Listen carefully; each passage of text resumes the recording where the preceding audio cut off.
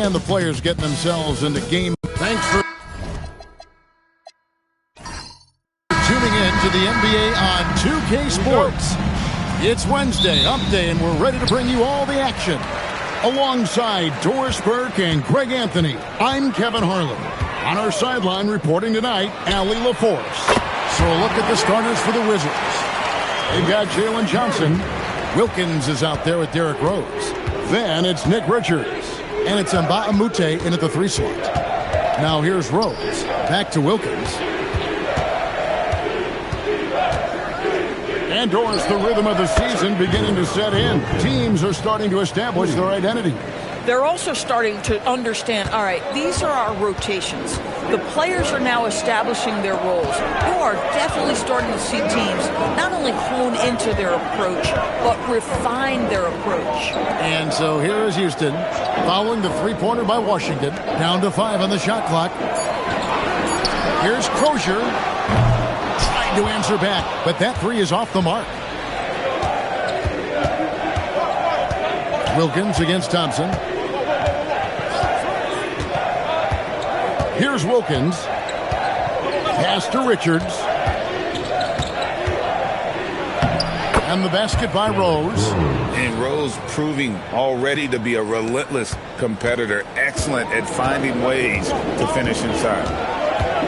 Allen passes to Murray. Allen with the screen from Murray. Takes a 3. Rebound, Washington.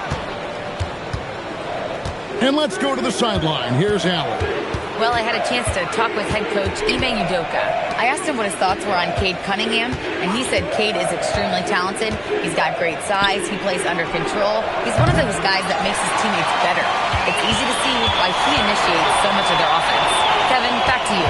And as always, Allie, great job. Thank you. Rocketing off the deck. Thompson showing that youthful exuberance. And that's a great look at that slam from our AT&T Connected Cam. For Washington, they've gone 2 of 3 here to start off the game. Wilkins passes to Rose. Johnson with a screen on Allen. Rose attacking. Chalk up 2 there. You know, outstanding start. You've made 3 of your first 4. Houston's gone 1 of 3 from beyond the arc so far in the game. Thompson outside. Jokic with the screen on Rose.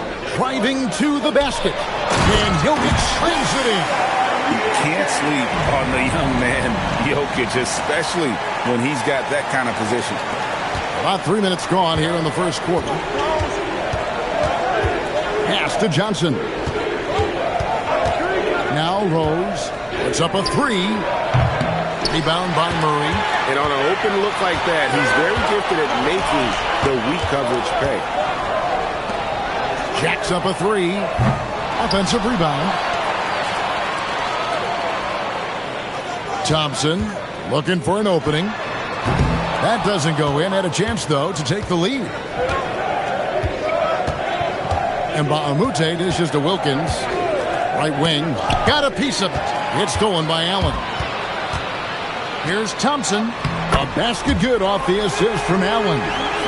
Thompson's got his second bucket of the night. We see this night in and night out. Thompson uses his size and elevation to make tough shots in the paint. Now here's Rose. Good on the shot. Rose has got his 3rd bucket of the night. Oh, phenomenal work right there. There's times, boy, he can be tough to check. Thompson outside.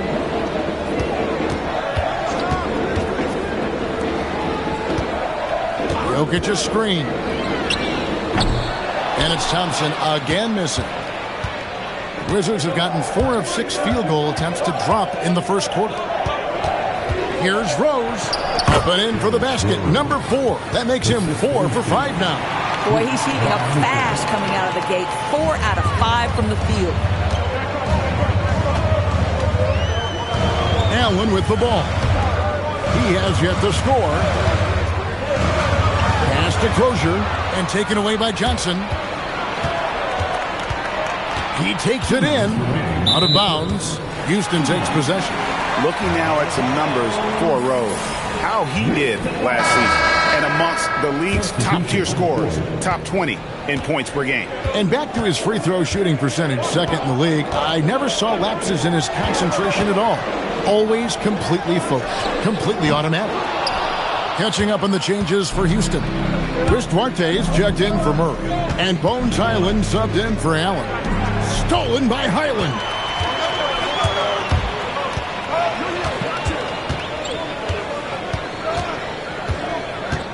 .130 left to play here in the first. Thompson outside. He tries for three. It's rebounded by Coulibaly. For Washington, they've gone 5 of 7 today so far. Nice shooting to get this game underway. Rose against Highland. Back to Coulibaly. The Wizards with another miss. The Rockets trail. Pass to Crozier.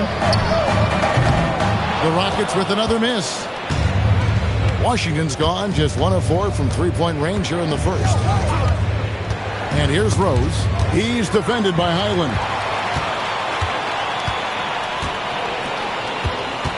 At the top of the key, Thompson.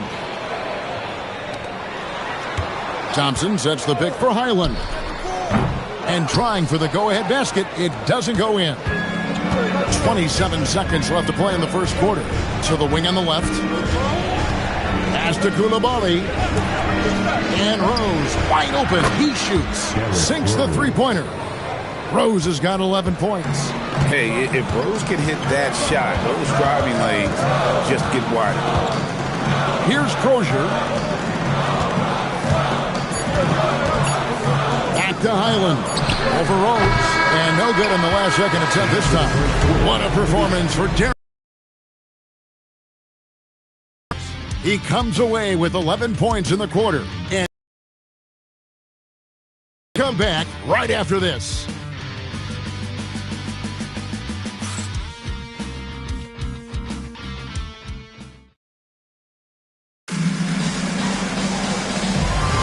And hope you've enjoyed the broadcast so far. Halfway through the first half in this one. Now let's take a moment to get your guys' take on the scoring so far for the Wizards. People say the mid-range shot is dying, but so far in this one, that has not been the case for this team. Yeah, and their assertiveness in the paint so far tonight has been impactful. They're really making it hard for the interior defense. Pekovic is out there with Obi Toppin. Then there's Jordan Clarkson. Then it's Bones Highland. And it's Duarte in at the 3, the small forward. That's the 5 for Houston right now. Clarkson for 3. Gets the three-pointer to fall. Clarkson's got the first points up on the board here in the second quarter for Houston. Connected to the game. Of course, that's one way to describe Jakob Poeltl. Well, Poeltl is an exceptional screener. He loves to hit the glass. He's a very physical player. He's everything you want in a big. Boy, Highland working hard for that high percentage shot. That's nicely done. Just over a minute gone here in the second quarter. McBride with the ball. Now guarded by Pekovic. Nice ball movement by Washington. Shot clock at 6. From the arc. And McBride gets it to go. And the Wizards lead by 3. And the lack of effort to fight over the screen there makes that an easy shot. You know, we see this all the time. You're basically, as a defender, hoping the man misses rather than putting in the work to get over screens. Houston making some changes. Jokic, he's checked in for Nikola Pekovic. Murray comes in for Toppin. And Tony Allen subbed in for Clarkson. The Wizards also changing it up. And Baamute's checked in for Jeffries. Wilkins comes in for Coulibaly. And Derrick Rose is subbed in for Miles McBride. Here's Highland. Pass to Duarte. And here's Jokic. Shot clock at 5. A slam by Jokic. Oh, Jokic with attitude there. Love it. The Wizards have gone 1 of 3 to start out the second quarter. Down low. Stolen by Highland. To the middle. Here's Allen. And that won't go, missing the go-ahead bucket. And it's Rose with the ball for the Washington Wizards. Their next game is at the American Airlines Center in Dallas for a game with the Mavericks. That'll be game 2 of 4 straight on the road. Allen outside. Highland against Rose. Allen the bounce pass. From deep, Jokic. And a great assist by Allen as that one goes in. Allen's got 5 assists tonight. Washington's gone 1 of 3 from way outside since the start of the second quarter. Pass to Wilkins. Back to Rose. Shoots over Highland. And the Wizards getting another bucket right there. Man, this is how lethal Rose can be on offense, and it's because of that high motor he possesses. Highland finds Allen. And he drops it in from the low post. Allen's got it all tied up now for the Rockets. Coaches love assisted buckets, boy. It just means the team is working well together. And Brian Keefe wants a timeout. He's going to make some adjustments to the game plan.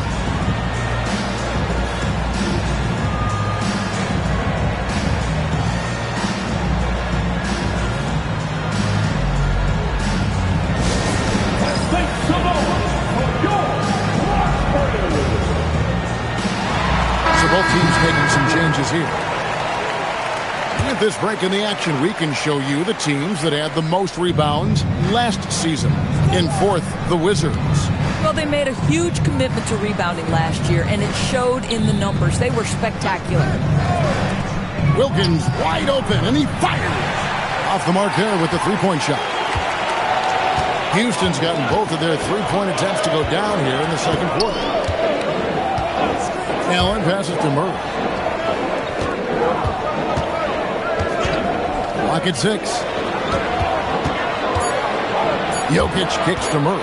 Launches it. The rebound by Richards. For Washington, they've gone 50% from the floor in the second quarter, 3 of 6. Wilkins dishes to Mbah-a-Moute. Rose passes to Mbah-a-Moute. Floats it up for Rose. Stolen by Allen. And now Allie LaForce says something for us from the sideline. Hey, team. Plenty of pressure for a player like Cade Cunningham asked to shoulder the load.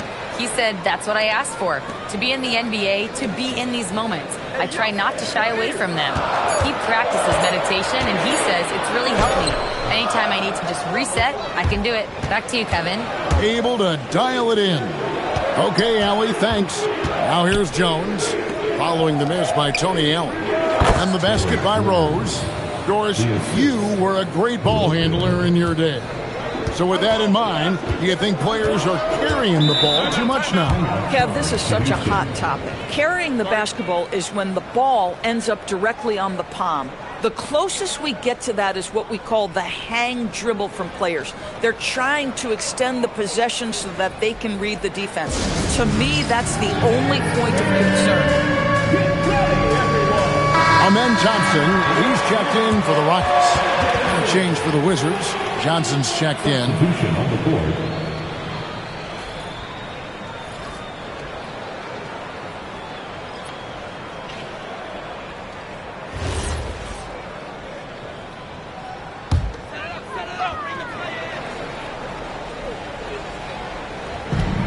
.153 left in the first half of the game. Wilkins against Thompson. Just 5 to shoot. Inside, here's Crozier, and he jams it with authority. Going to the rack with energy, and the D afraid to cut him off. Yeah, gotta chalk that one up to some shaky defending. Yeah, and give him credit for taking advantage in a close game. Those are the types of plays that can swing things in your direction. Rose gets the bucket. That's he gets on a roll, you better watch out. Rose is having a tremendous night. He's been relentless attacking. Thompson the bounce pass for 3. Murray. Rebound, Washington.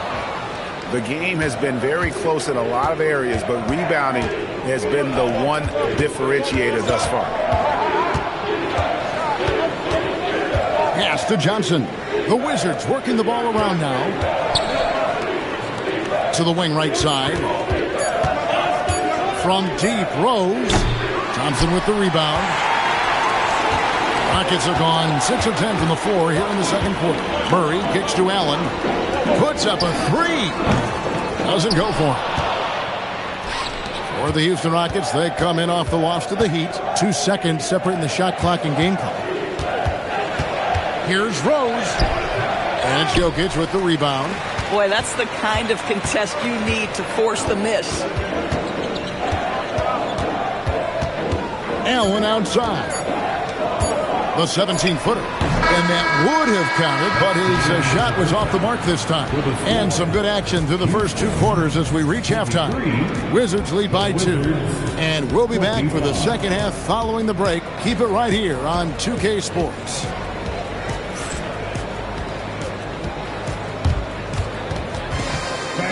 Please direct your attention to center court and get ready for the fan half-court shot.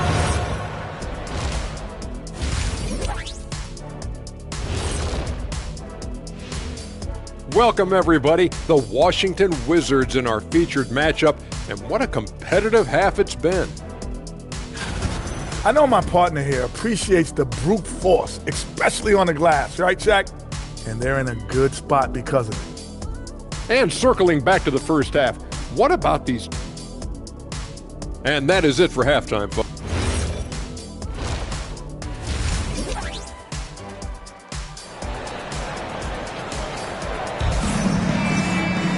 And we've got second half action for you. Thus far, a pretty evenly contested game. A fantastic game from Derrick Rose in this one. He had a fast pass to the lane that first half. Got inside on demand. Now, this guy is such a good finisher on the move, and so far the defense has not been able to counter it. Here's Wilkins. So on the floor for Washington, we got Rose. Jalen Johnson is out there with Luke and Mbah-a-Moute. Then it's Wilkins, and it's Richards in at the pivot spot, manning the middle. Another one for Derrick Rose. This is a flashback to when he used to do this on a nightly basis. Thompson finds Allen. Back to Thompson. Drives to the hoop. The 19-foot shot. Shot is good, and the Wizards lead is cut down now to just 3 in the basket from Jokic. Boy, what a sweet pass. That one on time and on target. Rose against Allen. Pass to Wilkins. Back to Rose. All alone. The shot's good on the assist from Wilkins. Rose has got the lead. Back up to 5 now for the Wizards. Guys are looking for a spark here. Yeah, a cold stretch offensively, for sure. Thompson misses. Wizards shooting extremely well. 62% on the night to this point. Richards passes to Rose. Now Wilkins. Back to Rose. Played in with a nice touch off the glass. Now it's a 7-point Wizards lead. I'll tell you, that's good defense, but Rose with the better shot-making ability, living it up on the interior. And so the timeout taken here by Ime Udoka. He's going to take a few moments here to check in with his team and regroup.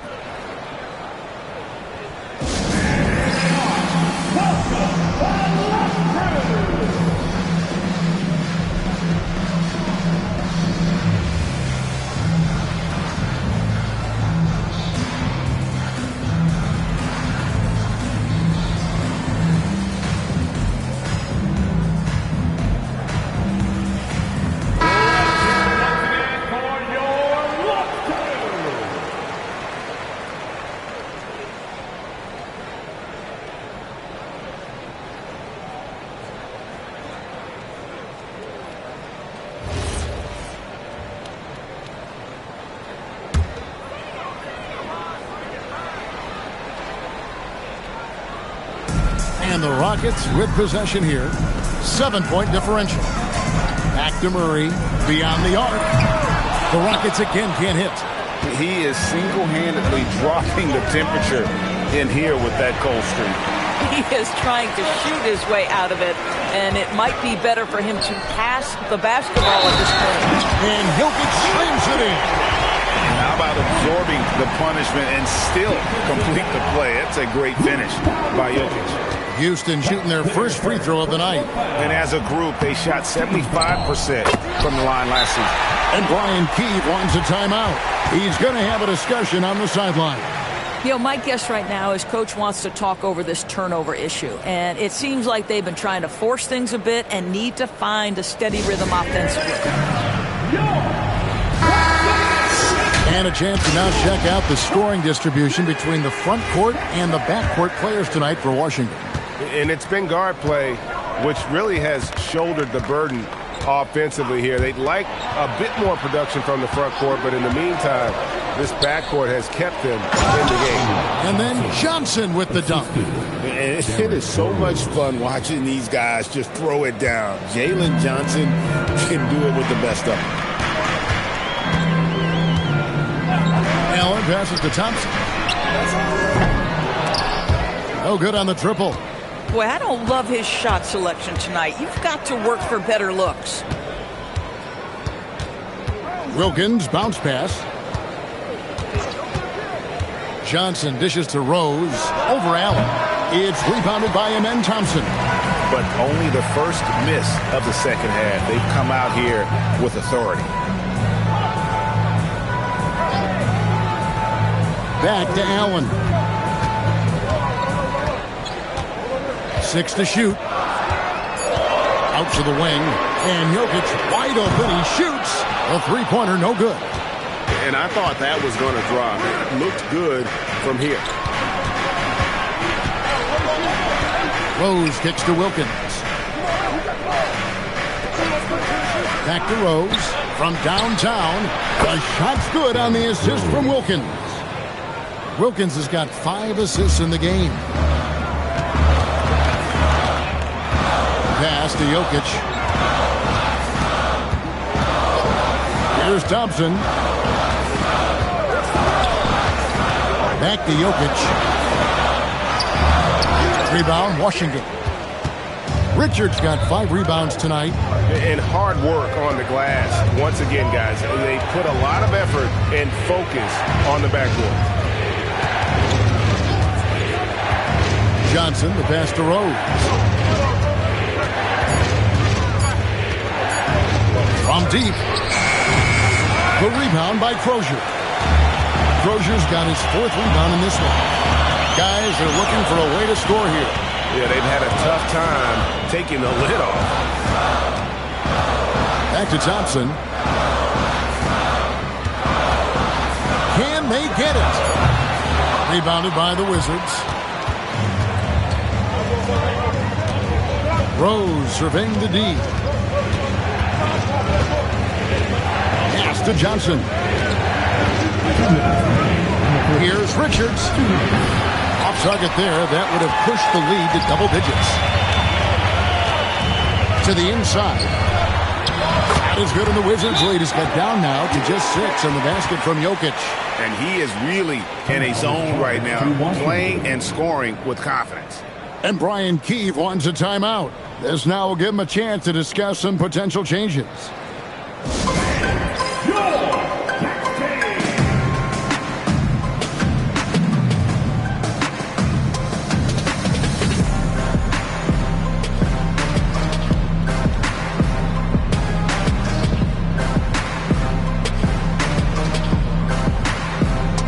Jones checked in for Washington. Miles McBride comes in for Derrick Rose.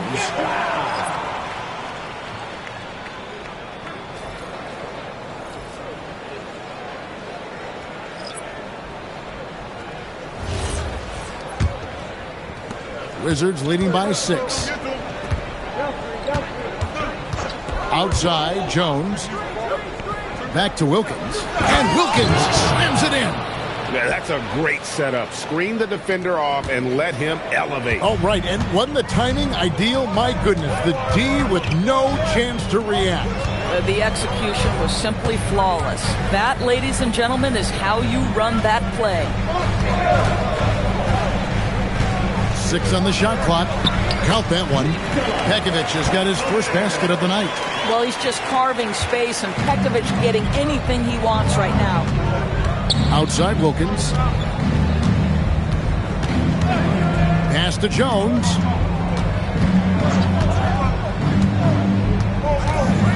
And here's Mbamute. Johnson, the pass to McBride. No good with the triple. I'm not sure he expected to be that wide open and yet somehow comes away empty. To the paint. And it's Begovic missing. And they're controlling the boards, Kevin. That's +5 in that category. Wilkins kicks to Johnson. Pass to McBride. Johnson with a screen on Allen. Back to Johnson. Duarte grabs the board. Oh, you can see he's kicking himself for missing that open mid-range. That's right in his wheelhouse. Fires the three. Lets it fly. And that shot was up in time, but doesn't go in. And so it's the Washington Wizards with their lead standing at 6 points here at the end of the quarter.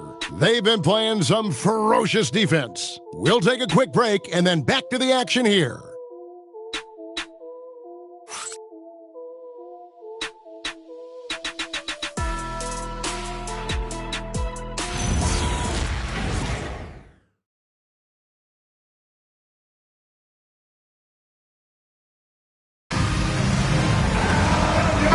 Quarters behind us. One more to go. Thanks for being with us as we begin the fourth. Bones Highland is out there with Clarkson. Then there's Obi Toppin. And it's Nikola Jokic. And it's Duarte in at the 3. That's the 5 for Houston right now. And it's Jokic missing. And it's Rose with the ball for Washington. 6-point lead. Nice ball movement by Washington. Jeffries kicks to Rose.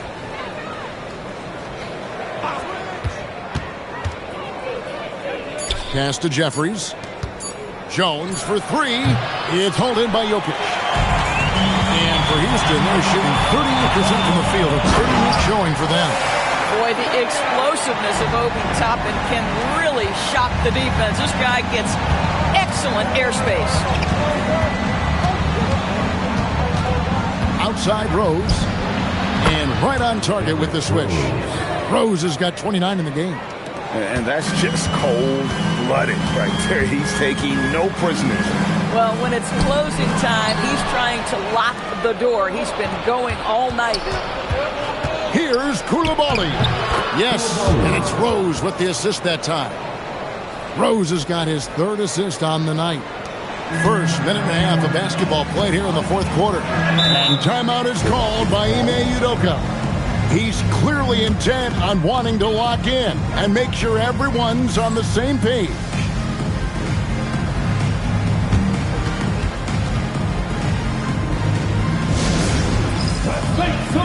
Nick Richards, he's checked in for Foyle. Now we'll hear from Allie LaForce, and she's got a story for us, an update. Allie? Well, over the break, I listened to Ime Udoka's huddle. He said to his players, "I believe in you. I know what we have." It was less about X's and O's and more about the team's identity. Guys, they play for one another. All right, Allie, thank you. And we've made our way through just over a minute and a half in this 4th quarter. Highland against Rose. The 11-footer, Highland's shot is good. Boy, what a rhythm jumper from Bones Highland. That was pretty. Wizards leading by 6. Rose passes to Richards. Marvelous lead pass, and he throws it down. Whoa, that'll wake you up. He is such a great athlete. Clarkson outside. Jokic high post. Clock at 6. Pass to Crozier. Here's Highland. It's rebounded by Koulibaly. Koulibaly's got his 4th rebound in this one. Now Richards. Back to Koulibaly. Top of the key. It's rebounded by Houston. Jokic has got 4 rebounds in this game. Down low. And stolen by Koulibaly. And Jokic throws it down. And there could be a big future ahead of him. If tonight's game is any indication, Jokic has some serious upside. Here's Richards. The putback. Houston making some changes. Murray's checked in for Chris Duarte. Amen Thompson comes in for Jordan Clarkson. And Allen subbed in for Highland. The Wizards also changing it up. Dalen Johnson's checked in for Jeffries. Bahamute comes in for Jones. And Wilkins subbed in for Koulibaly. Thompson passes to Crozier. Murray kicks to Allen. 6 to shoot. Fires the 3. It's good, and the Washington lead is cut down now to just 3 on the bucket for Murray. First 3 of the half, second of the game. Can he heat up? Rose passes to Wilkins. Back to Rose. It's rebounded by Houston. Crozier's got rebound number 5 here tonight. Pass to Allen. Thompson, high post. Working on Wilkins. Nice shot by Thompson. Now just a 1-point Wizards lead. For Washington, they've gone 3 of 8 here in the fourth quarter. Thompson against Wilkins. Outside Rose.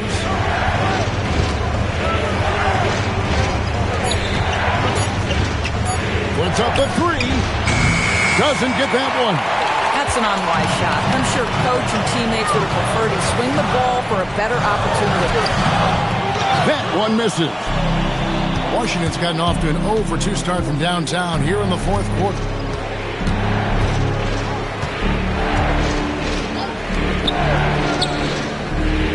Now Mbamute.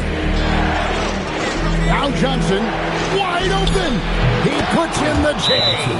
And whatever this team needs, Johnson is willing and able to provide.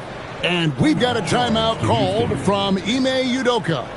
And clearly an important juncture. He's going to have some choice words with his team.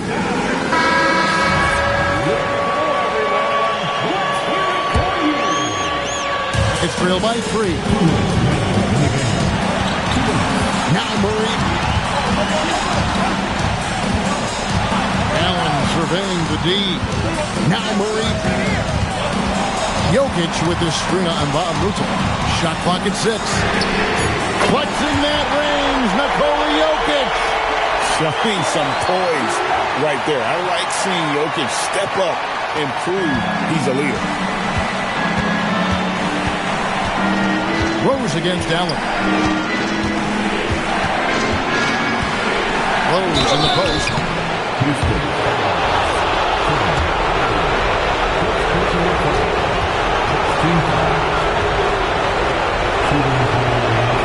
He hits the first one, and that gives them the lead. And already, Rose may be the most athletic point guard in the league. Amazing quickness to go with that leaping ability.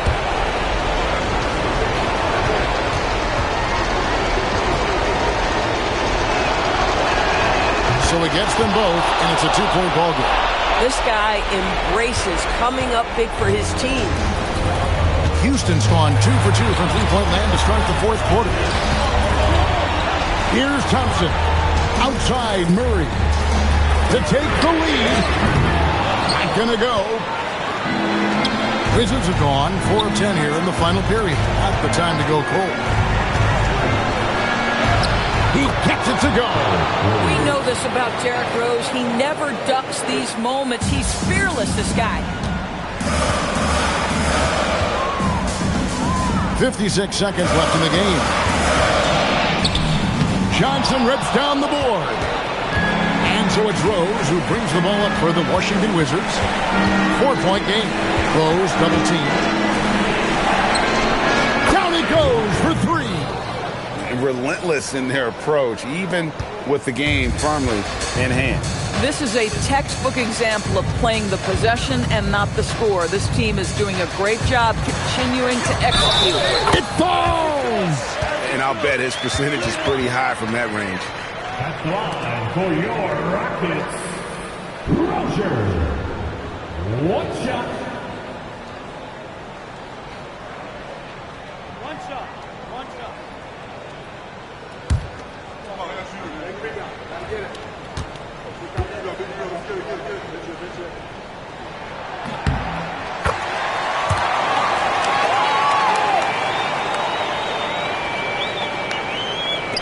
So they foul intentionally. First personal foul. Second team foul. Shooting foul Washington. Lopez taking 2 shots.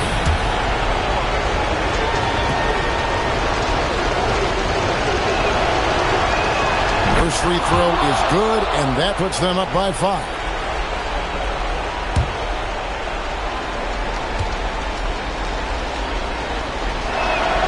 Second one is good. They're both at the line, and it's a 6-point ball game. Yeah, just step to the line with confidence, and this young man delivers. Nicely done. And timeout is called by Ime Udoka.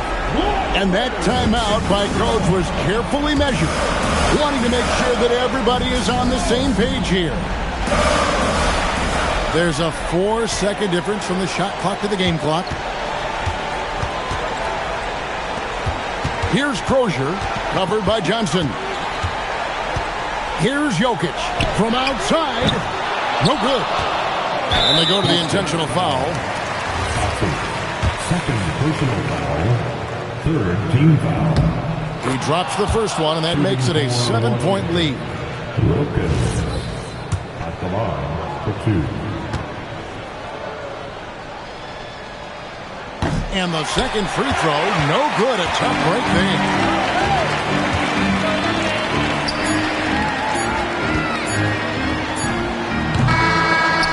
So Washington takes the win.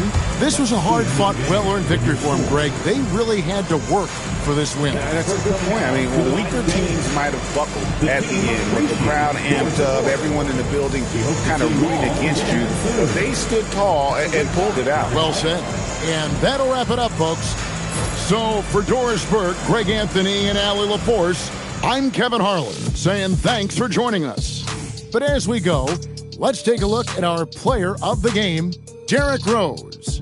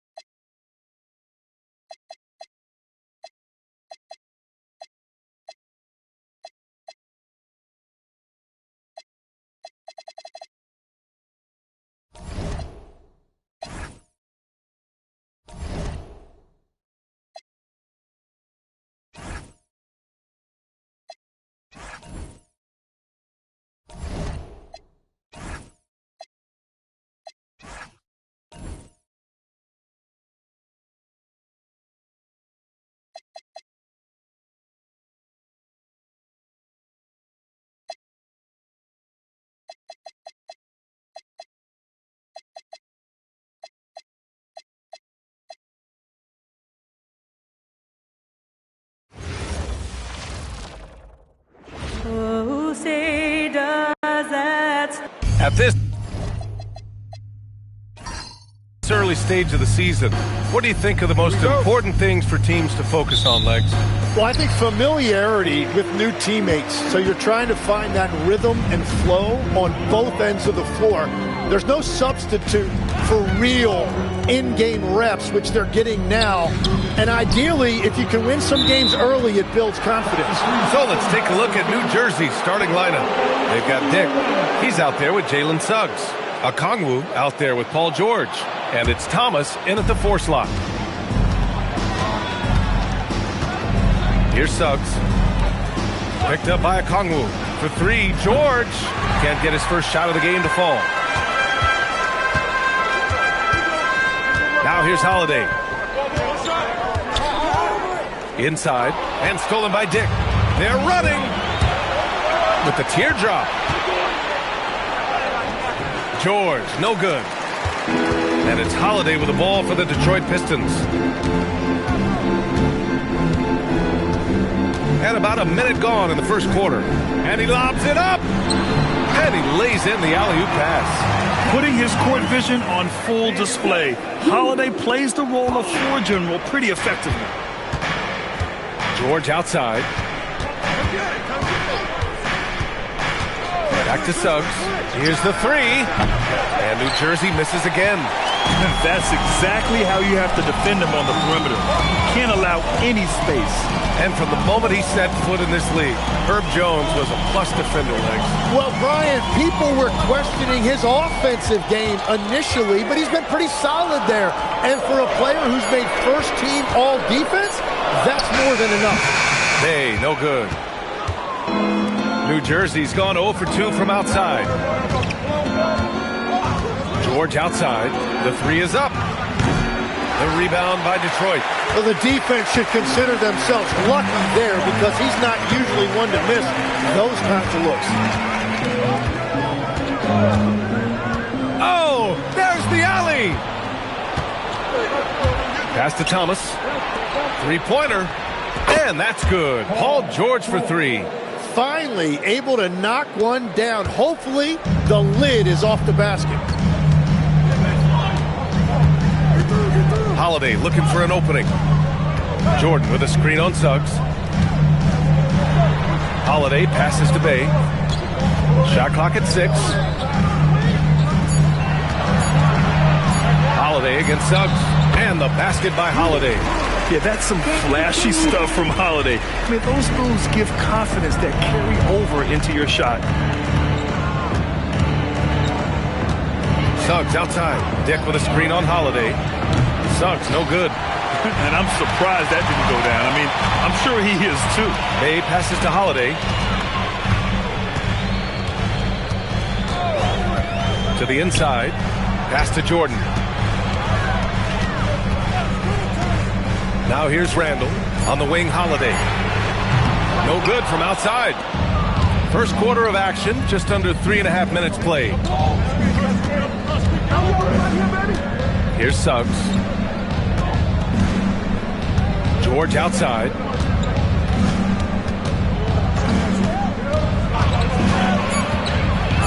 New Jersey needs to get off a shot. The 3 from Suggs. And Bay pulls it down. And even though he couldn't send the shot back at him, he certainly altered it. And sometimes that's all you need to do to force that miss. Now here's Holiday. Harris.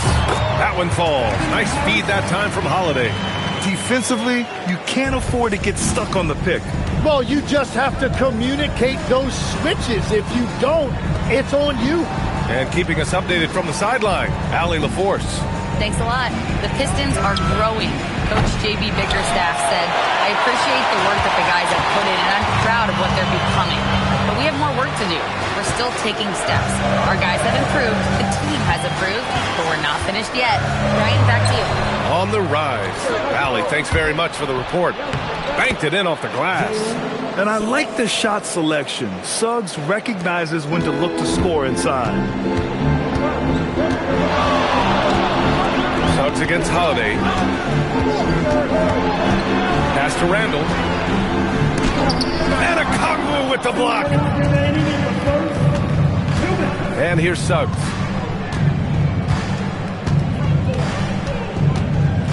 Dick with a screen on Holiday. The three from Suggs. And Bay pulls it down. Nothing going his way this quarter offensively. Time to recalibrate. Here's Holiday. He's covered by Suggs. Left side Holiday. Randall outside. Bay finds Harris. The Pistons need to get one up quick. And again, no good by Detroit. Holiday. Here's Dick. George for three. The Pistons clear it. He seems a little out of rhythm right now. Pass to Holiday. There's 48 seconds left in the first quarter of the game. Back to Harris. Can't cash it in from close range. Well, give the defender credit. Sometimes it's enough to force the miss. Bay against George. Back to Suggs. Pass to Thomas. Here's Dick. And New Jersey misses again. The Pistons leading. Bay passes to Holiday.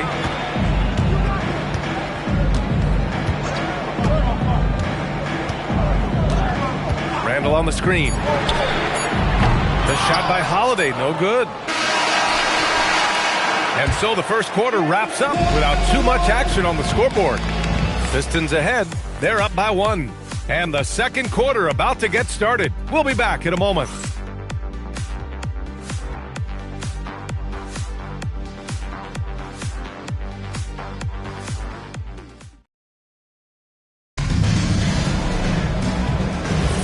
And we hope you're enjoying the game. Both teams tonight keeping things pretty even on the scoreboard so far. And guys, what's your take on the Pistons so far? Well, you have to credit their effort on the defensive end. It set the tone for this contest. They've been active, they've been disruptive, but now the question is, can they maintain this level of intensity? Malachi Flynn out there with Dosunmu. Then it's T.J. Warren, and it's Mearson in at the center position, locking down the middle. That's the group for Detroit right now. Now here's Okoro. And again, it's New Jersey. So wide open there, he said, why not? That's like a warm-up shot for him. Outside Warren. Detroit moving the ball around. Pass to Dosunmu. They set a pick.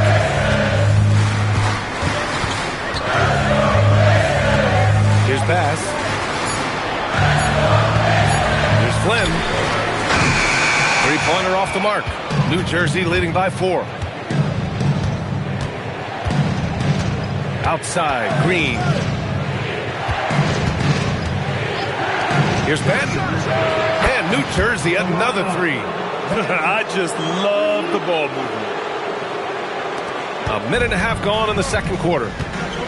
Offensively, it's been a struggle for them. Yeah, they need to string together some shots to have any kind of chance. Here's Flynn. No points yet. That one's off. Still out of sync. Surprising to see him miss here, but they'll be happy with that shot in those possessions. Good. And now it's a 9-point New Jersey lead. Despite their early struggles from the field, they have the lead and look like they're finally coming together as an offensive unit. And so the timeout by J.B. Bickerstaff here. He'll take the opportunity to regroup. And we're seeing teams now that have found success with twin towers inside. What's behind that, Tim? Well, there's a big difference between positionless basketball and small ball. Key is, if you can be big and skilled, that's a pretty tough combination to match up with. No matter how the game changes, rebounding is always going to be a factor. It's always key.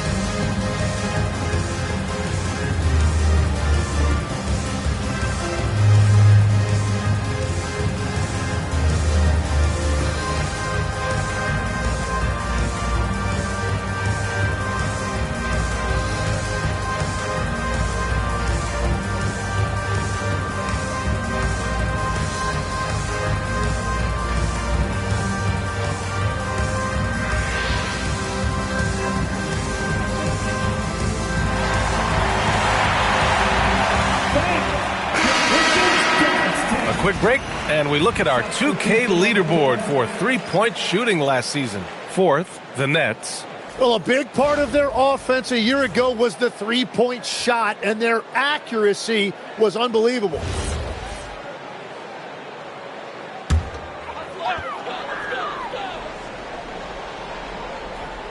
Quarter two and about 2 minutes in.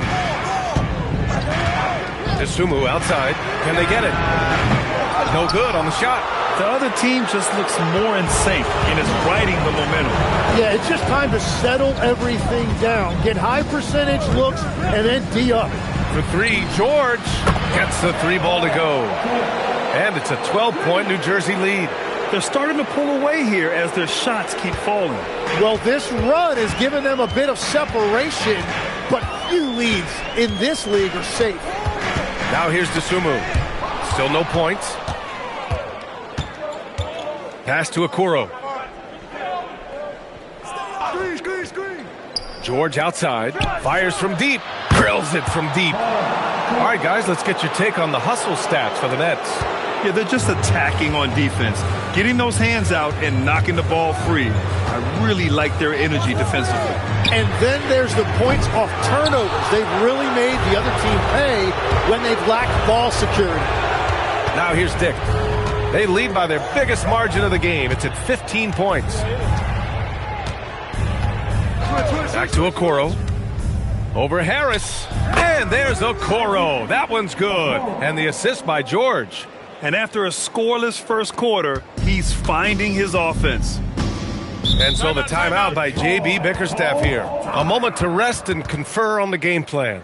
They're just giving away a run right now. The question is, can they stop the tide? Well, let's pump the brakes right here. Put a Band-Aid on this, and you've got to turn it around. The momentum is going the other way.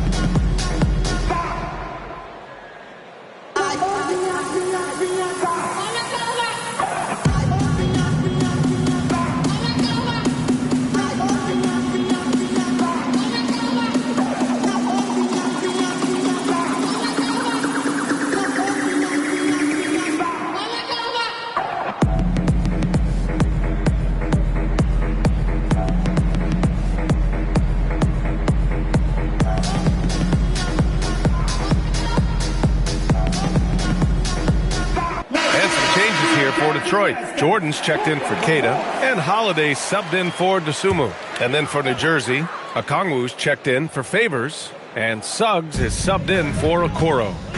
Now here's Holiday. Jordan the screen. Throws it up high. George with a steal. To the middle. Here's Suggs.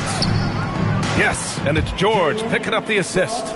Suggs has gotten his second bucket on the night. And they found a nice flow offensively here in the second period. Suggs against Holiday. Pass to Jordan. Tim, you got into the NBA media very quickly after your playing days. Were you naturally drawn to this side of the game? Well, B.A., I think I always saw the game as a coach would, trying to watch all 10 players at the same time. So for me, the ability to stay connected to the game while also talking about it and hopefully teaching people really is what's drawn me to it from the beginning. And no suffering the L from the broadcast table. That's for sure. You don't have to have any sleepless nights. And he makes a first.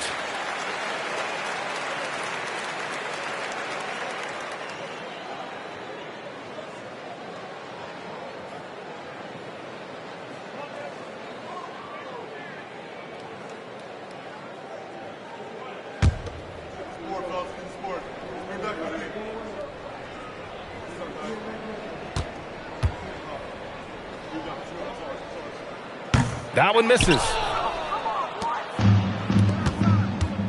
Pass to Dick. And stolen by Bay. Now Harris. Outside Holiday. Back to Harris. Outside for Randall. Down to 5 on the shot clock. Shoots over Okongwu. And again, no good by Detroit. He got the space he wanted for his mid-range. He just wasn't able to convert. Back to George. Lets the three fly. And the three-pointer goes. George has got 12. This defense just can't stay connected to shooters. Pistons trail by 21. Randall on the screen. Pass to Holiday. Jacks up a three. Here's Jordan. And he gets it to go. Great at jumping into action on these plays, saving that possession for his team. Here's George. The rebound by Detroit. Bay's got 4 rebounds now. A moment to hear from Allie LaForce. Hey, Nikola Jokic is a family man through and through. He said, quote, basketball is not the main thing in my life and probably never will be. And to be honest, I like it because I have something more at home. Something that's more important than basketball. Back to you, B.A. Some good perspective. Thank you very much for the report, Allie. On either side of the pick and roll, Randall is a problem. Suggs surveys the D. And the three off target. Well, he's not having as much success shooting the ball early as he wanted, but so far, it's not hurting their team performance. Now here's Holiday. The lob. Very well done. Oh, man, take a look at that one. Just a textbook alley-oop. Beautifully done. He served it up on a platter. Here's Suggs. Pass to George. All sorts of time. And he nails the jumper. George has got 11 points in the quarter. The shots are falling, and he is making it look easy. There's a 4-second difference between the shot and game clock. Harris passes to Holiday. Off target with the three. Now George. He's got 14. Outside Dick. Three-pointer. He's off on that one. Paul George. He's feeling it tonight. He's been the driving force for New Jersey. Hitting 3 trays in the quarter. Providing some sharp shooting.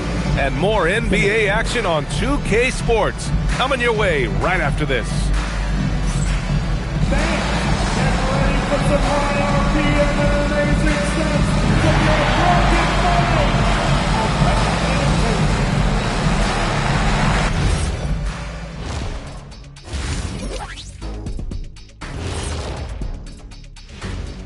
Come one, come all. The 2K halftime is here, and so's our breakdown of the upcoming schedule. Let's check it out. You take a look at New Jersey. They didn't come out the gates the way they hoped. Took the L, but they don't think that represents who they are. Well, it might be just a matter of shaking off that rust, Shaq, and I think the second game will give us some insight. And let's move on now to those first 2 quarters. Talk about a tough start for the Detroit Pistons. Well, these guys can't hit the threes. Pretty hard to win like that these days. Maybe they went to the Dr. O'Neill's School of Shooting. Big talk for somebody who averaged 11.9999, a.k.a. 12 points a game. That's over a long time of years, though.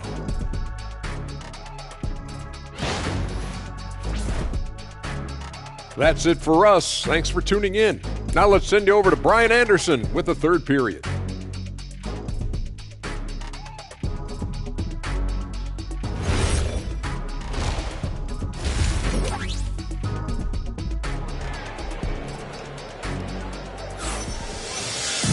And after a very lopsided first half, we'll see if things play out a little more evenly in the second. Paul George has been sensational. Hey, we didn't expect this. Not normally a big-time assist maker. He's done a great job moving the ball around. Well, this is a nice adjustment, running the offense through him tonight. That's a nice little switch-up.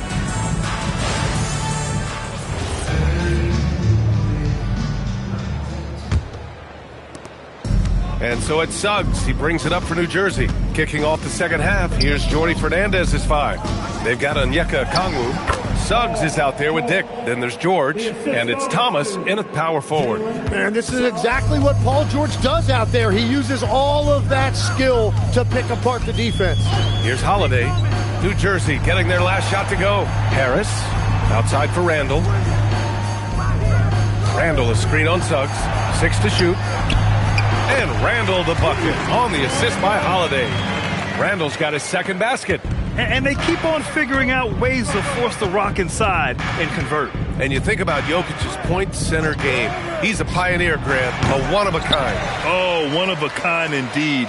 And historically, very few centers have led their team in assists, and none with the regularity of Jokic. So he's an outlier, but is he a trendsetter? Only time will tell. Yeah, Paul George just has absolutely perfect shooting mechanics. And here's Harris. 6 points for him. And the basket by Holiday. Oh, you gotta love the back and forth, showing real confidence at the arc. And when you give up a three, there's always this instinct to try and get it back immediately. Now here's George. And New Jersey, another three. Well, he hit 4 threes in the first, and now he's drained 2 more here in the second quarter. Absolutely on fire from deep. And so the timeout by J.B. Bickerstaff here. He might have seen something and needs to review with his guys. Here comes the bomb, Detroit. Hit the piston dancer.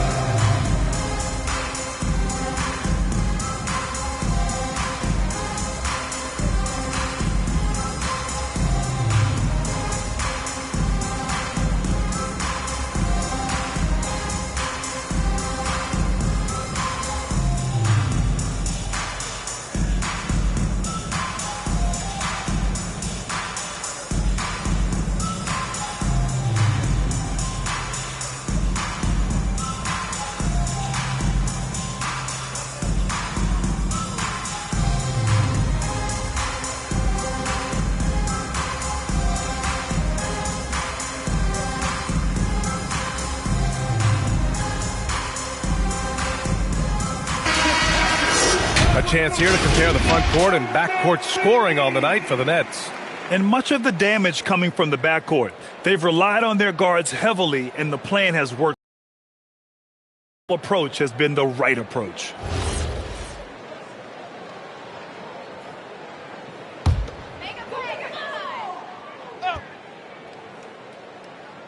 Here's Randall. I see you. Bay passes to Jordan. Oh, and he got fouled on his way up. He'll head to the line to shoot 2. And when we talk about NBA wings, Legs, what are the most important skills in your mind? Well, everybody's going to talk about scoring and also being able to defend your position. But for me, to become an elite wing, you also have to be able to create, add that escapability with your handle.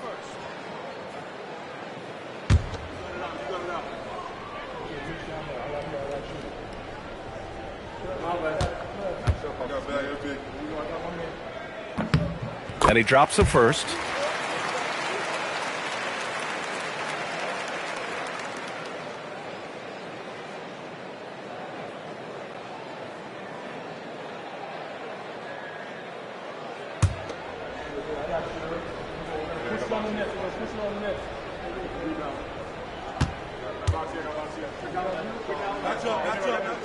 Both shots good from the strike.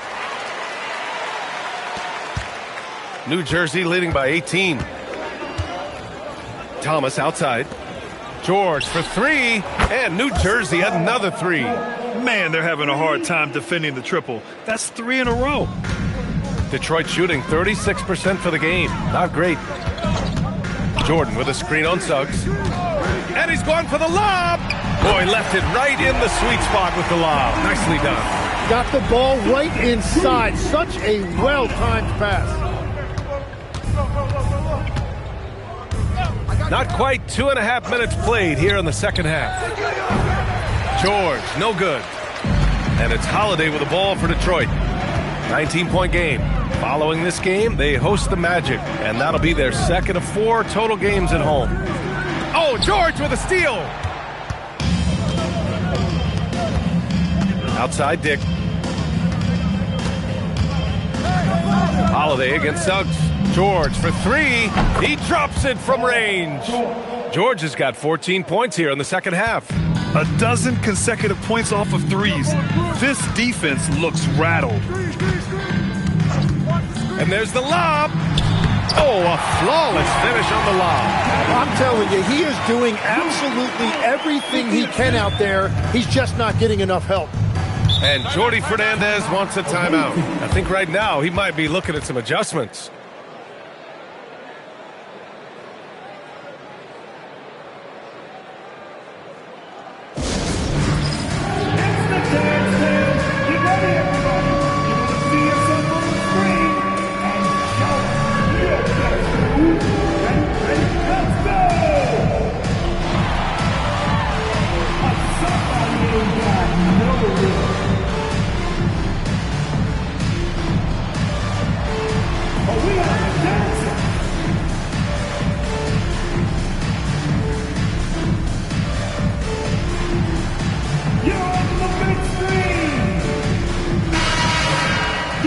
All right, let's go to the leaderboard and see the top passing teams last season. Fifth best, the Pistons. Well, you think back to what they did a year ago, sharing the ball and keeping everybody involved. That was one of their trademarks.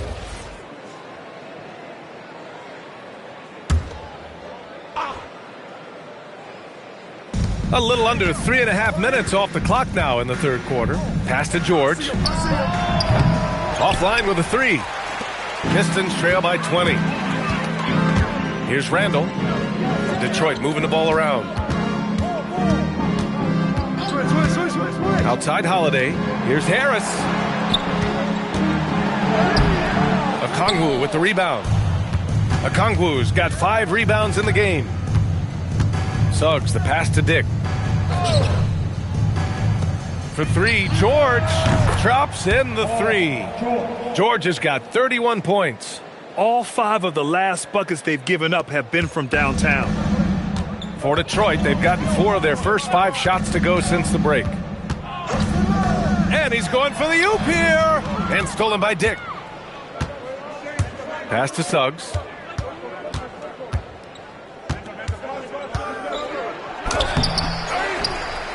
Kicks it to George. Dick with a screen on Holiday. George for three. And New Jersey another three. All right, guys, what do you think about the hustle stats for New Jersey? You have to be a fan of the energy they've played with on the defensive end. Active hands and feet, and it's come up big a few times for them. And they have also done a great job capitalizing on turnovers. Whenever they get a steal, they are off to the races. They're going to try to keep that going. Now a timeout called by Detroit. Warren's checked in for the Pistons. Dosunmu comes in for Harris. Favors checked in for New Jersey.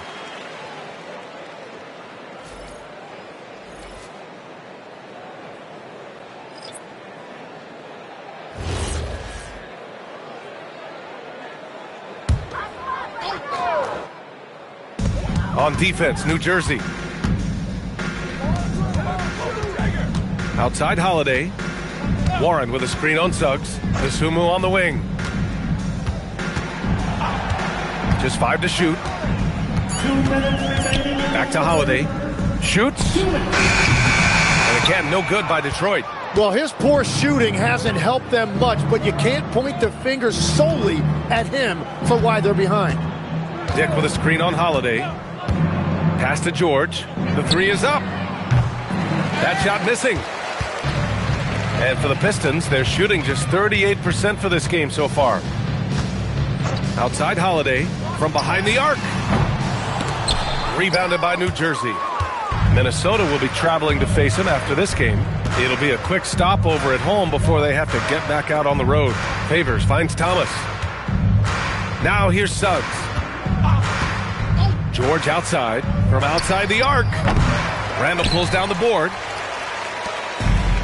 Detroit has gone 1 of 2 shooting from the perimeter since halftime. Pass to Dosunmu. Holiday from long range. Another miss by Holiday. And at this point, the defense is daring him to shoot. Here's Thomas. Lays it up and in off the pretty assist. Thomas has gotten his first bucket of the night. Yeah, showing a little versatility with their offensive attack. In the first half, it was about the three ball. In the second half, they've emphasized interior scoring. Now here's Holiday. He's got 5. Randall on the screen. Stop the drought. And again, no good by Detroit. And it just feels like his poor shooting has been contagious to his entire team as they find themselves trailing. George with it. Pass to Thomas. Launches it. And so it's New Jersey firmly in control with an impressive 28-point lead as the quarter ends. Their defense has forced a number of key turnovers, giving them a clear advantage on possessions. We'll be right back.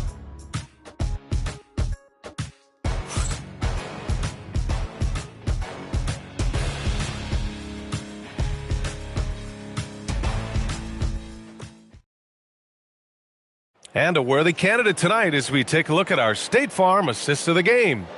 And he definitely deserves the award. Reading the defense like a point guard. And it's such an advantage to have a big man who can facilitate at a high level like that. And there have been 2 very different performances from these teams today as we get going in quarter number 4.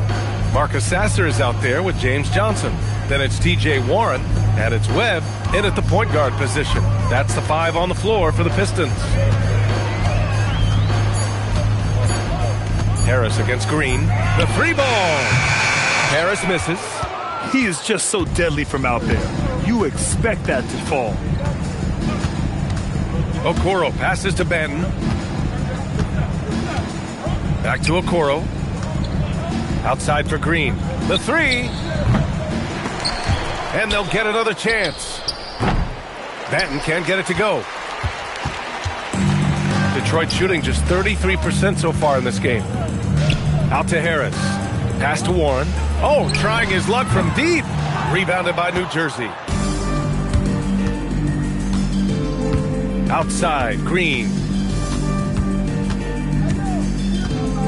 Well, some lament the death of the mid-range jumper in today's game. Grant, you got any fixes? Well, some have suggested cutting out the corner threes. If the three-point line was only like above the break, teams would probably need to rely more on that mid-range. And it's Detroit with the ball. New Jersey getting their last shot to go. Clock at 6, down low. Sasser gets the bucket. It's nice to see they're not settling for three-pointers. These guys are putting in the work inside. New Jersey's gone 0 for 2 from outside here in the fourth quarter. There's a screen by Favors. Here's Okoro. Outside for Green. Sinks it from distance. Green's gotten himself going here. His first points of the game on the deep ball. And Harris has got the ball here for the Pistons. Now here's Warren. And he'll draw the foul. He'll head to the line for 2. It's tough not to like a hard-working player like T.J. Warren. I mean, he gives his team a lot of effort and is a reliable points producer for him.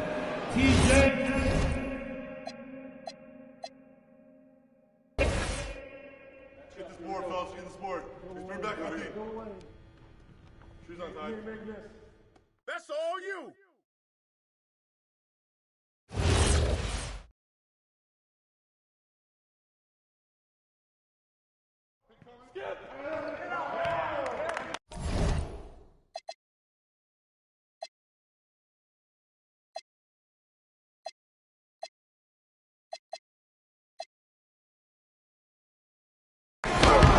Count it. That's been typical of their performance today. They're sharing the ball and creating good shots. Harris passes to Jordan. Outside Warren. Here's Flynn. The 15-footer is good. Love that look there, locating his teammate and creating an easy basket. The Nets have got 3 of 6 shots to go in this fourth quarter. Green, the pass to Blunt. And here's Okoro. Hounded by Harris. Outside Murray. There's the three. Rebound Detroit. And this is exactly who you want taking that shot.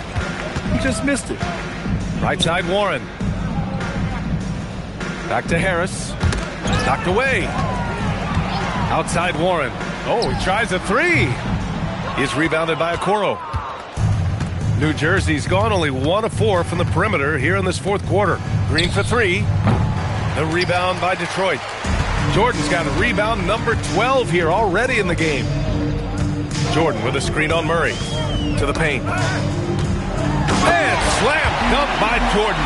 He's done a great job filling up the box score, but so far it just hasn't been enough. He needs help. Here's Okoro. Pass to Blunt. Now Green.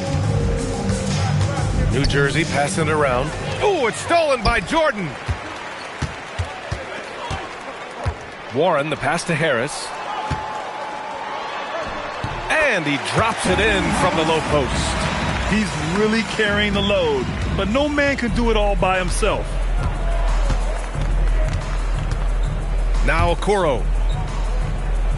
They double him with Harris. Okoro passes to Murray. And here is Green. Launches a three. On target from range. Their strategy has been pretty simple here in the second half. Attack from three-point range. Well, they certainly have the shooters to do it. It's just about finding that rhythm. Now here's Jordan. And the foul is called. He missed it, so he's got a couple of free throws coming his way. And in recent years, Legs, we're seeing a lot of young teams having success.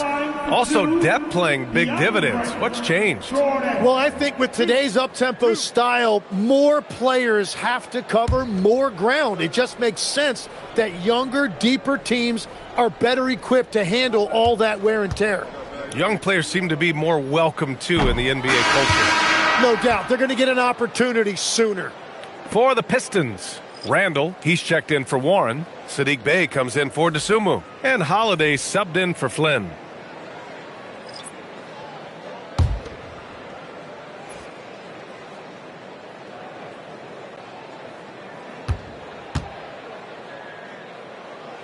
And no luck at the stripe this time. Second one won't fall. 2 minutes remaining in the game. 1:58 left in the fourth quarter. Then passes to Favors. Yep, that one goes. Favors got his first points in this one. A qualified interior scorer. Favors uses size and skill to beat his man. To the inside. Here's Harris. Oh, it's blocked by Green. Here's Benton. We've got 1:28 left in the fourth quarter of this one. Got a piece of it. Yeah, nice swat by Randall, using his size and good anticipation to get in the shooter's way. And you can see how scary this team can be when everything is clicking for them. Just a terrific performance for the Nets. And everything seemed to go their way today. They were firing on all cylinders, Grant. Yeah, B.A., this was the kind of performance you relish as a player. Just a very impressive win. And so this win marks their first victory of the new year. And one player just stole the show tonight, doing everything for his team. A monster night for Paul George. Yeah, no doubt. He was the most impactful player for their offense tonight. Harris's shot is good. He's a go-to guy for them because he's that consistent. Time and time again, he delivers. Pass to Benton. The three. Nails it from three. And they came in here with some attitude, and it brought out their best play. Winning away from home takes nerve and great discipline. Kudos to them. 1 second separating the shot clock and the game clock. Harris, right side.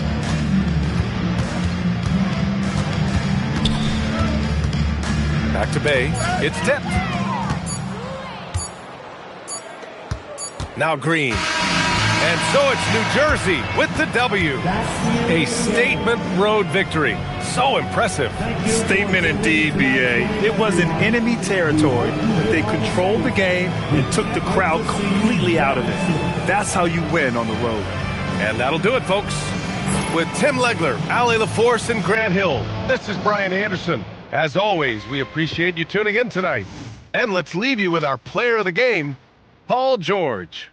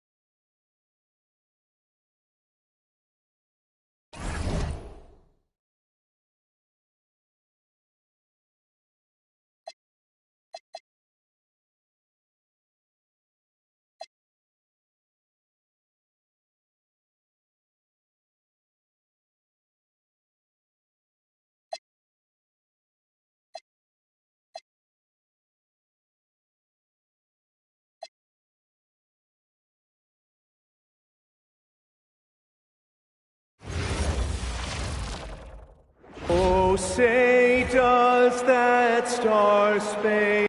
Well, we've seen some teams, Greg,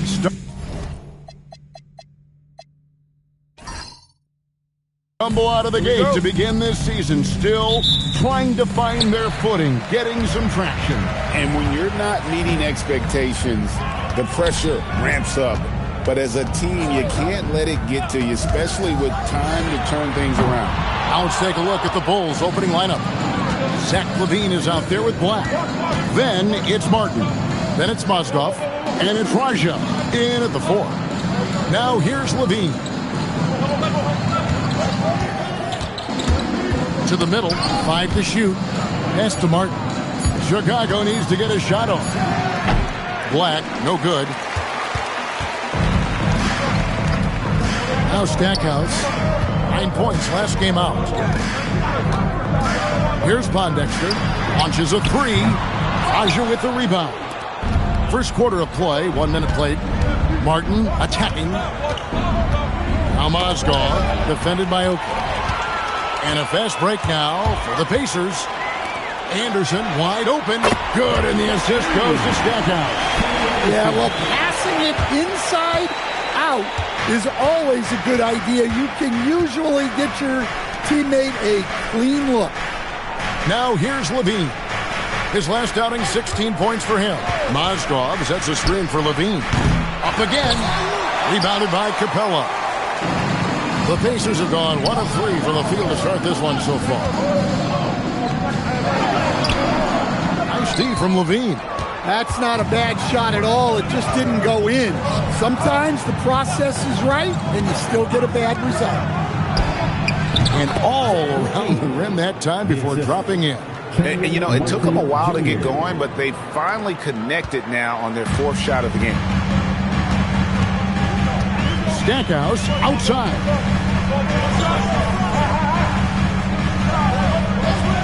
Back to Anderson. Latrey. And it's Chicago with the rebound. Well, look, that's another missed opportunity. 1 for 5 now from the field. On the wing, LaVine. Wide open look. That one goes. Count it. LaVine's got his second basket of the night. Yeah, the mid-range shot is not a lost art for LaVine. He's a very skilled guy in that area. Pass to Pondexter. Capella with a screen on Martin. Pondexter dishes to Stackhouse. Here's Capella. And once again off the mark by Indiana. Not sure what the D was doing there. Clearly a breakdown. You can ill afford to give a guy like him that good a look. Mozgov a screen on Anderson. Black the pass to Mozgov. It's stolen by Capella. In the corner, it's Pondexter. It's good from long range. And he likes to get in a rhythm early. Nice triple. First quarter of play and just over 3.5 minutes in. Pass to Mozgov. Back to Black. Now here is Martin. Pocket 6. Levine against Stackhouse. Levine can't hit. Indiana leading. Pondexter, the pass to Anderson. Stackhouse against Levine. Deep 2 from Pondexter. Good, and the assist goes to Stackhouse. Pondexter's got 5 now. That's a high percentage look when the D doesn't fight over the screen. Yeah, it's certainly worth it to disrupt the offense. Coaches notice that extra effort. And he can time his passes so perfectly. Wow, what an assist. Anderson outside. Out left to the wing. Stackhouse. And again, it's Indiana. Yeah, he makes it look so easy out there. The game comes naturally to him. Pass to Martin. And Billy Donovan wants a timeout. He made the decision to huddle up with his guys and talk about strategy. Van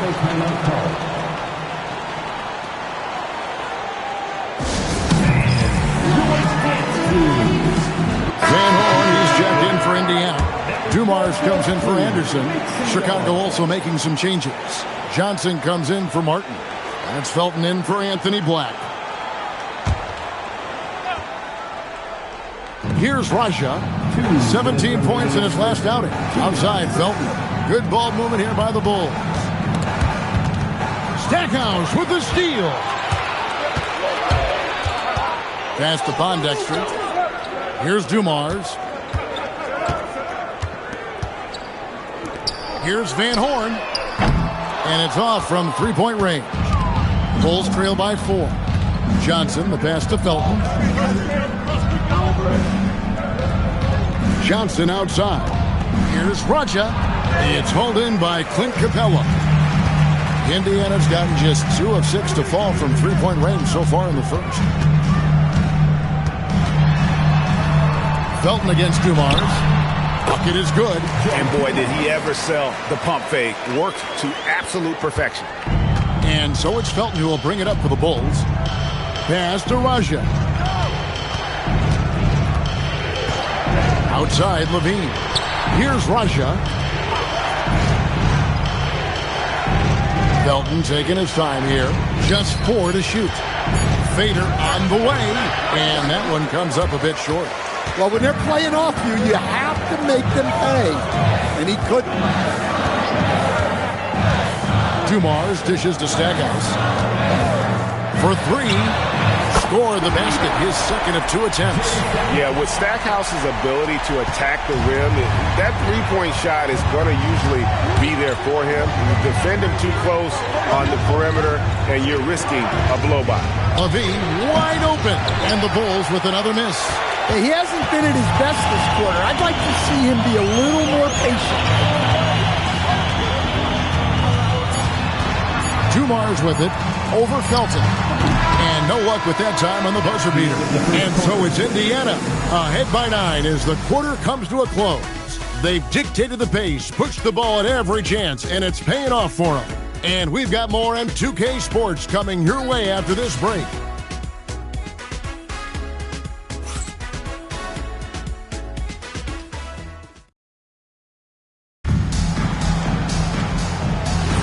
And welcome back to the second quarter of action. Plenty of basketball left to play, but this one has been one-sided so far. Let's look at the energy stats, how the hustle game has been going for the Pacers. Well, so far they've done a great job of reading the offense and repeatedly putting themselves in the right place to interrupt the play and force turnovers.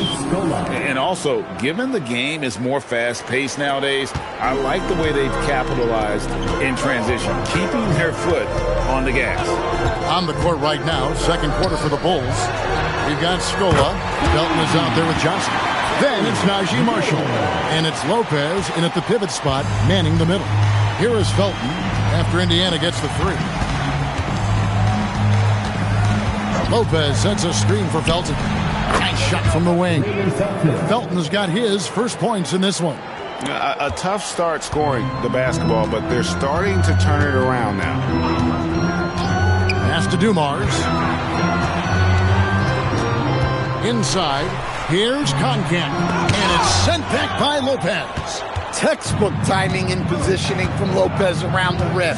Not letting anything through. And we're now about a minute and a half into the second quarter. Van Horn, no good. Bulls trail by 8. Johnson outside. Here's Marshall. Nothing on the board. To the inside. And Lopez throws it down. Okay, Brook Lopez. We see you can still get up. And so the timeout here taken by Rick Carlisle. He's going to take a minute here to get things straightened out. So for the Bulls, Martin's checked in for Marshall. Zach Levine comes in for Johnson. And Black's subbed in for Raymond Felton.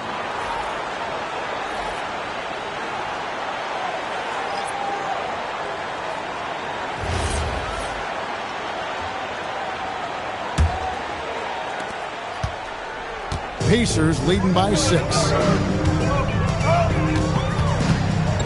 Anderson outside. It's Dumars on the wing. That misses off the backboard. Well, the defense just dared him to take that one. Poor execution on their part, but they got lucky.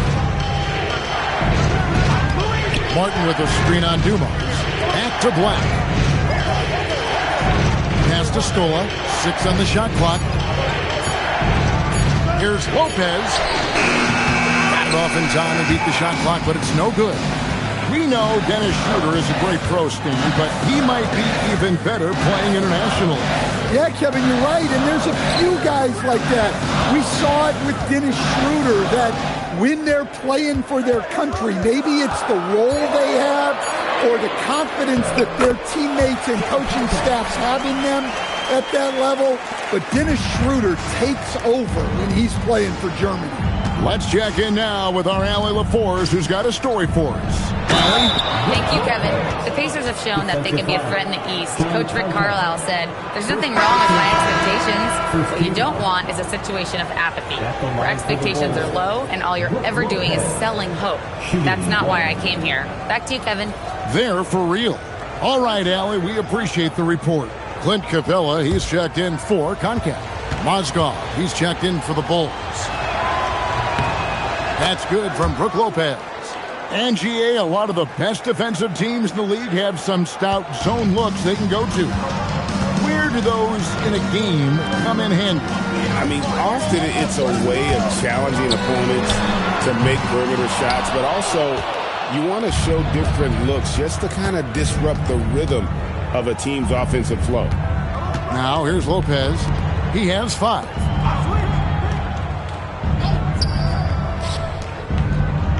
Pass to Black. The 3.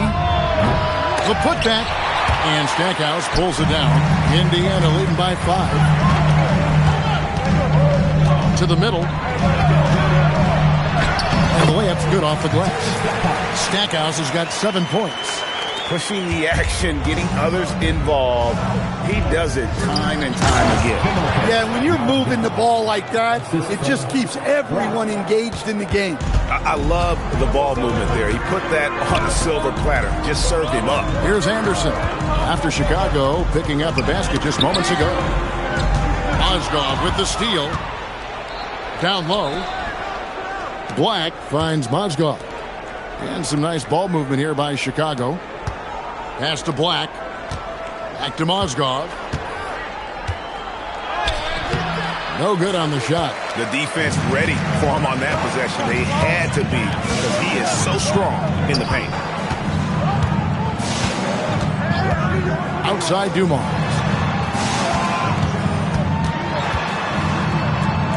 Six to shoot. To the paint. Lopez with the steal.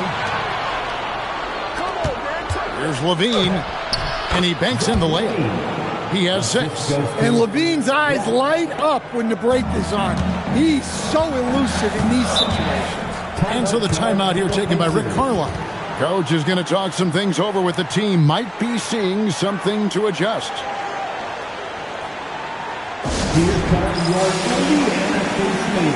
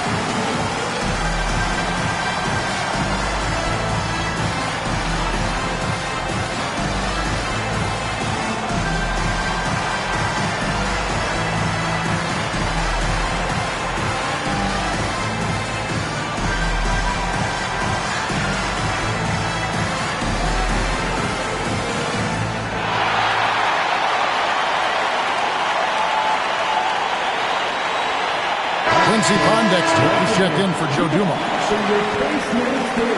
With this stoppage in play, we have a chance now to show you which teams led the league in three-point percentage last year.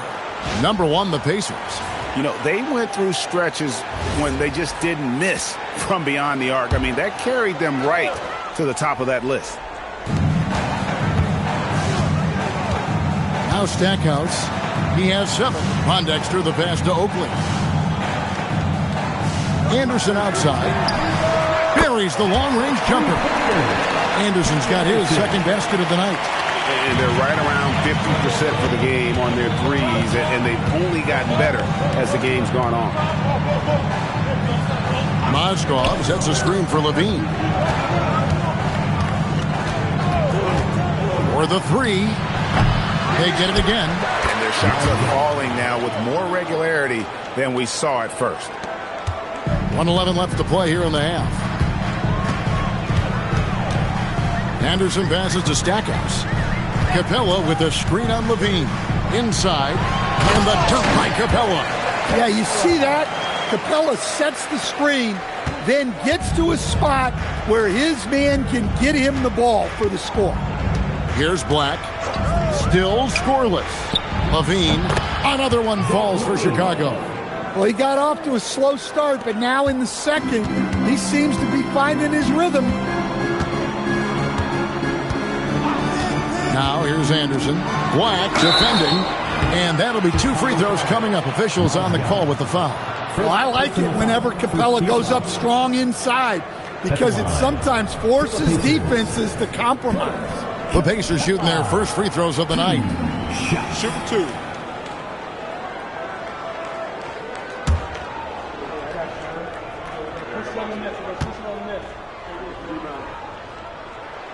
And he knocks down the first one. Well, something you notice about Clint Capella is he does not play outside himself. His primary focus at all times is on being a force on the inside.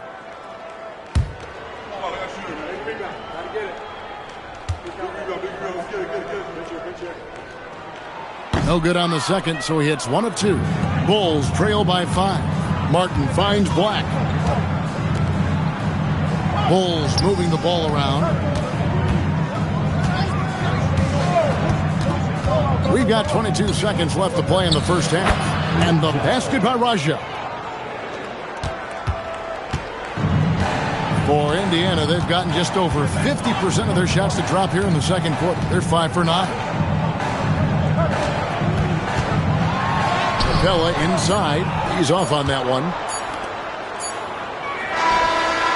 And that'll do it for the first half. A competitive game so far. Pacers lead by 3. And Allie LaForce has got something now for us from the floor. Allie, take it away. I'm here with Coach Rick Carlisle. Coach, what's the message that you're going to deliver to the guys in the locker room? You know, we just got to maintain energy. We're playing against a team that's a really good team. We got to keep turnovers down. We got to rebound. Energy is something you can control. Thanks, Coach. All right, Allie, thank you. And, folks, we'll be back with you right after this halftime break. Please direct your attention to center court. And get ready for the fan half-court shot. Give me a beat.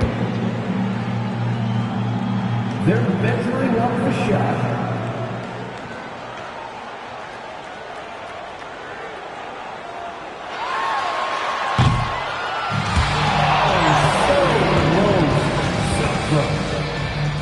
Give it up for our contestant.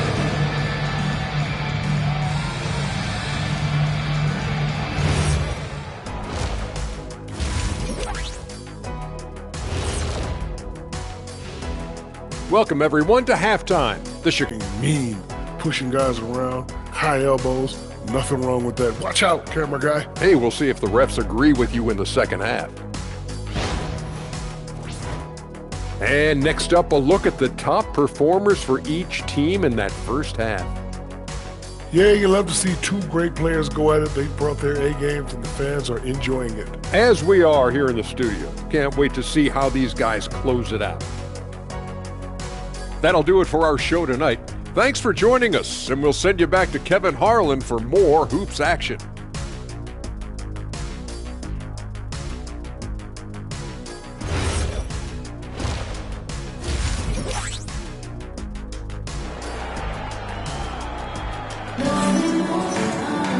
We've got second half action for you, and if the next couple quarters are similar to the first, this one could go down to the last possession.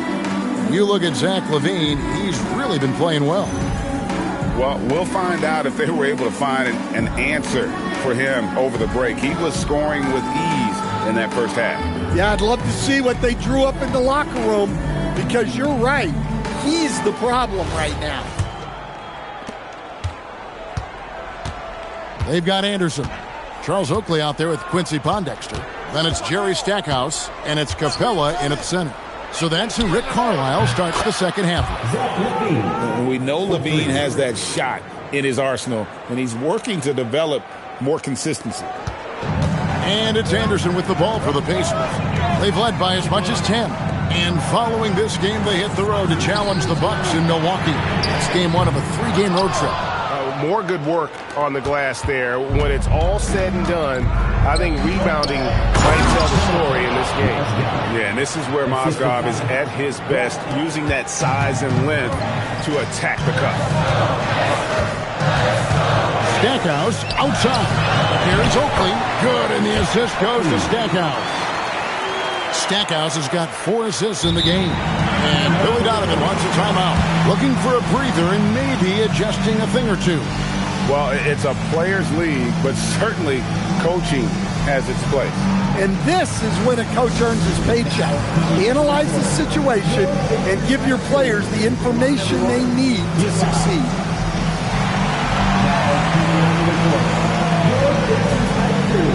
Come on, everyone. Get back.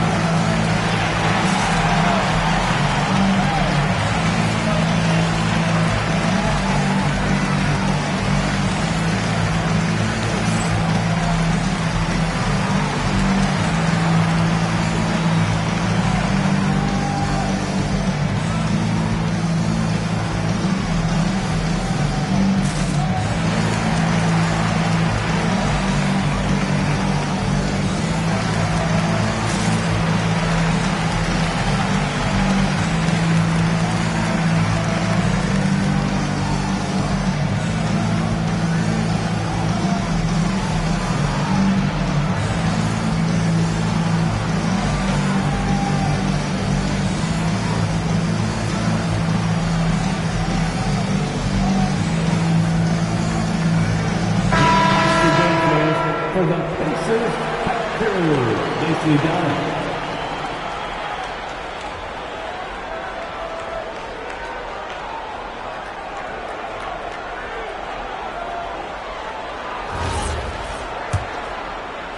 And if you're just joining us, we played over a minute here in the third. Pass to Raja. And here's Levine. Drills it from outside. Levine's got the lead up to 3 now for Chicago. And guys, when Levine gets it going, he's as exciting a player as there is. Just his combination of style and athleticism. Here's Stackhouse. He has 7. Down low, Capella, and the dunk by Capella. Well, he's a bit of an undersized center. However, his leaping ability can certainly mask that. Now here's Levine. He's got 14. Mozgov sets a screen for Levine. Raja, the pass to Mozgov. Solid play in the low block, and that one's good. Mozgov's got 4 points in the quarter. Yeah, they've come out of the break confidently. 4 of their first 5 here to start the second half. And here's Anderson for 3. The Bulls leading by 3. Levine kicks to Black. The Pacers pull it in. And well, he's going to have some explaining to do on the sideline about why he took that shot. Yeah, you know, back in the day, you'd be taking a seat. Now, unfortunately, it seems like we see too many ill-advised shots. Capella, and it's put back up and in by to save the possession. To the inside. Mozgov throws it down. Oh, an aggressive move and fantastic finish. Trying to send a message with that slam, I think. And so the timeout here taken by Rick Carlisle. Coach is going to take a few minutes to regroup and go over the strategy.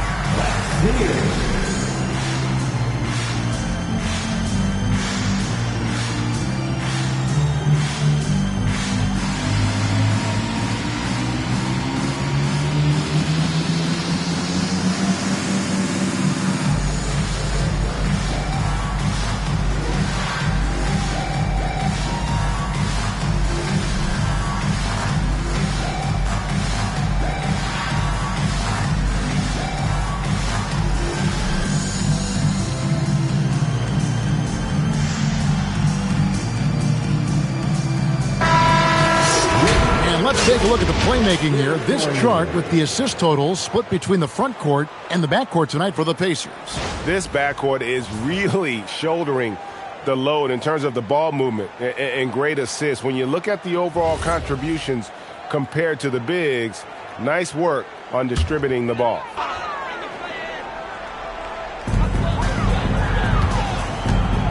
And here is Capella. He has 7. Pass to Bondexter. Right side Oakley. Just 5 on the clock. Bulls from the top of the key. Chicago grabs the miss.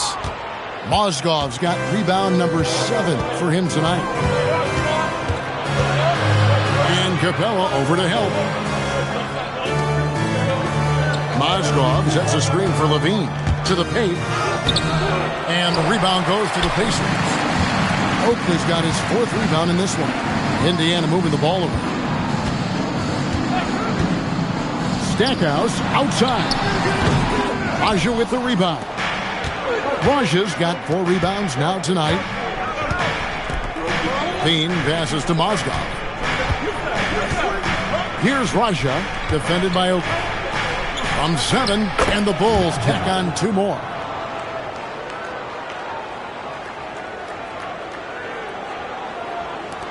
Pacers trail by 5. Anderson outside. Pass to Stackhouse from outside the arc. Connects from 3-point range. Stackhouse has got 10 points. And that pick takes the D totally out of the equation. Yeah, you've got to lock and trail hard. You can't allow him a clean look from there. And Billy Donovan wants a timeout. He's ready to talk things through with them.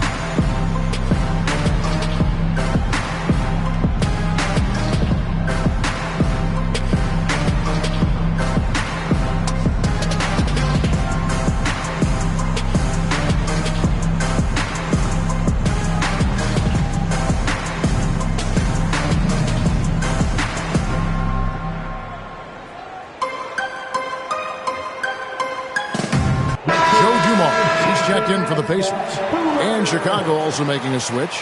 Raymond Felton, he's checked in for Zach LaVine.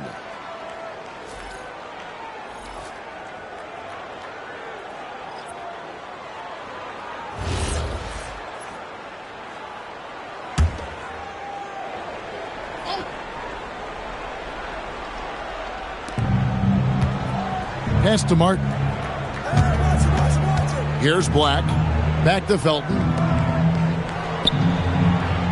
Now here's Mozgov. Capella covering. 5 on the clock. Mozgov kicks to Martin. Here's Felton. Rebounded by Capella. Capella's got his 7th rebound of the game with that last one. Outside Dumars. No good. That would have tied it. And it's Felton with the ball for Chicago. The lead is 2. Following this one, they get to host the Rockets. That game marks the first half of a quick 2-game homestand.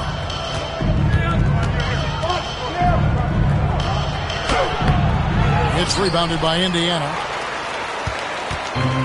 1:27 left in the third. Now here's Anderson. He has 6. Dumars. And it's all evened up. Well, check out that assist. That's a pair of teammates that are clearly on the same page. Chicago has gone 2 of 2 from long range in the third quarter so far. Felton kicks to Martin. Raja, the pass to Black. Here's Raja. Just 5 to shoot. Pass to Mozgov. Here's Felton. Doesn't go either for Felton. Yeah, loose coverage by the defense, but he just couldn't make them pay. Dumars with it, working on Black, and he uses the glass on the layup. Dumars got his 3rd basket of the night right there. And you gotta love the big bucket in the paint in this sort of a grind-it-out game. Pass to Black, back to Felton. And here is Mozgov. Capella covering. They could use a bucket. Mozgov's shot is off. Pondexter with it. He has 5. Driving inside. And you don't ever want to get into the habit of letting the offense get to the rim. The Pacers have converted 1 of 2 free throws so far today.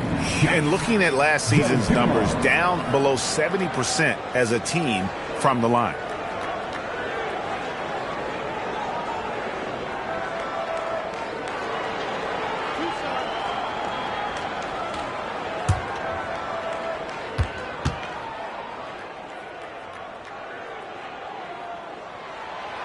That one is off.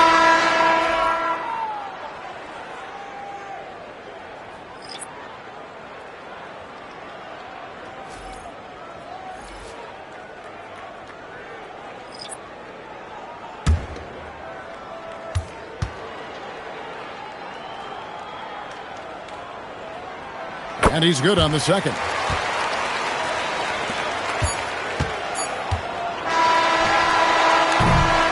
It's still anybody's game as we've reached the end of 3.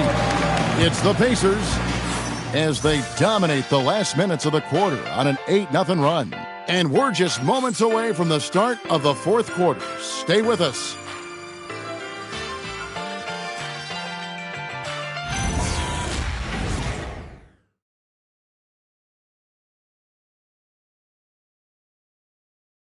And a chance right now to show you our State Farm assist of the game. And the definition of teamwork right there, guys. I mean, what great communication between them, and what a beautiful feed. Well, it's one of the core parts of the game. Reading the defense and creating an easy bucket for your teammates. That is pretty. Well, what a terrific game it's been so far with this 4th quarter. Sure to bring more pressure-packed basketball. On the court for Chicago to start the 4th. We've got Johnson, Scola out there with Brook Lopez. Then there's Felton, and it's Levine in at the 3 spot. Now here's Levine. Misses the wing J. Dumars against Johnson. Dumars, the pass to Richardson. To the middle. Concan gets the bucket. And of the last 6 baskets, 5 have come on the interior. This is just smash mouth physical basketball, guys. Now here's Felton. 1 minute now into this 4th quarter. And Concan pulls it down. Yeah, well, that's a shot the defense is probably going to let him keep taking. Kicks it out to Richardson.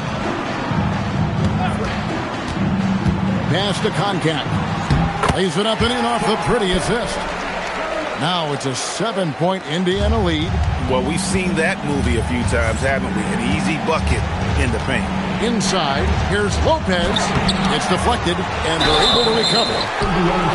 A moment now to see how the schedule is looking for the Pacers. On Tuesday, they will start out on the road to play the Bucks in Milwaukee. And then on Tuesday, they'll be playing the Rockets in Houston. And Kevin, I think you have to look at this as an opportunity to take a step forward. Sometimes tough road trips can bring the best out of a team and bring you closer together. First free throw is good. And Indiana making a change here. Capella's checked in. And Chicago also making a switch. Mozgov's checked in.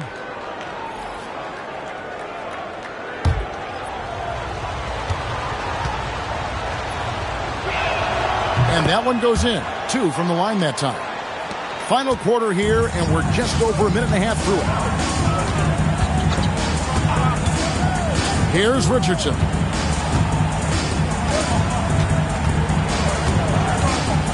Pass to Capella. Shot clock at 6. From deep 3-point territory. Rebound by Raymond Felton.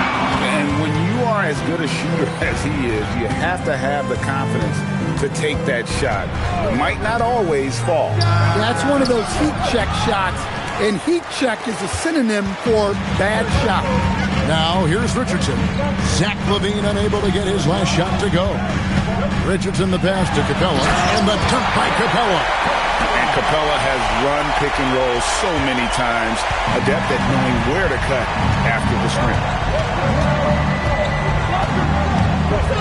Outside, Felton. Mozgov sets a screen for Felton. To the inside. It's stolen by Capella. And here's the break. Here's Stackhouse. Uses the glass to finish the layup.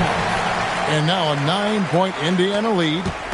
And a chance now to catch up on some numbers with the hustle stats for the Pacers. Well, they've shown just outstanding effort defensively, and it's resulted in several forced turnovers. And another thing, guys, they've dominated on fast breaks tonight, outrunning their opponent the entire game. Richardson, good. Richardson's got the lead up to 11 now for Indiana. And the timeout called here by Billy Donovan. He's very aware of the timing here and the significance of getting things squared away with his team.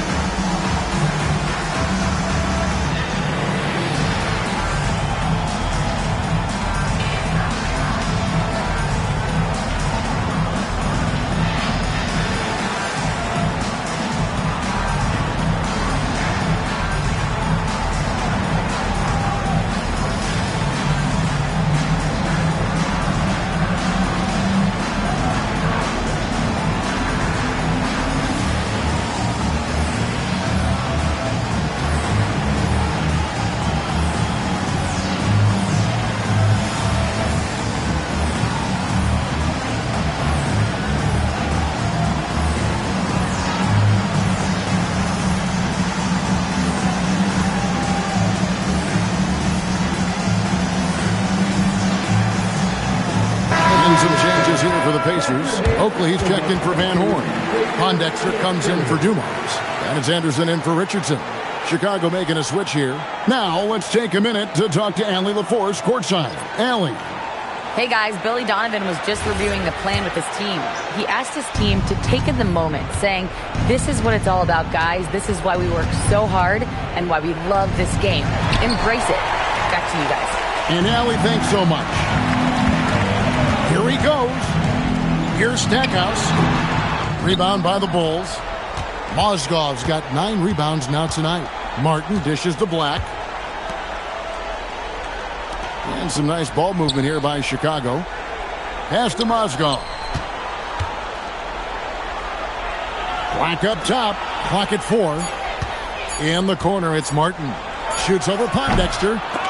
Jumper is off. And it's the Pacers' ball. They've gone on a 10-2 run, not allowing much. Capella with a screen on Levine. That does not go. Bulls trail by 11.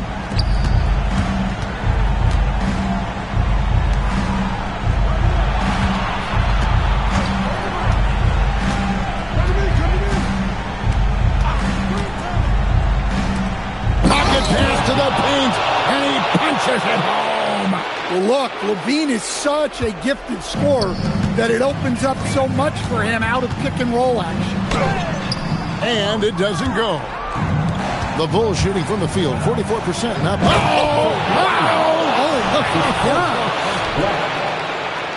Okay, Zach LaVine, another monster dunk to put on his career highlight reel. Just a terrific perspective of that dunk from the Connected Cam, brought to you by AT&T. Now here's Anderson, deflects the pass. Stackhouse outside. Pulls the trigger. Oh, the jumper goes. And we always talk about making your teammate better. That assist was right on target. Anderson, first personal foul, second team foul.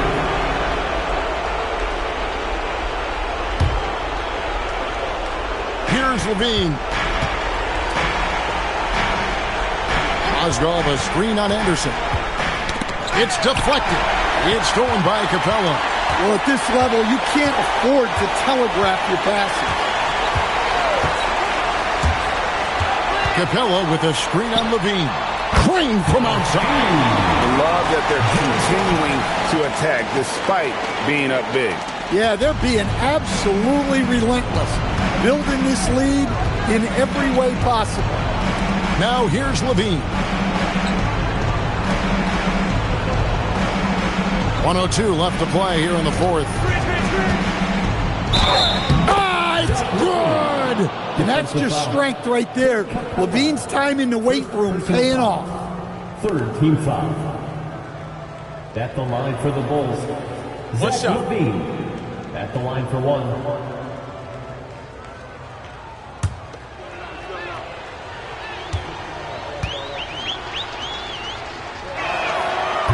And the free throw, no good. Guys, you've got to think a basket here would seal it. No question. That would be all she wrote. And at this point, just sort of running through the paces, as it appears it'll be a nice win here for Indiana. This is a game where defense, steals specifically, generating a lot of opportunities. And it created possessions for them, scoring opportunities, and that effort a big part of what will be a nice victory here tonight. And every win important, and this one will go down as win number 3. And down goes the 3. Impressive job by the players, coaches, and don't discount the impact of these fans. No, I'd be lying if I said the crowd doesn't have an impact. It's certainly felt from the head coach all the way down.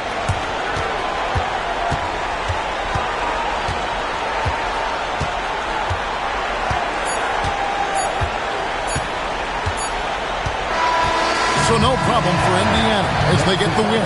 Even early on in this one, it seemed like they were happy to be playing at home tonight. And it makes makes a big difference. Once they started to really play in rhythm, you never felt like they had any doubts as to whether or not they were going to win.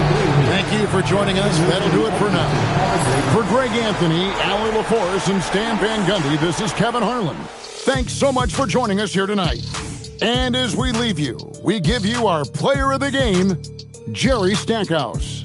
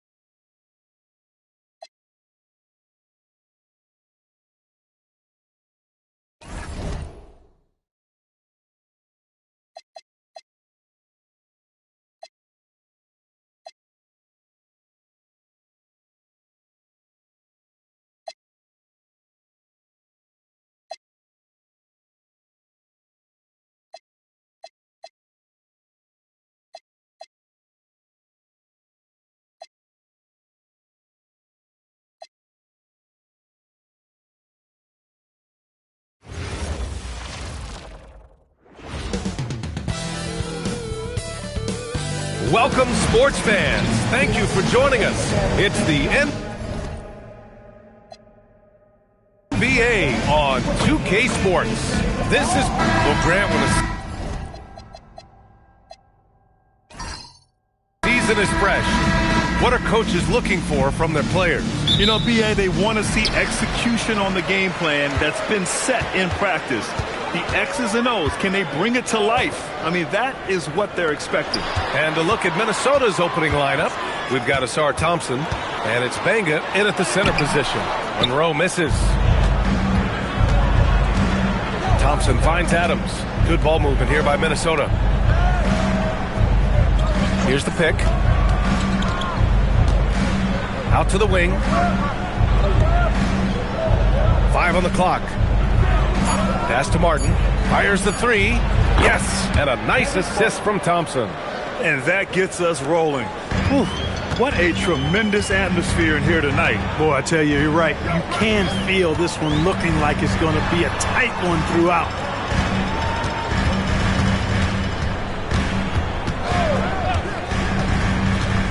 Back to Green.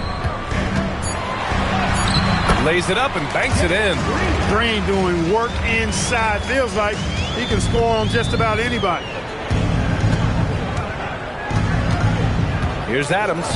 Martin outside. Puts up a 3. Mutombo with the rebound.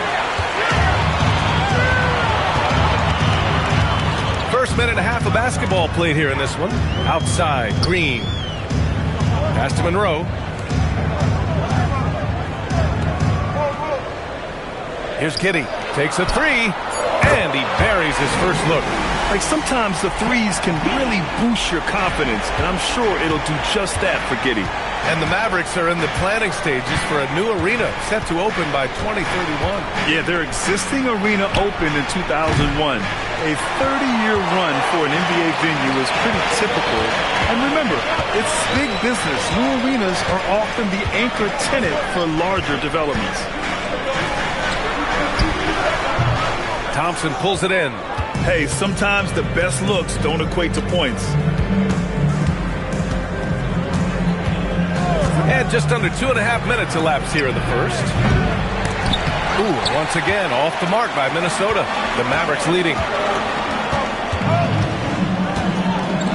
And here's Giddey. Here's Mutombo. Offensive rebound. Count that bucket. Went after that second shot and converted the hoop. High effort play by Green. Minnesota has gone 1 of 4 from deep. Martin outside. And here's Adams from the arc. Hits a 3-pointer. And that's what they want to do. Get him open looks early. And Giddey has got the ball here for the Mavericks. There's a screen. Right side, Green. Fires the 3. Great start so far. 3 of 3 in this one. Gotta love seeing Green deliver the revenge 3-ball. Payback right at you. Great response. Pass to Thompson. And here in the first quarter, a little over 3.5 minutes played. Dallas leading by 4. Now Giddey. Outside, Green. Count it from distance. Green's got 10 points in the game. Their ball movement on this run has been tremendous. It's led to a lot of good, clean, open looks. And Chris Finch wants a timeout. He's going to talk it over with his guys. They're moving on after a tough loss they took at the hands of the Pacers. I really think that L has to fall on their defense, or a lack thereof. Just not enough focus at that end of the floor. Yeah, and that's really inexcusable. I mean, there's just no way that you can justify that. When you don't put the work in on defense, you're going to end up on the losing end. And a quick check now on the teams that led the league from the charity stripe a year ago. In the third spot, the Mavericks. Now, we all know that getting to the free throw line is so vital in today's game. I mean, you get the freebies, plus you put your opponents in foul trouble. Thompson scanning the floor to the wing on the left. Back to Martin. 6 on the shot clock. Hey, from beyond the arc. Out of bounds. It'll be Mavericks ball. And they finished top 10 in assists. No surprise given their emphasis on ball movement. And when you think about how well they shot the ball from the line last season, it really stands out. Finishing in the top 5 and really taking advantage of any opportunity they got to cash in from the stripe. Mills, he's checked in for Giddey. The Mavericks on offense. They're on a 13-3 run. There's a screen. Outside, Green. To the middle. Intercepted! Martin against Green. Takes a turnaround, Jay. Over to the wing. And here's Adams from the arc. And the rebound goes to Dallas. You can tell he's just a touch out of sync here. But he's battling, continuing to fight. Outside Mills. Pass to Green. Here's Monroe. Fades away. It's hauled in by Garnett. There's a minute 54 left to play in the first quarter. Shoots from the baseline. Adams, shot's good. Adams has got 5 now. Some defenses are designed to yield the mid-range shot. For him, that's a good look. When you watch Bobby Portis, he's extremely physical, but he can also space the floor, Clark. Yeah, I like that combination, B.A. It makes him a unique matchup and a tough matchup. I mean, one play he's thumping and bumping you around, and then on the next play, he's knocking down the 3, and he's doing it all with great energy and intensity. Martin outside. 1:11 left in the first. And Adams is good for 3. Adams has got his 3rd basket on the night right there. That's how you up the ante. Come right back at him. A little back and forth from long range. I love it. That's a terrific answer there. So Jason Kidd's decided to call timeout here. We might see him looking to make some tweaks to the strategy. And the Mavericks going with a whole new group out there.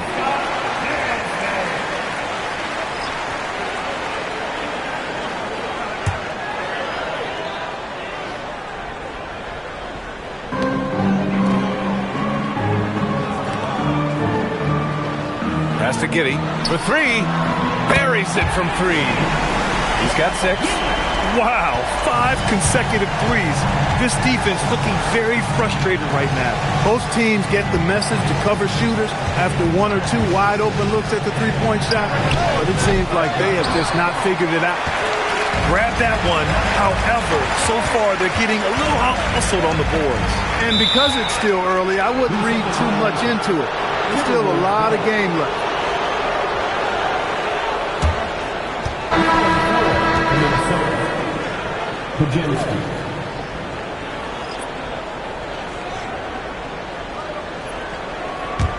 Timberwolves trail by 8. 4 seconds separating the shot and game clocks. Batum outside from the arc. The Mavericks pull it in, and this is the first season matchup for them against Minnesota. They won the season series last year, and on paper, it looks like they should do it again. You're right. They're the better team. I mean, they expect to win this matchup. We'll see if they can take care of business tonight. They've shown so much energy right from the start, particularly on the offensive end. I'll tell you what, forget about easing into the game. They came out with guns blazing.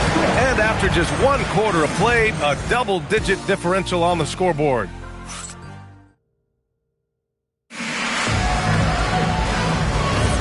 And if you're just tuning in, we've got a wide margin on the scoreboard, but plenty of time left for a comeback. And a moment to check out the scoring breakdown for Dallas. You know, so far in this one, these guys have been knocking it down from distance. You've got to like their confidence as this game continues. They're on a nice roll. Yeah, also, you got to appreciate how unselfish they've been. I mean, the ball movement has been impressive, and the assist numbers are off the chart.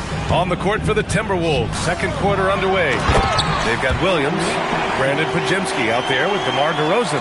Then there's Nicholas Batum, and it's Ferry in at the power forward position. Now here's Pajemski. He's coming off a 10-point game against Indiana. And the Wolves still seeking their first title, Clark. Yep, the Lakers won 5 championships when they played in Minneapolis, VA, way in the day. The Timberwolves joined the league in 1989, and they're still trying to bring another basketball title to the city. DeRozan looks it over. Just over a minute has passed here in the second quarter. Powell pulls it in. And it's Giddey with the ball for the Dallas Mavericks. 14 points, their largest margin of the game. Powell sets a screen. Let's go with a three. And it's Giddey missing. Here's Podziemski. Sends it home from three-point land. Podziemski's got his first bucket of the game, and he's on the board for three. Pass to Caspi. Giddey with a screen on Batum. Back to Giddey. Powell sets a screen. Shot clock at 6. And that one no good to start off the night. With no D around, you expect him to knock down that midi. Podziemski with it. Batum outside. This one for three. Connects from downtown. They're making a few more threes this quarter, trying to cut into that deficit. So Jason Kidd's decided to call timeout here. He's going to gather the troops and talk it over. And for offensive players, they say that understanding angles gives a big advantage. Can you elaborate on that a little bit, Clark? I think I can, B.A., a little bit. When you think about the geometry of the game, angles, spacing, timing, those things are not what you would think about when you think geometry, but how you cut, how you move, when you move, get to the basket, all of that stuff is part of the geometry of the game. Both teams will make substitutions.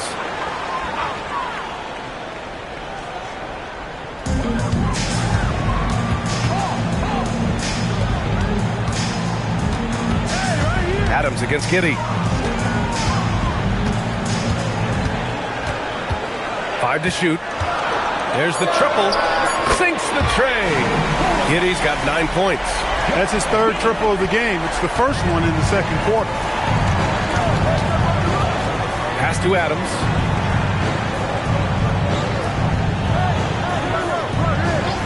Back to DeRozan. Lets it go from deep. It's rebounded by Dallas. They've led by as many as 14. They'll face the Jazz after this game. That'll be at home. It's game 3 of a trifecta at home. And there's the screen. Here's Green.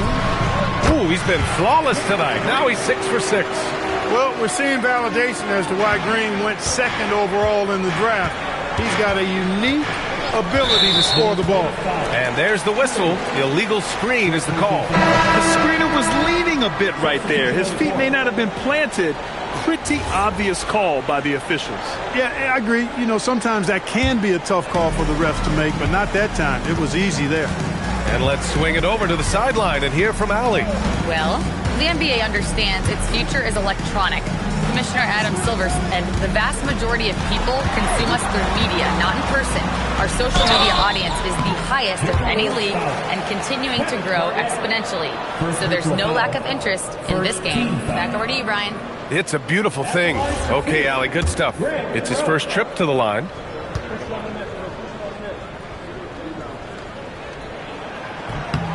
The first free throw is good. You know, at 6'11", Greg Monroe is no easy cover, especially given his soft shooting touch from mid-range. And Minnesota making a change here. Martin's checked in, and so he makes both from the line. And you look around the league, 30 different organizations, each with their own cultures. What did you look for as a player, Greg? Well, you know, B.A., winning always comes first. But after that, you're looking at resources and how they care for their players. That's where teams are trying to separate themselves these days. Hey, it was a good look, one he normally capitalizes on. Outside Giddey, pass to Green.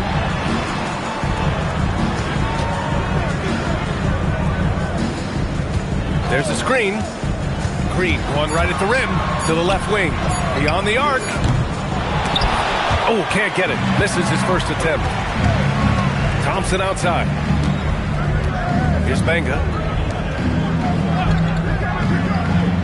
Here's Adams. Give him 8. Over to the left wing. Martin outside to win the drought. Fires in the triple. Martin's got his second basket on the night. Sometimes it's simple. Put the ball in the hands of your scorers and let them do what they do best. Giddey passes to Green. That one falls. Nice feed that time from Giddey. Giddey's got 5 assists tonight. A reliable option he's been tonight. He's their safety valve for sure. And Chris Finch wants a timeout. He's going to take a minute to regroup with his players. There's just a lot of wide open lanes to the rim here. That'll drive your coach nuts. And, I think he's going to tell them simply, we have to show more fight on the interior. That's the top priority right now. And the Mavericks making a change here. Mills has checked in.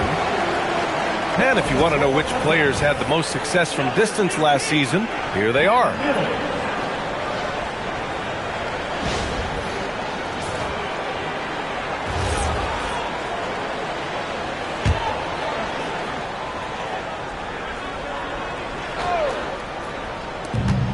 .156 left to play in the half. Thompson outside. Knocks down the triple. Thompson's gotten himself going with a triple. His first basket of the game. Gotta fight harder to get over those screens. Well, I'm going to credit the screen. I mean, that's a good, strong pick he lays there. Really left him alone that time. Well, you see the competitive spirit of Mills. You knock down the shot on his team, he's coming for the payback. Pass to Adams. There's a minute 17 left in the second quarter. And they pick up 2. Martin's got 8 points. We've got 1:08 left in the second quarter. Adams against Mills. Now here's Green. Down low. It's deflected. And here's Martin. Give him 8 points now. Thompson outside. Pass to Garnett. Fires for 3. Yes, and a nice assist from Thompson. Thompson's got 3 assists now in this one. Garnett has that kind of range. He can make that shot from out there when given space. I like the fact that he's expanding his game. And here's Green from the arc. And Dallas hits again from deep. He has been dropping bombs since the tip. 3 triples in the first quarter, 2 more since then. Just 2 seconds between the shot clock and the game clock. Mills against Adams. Pass to Garnett. Clock at 6. And he was fouled in the act of shooting. Opportunity for a 3-point play here. That is good offense, unselfish play. Minnesota shooting their first free throw of the night here. And you can't take those numbers lightly, fellas. I mean, their free throw shooting made a difference for them in a lot of their games last season.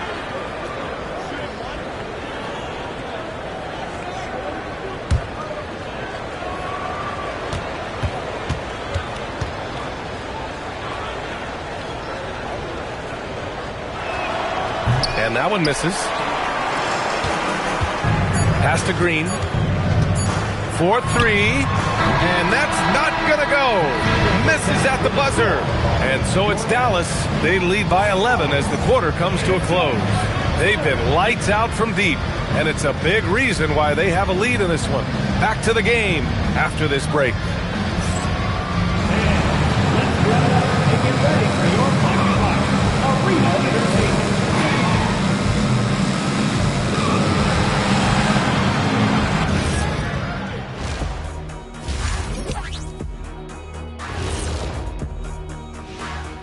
Come one, come all. The 2K. And so's our breakdown of the upcoming schedule. Let's check it out. Well, look here now at the Mavericks. They lost the first game, but that's in the rear view. Time to man up. Well, nobody has all the answers early on. Just fix the mistakes you can and keep getting better, please. And time to talk now about that first half. What a dominant display for the Mavericks. One big reason they're up, they're controlling the glass, both boxing out and crashing in.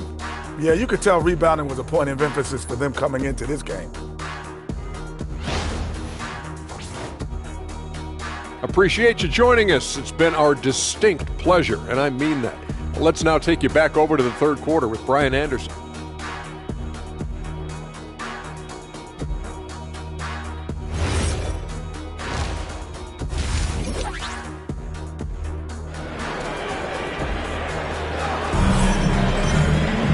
And as we dive into the second half, we'll find out if the next two quarters are any different from the first two. So far, it's been a runaway. Nice game. Great performance by Jalen Green. You just love his patience offensively in the first half. Waited until he got the looks he wanted. Well, you know what, guys? It was all about efficient offense, not rushing things, taking your time, finding the best shot on every possession.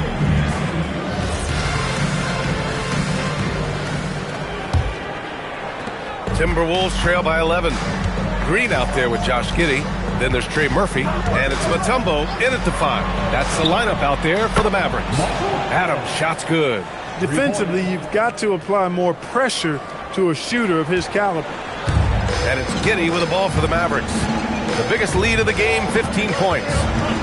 On the wing, Green. Back to Giddey. Inside. Martin against Giddey. Martin, the pass to Adams. Takes the 3. Oh, it's blocked by Green.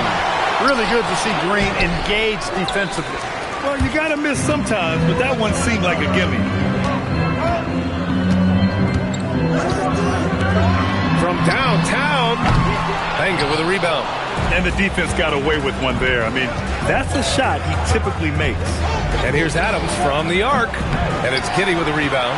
Just one bucket and 5 attempts so far this half. They are looking for a spark offensively. Back to Green. All alone. That one falls. Nice feed that time from Giddey. Giddey's got 6 assists here tonight. Green lethal off the catch. Good rhythm on that play. Pass to Adams.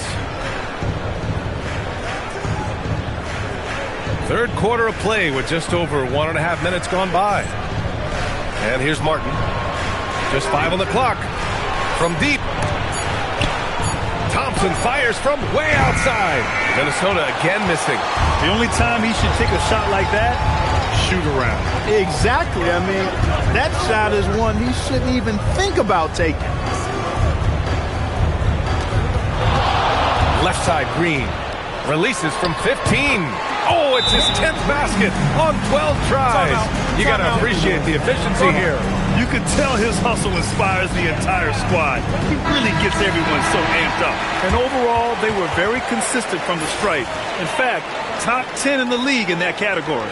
They took care of the ball, stayed in control. It was very hard to turn them over. Here's Martin. Give him 8 points now.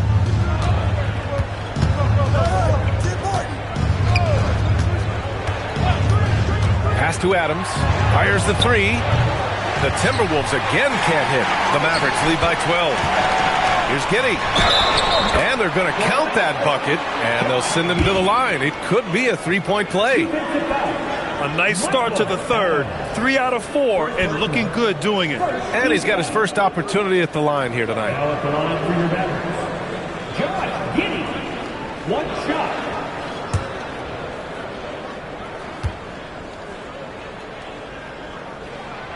You can tell that Josh Giddey is one sharp player, not just in how he threads passes, but how he moves on the floor and gets around other guys. Pass to Martin, looking to win the run. He buries it from 3. Martin's got 11 points. They've been pretty lax with their perimeter defense, giving up a lot of three-pointers. And their defensive rotations have been non-existent. So Jason Kidd's decided to call timeout here. Coach taking this moment to speak to his guys, maybe alter some of the game plan.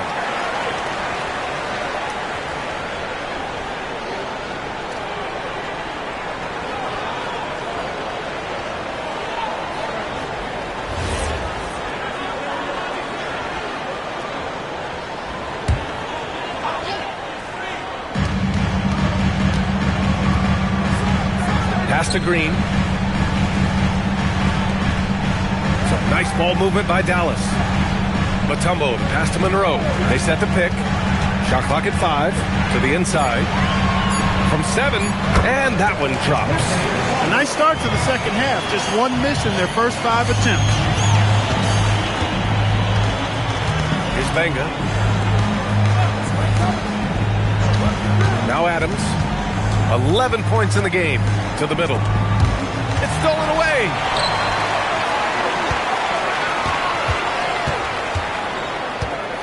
Pass to Giddey. Now here's Green. 5 on the clock. Benga with a rebound. Timberwolves trail by 14. They set the screen. Down low. Nice dish, and the layup goes down. Benga's got his first bucket in this one. Well, that's the goal of pick and roll. Get that separation you need. Well, Clark, what's something that sets Miles Bridges apart from his fellow NBA players? How about we start with toughness? I mean, he's a physical presence out there. He loves a challenge, highly competitive. I like his physicality on the wing. I mean, he invites contact, and he's not shying away from anybody. Martin outside. The 3-ball. And the rebound goes to Dallas. Monroe's got 5 rebounds in the game. Left side, Green. To the paint. Nice pass. Nice catch. And a resounding dunk. Stuff like this is vital for Green's development. Look, we know he can score, but there he shows off his passing ability, too. And Chris Finch wants a timeout. He's going to take a moment to give him a breather and talk things over. Nice game. Great performance by Jalen Green.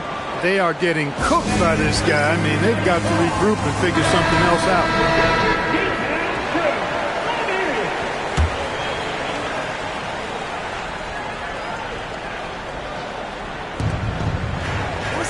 DeRozan up top. Inside. Here's Williams. And Williams punches it home. Not the tallest center in the league. He more than makes up for it with those crazy hops. Adams against Mills. Pass to Green. Let's go with a 3. Rebounded by the Timberwolves. He had it flowing from long range in the first half. Not sure what changed. The 3 from DeRozan. Monroe grabs the miss. Monroe's got 6 rebounds here tonight. Outside, Green. And there's a pick. Down low. And he goes in for the dunk. And after putting it down, he dangles from the rim a little. Man, that's borderline taunting right there, Grant. They're playing with a certain swagger right now. Well, you know what? You don't want to do too much to get an opponent riled up. You got to be mindful of that. And he probably thought he was going to bury that one. Pass to Caspi. Now Mills. Adams covering. Green for 3. Nails it from beyond the arc. Green's got 28 points for the game. This guy is simply having a great game from outside.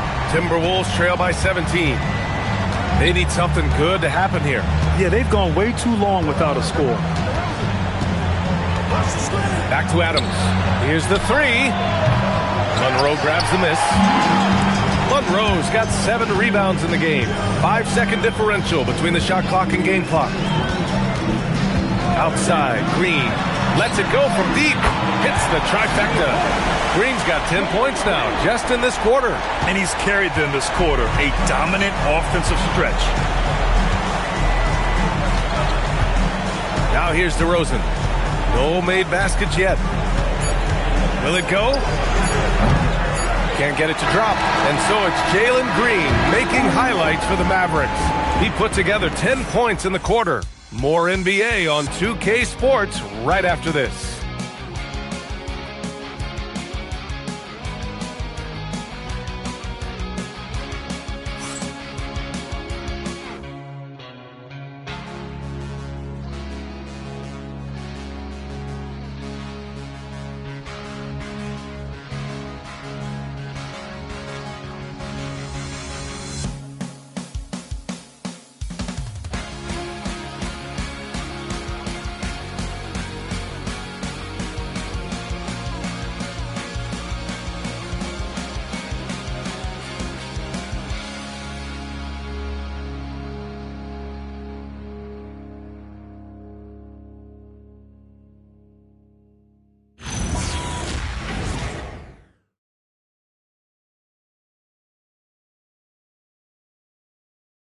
And while we have a chance, let's go to our State Farm assist of the game.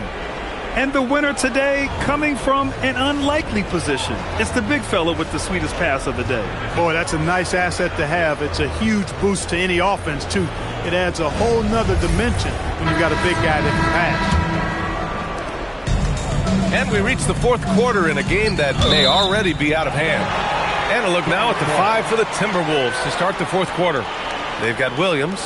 DeMar DeRozan is out there with Brandon Pajemski. Then there's Nicholas Batum, and it's Garnett in at the pivot spot, manning the middle. And so it's Dallas with it. Pass to Caspi. They set the pick. Back to Harris.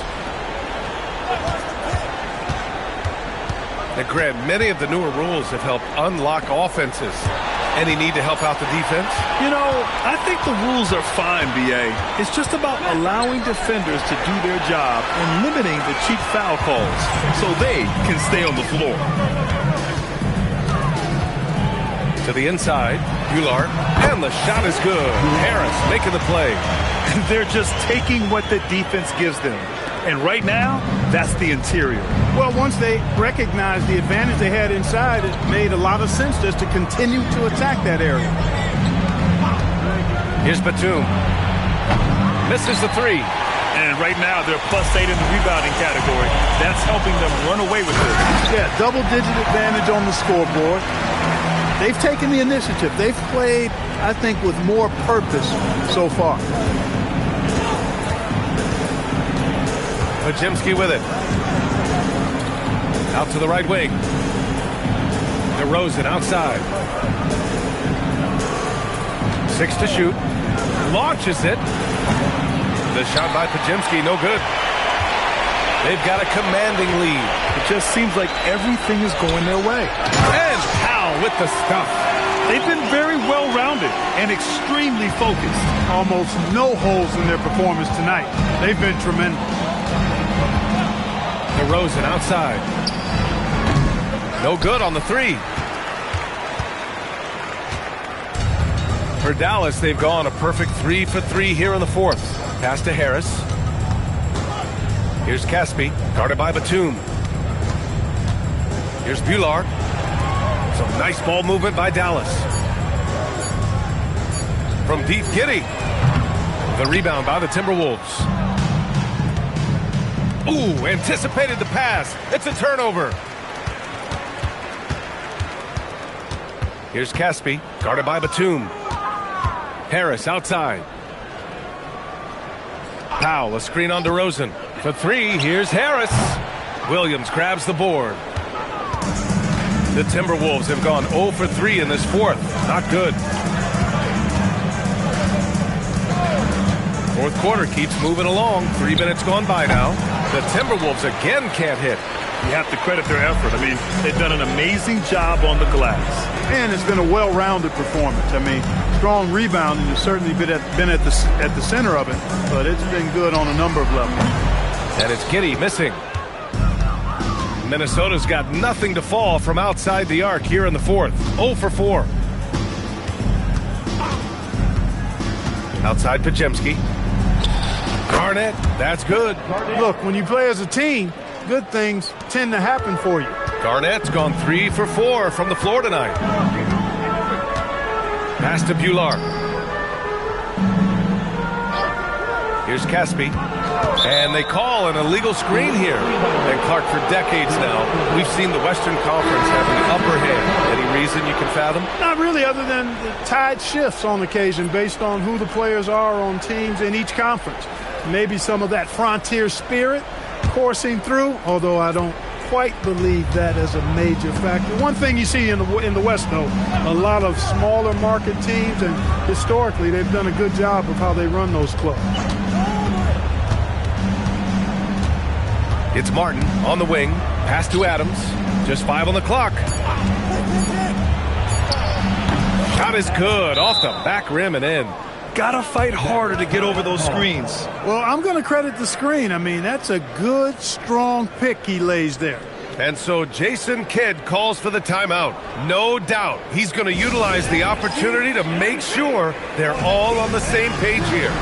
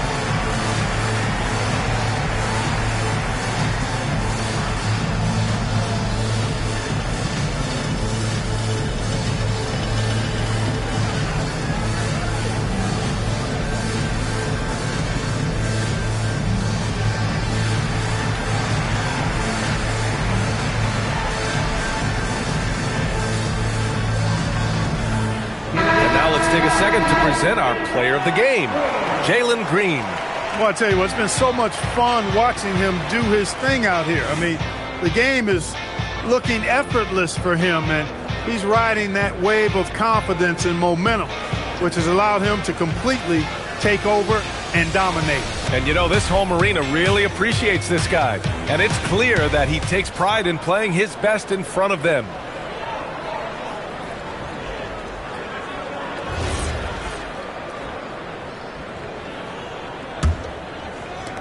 Dallas leading by 22. Harris outside. Here's Bular. Pass to Caspi. There's a screen. That three's off the mark. And you just can't afford to give up that kind of look very often. Thompson outside. Here's Banga. And here's Adams. Takes a three. Caspi with a rebound. Caspi's got 4 rebounds in the game.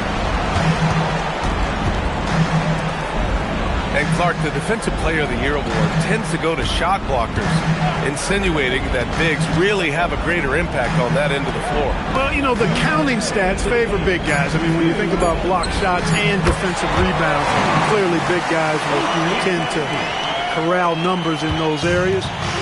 Still being on that back line means they're involved in a lot of plays, and they've got to do more than just block shots and rebounds. So to answer the question, generally, I'd say yes. Garnett, second shot opportunity. Oh, great D that time from Powell. For Dallas, they've got 4 of 8 shots to drop here in this final quarter. To the right side. Pass to Harris. Here's Caspi. Harris on the wing. He's guarded by Martin. Harris misses. Hard to turn down a look that good. Still, long twos are losing favor, and misses like that are the reason why. Another miss by Minnesota. At this point, I'm not sure if it's the play calling or the player himself. And what a complete performance we saw from them. A dominant win in every way for the Mavericks. Pretty clear who the better team was today. They dominated in just about every phase of this game, Grant. BA, it's almost hard to think what didn't go well for them. Their plan, their execution, everything was absolutely on point. And so this win marks their first victory of the new year. And when you look at the game, the one thing that helped fuel this team to victory was the efficiency for Jalen Green. What's left to say about his performance? I mean, the fans definitely got their money's worth. Outside Mills.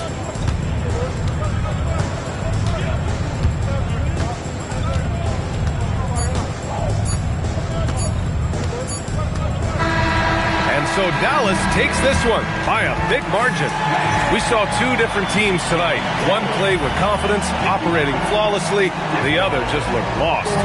And the energy in this building was awesome. The crowd was involved from the jump, and once they started to really pour it on, it was fun to see how it all came together. And that about wraps it up. For Allie LaForce, Clark Kellogg, and Grant Hill, this is Brian Anderson thanking you for watching the NBA presented by 2K Sports. And now let's take a look at our player of the game, Jalen Green.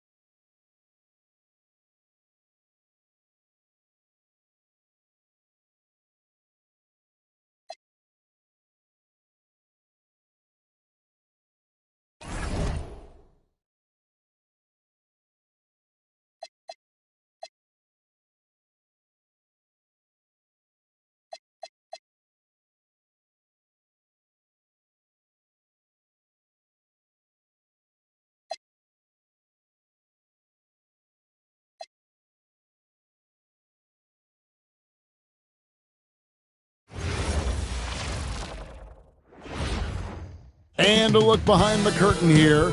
Final. Hello, everyone.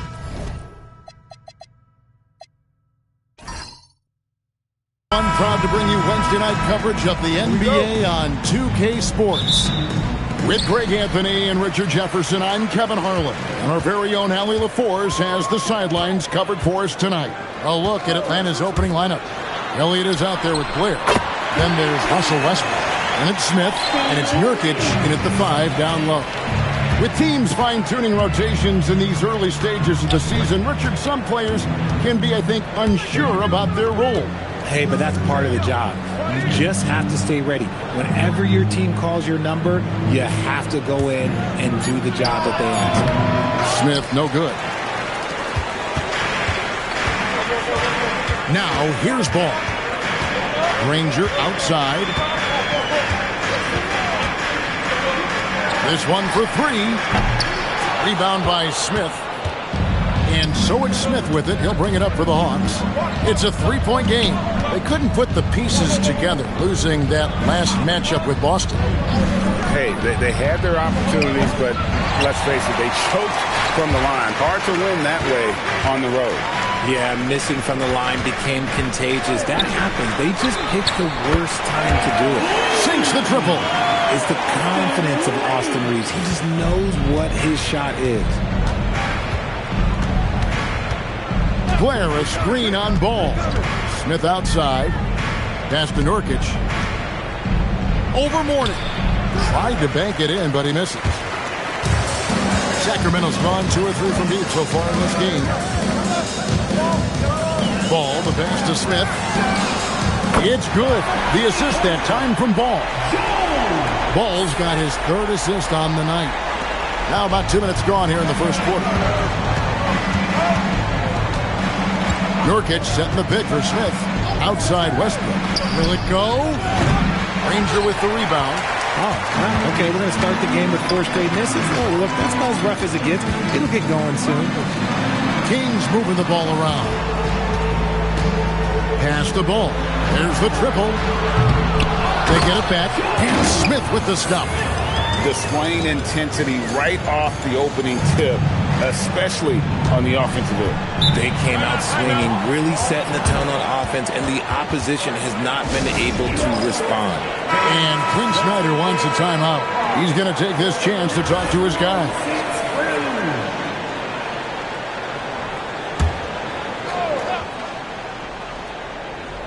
And a little over 2.5 minutes gone here in the first. Pass to Elliott. And here's Blair. Now here's Westbrook. He's covered by Ball. From down low. And he can't bank that one in. Yeah, slow start right now. 5 straight misses to get this one going. Granger outside. Misses the 3. The Hawks trail by 11. Here's Smith. And the jam by J.R. Smith. Finally, after all those clanks, someone comes through for him. Yeah, the lid's now off, guys. Maybe they can rattle off a few more in a quick order. Now, here's Ball. Still yet to score. Mourning dishes to Smith.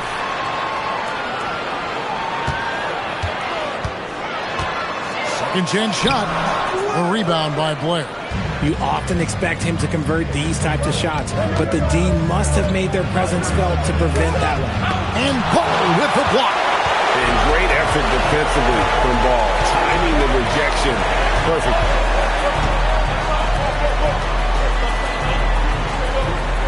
Back to Reeves over Smith. And once again off the mark by Sacramento. They need a good offensive possession. Yeah, they've gone a long time without a bucket. Near the 3-point line, it's Westbrook. From out on the wing, he knocks it down. He just makes it look so easy on offense. Like, who takes pleasure in torturing defenses? He does. Here's Reeves. He has 6. Back to Ball. Wide open shot is on the money. So often, LaMelo is the setup man. There, he's on the finishing end. The Hawks trail by 9. Nurkic a screen on Ball. Westbrook with it. Now guarded by Ball. And stolen by Granger. Throws it up high. And it's Smith finishing it off. Excellent all-around performance so far. Hence the big lead. They got off to such a hot start, and that can keep you energized throughout the whole game. And Quinn Snyder wants a timeout.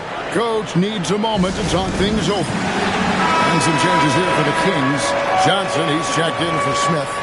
McDaniel comes in for Austin Reed. And it's Eric Bledsoe in for Ball. Now here's Boozer. Ball left side. Good D by Bledsoe. And right from the start, Kevin, they've been pounding the glass. Most of those 50-50 balls also going their way. 1:30 left in the first quarter. On the wing, Granger. Clock at 6. Mourning. And again, it's Sacramento converting. The ball movement on this run has been fantastic and is a big part of why they've been able to get these good looks. Has to rush. Back to Paul. And it's Sacramento with the rebound. They're coming off that win against Philadelphia.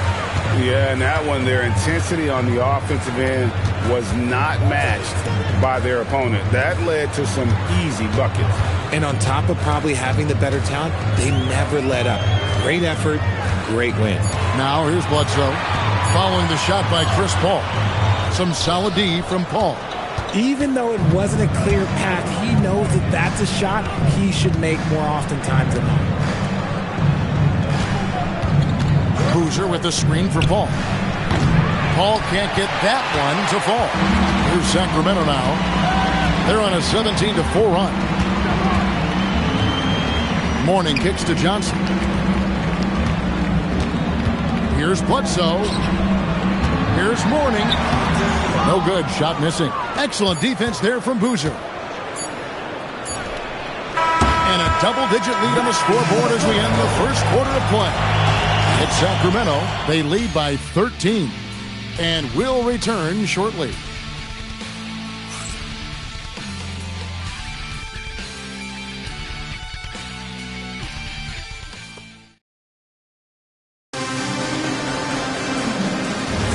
And glad to have you with us, folks. Second quarter of basketball. This game has not exactly been neck and neck, but plenty of time left in this one. And what do you guys think so far about the offensive approach for the Kings? They've really been dialed in from deep. This is a team that has a ton of confidence in their outside shooting ability. And I also have to bring up their passing game. They've been moving the ball with great precision so far and creating great looks for their teammates. Drobniak out there with Joe Smith. Then it's Vujacic. Then it's Johnson. And it's Bledsoe in at the 5. That's the 5 out there for the Kings. Now here's Curry. No scoring in this one. Pass to Boozer. Good for the basket. Starting off 1 for 1 with that shot. Fills up the middle. Boozer is a lot to handle inside. Here's Vujacic. Smith outside. It's Bledsoe on the wing. Defended by Paul. No good from Bledsoe. That was a good possession. They got a clean look. The shot just didn't fall. Outside Boozer. And with that one, the lead is trimmed to single digits. Boozer's got 4 points now in the quarter. Smith outside. Pass to Johnson. A free ball. A shot off that time. The Hawks trail by 9. Here is Elliott. Outside Curry. Now Boozer, and the ball out of play. The Kings will inbound. And now a look at the upcoming schedule for Sacramento.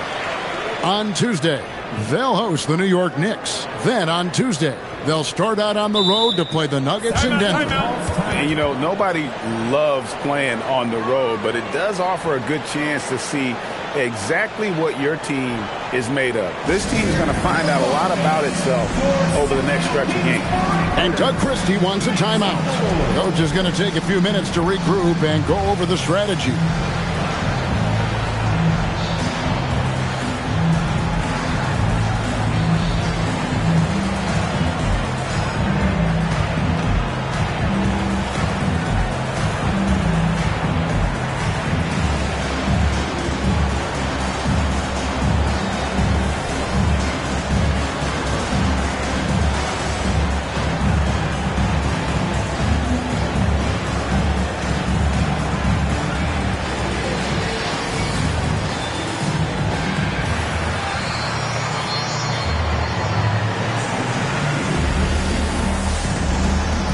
group substitution here for Sacramento.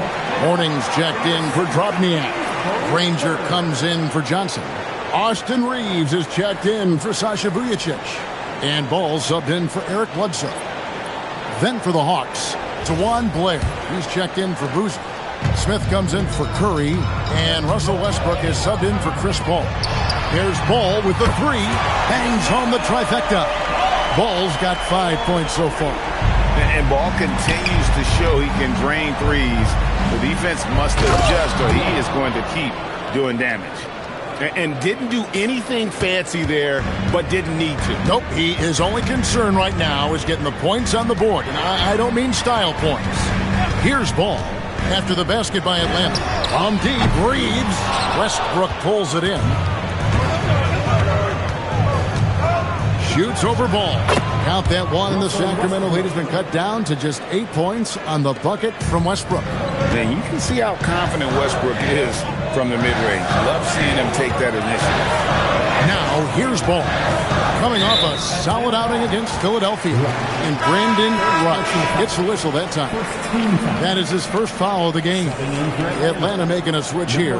Nurkic is checked in.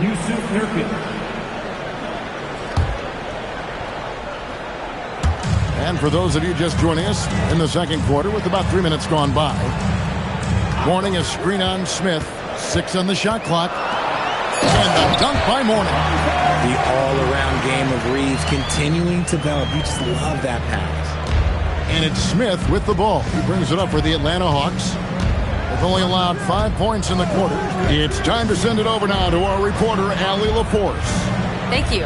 Basketball is a beautiful game, but Commissioner Adam Silver said the most important part from our standpoint is ensuring that there's always competitive tension on the floor.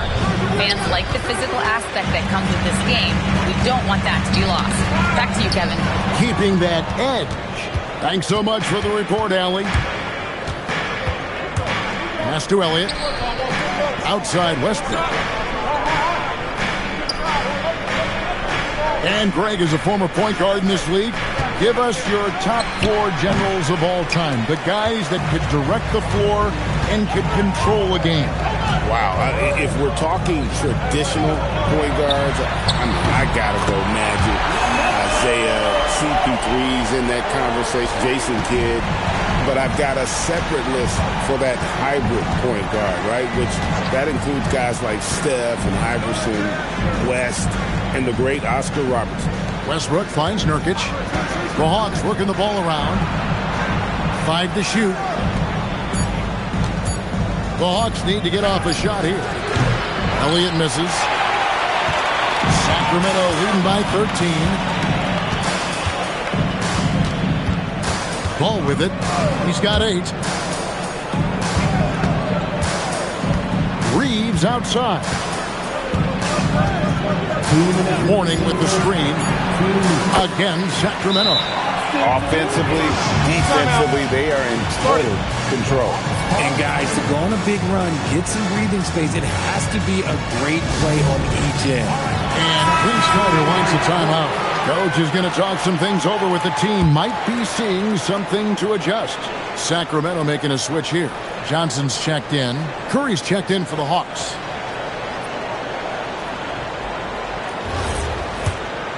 So here's Westbrook. 1:52 left now here in the second. And the dunk by Blair. And not the prototype power forward, but he has tremendous athletic ability. The D just kind of stepping aside and letting him get to the rim. There's a reason, GA, the lead is what it is right now. Yeah, it's going to take better rim protection than that if they're going to climb out of this hole. Westbrook, no good. It's a +5 advantage for them in rebounding after that one. There's Ball with the 3. Another field goal for him. 4 for 6 shooting tonight. A really strong second quarter in terms of scoring for basketball. Westbrook against Ball.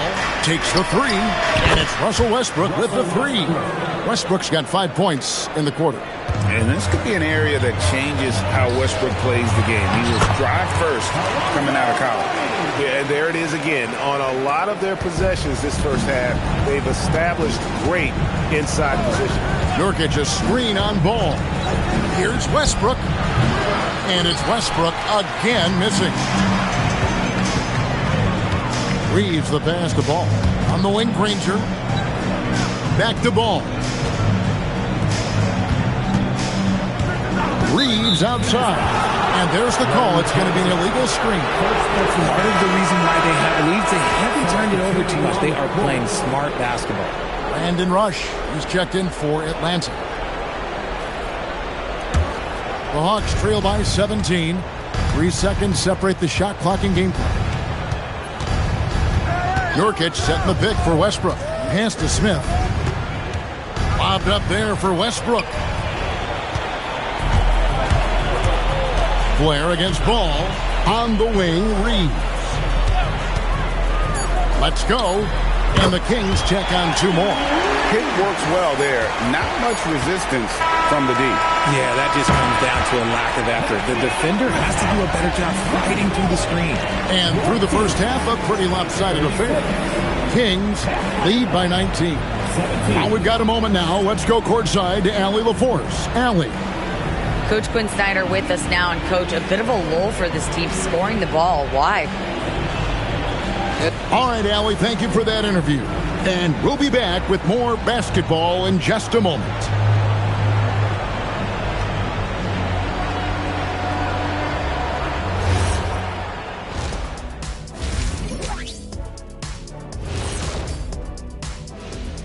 Happy to have you with us. Let's start things off with our Players of the Week. Guys, how about our winner from the Western Conference? He's been doing big things down in the paint, using his size and power to just flatten out the competition, outworking anyone who tries to. Changing focus now to that first half. A brutal game so far for the Hawks. Well, first off, they're getting worked on the glass. Maybe I need to go down there and show them how to establish position. Uh-oh, Dr. O'Neill's. That is more than enough.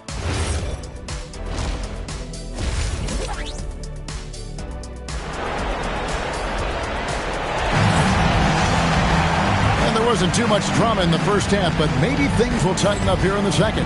Man, we're seeing a tremendous game from LaMelo Ball. And how about the amount he's contributing in the scoring column? Through 2 quarters, he has been terrific. He always wants to be a go-to guy for them. I'm sure he'll be calling for the ball even more in this half.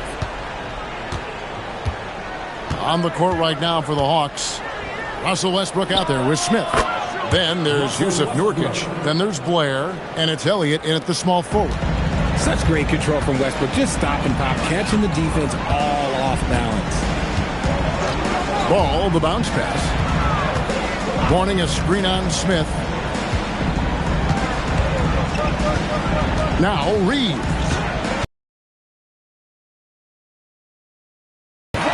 Morning's got 10 points. How many times have we seen a possession like that from them today? Ending with the basket coming off a pretty fast. And this is where Nurkic looks to score, which forces the defense to behave like this. The Hawks shooting their first free throws here tonight. Yusuf Nurkic. 2 shots. The first one falls.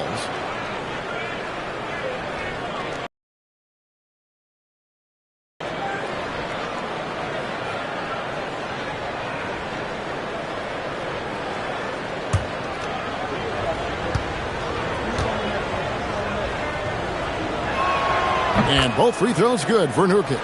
End of the day, you just want to be a solid rotational player. Nurkic's size is intimidating on both ends of the floor. And here's Reeves outside. Atlanta with the rebound. Next step for them, the Knicks coming out here to play. That game is the first and last of their homestand. And count it, the shot is good. He'll go to the free throw line. And the double clutch layup in that situation, that's just him playing to the crowd, guys. And this is his first trip to the line tonight. And last season, he made good on about 3 out of every 4 free throw attempts. And last time I checked, I think that's 75%. Back to Ball over Westbrook. And Ball gets it to go on the assist by Reeves. Reeves has got his 7th assist of the game with that last one. Westbrook scanning the floor. Good for his 6th make in a dozen attempts, shooting 50% with that basket. And you see how eager Westbrook is to make a splash on offense, attacking over and over again. And let's go to the 2K leaderboard to see the teams that blocked the most shots in the NBA last year. The Kings in second. That tells you the kind of strong defense they played last season. It wasn't easy to bring the ball inside against them at all. Beyond the leaning, you could see his feet more set on that screen. Easy call. Look, guys get away with this all the time, but on this occasion, he got caught. From outside, off the mark. Yeah, but they're 3 of 4 to start the second half. Right side, Ball. All sorts of time, and a little luck that time, but it drops. Ball's got 4 points in the quarter. And he can carry a team. We've seen it from Ball before, and we're seeing it again. Smith kicks to Blair. Pass to Elliott. That's a 2 from Smith. It's hauled in by the Kings. Smith's got 4 rebounds now tonight. And with the success they've had rebounding the basketball, they're right where you'd expect them to be, firmly in the driver's seat. Okay, so they've looked energized and focused starting this half, coming out of the break, making 4 out of their first 5.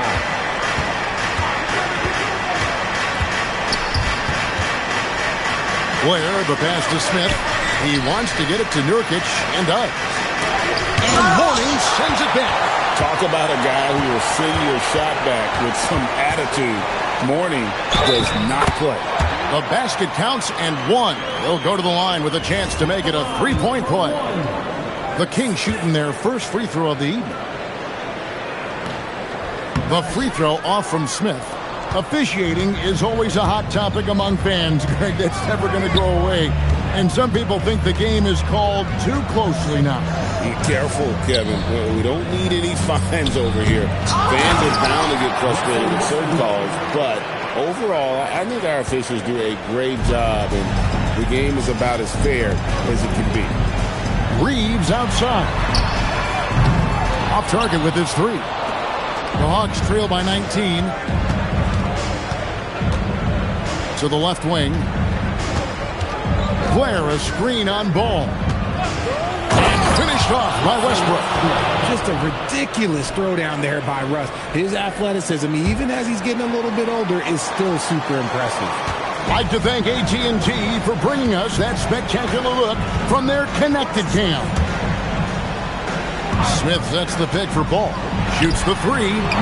It's rebounded by Blair. For Atlanta, they've gone 5 of 9 on field goal attempts since halftime. Elliott kicks to Westbrook. Blair, a screen on Ball. Westbrook passes to Nurkic. Now, here's Blair. Pass to Westbrook.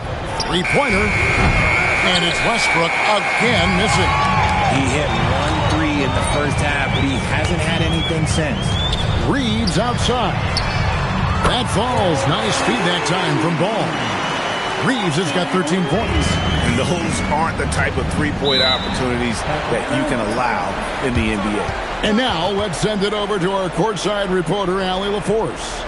Hey, Commissioner Adam Silver talked about tweaking the game. He said analytics take sports in a certain direction because it's a coach and GM's job to win, and they'll do everything they can to do so under the existing rules. It's on us to adjust because we're also looking at the aesthetic appeal of the game. Guys, back over to you. Thanks so much, Allie, for the report. And the Kings making a change here. Johnson's checked in. Then for the Hawks, Boozer comes in for Yusuf Nurkic. And it's Rush in 4, Elliott. Smith finds Westbrook. Blair, the screen. Back to Smith. 3-pointer. The Hawks again can't hit. Reeves the pass the ball. Granger outside. Mourning with the screen. Clock at 6. Shoots it. And the Kings check on 2 more. His shooting has been outstanding. Definitely one of the reasons they're up in this game. Blair, the screen. Pass to Smith. From past the arc. Drops in the tray. Smith's got his second bucket of the game to go. An absolute sharpshooter. J.R. Smith always rises with confidence. Morning. Rebounded by the Hawks. Blair's got his 7th rebound here tonight. Well, Gabe Vincent is a combo guard, RJ, who provides stability at both ends of the floor. Gabe's a smart player. He's comfortable playing on or off the ball. And he's a tough defender who can guard at the point of attack. Nothing just seems to be bouncing his way today. Mama said there'd be days like this. They have missed his production. I like the intention, the focus, finding a way to make it work inside. Boozer a screen on Reed. Smith finds Westbrook. Oh, good on the three. And the defense dodged one right there. Not the guy you want to leave open. Reeves the pass to Ball. And the three off target. And close to making the defense pay for the lax coverage that time. 5 seconds separating the shot and game clocks.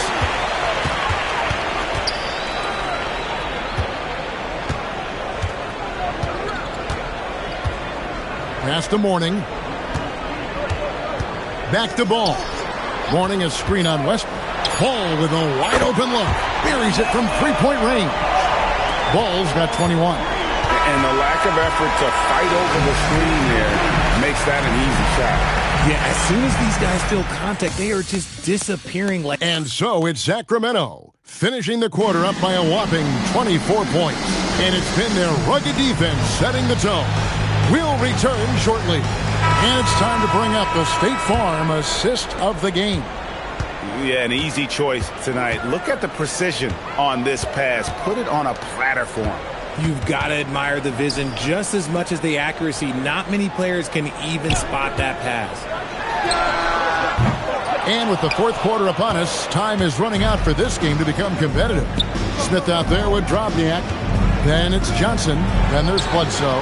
And it's McDaniel at the 2-guard. So that's the 5 in the game for Sacramento. They have been board dominant in this game. That's definitely been a factor in cracking. Grab the board. What's up? Oh, get in. And one. What's up? Oh, yeah. Let it fly. Keep letting it fly. Pull. Screen coming. Don't wait. Watch the pick. Pick coming. Watch Grizz.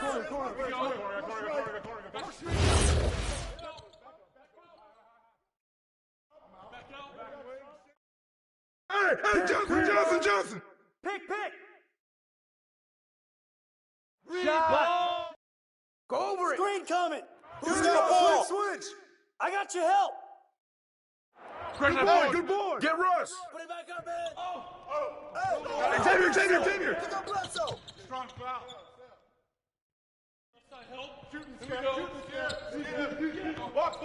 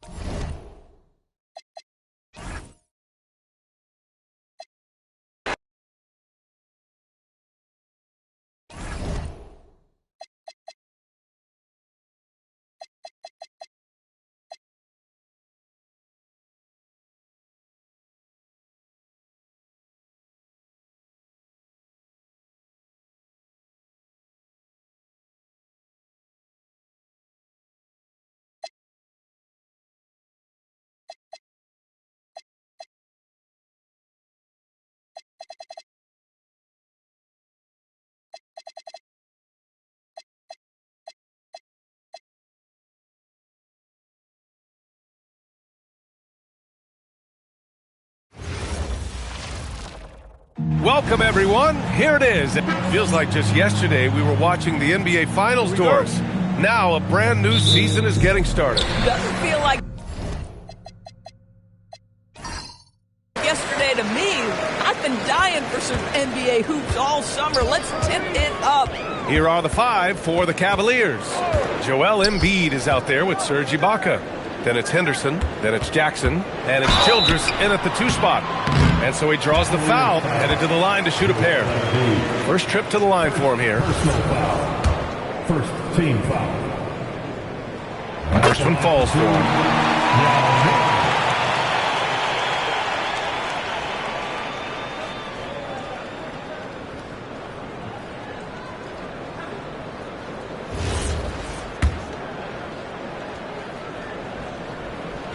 Good on both. So critical that your big men be able to shoot free throws at a high rate. Pass to Childress. Back to Henderson. Three-pointer. Knocks it down from distance. Oh, good 3-ball by Henderson. Now, this is the part of his game that he wants to keep developing. Maxey with it. Here's Kukoc. Clock at 6. Here's Christie. The rebound by Embiid. Here in the first, a little over a minute played so far. Here's Jackson. Henderson for 3. And he can't get that one. Here's Kukoc. Pass to Leitner. It's stolen by Henderson. Jackson outside. Back to Henderson. Ibaka with a screen on Maxey. Henderson for 3. That doesn't go either for Henderson. Henderson's gone 1 of 3 shooting so far. Leitner passes to Maxey. Outside Christie. Fires the 3. Drains the triple. Yeah, just an outstanding find by Maxey. More than willing to give it up to open teammates. Jackson outside. And the first quarter of action, 2 minutes in. Outside for Henderson. Ibaka with a screen on Maxey. 4 on the clock. Shots good by Henderson. And just slippery with the ball in his hands. Henderson will dissect you off the dribble. Here's Christie. The rebound by Embiid. For Cleveland, they've gone just 2 for 4 from the floor. To the middle. Here's Ibaka. Uses the glass on the layup. Oh, how about the dime? You love that unselfishness. Portland trailing here. And here's Christie. Outside Maxey. This one for 3. The rebound by Embiid. Here's Childress. Defended by Christie. Childress passes to Jackson. Here's Childress. Shoots. That won't fall. Can't drop his first one. And that closeout certainly made a difference. Well, no question. He altered that shot, and most of the time, that's just as good as blocking it. Boy, just a tough time making shots. Only 1 for 5. They just need to settle in here.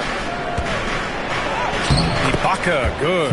Well, how about the frame and the concentration of Serge Ibaka? What an interior finish that was.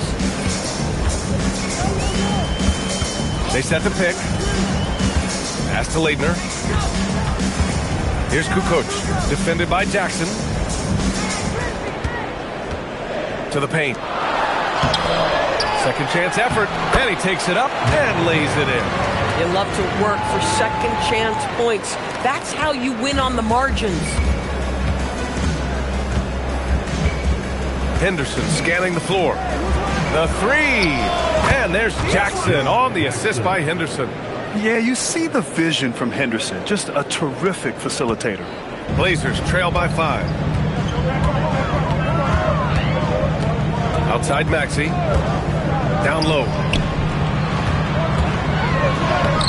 Yao, good. Yao's got 6 points. Well, right to the rim. If there's a size advantage, you attack immediately. Here's Childress. Still without a bucket. Embiid a screen on Maxey. To the inside. Embiid gets the bucket. 2 strong points from Embiid. His M.O. is to own the painted area. Portland has gone 1 of 2 from three-point land so far. Pass to Kukoc. The three is up. Gets the three to fall. Don't want to let him get into a rhythm from out there. And so Henderson will bring it up for Cleveland. And so now a timeout called by Kenny Atkinson. Coach probably just checking to make sure everybody's on the same page here. And some changes here for Portland. Springer, he's checked in for Christie. And quickly subbed in for Maxey. And the Cavaliers making a change here.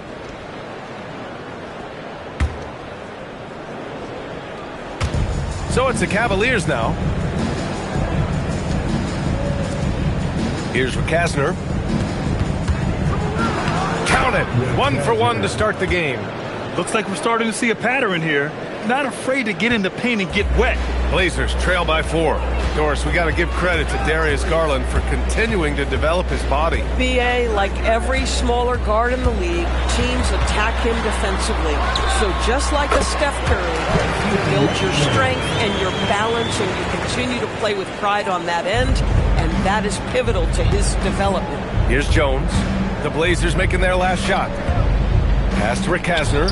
The three is up. And the shot's off. 1 for 2 in this one. And you never want to give a shooter like him a clean look. There's 47 seconds left in the first quarter. Here's Yao. He nails it. And we're tied. Yao's got 8 points. There's 42 seconds left in the first quarter. Now here's Jones. Yet to see a basket. Pass to Ibaka. Again, Cleveland scores. Well, a little bit of assertiveness from the native of Congo. Serge Ibaka has the green light. We've got 22 seconds left to play in the first. Yao. And he finishes. That makes him 4 out of 5. Attacking in the painted area. Clearly that was their game plan coming in. Outside Jones. Ibaka with a screen on quickly. Jackson outside. No good with the triple. It's all tied up in Portland. Let's take a quick break, and then it's on to the second quarter after this.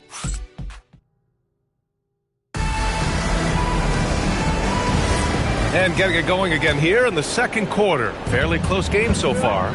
And what stands out to you from the Trailblazers in this one? Well, it's pretty obvious. I mean, cashing in on extra opportunities. That's how they built this early lead. Yeah, the defense hasn't been there. They are getting hammered on second chance opportunities. On the court for the Cavaliers. And it's Causwell in at the 5, roaming the paint. Stolen. Now the Blazers moving it up. Here's Bowen. And no good. Had a chance to take the lead. Well, the Cavaliers' shooting has been great. 57% and finding ways to score consistently. Boy, he'd be the first to tell you that is a shot that we expect him to make. Inside. Here's Najee. Deflected. Starting the second quarter, about a minute gone. Pass to Rekasner. Off target from outside. The Trailblazers have got none of their first 3 shots to fall so far in the second. Quickly, passes to Gatling. Here's Najee. No points so far. The 3 from Quickly. The rebound by Malone. Here's Micic. Guarded by Quickly. Pass to Rekasner from downtown. Portland grabs the miss. And after this one, they're at home against Philadelphia. It'll be the second of 3 straight games on their home floor. Quickly outside. Here's Gatling. 6 on the shot clock. Here's Springer. A good-looking shot from the wing. We haven't seen many buckets like that one. These teams have struggled to dial in their shooting. But you have to appreciate the defensive battle for sure. Both squads struggling on the offensive end. We call this grit and grind. Jackson outside. Henderson against Maxey. Henderson misses. Portland leading. To the inside. Yao, good. Yao's got 12 points. When they get their opportunity to punch it inside, they don't hesitate. Let's go now to the sideline and catch up with Allie LaForce. Thanks a lot, guys. Tyrese Maxey, a late first-round pick back in 2020, but he's become an all-star. He said, quote, "I've always had that chip with me from day one. I had to earn everything I got from a basketball perspective and make a name for myself. I try hard to foresee and envision this." Back over to you, Brian. The drive for greatness. All right, Allie, appreciate the report. This is why you put the ball in his hands. An accurate pass hitting a moving target. The Cavaliers trail by 4. Pass to Anderson. Henderson outside. Just under 3.5 minutes played here in the second quarter. Shot clock at 6. Jackson for 3. Pure from three-point range. He has 6. Well, when we talk about what it takes to win a championship, star power is often the first thing mentioned, Doris. Well, B.A., we know that talent is what wins basketball games at any level. There's no question. You need one star, and more often than that, at least another. But really, overall roster construction is critical. Maxey surveys. Nice D from Henderson. And here's Henderson. He'll bring it up for Cleveland. And he lobs it up to the rim. Here's Kukoc. Outside Maxey. Down low. Oh, stolen by Embiid. And pushing it up. Here's Cleveland. Jackson gets the bucket. Jackson's got 5 points in the quarter. And the lead just keeps changing hands. 5 times already. And we still haven't gotten out of the first half. Maxey passes to Yao.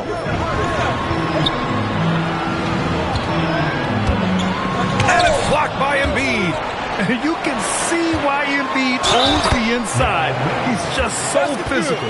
Well, guys love to score, but the differentiator is, can you do it at an efficient clip? And right now, that's what's happening. And a closer look here at the scoring breakdown for the Trailblazers. Well, hey, guys, I mean, can we talk about how unselfish they've been? Just racking up the assist numbers, moving it around with great precision. And they've also shown dominance in the paint so far tonight, really putting the work in down low. Down to 5 on the shot clock. Embiid, a screen on Christie. Childress, the three-pointer off the mark. Portland has gone 0 for 3 from deep to begin the second. Grant, the thing about Jaylen Brown, he doesn't need a lot of space to get his shot off. You know, B.A., he has a quick release and rises high on his jumper. Has a great up fake and can stop on a dime. Usually all the space he needs to find his shot. And so now a timeout called by Kenny Atkinson. And we might see some changes. Coach potentially looking to adjust. 1:36 left in the first half of this one.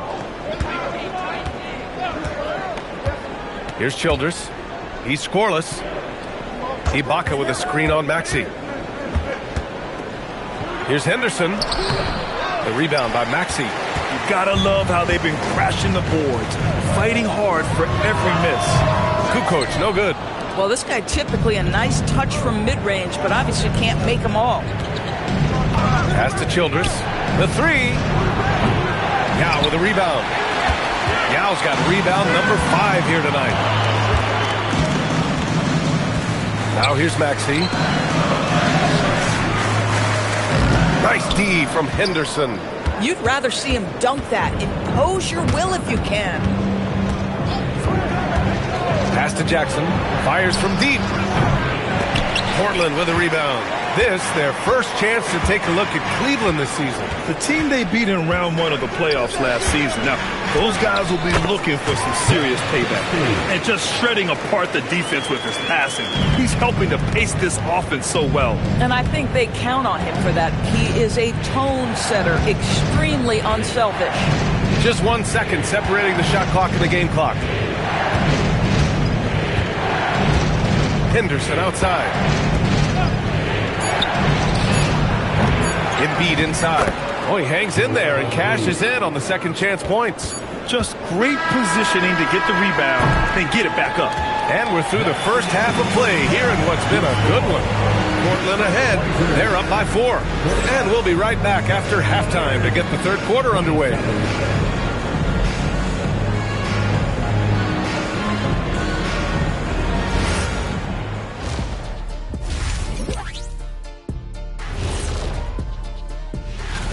Let's talk about our winner from the Western Conference. Finally, we're giving props to a big. Enough of these little dudes winning MVPs. Let's get back to our game featuring Portland. That first half was pretty even. I like what they're doing. Playing with physicality. They've worked hard to get. And that is going to do it for us.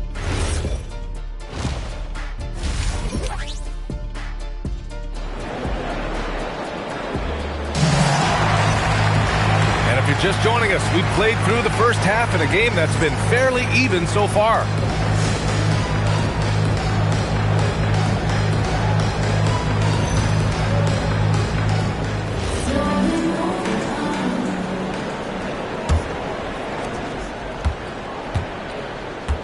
They've got Tyrese Maxey, and it's Kukoc in at the 3. That's the group starting the second half for Chauncey Billups. Pass to Ibaka. Back to Henderson. Three-pointer. Knocks down the long J. Henderson's got 10. Yeah, he's so quick to react. Henderson has the shot lined up before the ball. Fade away. Hasn't gotten one to fall yet. Henderson for 3. Portland with a rebound. Kukoc has got his 4th rebound in this one. Maxey passes to Leitner.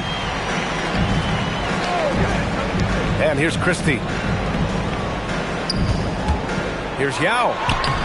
It's rebounded by Ibaka. Now here's Jackson. Tight defense on him. Ibaka with a screen on Maxey. Henderson for 3. That doesn't go either for Henderson. And Maxey's got the ball here for the Trailblazers. It's a 1-point game. Third quarter here, over a minute and a half into it. Takes the 3. Portland again missing.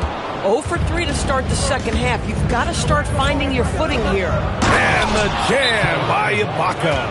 And how about Ibaka getting off the floor for that dunk? What a great finish. And so timeout called by Chauncey Billups here. He'll take the opportunity to regroup.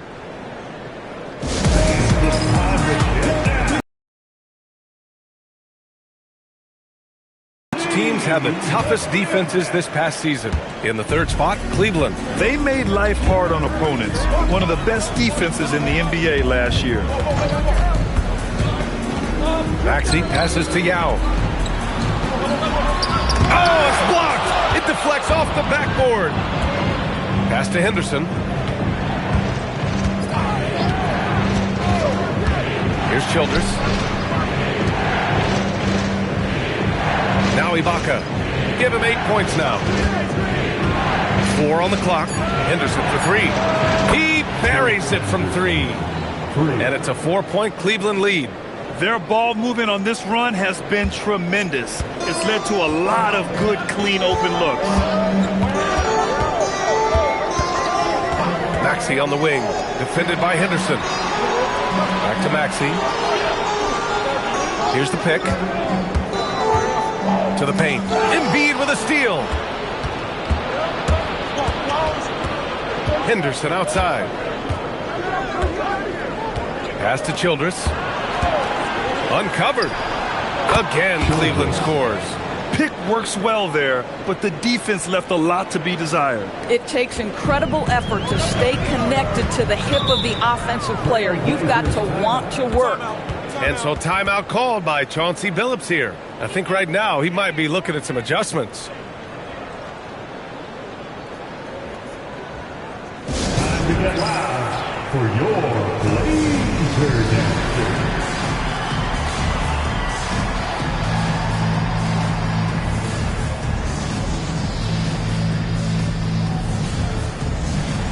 Give a big round of applause to your Blazer Dancers.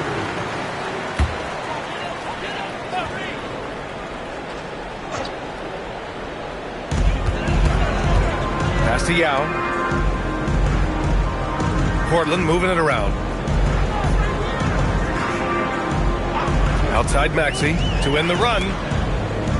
6 to shoot. Now here's Christie. The Cavaliers pull it in. Embiid's got his 8th rebound here tonight. Here's Childress. Jackson outside. No good on the triple.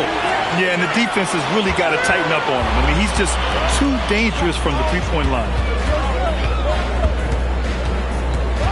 Henderson against Maxey.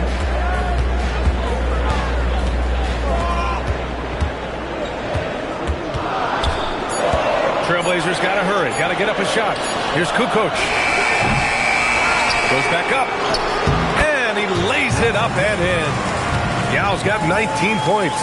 Well, this is his bread and butter, folks. You know he's going to be hounding every missed opportunity. And so now a timeout called by Kenny Atkinson. He might have seen something and needs to review with his guys. For your Trailblazers set team.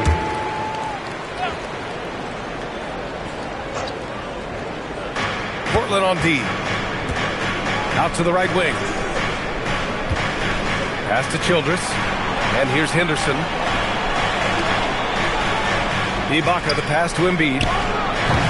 Cleveland again missing. Blazers trail by 4.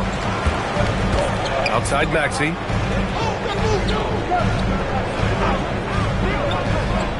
To the middle. Here's Leitner. Shoots over Embiid. Shot is good by Leitner. Time and time again, they're creating good looks from close range. Tipped. Outside Christie. And it's Portland scoring again. This team looks to him to score the ball. They feel good when he's taking the shots.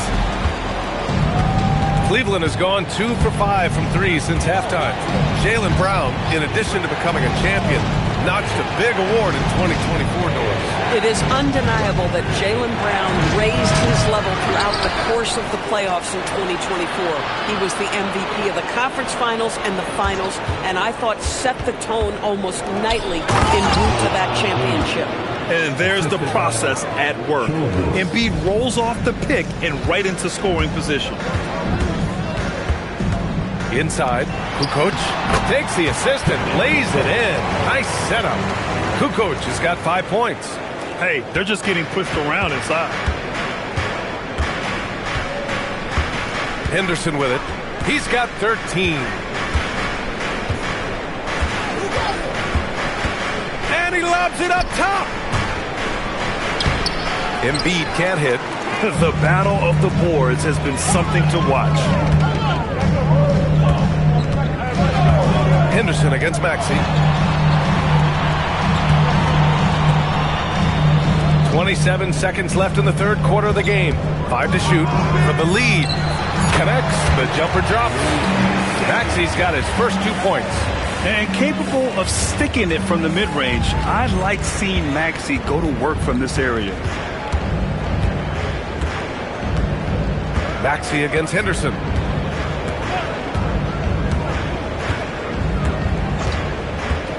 From outside the arc. That one no good. 3 quarters of play and a close one here. Portland ahead, up 2. Don't go anywhere. The final quarter is coming up next on 2K Sports.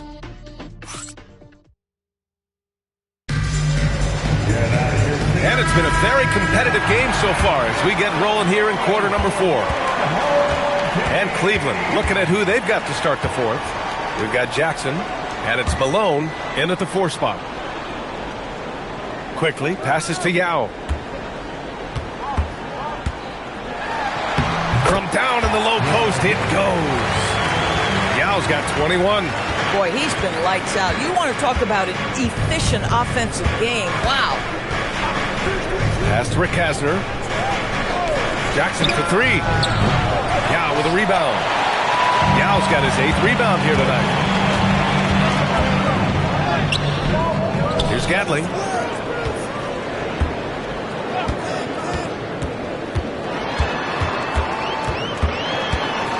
Springer passes to Bowen. Shoots over Jackson. Bowen can't hit. The Cavaliers trail by 4. Jackson outside.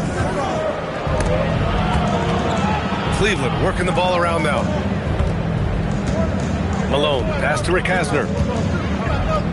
Jones from outside. Portland with a rebound. Quickly up top, defended by Jones. Pass to Springer. And there's a pick. Down low, deflects the pass. Here's Bowen, tries it from 19. The rebound by Malone. Malone's got his 4th rebound in this one. Things just don't seem to be clicking for them offensively. Yeah, they really need to find a way to get back on track. Jackson outside for 3. Now with a rebound. Portland leading by 4. Back to Quickly. And he takes the feet in stride and slams it home. How about the vertical Emmanuel Quickly is showing you right there? That is tough. Jones against Quickly. Pass to Jackson. They set a pick to get back on track. Portland with a rebound. Yao's got 11 rebounds in the game. After hitting a couple of threes in the first half, he hasn't had much going from distance. Here's Springer. Nails the 16-footer. And now it's an 8-point Trailblazer lead. Boy, that's as wide open as you're going to get. The defense needs to lock in and be better than that. Jackson surveying the D. That doesn't go either for Jackson. It's clear he's totally out of sync. The team needs to rethink its strategy around what to do with him. And here's the upcoming schedule for the Cleveland Cavaliers. On Tuesday, they'll be playing the Clippers in Los Angeles. And then on Tuesday, and for their matchup with the Celtics, that will be their 4th outing in this young season. Coach will want to have this team starting to build a rhythm by then. And let's send it over to Allie LaForce. During that break, Coach Chauncey Billups had some advice for the team. And they told their team, no easy threes. Let's guard that arc. Don't let anyone get an open look. With the lead, they want to close this one out with their perimeter defense. Back to you. Great work, Allie. Thanks. No one covering. They are unconscious from outside. And so far, the defense has had no answer. Well, that's the whole point, isn't it? If you space the floor well enough, it's almost impossible for the defense to account for everyone. Pass to Kukoc. Puts up a 3. The Cavaliers pull it in. Embiid's got rebound number 9 now. What an effort here tonight. From behind the arc. The rebound by Maxey. Maxey's got 4 rebounds now. To the inside. Oh, deflected. Yao, good. Yao's got 4 points in the quarter. Boy, his scoring has been a huge part of their success here. But this is not new, right? We come to expect this every night. Henderson! The 3 is off. Portland leading by 8. Outside Maxey. Here's Bowen. Oh, the feathery touch. Dropped it right over the rim. The D hasn't been quick enough to react to the ball inside. That's helped cause this run. Portland making a switch here. All right, guys, the stats here. The scoring breakdown for the Trailblazers. Yeah, what stood out to me was their passing. They moved the ball effortlessly and have been able to find those holes in the defense. And they've also been successful running their offense through the post. They're making the defense respect that interior threat. Now Portland with it. They're on a 12-3 run. Henderson against Maxey. Oh, got a piece of it. Embiid with a steal. 2 minutes in the game. There's a minute 59 left in the final quarter. Oh, no good. I mean, I guess you can appreciate the confidence, but his three-point shooting has been brutal this half. Here's Yao, defended by Jackson. That's in! Their offense has been unstoppable, just firing on all cylinders. And at this point, it is their game to lose. They've done such a good job building the lead.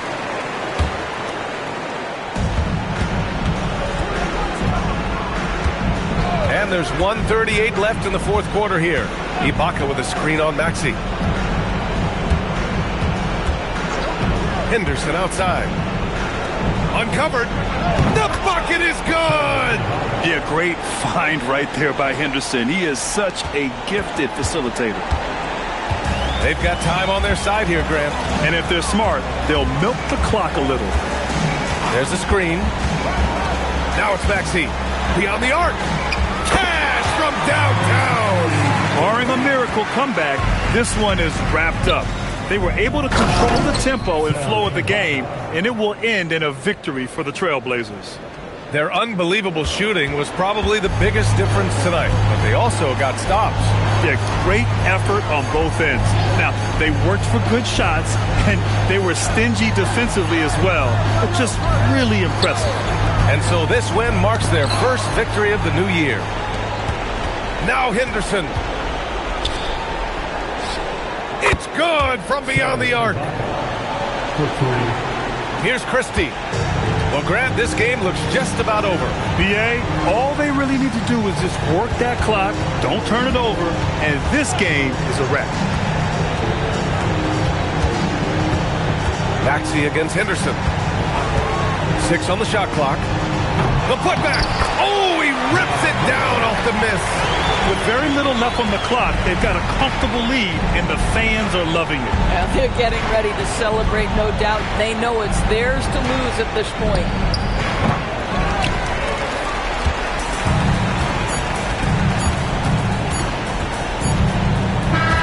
So it's the Trailblazers winning this one easily. A clean win, and one where they clearly showed better energy. Yeah, so true. They put on a show here at home, and I really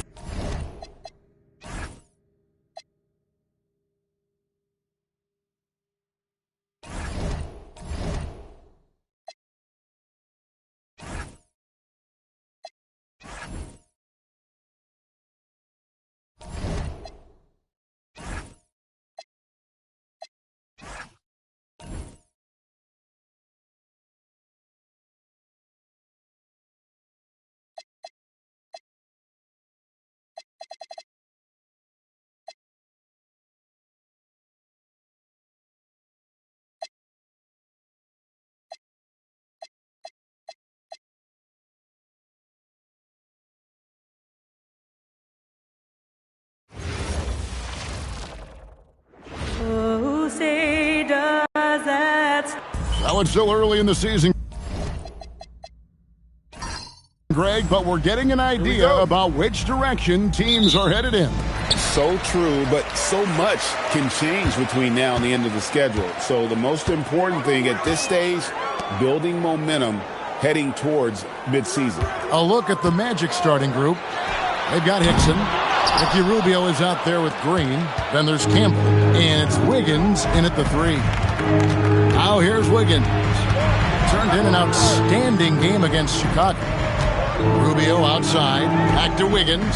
And here's Green outside. And out of bounds as the Heat gain possession.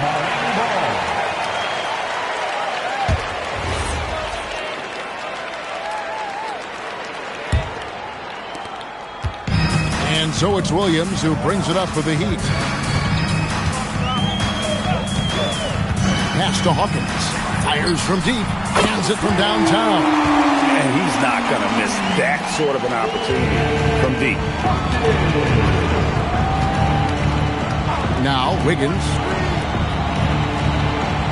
Hickson sets the screen for Wiggins. And Hickson throws it down. It's an improving skill for Wiggins, moving the ball, but he's focused on improving that aspect of his skill set. Now here's Williams. What a tremendous game he played against Houston. Here's Hawkins. Off target from three-point range. Hawkins has gone 1 of 3 shooting so far.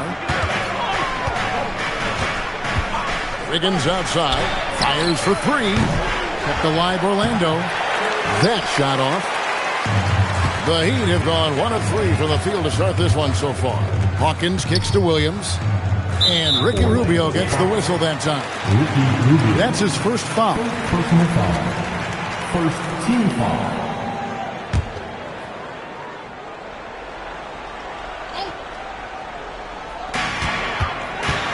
Williams finds Gordon. Back to Williams. 6 to shoot.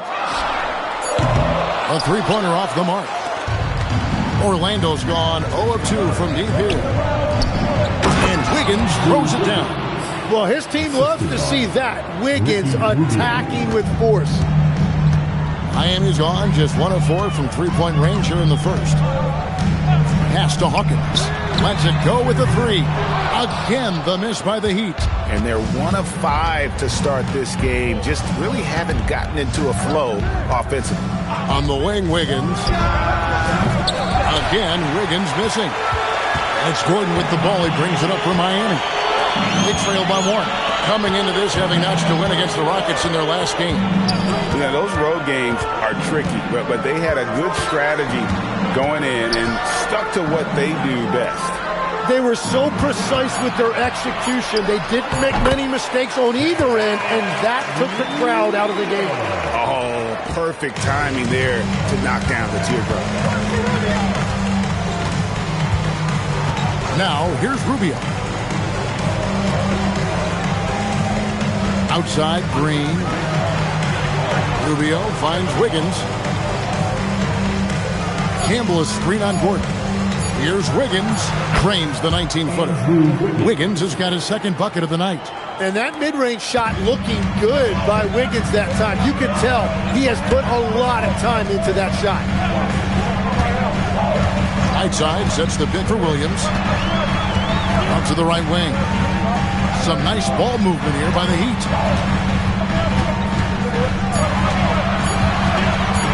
Shoots from the line. Campbell grabs the board. Campbell's got 5 rebounds tonight. Rubio against Williams. Rubio misses.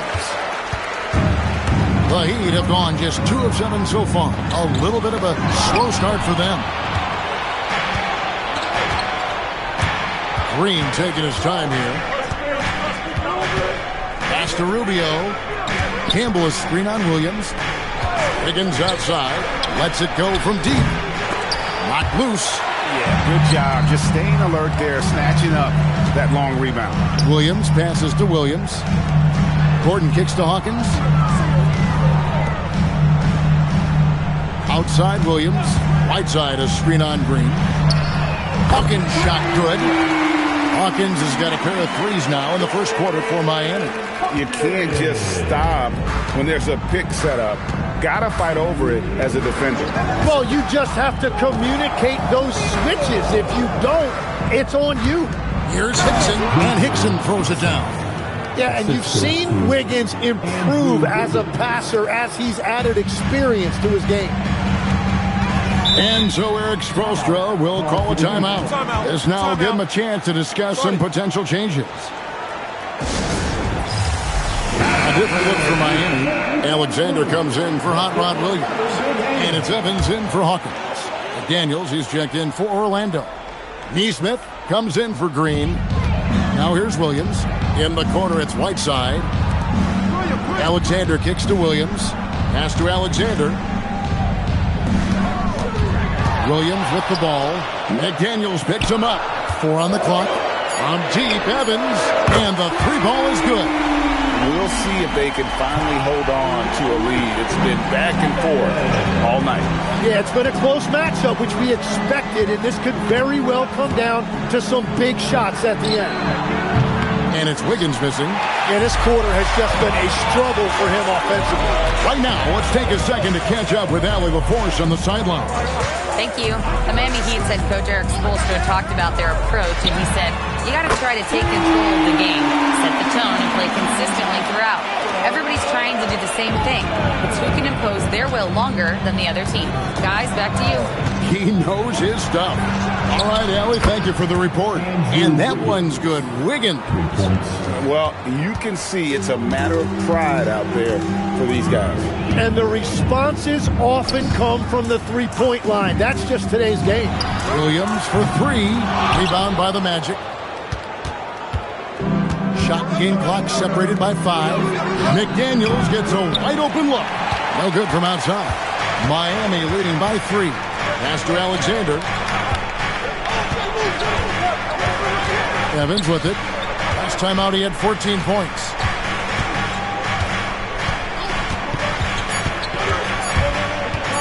The baseline J. No good on the last second attempt there. 1 quarter in the books, and it's been a close one so far. It's the Heat up by 3.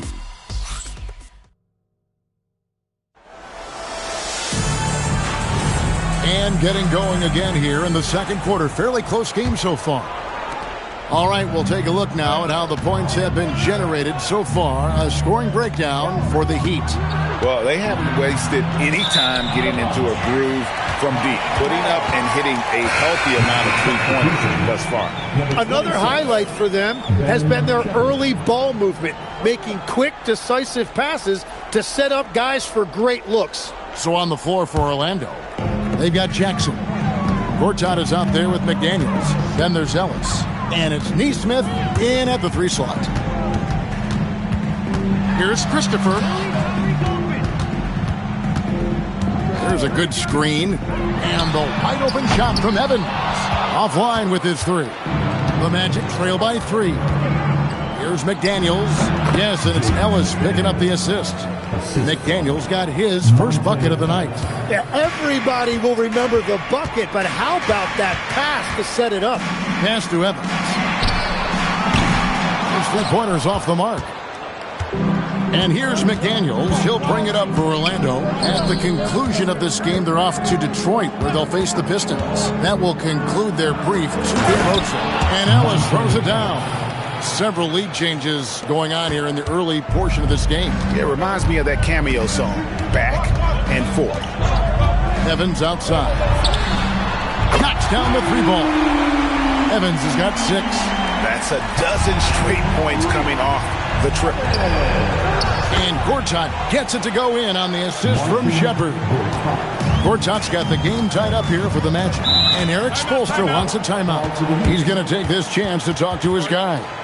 You know, Greg, a lot of the best scorers do what's called hunting, looking to create contact with the defender that they've zeroed in on.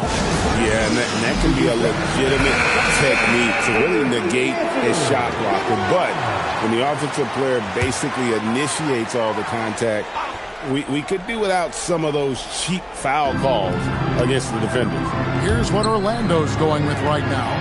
J.J. Hickson, he's checked in for Gortat. Wiggins comes in for Aaron Neesmith. And it's Green in for Shepard. They grabbed their own miss. Ashik with the bucket. Well, that's just a mistake on defense. No one got a body on it. The Magic have gone a nice 3 of 3 to start the second. Wiggins outside. The 3. Rebound Ashik. The Heat have gone 2 of 5 from the field here in the second quarter, shooting 40%. Over in the corner, Williams.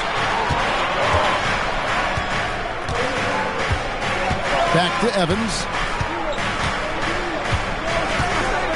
Outside Williams. Here's the 3.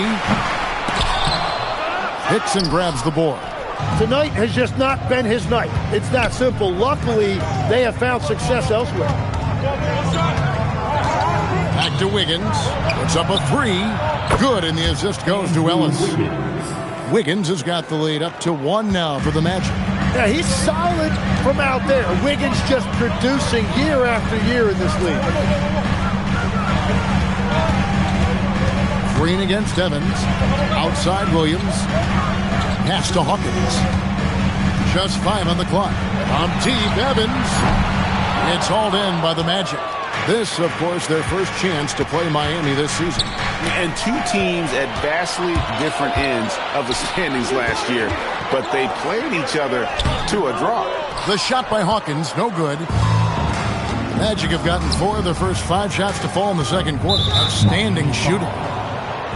And so the timeout by Jamal Mosley here. He's ready to talk things through with them. And coaches looking to seize every advantage, maximize every possession.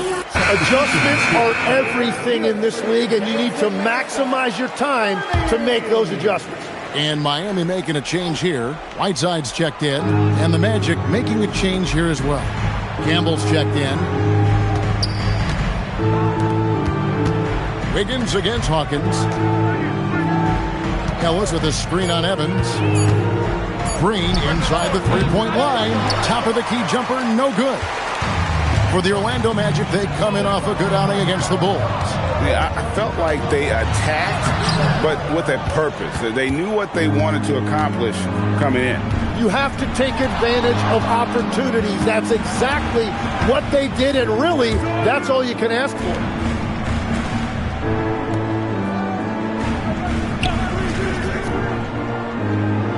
Here's Hickson over Williams.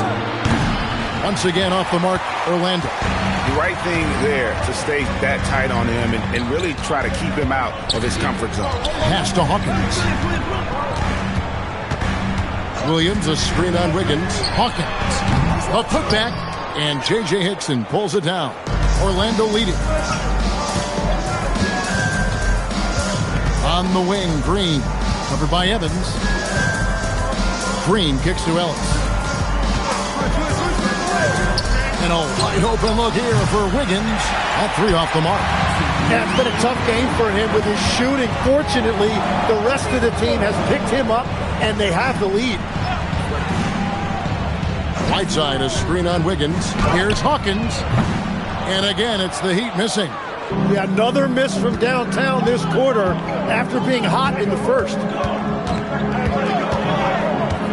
Wiggins outside. Yes, and it's Ellis picking up the assist. Ellis has got 3 assists tonight. Well, that's 1 in the first, and now here's his second in this quarter. The defense might want to run him off that line. And Eric Spoelstra wants a timeout. He's going to take a minute here to get things straightened out.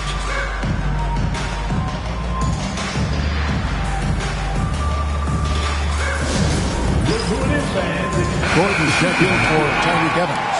Time to change for the Magic. Rubio's checked in.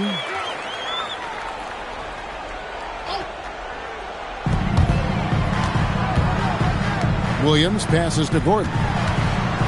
Now Williams. And here's Hawkins. He has 6. Shot clock at 6. And it's Gordon missing. 1:05 left in the first half of basketball. Higgins outside.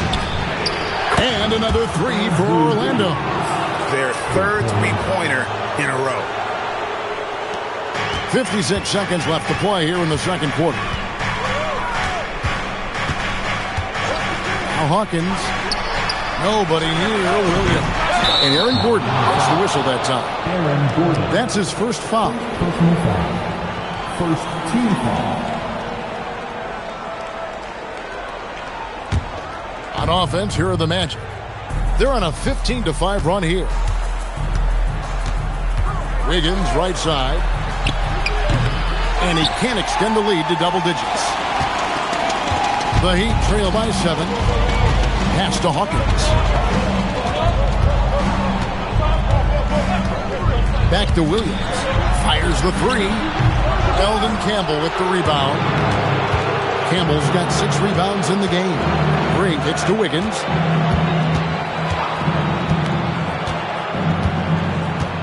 Campbell is screen on Gordon. A three-pointer. Wiggins. No good with the layup.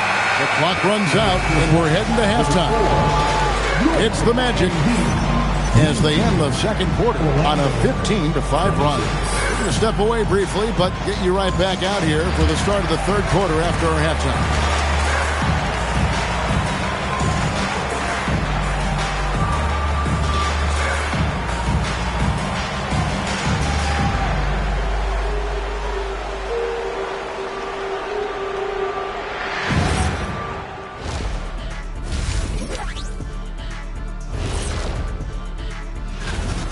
Hey, living in the paint is good living. Take it from me.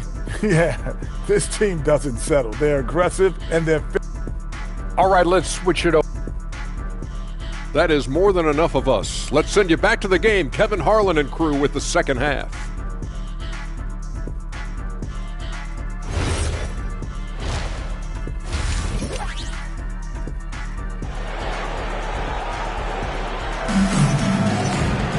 And if you're just joining us in this one, first half is in the books, 1 half to go. You look at Andrew Wiggins in this game, he's been everywhere. Well, through the first two, he has been nothing short of a marksman from deep. And this offense continues to find him in his sweet spots from deep. Here's Rubio. Hawkins is out there with Williams. Then there's Whiteside. Then it's Williams. And it's Gordon in at the 3. So that's who Eric Spoelstra starts the second half with. That is just a careless turnover. You've got to be smarter in those exchanges. The Heat trail by 7. Outside Williams. There's the screen beyond the arc. Offensive rebound. And at this point, the defense is daring him to shoot. Rubio outside. And too much time in the lane. They get called for the 3-second violation. With this break, let's show you the teams that led the league in assists last year.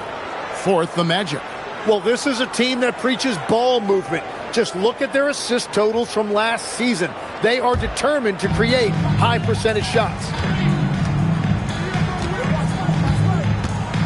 Now here's Williams. Pass to Hawkins. Off target from outside. Rubio with it. Dixon a screen on Williams. On the wing, Wiggins. A shot. That's in. Coming off an assist from Rubio. Wiggins has got the lead up to 9 now for the Magic. Some tough offensive sets. They want to turn it around. Yeah, right now you just need a bucket to get some momentum. Williams sets a screen for Williams. On the wing, Williams. Pass to Hawkins. Now Gordon. Again, the miss by the Heat. And out of the gates here in this second half, they have not started well. 0 of 3. Wiggins passes to Green. Magic moving the ball around. Stolen by Gordon. Oh, and a fast break for the Heat. Williams with the ball. Guarded now by Rubio. Up it goes, and the Magic lead is cut to just 7 on the basket from Darren Williams. They finally got one to go, but not until they missed 3 straight to start the second half. And so the timeout by Jamal Mosley here. He made the decision to huddle up with his guys and talk about strategy. Now a moment to see the stats for Wiggins. Last season's performance for him. And he was also extremely dependable behind the three-point line, finishing the season among the top 20 in three-point percentage. And back to his points per game average last year, he literally propped up the team's offense whenever they needed it. Into the third we go. 2 minutes in now. Back to Green. Gordon against Wiggins. Down to 5 on the shot clock. Drains it from beyond the arc. Wiggins has got 5 points now this quarter. Well, Wiggins always has had the potential to be a threat on any given night to put up a huge number. A consistent scorer who can raise his level of play. To the right side. Outside Williams. Williams a screen on Wiggins. Gordon for 3. It's hauled in by the Magic. Hickson's got 7 rebounds in the game. And they've got a big lead, not just on the scoreboard, but really in the rebounding numbers as well.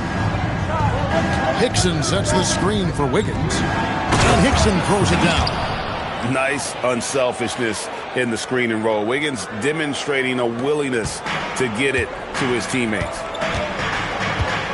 Pass to Hawkins. There's a screen by Williams. The shot by Hawkins, no good.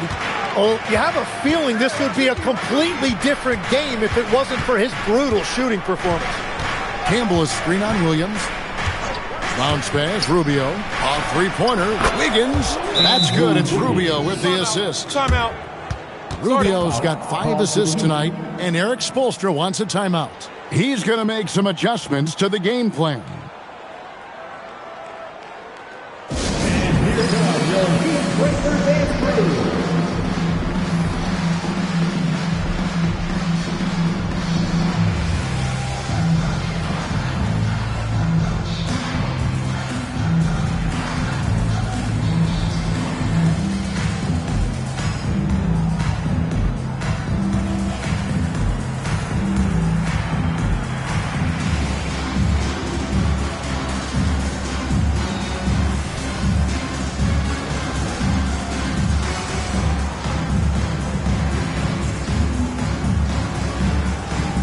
Aaron Neesmith has checked in for the Magic. Tim, when you think of the players, which players come to mind as setting the bar for a high basketball IQ? LeBron James certainly at the top of the list. Nikola Jokic, I would put Luka Doncic in that category as well. IQ means you have the ability to understand defenses and where your four teammates are at all times. And for some it's natural, and for some they've probably got to work at it, correct? You got to work on it, but I think it's critical if you really want to separate yourself from the rest of the pack. And it's Gordon missing. And they just can't find a way to end this thing. Nothing falling right now. They just need a spark. This is when your leaders have to step up. And it just seems that every pass they make is leading to a score. Just great ball movement. They need a bucket in a big way here to regain some confidence. Pass to Beck. Hits the jumper in space. Beck's got his first points of the night. Wow, what a pass there. He made that a very easy basket with that setup. Green passes to Rubio. Over to the wing. And here is Neesmith. Pass to Rubio. Takes a shot at the elbow. Here's Campbell. And contact on the shot, so he'll be shooting free throws here. Growing up in Inglewood, in the shadow of the Lakers' home arena, Eldon Campbell had NBA dreams. Great to see this young man in the league.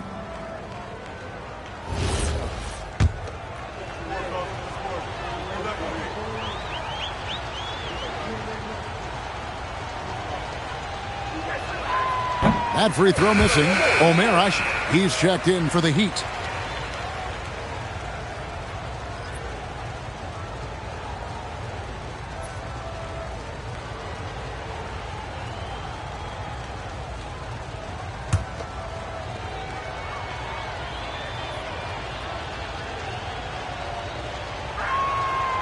Second free throw, no good. We all hear about AI in the workplace, and I don't mean Allen Iverson, although we could put him in the workplace. Greg, now teams are using computers to break down the action. Yeah, able to use camera tracking to assess credit and blame, right? So maybe the little things in winning plays that went unnoticed, they won't be overlooked much anymore. Back to Neesmith. Hickson kicks to Rubio. Outside, Green. It's tipped. Oh, and a fast break for the Heat. Pass to Gordon. And it's Gordon with the finish. And we've seen Gordon in the dunk contest before. He enjoys showing off when given the chance. What a great look here at this tremendous move from our AT&T Connected Cam point of view. And so the timeout by Jamal Mosley here. He's going to have a discussion on the sideline. Yeah, they needed to call one there. They're forcing the issue, and it's leading to ugly turnovers. So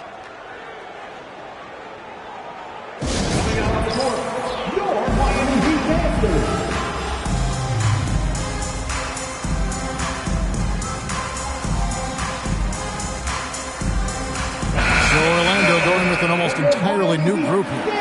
Gortat's checked in for Campbell. McDaniels comes in for J.J. Hickson. Wiggins is checked in for Danny Green. And it's Ellis in for Ricky Rubio. Wiggins surveying the floor. Pass to Ellis. Gortat with the screen for Ellis. Shot clock at 5. And that one, good. And even stronger second half. Tremendous efficiency at the offensive end of the floor. Evans outside. We've got 28 seconds left here in the third quarter. Williams can't get it to go. Yeah, and they've shown effort and aggression in the paint, really right from the tip. Their rebounding edge right now, massive. Wiggins outside. Back to Ellis. Takes a three.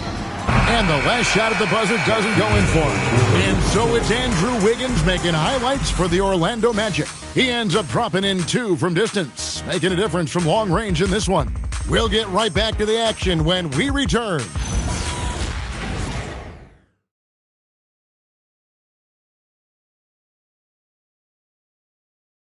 And let's take this chance now to show you the State Farm assist of the game.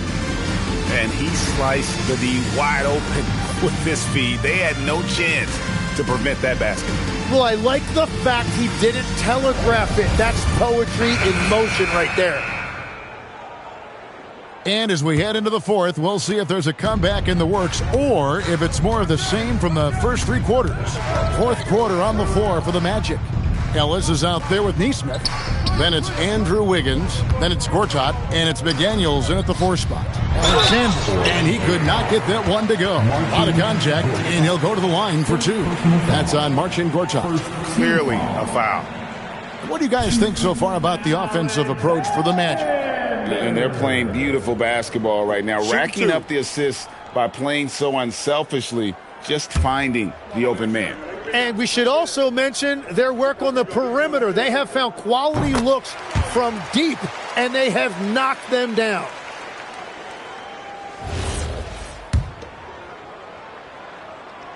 So he makes 1 of 2 as the second one misses. Magic leading by 16. Fires for 3. Ashik pulls it in. Here's Christopher. Gortat covering. Pass to Christopher. Ashik with a screen on Gortat. Christopher, the pass to Evans. And he gets it to go. Well, what a steady presence offensively and a very difficult player to game plan for. McDaniels outside. He's looking for Wiggins and finds him. It's hauled in by the Heat. Ashik's got 4 rebounds now tonight. And he gets the whistle for the 3-second call. And here's the upcoming schedule now for the Miami Heat. On Monday, they'll begin a road trip starting in Chicago against the Bulls. And then on Friday, they're off to Oklahoma City to face off with the Thunder. And, you know, nobody loves playing on the road, but it does offer a good chance to see exactly what your team is made of. This team is going to find out a lot about itself over the next stretch of games. Here's Gortat. 11 feet away. It's hauled in by the Heat. And that was almost a block. Still did enough to alter the shot. He didn't quite get a hand on it, but he did enough to affect the miss. Here's Ashik, and Ashik throws it down. That's what he gives you, a big-time presence on the glass. And you know what, Greg? Once he gets his hands on it, he's not even thinking about kicking it out. Well, defensively, you've got to put a body on him. That guy will ruin you on the offensive glass. And Jamal Mosley has called timeout. There was no hesitating. He wants to talk to the team right now. Both teams will make substitutions. Let's go to the sideline and see what Allie LaForce has dug up for us. Allie, take it away. Hi, guys. Well, Jamal Mosley was just reviewing the plan with his team. He said, keep it going, guys. Ride this wave of momentum. We're playing great right now, but we can't let up. Guys, back to you. Thank you once again, Allie. Ellis can't get it to go. The Heat trail by 12. Here's Fox. Pass to Williams. Now Eldama. Now Fox. Covered by Wiggins. Here's Christopher. No good there, and that would have cut it to single digits. +8 in the rebound differential. One more reason why they're in control. Campbell is screen on Williams. To stop the drought, Ellis kicks to McDaniels. Pass to Wiggins. Good, nice job down low. 26 points for Andrew Wiggins. No doubt about the consistency when it comes to scoring the basketball for him tonight. A real nice lift for their offense. Right side a screen. Back to Aldama. Fox passes to Eldama. They set the pick. Here's Christopher. And it's Orlando with the rebound. Yeah, he's got to be mad at himself for missing that one, especially considering the defense didn't really affect him. Pass to Campbell. Some nice ball movement by the Magic. Pulls up enough on that one as it misses. That's a shot he's got to hit. You don't get many looks better from that range. Fox dishes to Williams. Here's Christopher. Again, the miss by the Heat. Well, he is fighting through it right now, still looking to get his first make of the quarter, but it's been an ugly start. Campbell is screen on Fox. Big time jam. He was ready to receive and deliver. And that's exactly the type of pass we expect from a guy with his vision. And timeout is called by Eric Spoelstra. He has decided it's the right time to talk. And now it's time for our presentation of the player of the game, Andrew Wiggins. And what an amazing ball game we've seen from him. It's been a one-man show worth the price of admission all by itself. There wasn't anything he couldn't do on that court tonight. On the road, in a tough atmosphere, he's taken on the role of star tonight. If one of their other players came up short, he picked up the slack to make sure they'll be walking out of here with a win. Crosses over, and he hits the jumper. And how about the move he made there to come up and get himself clear in the lane for the deuce? If they want to, they can milk the clock just a little bit here. Yeah, that's the best option. Now Williams. And here's Whiteside. 11 feet away. The shot misses. Rubio outside. Now Wiggins. Here's Rubio.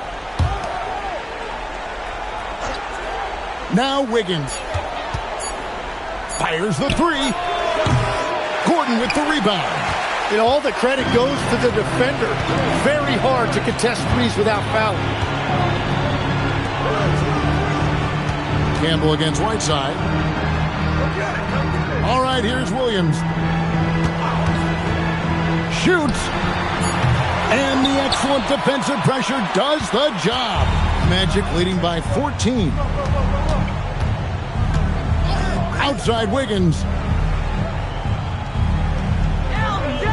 Tim, as we look at the area of modern medicine, isn't it amazing how it's helping extend playing careers? Yeah, it's really incredible, Kevin, how these procedures now are so much less invasive. Guys come back sooner and they're able to play longer. Just look at Klay Thompson gifting his 2022 championship ring to the doctor who performed his Achilles surgery. Now that's the kind of impact these doctors are having. It really is amazing. Outside Wiggins from deep. That's in, coming off an assist from Rubio. Finishing strong. This is how you want to close things out. Yeah, any thought of losing this game has been put to bed. Williams for three. Good!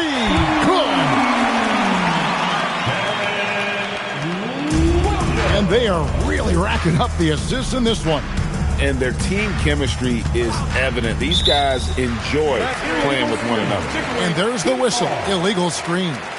Beyond the lean, you can see his feet more set on that screen.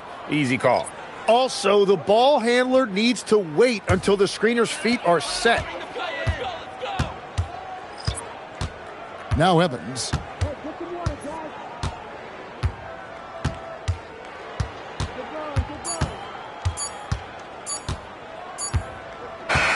And so it's Orlando taking this one by a big margin.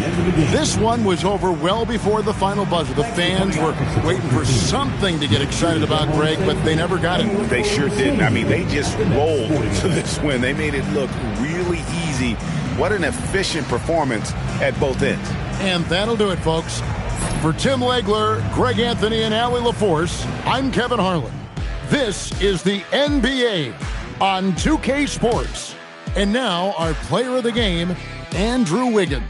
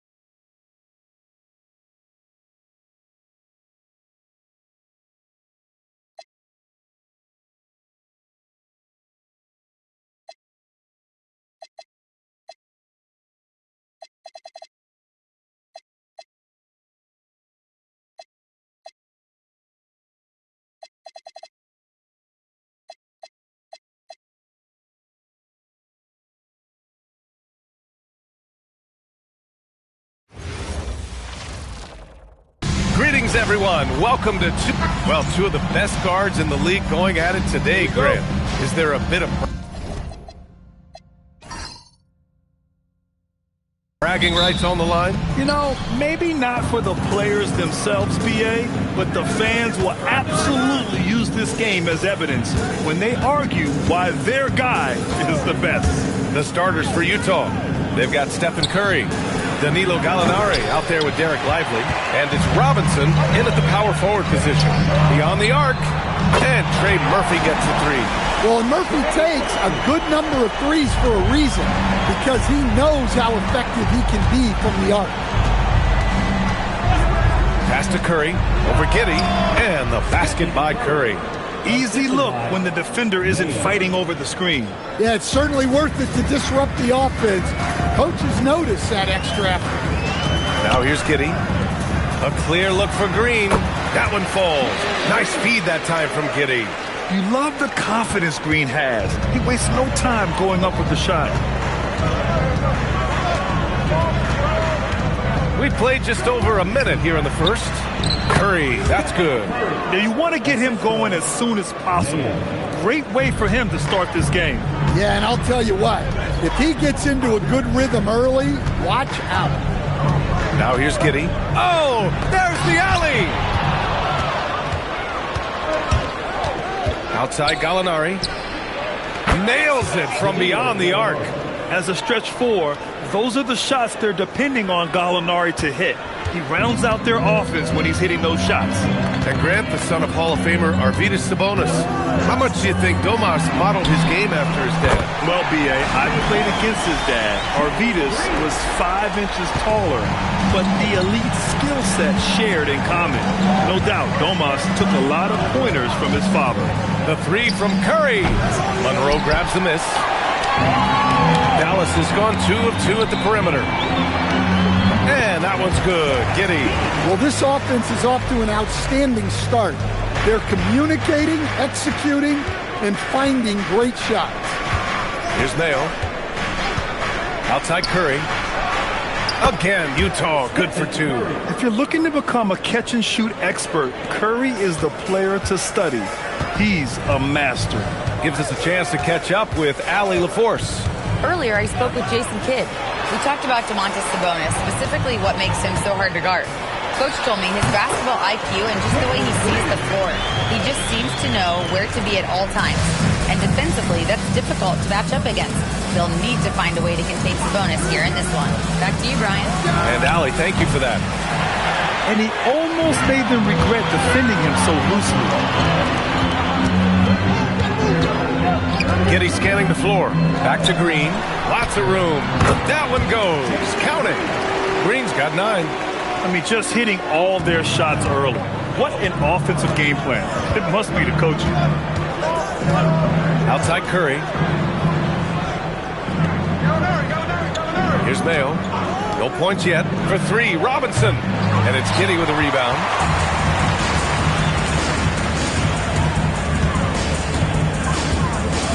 There's a screen. There's the triple. Oh, he missed it. Making him 1 for 2 now. Jazz trail by 5. Outside Curry. Launches a 3. He connects. And now he's 4 for 6 in today's game. And credit his teammates for feeding him all quarter. Now here's Giddey.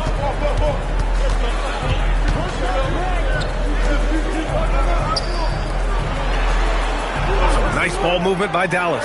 Clock at 6. 4-3. The rebound by the Jazz. Now Curry. He's got 9. Pass to Mayo. Now Robinson.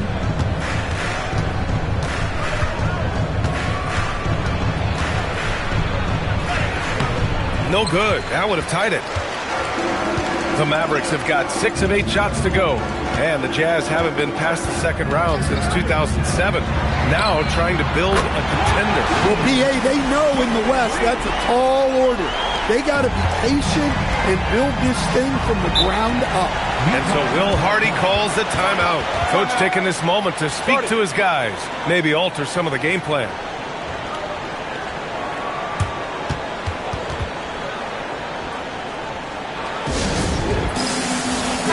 right, the Jazz making a change here. And here we have last season's best free throw shooting teams. In the third spot, the Mavericks. It's one thing to be aggressive getting to the line. And last year, they made good on the opportunities when they presented themselves.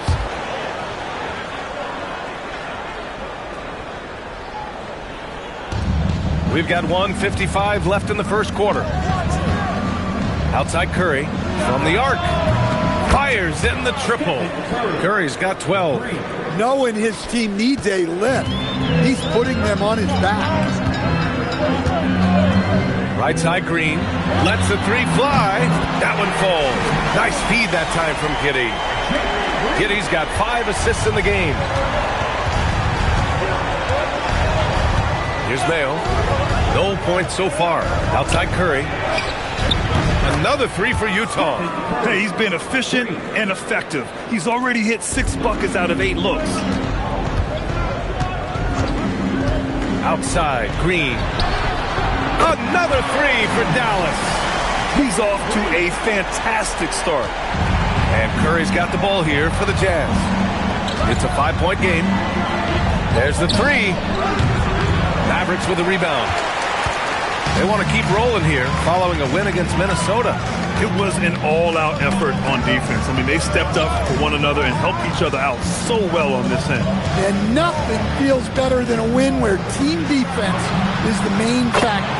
And that one's good. Green. His strong shooting has really helped them secure this lead. Now 8 seconds separating the 2 clocks. Out left to the wing. Fires for 3. Caspi with a rebound. The Mavericks lead by 8.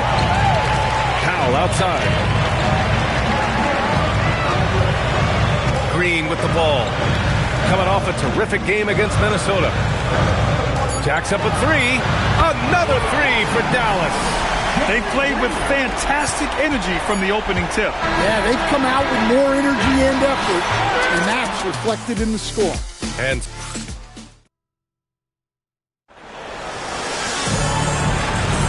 we welcome you back to second quarter action. Plenty of basketball left to play, but this one has been one-sided so far. And a moment here to take a look at the scoring breakdown for the Mavericks. Well, the coaching staff's game plan is very clear.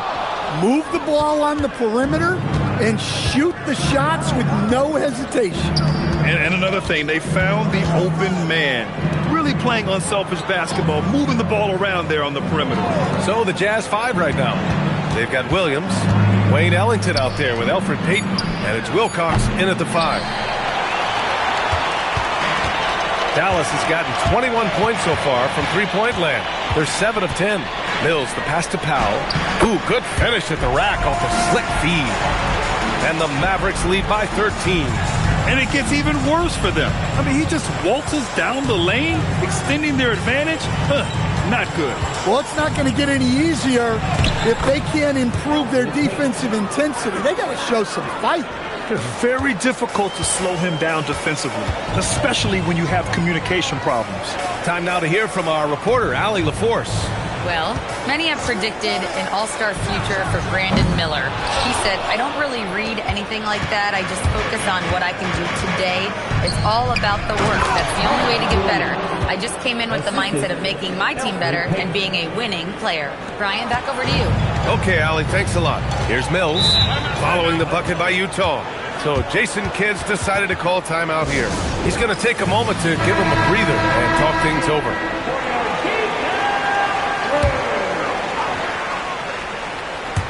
And we're a little over a minute and a half into the second quarter. On the wing, Green. Pass to Caspi. Takes a 3. Utah with the rebound. Milwaukee will be traveling to face them after this game. And that's a one-game homestand for the club. Williams a screen on Green. Back to Curry. Let's go with a 3. Curry splashing one down from 3. Not sure there's such a thing as a bad 3 for Steph. And here's Mills. Yet to see a basket. Fires for 3. Again, the miss by the Mavericks. Look, I know he wanted to answer with a 3 of his own, but you got to play smarter. Play your game, not theirs. Now here's Payton. Outside Curry. Over Green. Curry, no good. Well, that one should be in his wheelhouse, but just off the mark. And it's Green missing. Not really what we expected. You know he wants that one back. It's Williams, high post. And that one makes him 2 for 2. He's in his rhythm. It's those kind of passes that bring up the entire team's confidence. Dallas leading by 4. Now here's Mills to end the drought. The shot, no good. Well, Domantas Sabonis already top 10 all-time in triple-doubles.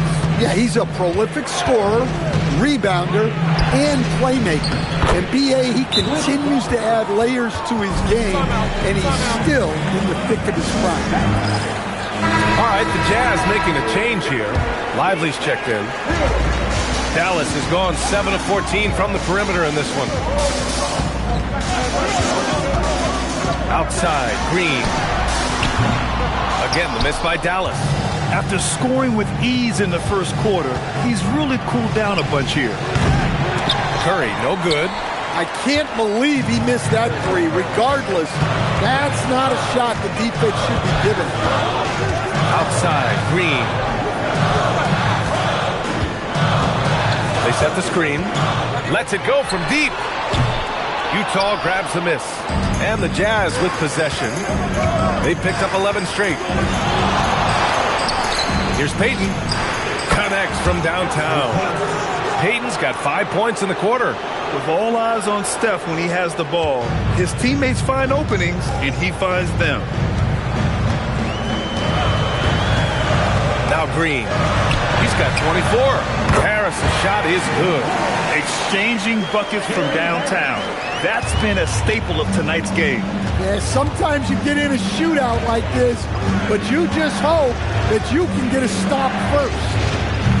Tips it up. Here's Robinson. Well, it was only a matter of time before they finally get the bucket. Have to take care of the defensive boards better than that.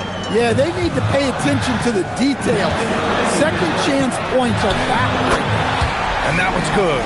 Green. Even with all the threes he nailed in the first quarter, the defense still hasn't made the proper adjustments. And so Will Hardy calls the timeout. Coach probably just checking to make sure everybody's on the same page here. And the Mavericks making a change here. Giddey's checked in.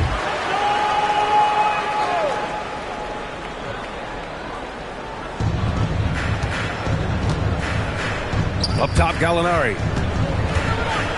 And there's the lob. Robinson can't hit. And gearing up for the alley-oop, just couldn't finish the play. Well, it's not easy to time that up. Just not quite in sync there. Now here's Gallinari. And here's Curry for 3. Drains the triple. Curry's got 21. He's been dropping them in from downtown since the tip. 3 triples in the first quarter, 2 more since. Outside, Green. Tried to answer back, but that 3 is off the mark. Well, he continues to make the effort, but the results just aren't there this quarter. Bale, pass to Curry. And again, it's Utah with a 3. Ooh, they've been on fire from deep this quarter. Their percentage has been rising and rising. Here's Giddey, coming in off 12 points in his last outing. Here's Green. Gets the 14-footer to fall. He has 29 now. Yeah, good shot. I mean, Green makes it look easy. Outside Curry from behind the arc. Another 3 for Utah. They're getting torched on the perimeter. 4 of the last 5 buckets have been threes. About 7 seconds separating the shot and game clocks. Outside, Green. Back to Giddey. Nice ball movement by Dallas. Outside, Green. Just 3 to shoot. Terrific work from Green inside. And right now, Green's got the hot hand, and it would be wise to keep going to him. And a deep 3 from Curry. Can't drop the tough 3-pointer. Stephen Curry getting it done for Utah. 27 on the night. He's had it his way. We'll be right back with you shortly.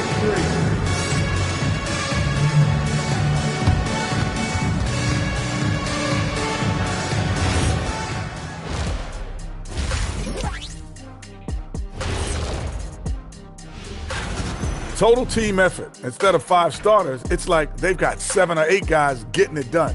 That's how good the result. And now a subject that's always. Thanks for tuning in.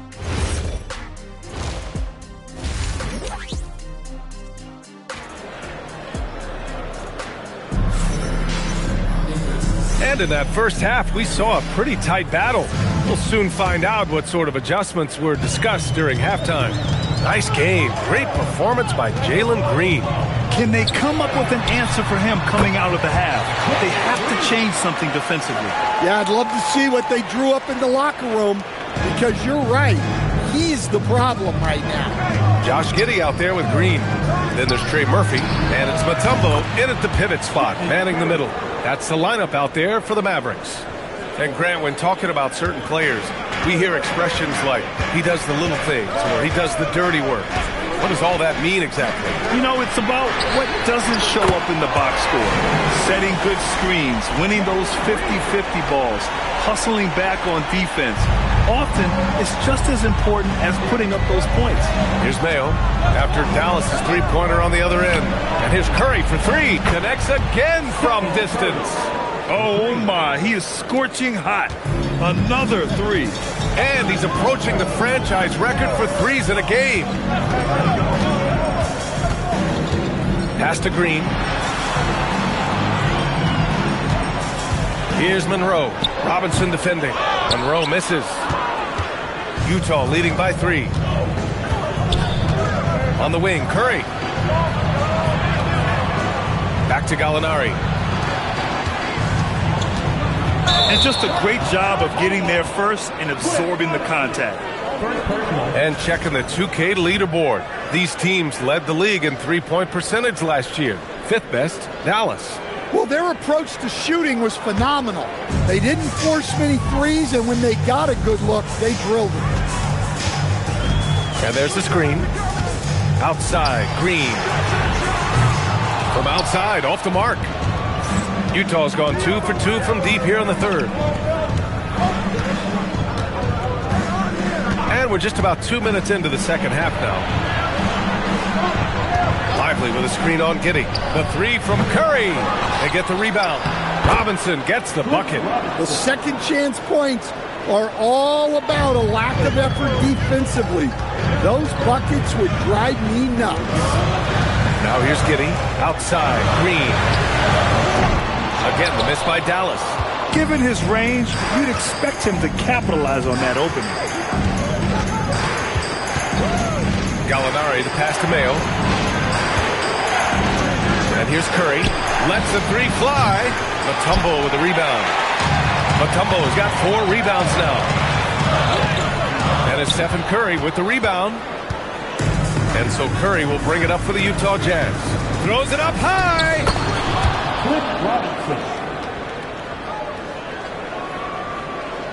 Right around 3 minutes into this second half. So Jason Kidd's decided to call timeout here. We might see him looking to make some tweaks to the strategy. There's no way coach likes this effort level. They need to refocus. Yeah, you have to take a timeout in a situation like this. Stop the bleeding a bit and regroup. Pass to Green. Here's Monroe. Here's Mutombo, covered by Lively, with the fadeaway. The shot by Mutombo, no good. And they're doing strong work on the glass, a +5 advantage for them. Outside Curry, the 3, and again for 3. Buries his 10th triple of the game. Unbelievable, B.A., unbelievable. Outside, Green. And he can't stop the drought, another miss. They are really struggling to stop this run. Well, this is a spot where you have to be able to go to your leaders. They need to step up and make a play to turn things around. Oh, nice one-handed jam there, B.A. Hey, little exclamation point. So it's the Mavericks now. The Jazz making their last shot. Offensive board. Monroe. And terrific work on the offensive glass as he picks up the deuce. Well, that's what you're looking for. Shots from point-blank range. Screen by Lively. The three from Curry. And the rebound goes to the Mavericks. Monroe's got his 4th rebound in this one. Outside Giddey. Back to Green. They set the pick from outside the arc to the left side wing. Three-pointer, no good. Familiar results for him. He can't get anything to go. Outside Curry. Launches it. And the rebound goes to Dallas. Monroe's got 5 rebounds tonight. Let's check in with our reporter, Allie LaForce. Thank you, guys. With the new 11-year, $77 billion TV deal kicking in this season and tons of compelling teams, the NBA is in a great place. Commissioner Adam Silver said the NBA is in as strong as a position as it ever has been. Not just in my time as commissioner, he said, but in my over 3 decades at the league. Brian, back to you. That's saying something. All right, thank you, Allie. Now here's Curry. He's got 36 points. A nice shot by Gallinari. I just love the ball movement. So Jason Kidd's decided to call timeout here. He's going to talk it over with his guys. So it's both teams making substitutions here. Pass to Harris. Here's Caspi. Dallas, no good that time either.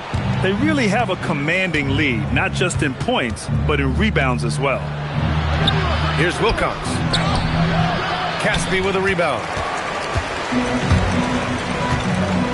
Down low. Powell. Utah grabs the miss. There's 48 seconds left to play in the 3rd quarter here. Good! Another from 3. He's got this defense scrambling. Even when they've got 2 guys on him, he finds a way to get to space. And he's making some team history. He just tied the franchise record for 3-pointers in a single game. Caspi's shot is good. He's just so hard to check.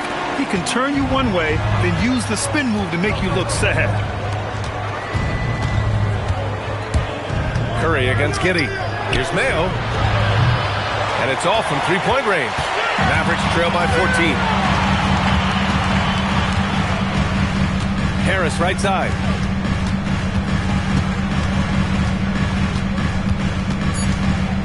Outside Giddey. 4-3. And no good. Trying to get that one to fall. And so it's the Utah Jazz. A sizable lead of... And now we have a moment to reveal our State Farm assist of the game. And I'll tell you what, this was a no-brainer tonight. Take a look at the precision on this feed. Couldn't place it any better. Yeah, that's high-level playmaking. He makes it look easy, but it's not. Connects again from distance. And he's now set the team record for most threes in a single game. What a shot he's got. A lot of it stems from his confidence. Even when he misses, he's sure the next one's going in. And you have to think that they're leading this game because of how they've controlled the boards tonight. Cuts off the pass.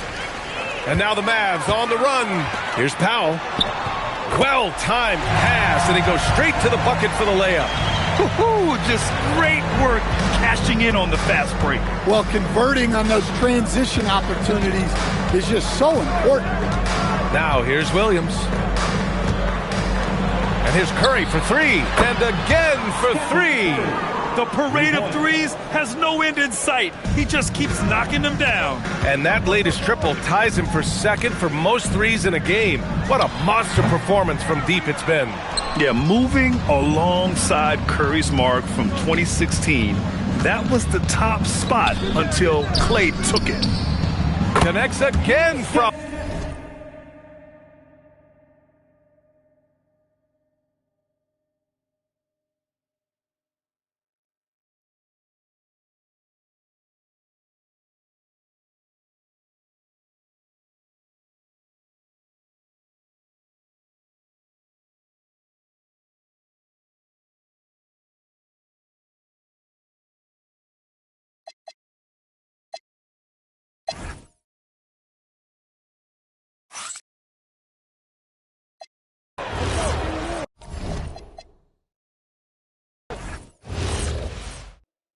If you go to the kick it out. Hey, yo, get on 7. Pick me.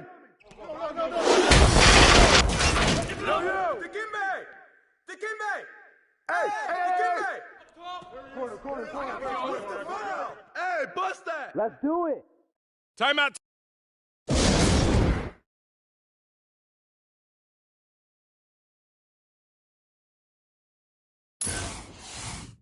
Monroe! Hey, get Stafford, get Curry! Hey, who got you? Give me! Yo, watch it. Here we go. Got you, Kyle. Good. Hey, get him, Greg.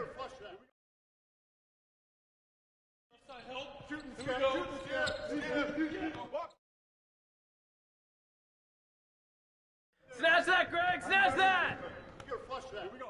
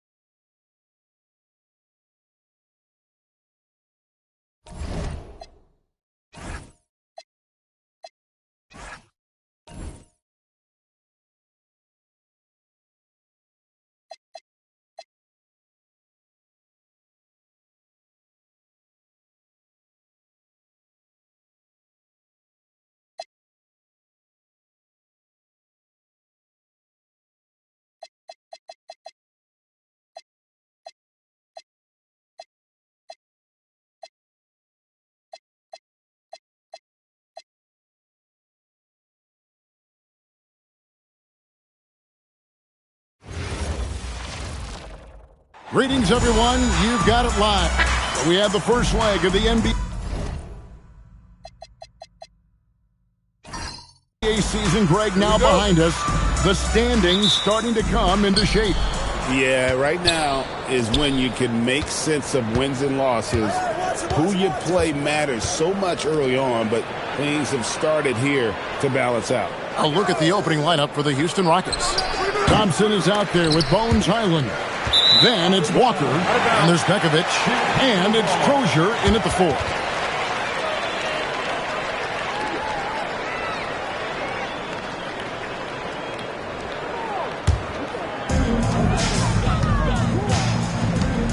Now Levine, pass to Raja. Back to Levine. Here's Mozgov. Shoots a fader. Raja can't hit. Thompson surveying the floor. Here's Crozier. There's the triple. That's in, coming off the assist from Thompson. And that's exactly what he's looking for, draining the triple. Black the pass to Martin. We played just over a minute here in the first. Clock at 6. Pass to Black. Chicago needs to get off a shot here. Launches a 3. It's rebounded by Houston. And going against Chicago, their first meeting of the season. Yeah, and they took care of business against this group last year, winning the season series. You're right. They're the better team. I mean, they expect to win this matchup. We'll see if they can take care of business tonight. Hits it from three-point range. Yeah, it's such a sweet three-point stroke there. And it can really open things up inside because as good as he shoots it, it forces the opposing bigs to have to step out on the perimeter. First personal foul. First team foul.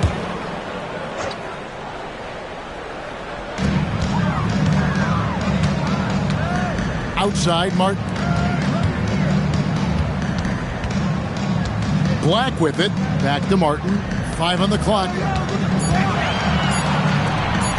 Three-pointer on the way. A rebound by Pekovic. Houston's gone 2 of 2 from three-point range here in the first quarter. Thompson passes to Highland. There's the pick. Back to Thompson. Plenty of space. And it's Houston with another. And creating a little separation here, gaining some confidence. Yeah, you get the sense that they're going to start stretching this lead out a little bit. Here's Black. Pass to Raja. over Crozier. Cans the 12-footer. There they go. Finally able to drop one in on their fourth try. Houston leading by 6. Now about 3 minutes gone in the first quarter. Thompson for the triple. Rebound by the Bulls.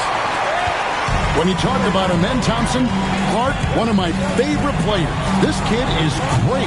Yeah, he's a joy to watch. I mean, for as young as he is, the way he gets after it defensively, the way he attacks the rim, he plays with a verve and confidence that belies his youth, man. He's a special talent, a freak athlete, exceptional at the defensive end already. And his offense is only going to continue to develop. Boy, that guy could be scary. There aren't going to be many people saying amen having to deal with him.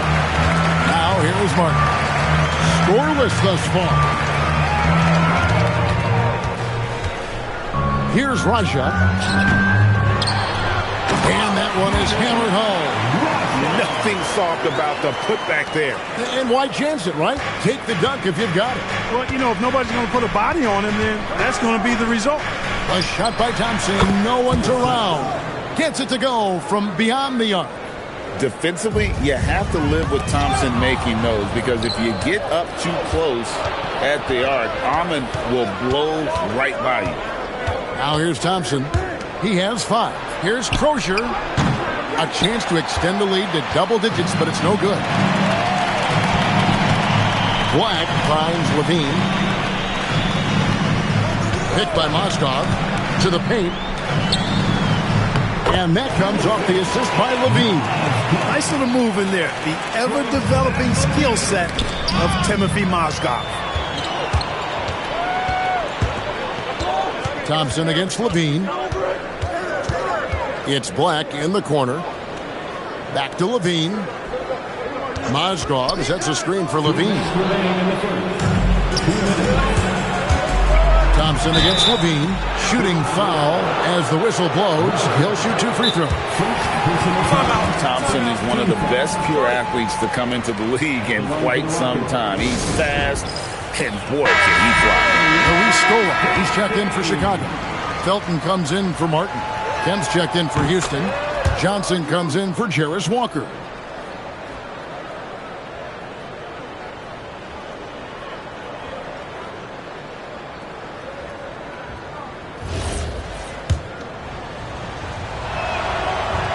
That one falls, so he hits both of them.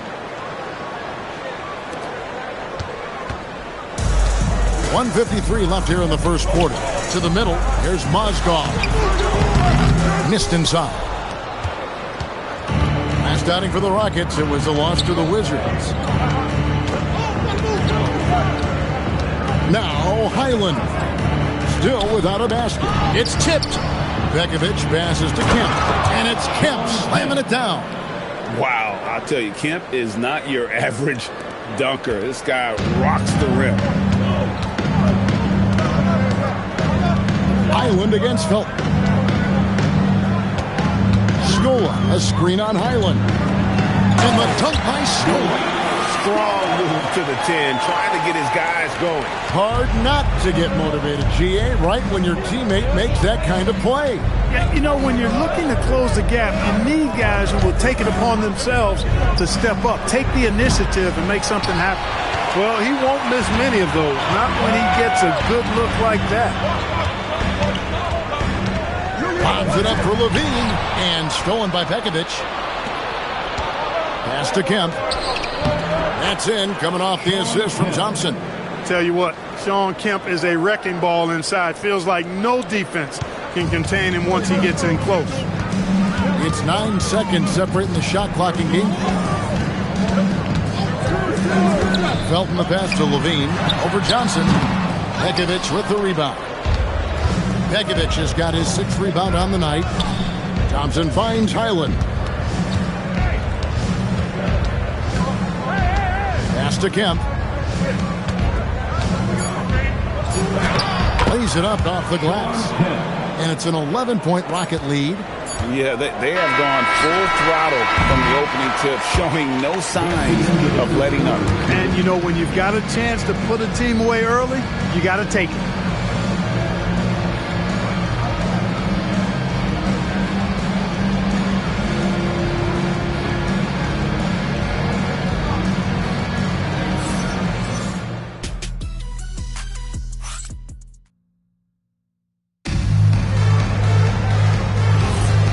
if you're just tuning in, we've got a wide margin on the scoreboard, but plenty of time left for a comeback. And a closer look here at the hustle stats for the Rockets. They're really mucking things up for the opposition, racking up steal after steal, just not letting them develop any kind of offensive rhythm. You know, points off turnovers is something else they've excelled in. I expect the opponent at least to try to squeeze that orange a little better. So on the floor for Houston, we've got Sean Kemp. Wallace is out there with Jordan Clarkson. Then there's Toppin, and it's Johnson in at the 3, the small forward. They set the pick. Back to Felton. Pass to Scola. 6 on the shot clock. Releases. Felton can't get it to go. Solid rebound there, and with the score like it is, that's an area where they can't afford to get lazy. Yeah, another column in the stat sheet that hasn't gone in their favor. To climb back, they've got to put forth more effort. Bulls trail by 13. They've been struggling here on offense. Yeah, a bit of a dry spell for sure. A 3 from Johnson. And the Bulls with another miss. And here's Wallace. He'll bring it up for the Houston Rockets. This is the most they've led by 13 points. Johnson, the pass to Wallace. Clarkson surveying the floor. And a miss there on the triple. Bulls have gone 0-3 and are still looking for that first bucket here in the second quarter. Marshall can't hit. And not allowing the shooter even an inch of breathing room on that one. And, guys, that's exactly the kind of high-impact defense they want to see out of him. Now, here's Johnson. They blow the whistle just as he gets it off. That's 2 points with a chance for another one at the stripe. The defense not putting up any fight on the inside. They've allowed 10 straight points in the paint. That's not the kind of streak you want to be part of defensively. Tighten it up, fellas. And one thing we love about the NBA, Clark, the different styles the teams play with. So how important is pace? I think it's critically important, Kevin, because the game is meant to be played at a fast pace. 24-second shot clock, 8 seconds to get the ball across the half-court line. And some teams really step on the gas pedal and try to play extremely fast. Others want to massage the pace. So I like the fact that there are different approaches to pace for the teams in the NBA. Right now, let's take a moment here to catch up with Allie LaForce on the sidelines. Thanks a lot, guys. Amen Thompson, one of the most spectacular athletes in basketball. Coach Ime Udoka said he's so fast and explosive that he has the versatility to attack any matchup. Put a big body on him, he still has his advantages. We can put him anywhere in action, and he can get downhill, guys. What an athlete. Okay, Allie, we thank you for the report. Now here's Levine. Pass to Martin. That one's not going to go. Great D that time from Kemp. Rockets leading by 15. Walker in the corner. To the right side. Clarkson finds Walker. Off target from outside. Chicago's gone 0-2 from deep here in the second. Bulls moving the ball around. Levine feeling it out a bit. Down low. Here's Lopez. And the dunk by Lopez. Chalk that up. Lopez won't miss many of those. Rockets have gone 50% from the floor in the second quarter, 3 of 6. And so the timeout taken here by Ime Udoka. Looking for a breather and maybe adjusting a thing or two.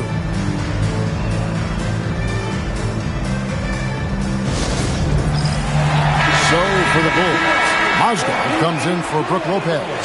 And it's Anthony Black in for Raymond Felton. Houston also making some changes. Nikola Pekovic is checked in for Kemp. And Bones Highland subbed in for Jordan Clarkson. Here's Highland. Hasn't made one yet. Pass to Crozier. Three-pointer. And Pekovic gets the whistle that time. That'll be his second foul of the game.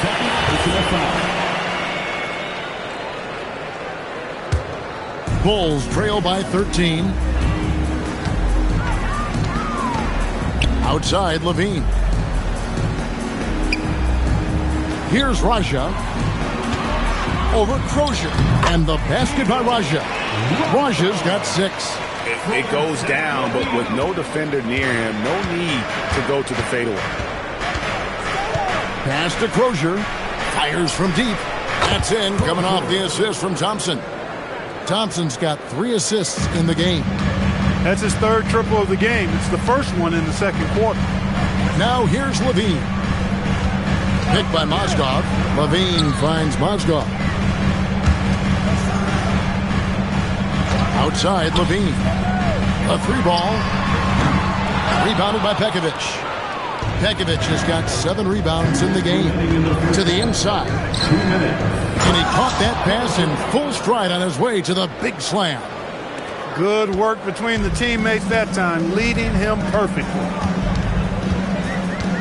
Outside, Levine. Mozgov, a screen on Thompson. Tips it up. He hangs in there and cashes in on the second chance points. 8 points for him. Always better to be lucky than good when it comes to offensive rebounding. Unless you're as good as he is, then those tip-ins are all about skill. Nailed from three-point land. And the Rockets lead by 17. Assists like that have typified their effort today. Terrific ball movement. Really a prime example of the difference in how these teams have operated offensively. Much more individual play at the other end. And Billy Donovan wants a timeout. He's going to take a few moments here to check in with his team and regroup. 6th in three-point field goal percentage. And top half of the league in terms of fewest turnovers. And for the most part, ball security for me, when I looked at them, was a strength. You brought up their accuracy from three-point range, and that made such a difference in so many of their games last season. When that shot was dropping for them, they were very tough. Now here's Levine. His last outing, he had 18 points. Here's Raja, off with the layup. No matter how good you are, it's tough with the defender draped all over you. Thompson from long range. The offensive rebound. Back to Highland. Pass to Crozier. In the corner, it's Pekovic. Goes up again. Thompson misses. No other way to put it. Just a poor shooting performance for him. But luckily, his teammates have picked up the slack. Intercepted. 4 seconds separating the shot and game clocks. Now here's Pekovic. Shoots a 3. Mozgov grabs the board. Black with it. Scoreless thus far. Here's Raja. And oh boy, a lot of contact there, but he gets the call and will shoot 2. It's going to be on Jarris Walker. Oh, the officials are all over that one. Clearly a foul. I mean, didn't give him any choice but to blow the whistle. I mean, you got to play without fouling. And so it's the Houston has been clear tonight. Work the ball inside. Ellie, let's go to you courtside. What do you have for us? I'm here with Coach Ime Udoka. And, Coach, what are some of the positives that you can take away from that first? Our physicality is obviously a point of emphasis is keeping them under control in transition. We like how we're guarding defensively. Obviously, it is big against this team. Great start. Thanks, Coach. Terrific stuff, Allie. Thank you so much. And we'll be back for the third quarter right after this halftime break.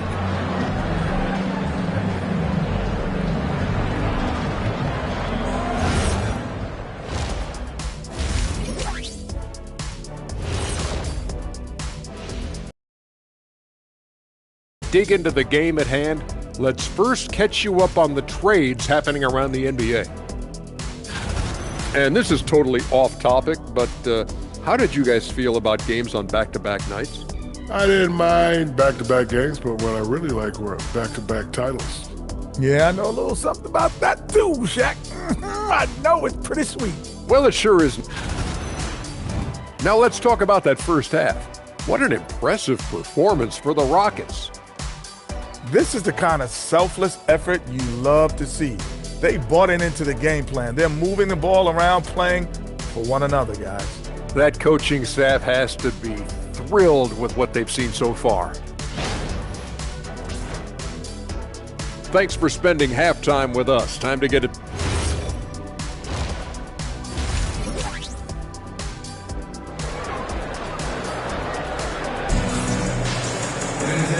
with the second half upon us, we'll find out if this game becomes the route that it's threatening to be.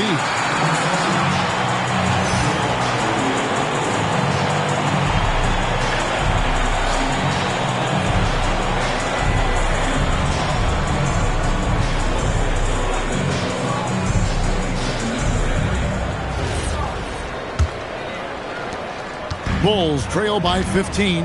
They've got Black. Also Zach LaVine out there. Mozgov is out there with Martin. And it's Raja in at the four-man position. That's Billy Donovan's 5 as we get going here in the second half. Just 5 to shoot. Here's Mozgov. And foul on the shot, so he'll get a chance at the line.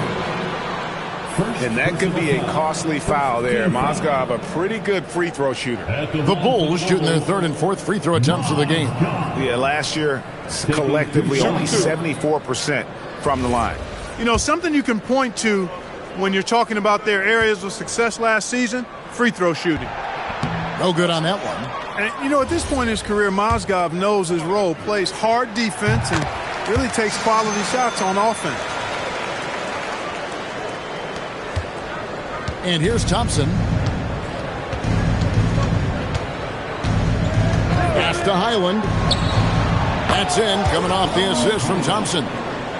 Thompson's got assist number 5 here tonight. And that was Pekovic with the nice screen. And I tell you what, as big as he is, he can really put a screen on him. Here's Raja. He's got 10. Back to Martin. Here's Raja. In the corner, it's Martin. 4 on the shot clock. Here's Black. Trying to come right back with the 3 of his own, but it's no good. A slight rebound advantage for them. One more column in their favor, and it's all adding up. Well, you take a look at all of the stats, the team stats, that is, and that's one of the many areas that they've had the advantage. As a result, they've got a big lead. Here's Black. Still without a basket. And stolen by Pekovic. Stolen by LaVine. Pass to Black. And the call on the shot that sends him to the line. So, Clark, when you watch Anthony Black, size, playmaking, defense, a lot to like here. That is a fact, for sure. The 6th pick in 2023. Shooting was the question mark, still is a bit, but I tell you, that's the one area of the game you've seen over the years. Many players make great strides in refining their shot because of the work they put into it. I don't think he's going to be any different. A guard with outstanding size and really impressive playmaking abilities. For Anthony Black, it's really about continuing to develop as a scorer. Now here is Martin. Inside, LaVine, and that one drops. I tell you what, it's almost like stealing to watch how he plays the game from this seat. Rockets leading by 13. Pass to Highland. A three-pointer, no good. And they're 1 of 4 here to start the second half. Now Black. Martin the pass to Raja. Now Black. 6 to shoot. To the middle and stolen by Pekovic. Here's Highland. Black defending. Pass to Thompson. Jacks up a 3. Here's Crozier. Back to Highland. That's tipped and out of bounds as Chicago gains possession. And here's what the Rockets' schedule looks like. On Tuesday, they'll be facing off against DeMarcus Cousins and the San Antonio Spurs. Then on Tuesday, they'll head home and take on the Minnesota Timberwolves. And you know, for that matchup with Oklahoma City, it's going to be their 7th outing on the year. You feel the team will continue to round into form. Here's Raja. He's got 10. Outside, LaVine. Clock at 6. Pass to Mozgov. And that comes off the assist by LaVine. LaVine's got 5 assists in the game. Yeah, you can see the work that Mozgov has put in on display there, refining his moves inside. Nice to see. And now let's swing it over to Allie LaForce on the sideline. Thank you, Kevin. The Bulls are going younger. Coach Billy Donovan said, we don't want to be just stuck in the middle. There's no question about that, but it's always about the integrity of competition. The building out part is identifying guys that are going to help us move forward. Back to you. Taking the long view. All right, Allie, thank you for the report. Levine inside the three-point line.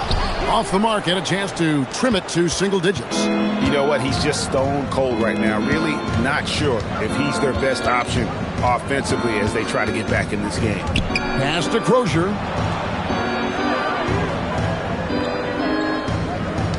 Trying to end the drought. And the rebound goes to Martin. Martin's got rebound number 5 here tonight. That's good. The Houston lead is cut down now to just 9 in the bucket from Black. They are just killing them on the interior. Yeah, you can't say that with enough emphasis. I mean, the defenders are just not being aggressive enough down low. You got to play with some physicality in the paint. And the Bulls making a change here. Felton's checked in. Johnson, he's checked in for the Rockets.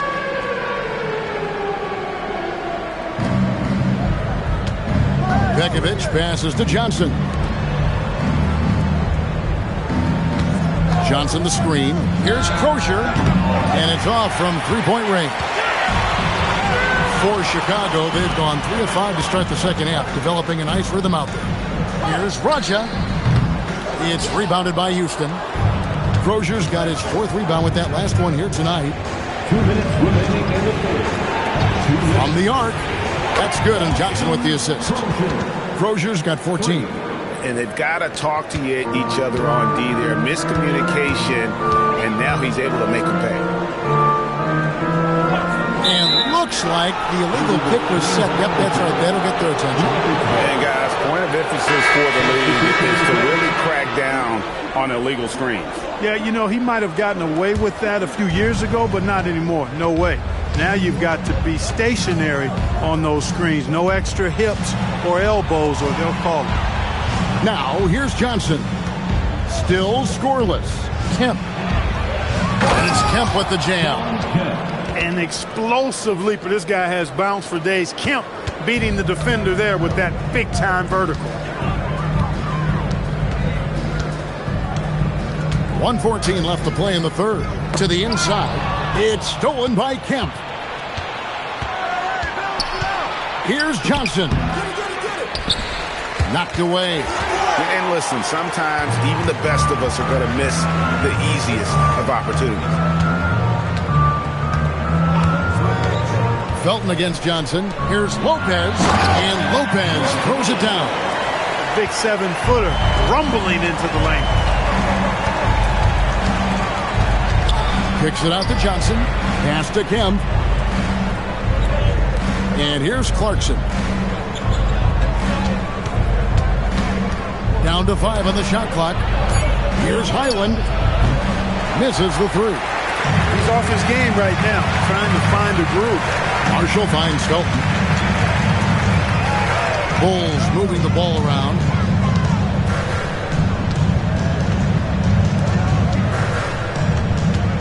Lopez, a screen on Highland. And the dunk by Lopez.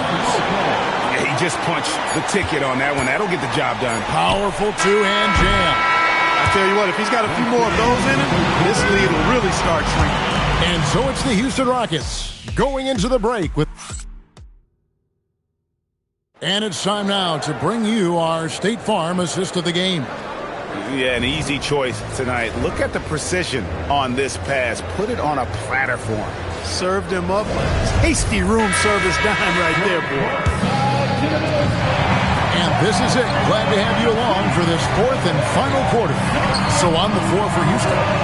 And is out there with Johnson. Then there's Sean Kemp. Then there's Jordan Clarkson. And it's Thompson in at the 2. On the line, good as the jump shot falls. Kemp's got the 4th quarter started here with a bucket for Houston. And it's Felton with the ball for the Bulls. A 12-point game. Looking ahead, they've got the Jazz coming into town for the next game. And that game is the second of 2 straight at home. Back to Levine. Johnson outside. Scola. There's just a Lopez. Johnson outside. Had a chance there to cut it to single digits, but it's off target. Rockets leading by 12. Clarkson for three. Hits the three-point bomb. The defense is far too slow to close out on those three-point attempts. And those triples, they sure do add up quickly, don't they? I mean, they've got to make some kind of adjustment here. Johnson kicks to Levine. To the paint. Here's Scola. And the rebound goes to the Rockets. Kemp's got 4 rebounds in this game. There's a screen by Toppin. Clarkson passes to Thompson. Johnson sets the screen for Thompson. Johnson finds Toppin. Thompson for the triple. And Lopez pulls it down. And not doing his team any favors jacking up three-pointers. He needs to realize that right away. Clarkson against Felton. Pass to Scola. Back to Felton. Shoots over Clarkson. Felton can't get it to go. And he rushed that one, no doubt about it. The D out of position, you could see the frustration on his face. Decent look from mid-range for sure, but that's not really his shot. Levine dishes to Johnson. Here's Scola. Comes up empty down low. I'm a fan of anybody who defends that way. I mean, they weren't about to open the door and just allow him to cruise in for a layup. Oh, he's going up for the alley-oop here.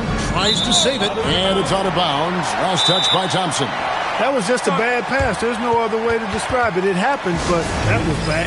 And the timeout called here by Billy Donovan. He knows every possession is critical now. So both teams changing it up here. We're now joined by our sideline reporter, Allie LaForce. Allie, it's all yours.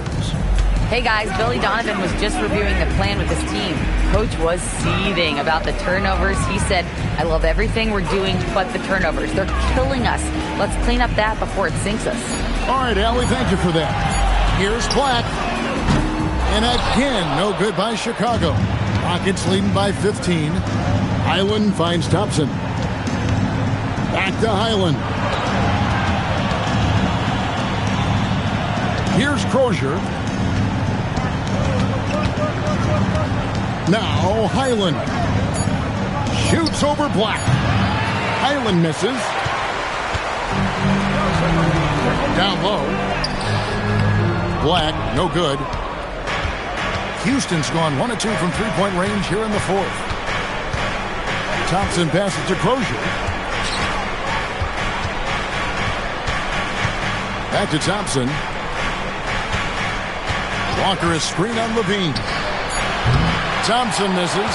And he's trying to shoot his way out of it. You know, they have the lead, but honestly, I think it might help if he'd be a little bit more selective tonight. Levine outside. Shoots the three.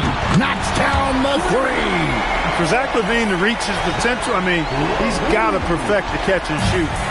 And it's Thompson with the ball. He'll bring it up for the Houston Rockets.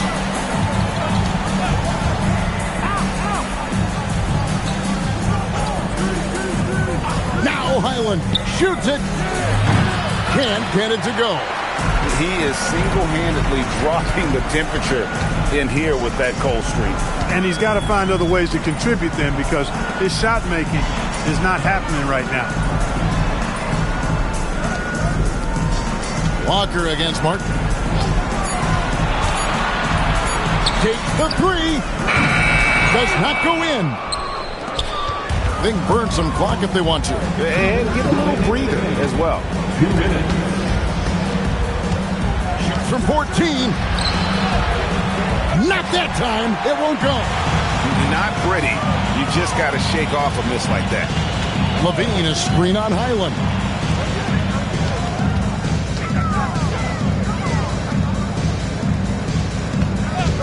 Black with it. He's off from three. 1:30 left here in the fourth quarter.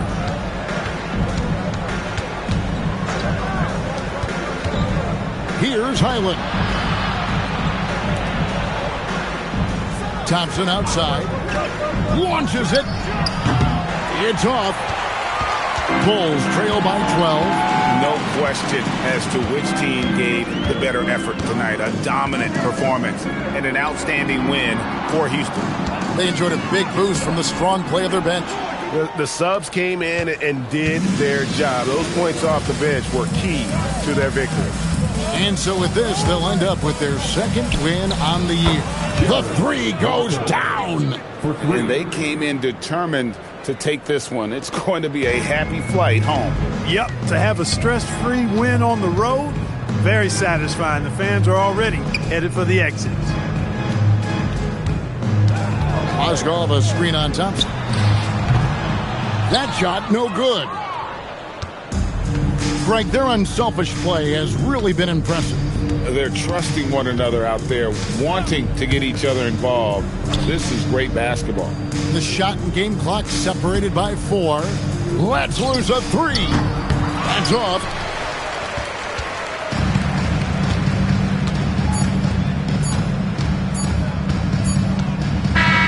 So we see Houston taking the W here. This was a very strong showing for him, Greg. Not necessarily a runaway win, but one they'll feel very good about. And let's face it, anytime you can go on the road and win in the fashion they did, you have to feel good about it. Really an outstanding effort all the way around. And that about wraps it up. So for Allie LaForce, to my colleagues here at the table, Clark Kellogg and Greg Anthony, this is Kevin Harlan. Thanks for being with us. And as we leave, we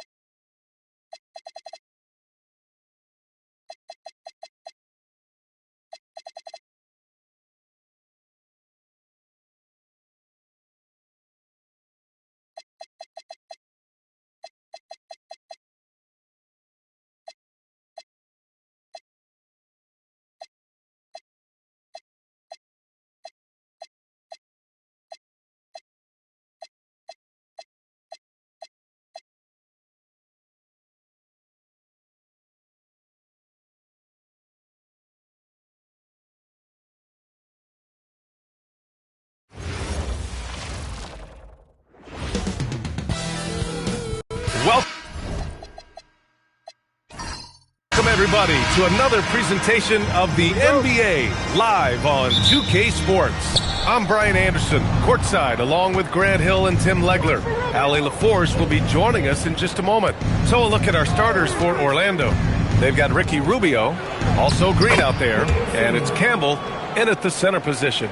Still extremely early on, Grant, but talk about when coaches can tell if they've got it or not. Well, unless you're a defending champion, a few games won't tell you much. What coaches are looking at now is how the players gel together and if they can produce consistent results. Hey, no good. Here's Hickson. Rubio looking around to the paint. He's in his comfort zone. 2 for 2 to start this one. First quarter of play, a minute in. Randall, a screen on Green. Outside Holiday. The three is up. Gets the 3 ball to go.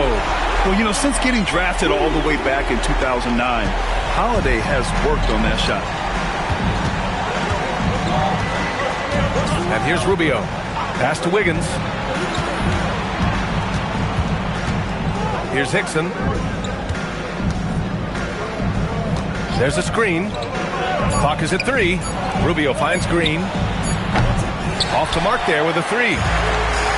Detroit has gone 1 of 2 from three-point land so far. Randall on the screen. To the middle. Oh, nice fake, but the layup's off the mark.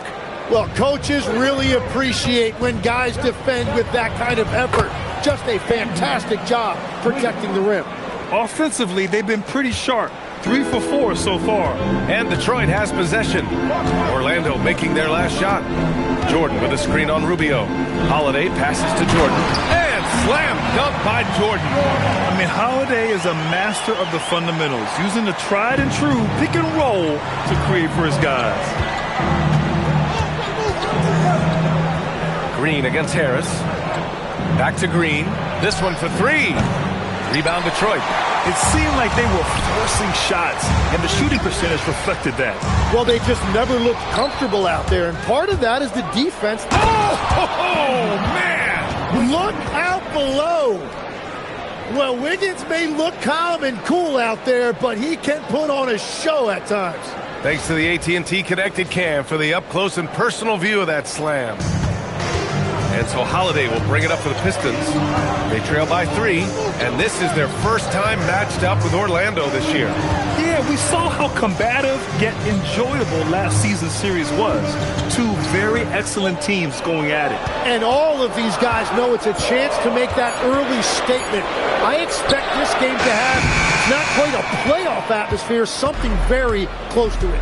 Well, after the Magic traded away Dwight Howard back in 2012, seems like they spent about a decade in limbo, Grant. That's so true, B.A. And once they finally committed to building through the draft, the turnaround was pretty rapid, showing the upside of drafting and developing from the ground up.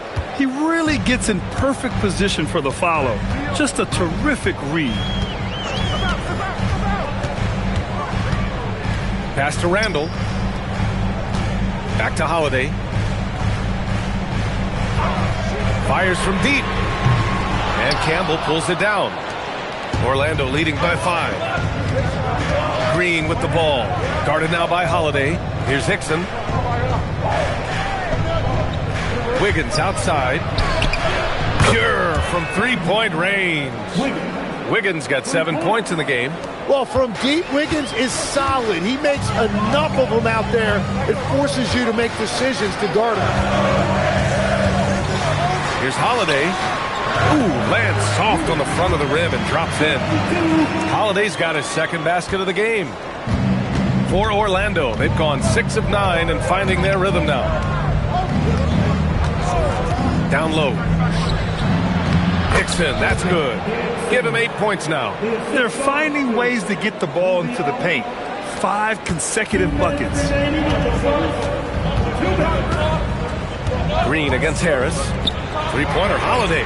And the shot is good. Harris making the play. And so now a timeout called by Jamal Mosley. A moment to rest and confer on the game plan. They're coming off that win against the Heat. Oh, my. Talk about mental toughness. The crowd was roaring against them, but they were able to focus and finish the task at hand. There is nothing better than a big win on the road for team chemistry. It is something you can build on. Desumo, he's checked in for the Pistons. Flynn comes in for Drew Holiday. Jaden McDaniels, he's checked in for Orlando. Neesmith comes in for Green. Here's Rubio. Off target from three-point range. Pistons trail by 5. Pass to Flynn. Desumo outside.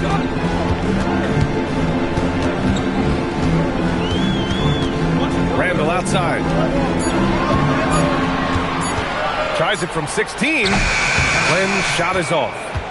Orlando leading by 5. McDaniels passes to Rubio. 1:05 left in the first quarter here. And the shot's good by Wiggins. And another bucket for him. What a quarter he has had. The Pistons have gone 4 of 9 in this one so far. Pass to Desumo. Harris on the wing. No good. Well, the defense was solid right there, but that's just a missed opportunity at the rim. Here's Rubio. There's Neesmith with the 3. That's in there. Rubio with the assist. Rubio's got 4 assists now tonight. I just love the ball movement. 27 seconds left to play in the first quarter. Here we go. McDaniels passes to Wiggins and wrestling for it there, but no one has possession. We'll have a jump ball.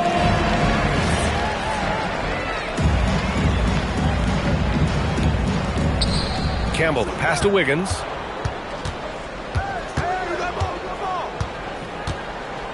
Outside Neesmith. Shot clock at 6. His first shot coming late. And he tries it off the glass, but it's no good. Good shot, gone bad. Gotta finish there. And so it's Orlando. They lead by 11 as the quarter comes to a close.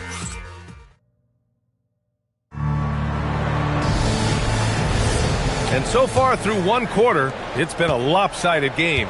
We'll see if that changes here in the second. And a moment now to quickly take a look at the offensive approach for Orlando. Well, in today's NBA, the three-point shot is so valuable. They realize this, and that's why they're continuing to drain as many as they can. Another highlight for them has been their early ball movement, making quick, decisive passes to set up guys for great looks. Setting the floor for the Magic. We've got Jaden McDaniels. He's out there with Aaron Neesmith. And it's Gortat in at the 5. Pistons trail by 8. A chance here to catch up with Allie from the sideline. Thanks a lot. Jamal Mosley is doing a tremendous job for the Magic, and the players gravitate to his approach. He said, quote, coaching is teaching, and you can't teach yelling and screaming and hollering. You teach with communication and positivity, because that's how I think a lot of these guys will actually register it. Back to you, Brian. A new school approach. Thank you, Allie. Orlando making a switch here. Shepard's checked in.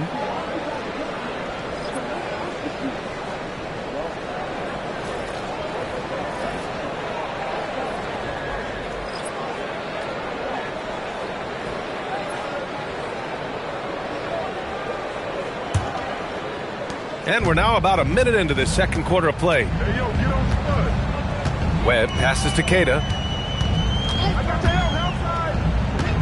Outside Warren. Again, the miss by the Pistons. And this is exactly who you want taking that shot. You just missed it. Ellis outside. McDaniels a screen. Puts up a 3. Ellis' shot is off. Pistons trail by 8. Webb passes to Queta. There's the screen by Johnson. Three-pointer. A rebound by Shepard. I love those kind of looks as a player. Plenty of space and peace of mind to launch. Rarely see them that open.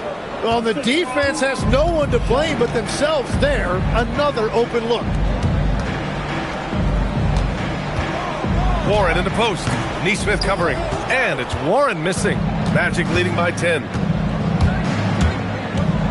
With the floater. Oh, and there's the whistle on the shot.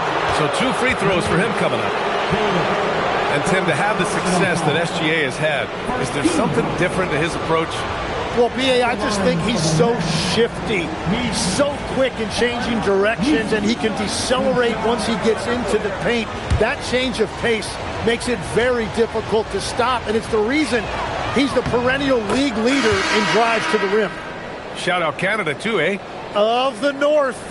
And Shai Gilgeous-Alexander has made the move from star to superstar, Grant. Well, no question, B.A. He's been a superstar for quite a few seasons now, but he's not satisfied and just continues to elevate his game year after year. And he can't hit the second. And Legs, one thing we're seeing more of these days, head coaches who weren't necessarily high-profile guys coming in. Well, I do think when you walk into a locker room having played before, there is a level of credibility that's automatically there. But in the age of analytics, it's probably less important that a head coach be a former NBA player. Here's Wiggins. Here's Hickson. Detroit with a rebound.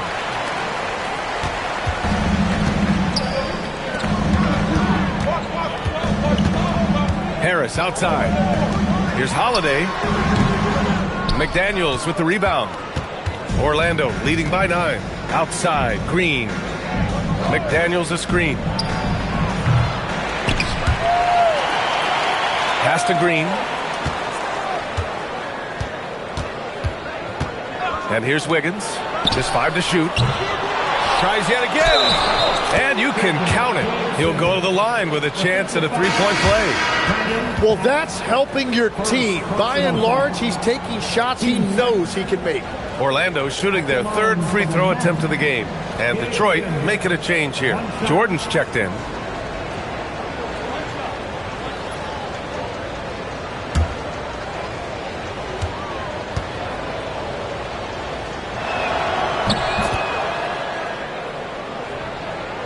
And a little under 3.5 minutes elapsed here in the second quarter. Oh, it's stolen. Pass to Wiggins. Oh, Wiggins with the power game inside. They're winning the battle down low by imposing their will. Pistons trail by 14. Harris outside. For three, Warren. That's good. His first made shot in 3 attempts. Such a confident score. We've seen Warren go off for 50-plus in a game. And there's a pick. Green, the pass to Campbell. Ellis outside. Inside. The kick out to Wiggins. Clock at 4. From the arc. Warren with the rebound. Yeah, another miss from downtown this quarter after being hot in the first. Blocked! And it's going to be out of bounds. Detroit will have another go. And the fans love seeing incredible moments on defense like that block. Yeah, just some terrific effort there. And you know the whole team will get an energy boost off a block like that one. Randall, he's checked in for Detroit. And the Magic making a change here as well. Rubio's checked in for Ellis.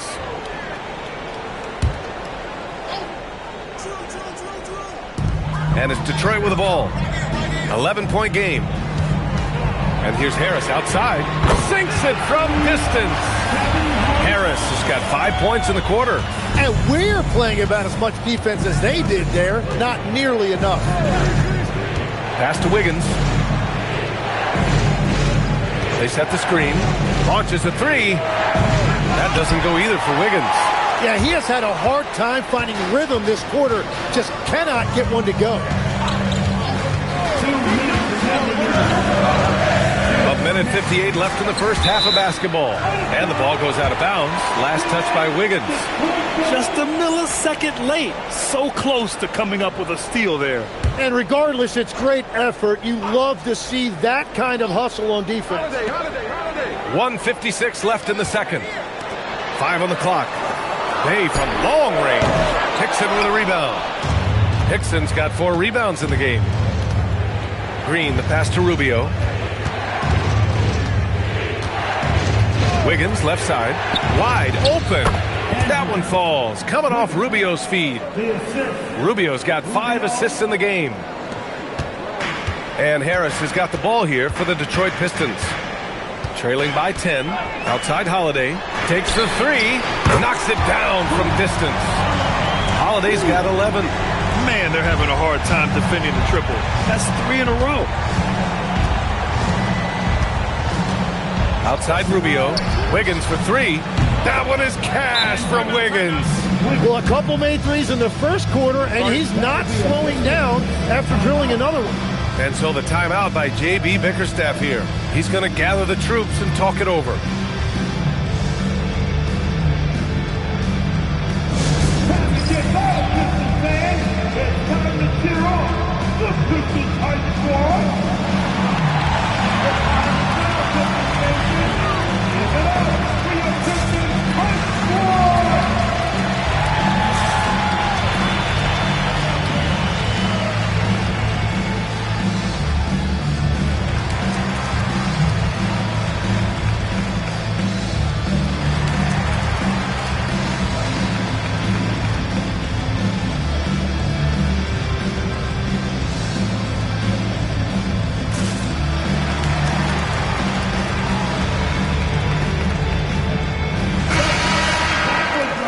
Here, let's see which teams racked up the assists during last year's campaign.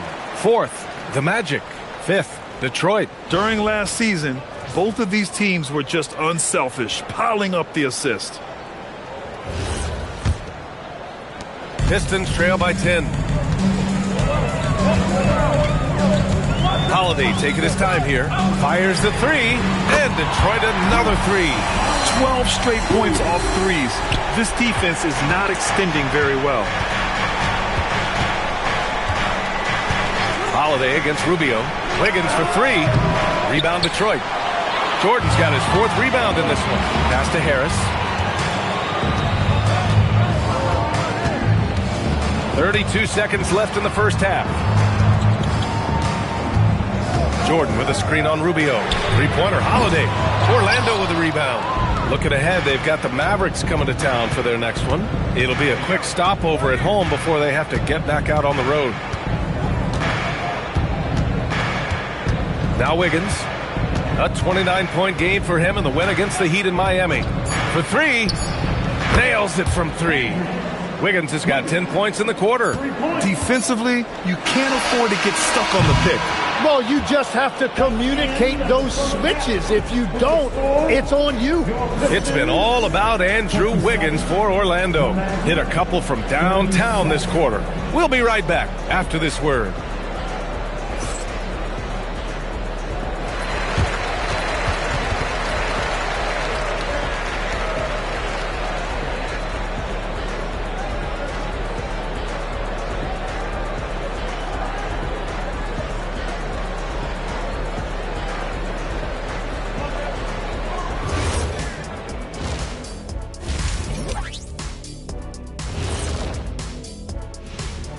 Happy you could join us. First up, let's talk about the players of the week. And swerving off topic for a moment, since this is the halftime show, I was just wondering, what was halftime like in the locker room back when you guys were playing? I would never be checking my stats and figure out if I'm close to a double-double or not. That's something I would never do. Yeah, he was trying to figure out if he's close to the double-double. He didn't know if it was rebounds and points already or a cheeseburger. I'm talking about the cheeseburger. What are you talking about, Kitty? And getting back to our current contest, very impressive first half performance for the Orlando Magic. It's all been gravy, baby, and you know I know all the flavors of gravy. Movement, finding good looks, and shooting the ball at a high clip. Yeah, beautiful execution at the offensive end. They're in firm control of this game from that standpoint, guys. How many kinds of gravy are there? There's barbecue, there's pineapple, there's orange.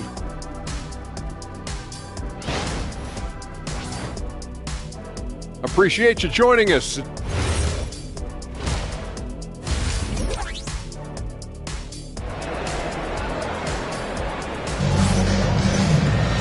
And we hope you've enjoyed the broadcast thus far. We're halfway through the game. How about Andrew Wiggins? Man, is he playing well. Yeah, he played such a smart first half, maximizing his opportunities offensively. And what more can you ask of him? That is helping out your team.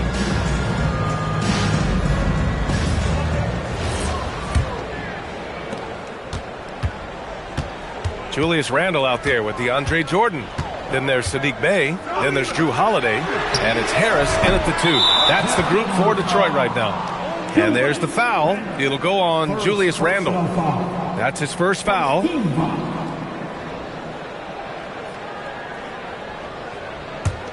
Magic leading by 10. Now here's Rubio. Still no points. Pass to Wiggins. From downtown, that one falls. Coming off Rubio's feed. Just incredible. I mean, he's really making it rain out there, knocking them down one after another. This defense is trying to stay connected to him, but he is on a mission. The shot by Holiday, no good. I'll tell you what, they've rebounded the ball tremendously well. There's the screen. It's Wiggins on the wing. There's the triple. The rebound by Detroit. Jordan's got rebound number 5 here tonight. Outside Holiday. Here's the 3. The offensive rebound. And slam dunk by Jordan. And this is something he does all too well. Great position for the putback there. And I like how he doesn't think twice about passing it out. Just going right for the slam. Well, defensively, you've got to put a body on him. That guy will ruin you on the offensive glass. This demonstrates assertiveness. You know Wiggins is feeling it when he's rising and firing like this. It's Holiday with a drive. Harris outside. Jordan with a screen on Rubio. Three-pointer, Holiday. And Campbell pulls it down. Campbell's got his 4th rebound in this one. Outside Rubio. Wiggins from long range. That doesn't go either for Wiggins. he didn't make them pay for that weak defense, but they just can't rely on him to miss those kind of shots. Jordan with a screen on Green. Outside for Randall. Pass to Bay. 6 to shoot. Three-pointer, Holiday. Knocks down the triple. Holiday's got 17 points. 4 threes in the first half, and now another here in the second. He is feeling it. There's a screen. Wiggins outside. That's in there. Rubio with the assist. They're getting torched on the perimeter. 4 of the last 5 buckets have been threes. Outside Holiday. Harris on the wing. Green covering. Back to Bay. Detroit moving the ball around. For 3, Randall. Up again. And Campbell pulls it down. And so it's Green who brings up the ball for the Orlando Magic. Since halftime, they've only allowed 5 points. All right, let's get a report from Allie. Well, some have complained that too many teams play alike, but there's a reason they say it's a copycat league. Magic coach Jamal Mosley said the game is always going to change. There's going to be ebbs and flows. It's cyclical. You have to go with the flow. Back over to you. Winning sets the blueprint. Okay, thanks for the report, Allie.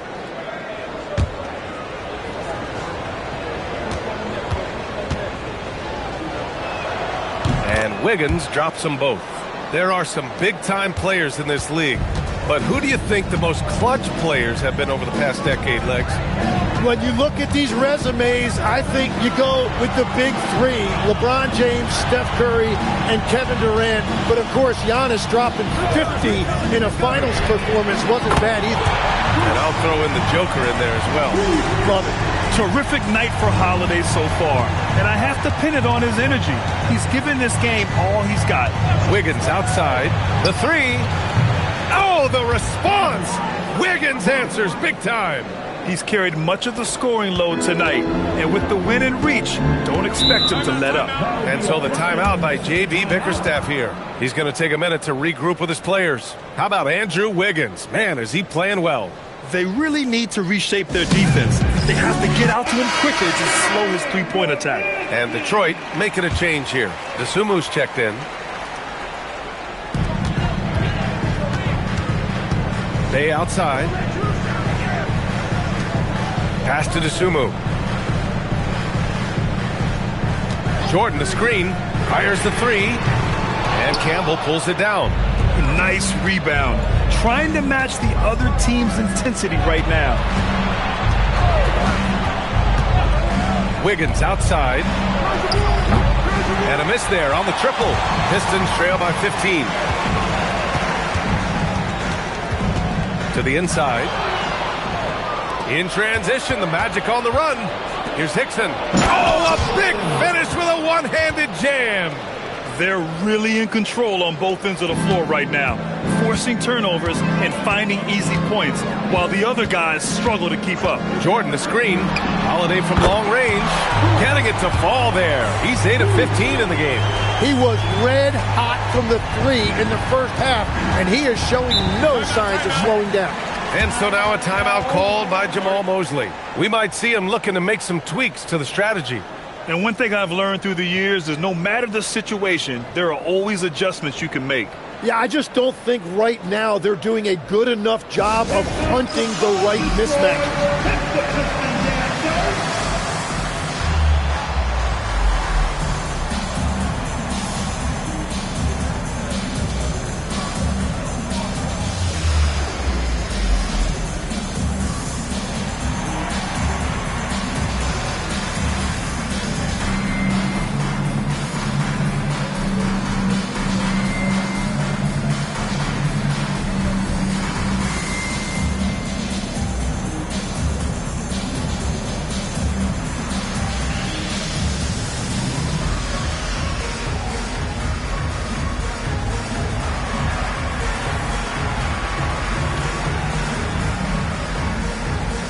T.J. Warren, he's checked in for Jordan. Jaden McDaniels, he's checked in for Orlando. A minute 53 left in the third. Green for 3. Gets the three to fall. Green's gotten himself on the board with a three there. Well, the defense needs to be better there. They gave way too much space. Randall, a screen on Rubio. And that's a foul called on Ricky Rubio. That's his first foul. Both teams deciding to change it up. Substitution on the floor.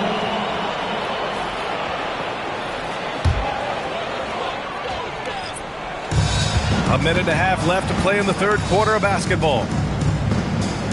They set the pick. 6 on the shot clock. Randall outside. Detroit needs to get off a shot.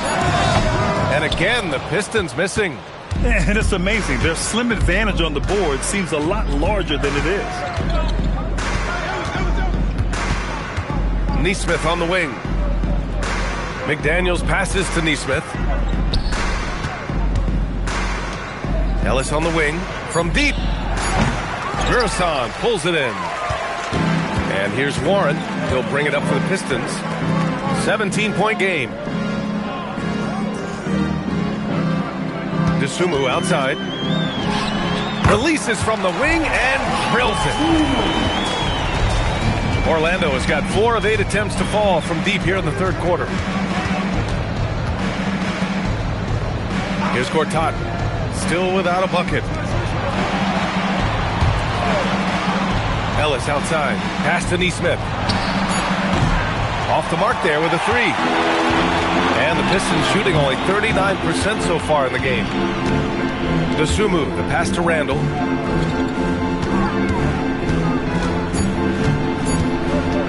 Beyond the arc. Oh, he got it up in time, but it wouldn't fall for him. Well, through 3 quarters of play, down double digits. And it's time to bring up the State Farm assist of the game. And I'll tell you what, this was a no-brainer tonight. Take a look at the precision on this feed. Couldn't place it any better. Yeah, playing for one another. That's the definition of teamwork. Well, there may not be a lot of drama down the stretch as we head into the fourth quarter, but stranger things have happened. Fourth quarter, on the court for the Magic. Andrew Wiggins is out there with McDaniels. Then it's Aaron Nesmith, and it's Ellis in at the point. Here's McDaniels. And the first shot of the night for him, no good. Pistons trail by 15. Here's Harris. Lets it fly. DeSumo can't hit. Well, Orlando's shooting has been good, around 52% from the field. Back to Nesmith. Ellis outside. And no good. I've been in this position. Your team is up. You want to drive in the dagger. He may be a little overeager. Out to Harris. 3-pointer. It's hauled in by the Magic. McDaniels got his 4th rebound in this one. Fourth quarter still young. Just over a minute played. Orlando moving the ball around. Here's Wiggins. The Pistons clear it. Right, it didn't go that time, but that's a shot he should feel confident in taking. Bass passes to Queta. Here's Flynn. There's the 3. And the 3-pointer goes. Very difficult to stop team play when the ball's moving. Excellent find with the pass to create that scoring opportunity. There's Nesmith with the 3. Buries it from 3. And the Magic lead by 15. These teams are finding the range, showing a lot of confidence. Yeah, he was so ready to answer that. These teams are just battling. And J.B. Bickerstaff decides to call timeout, looking to get everyone dialed in and engaged. For the Pistons, Jordan's checked in for Queta. Johnson comes in for Bass. And Sasser's subbed in for Flynn. And from the sideline, let's catch up with Allie. J.B. Bickerstaff had some words for his team over the break. Point blank, he wants better shot selection. He told them, we're settling guys. Come on. We're not being patient out there. We're not working the ball around. That has to change right now. Appreciate the report, Allie. Harris with it. Now guarded by McDaniels. DeSumo, right side. From deep, Johnson. Ellis with a rebound. Orlando leading by 15. Wiggins outside.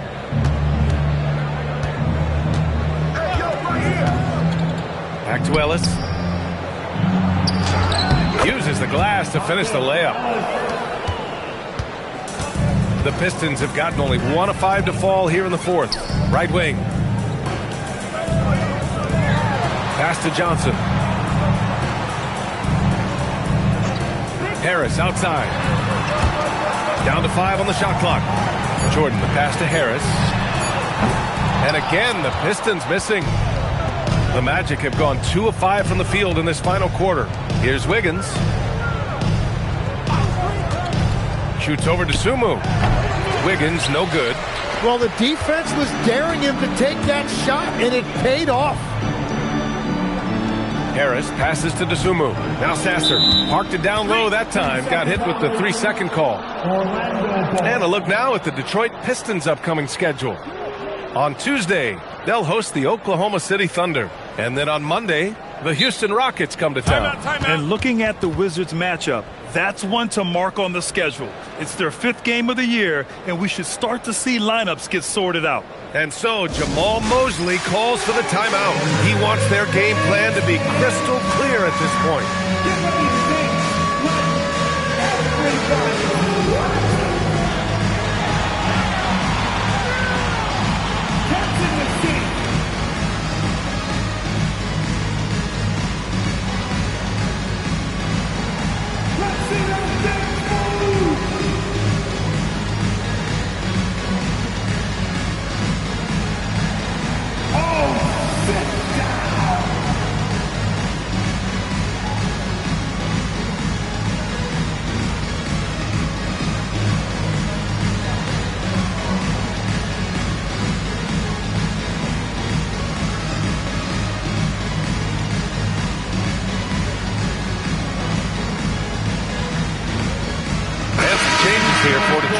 Julius Randle's checked in for Johnson. Sadiq Bey comes in for Dosunmu. And Holiday subbed in for Sasser.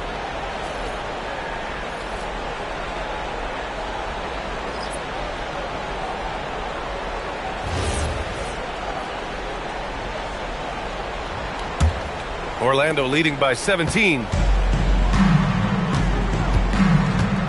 Rubio with the ball. Wiggins outside. Pass to Hickson. Outside Rubio. Now here's Green. That one falls. Coming off Rubio's feed. Rubio's got assist number 11 for him here tonight. And Harris has got the ball here for Detroit. They've given up just 8 points in the fourth. Now Holiday. Shot to stop the run. Knocks down the trifecta. Tim, you graduated with an MBA from an elite business school. How has that impacted how you look at the NBA? Well, it certainly gives you a look at how the business side of things are impacted in the NBA and a real grasp of the numbers. And man, oh man, are those numbers big at this level. 6 to shoot. Now Wiggins. He hits it just before the shot clock expires. Wiggins has got 15 points in just the second half. And here's Harris. Outside Holiday. The 3 ball. Kept alive. The 3 is up. Here's Jordan. Ooh, tough break there. Shot after shot. They couldn't get anything to fall. Now Rubio. Wiggins outside. Off target with the 3. And the defense got away with one there. I mean, that's a shot he typically makes. Harris outside. Here's Randle. Oh, touches it off the glass. And they were really able to find the mismatches they wanted and exploit those all night. Great execution from the players and coaching staff for the Magic. Boy, this was one physical game, guys. They obviously felt that was an advantage of theirs coming in, and they were able to be relentless inside as a result. And they'll chalk this up as their 3rd win of the year. And what a huge performance it was for Andrew Wiggins. Yeah, he was just laser focused in that game. It got to the point where you just knew if he shot it, it was going in. Holiday against Rubio. And it's flushed down. A nice jam. They really came in with the right mindset today. I can guarantee you their flight home will be filled with some smiles. It is never easy to win on the road, but they rose to the challenge. 30 seconds left in the fourth. Pass to Wiggins. Here's the pick. There's the three. And that one is stuffed right through. There is no doubt what's going to happen once he reaches the rim. Now here's Harris.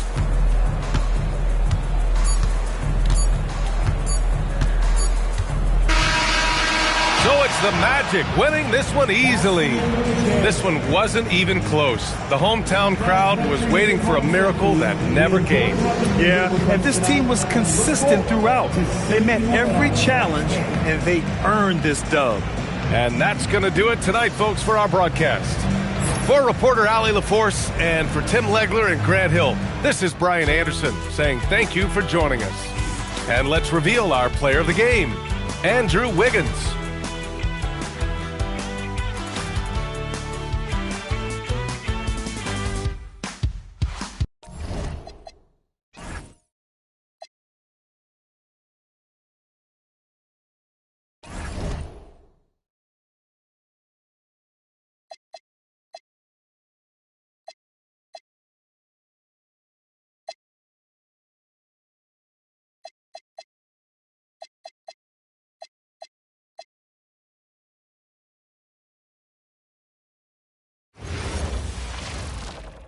It's the NBA.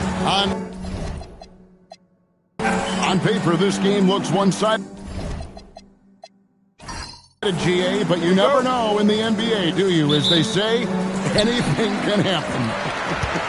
Yeah, that means just so much talent in the league. If one or two guys get hot, this could end up being an upset. The difference between good teams and bad is razor thin. And the starting lineup for the Timberwolves. Martin is out there with Adams. Then it's Thompson. And it's Garnett. And it's Benga in at the 5 down low. Garnett with a screen on Suggs.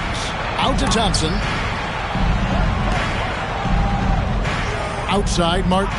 Just 5 on the clock. The Timberwolves need to get a shot off here. The shot by Thompson, no good. And so it's Suggs who brings up the ball for the Nets. It's a 3-point game. Dick. Thompson with the rebound. About 1 minute into the first quarter. Here's Garnett. And misses it off the right side of the rim. I'll be honest, I'm a little surprised he missed that. To the middle. Here's Okongwu. And Okongwu slams it in. You gotta love how George always keeps his options open, willing to make the right pass. Dick against Martin. Here's Adams. Good on the triple. And they don't want to get in a habit of giving him open looks from 3. First quarter still, but not who you want to leave open. Now, here's Suggs. Pass to George.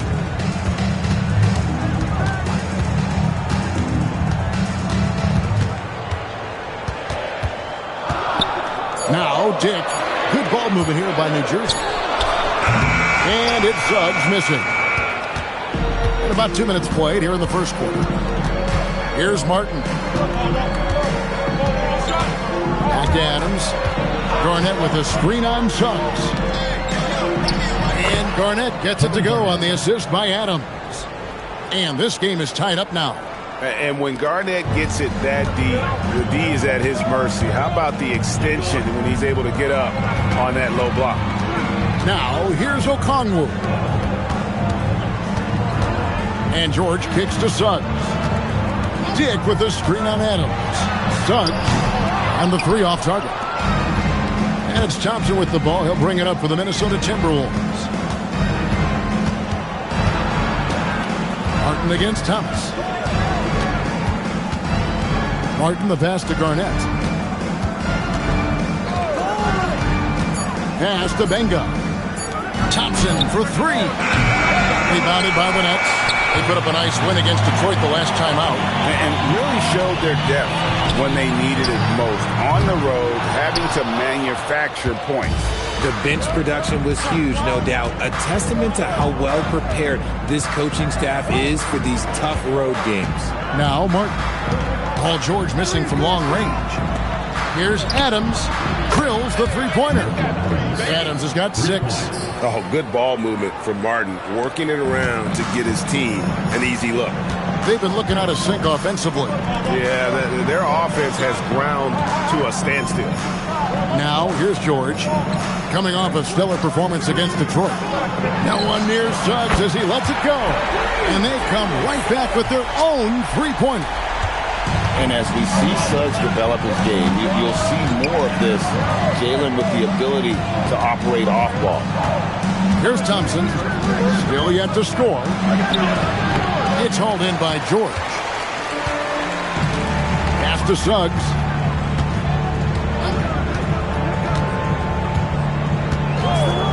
Back to George. Dick with the screen on Thompson. And George, here we go. And then George with the jam. What a move by PG with the hard finish. And a good-looking view of that throwdown from the AT&T Connected Cam. Timberwolves have gone 3 of 7 from the field since we've gotten underway. And timeout called by Chris Finch. He's ready to talk things through with them.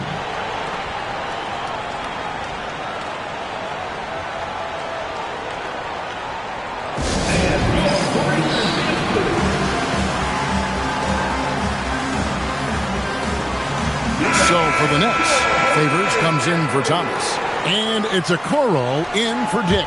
Minnesota also making some changes. Batum comes in for Asar Thompson. And it's DeRozan in for Adams.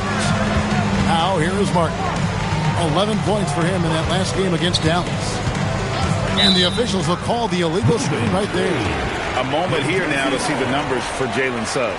How he performed last season. And his passing skills were on full display all year. He ranked among the top 15 in assists. And as we saw last season, a difficult guy to run the offense against. Constantly jumping the passing lanes. Always a threat to create a turnover. From deep, George. And again, New Jersey with the triple. And you can see he's got a little bounce in his step. 3 out of 4 to start. Martin, the pass to Benga. Garnett with the screen for DeRozan.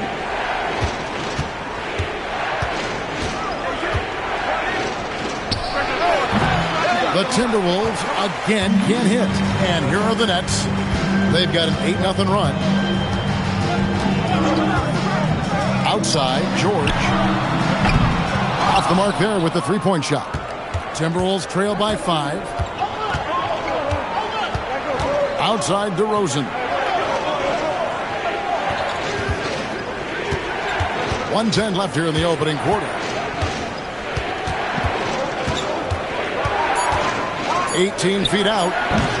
Another miss by Minnesota. New Jersey leading by 5.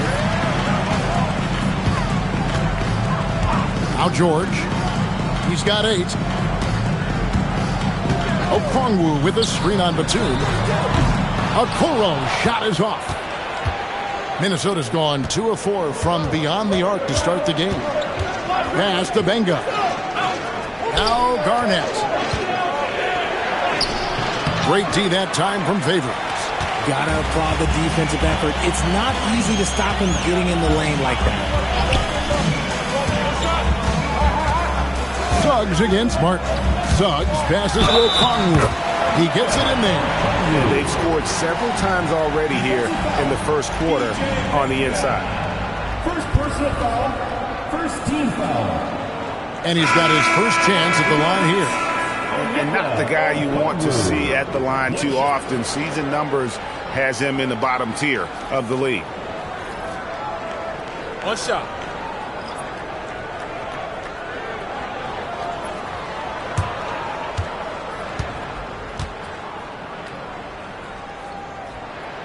Okongwu, no good on the free throw. It's DeRozan with the drive. And dropping the sledgehammer there. He curbs a 10-0 run by the Nets. Hit the crossover. The shot goes in as the ref calls the blocking foul. He's on his way to the free throw line. Yeah, you can see the defense broke down there, allowing him to get all the way to the hoop. First trip to the free throw line for him tonight.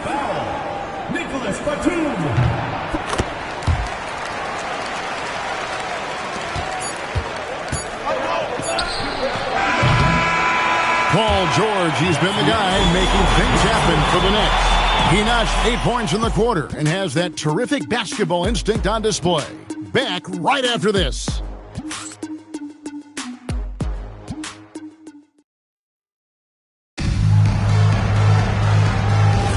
And if you're just joining us, we've played through one quarter in this one. And let's get your take, guys, on the scoring breakdown for New Jersey. They've really been dialed in from deep. This is a team that has a ton of confidence in their outside shooting ability. And I really like how they've moved the ball tonight. Because of this selfless approach, they are piling up the assists. They've got Favors. Also, Isaac Okoro out there, and it's Green in at the 2-guard. So that's the lineup on the floor for New Jersey.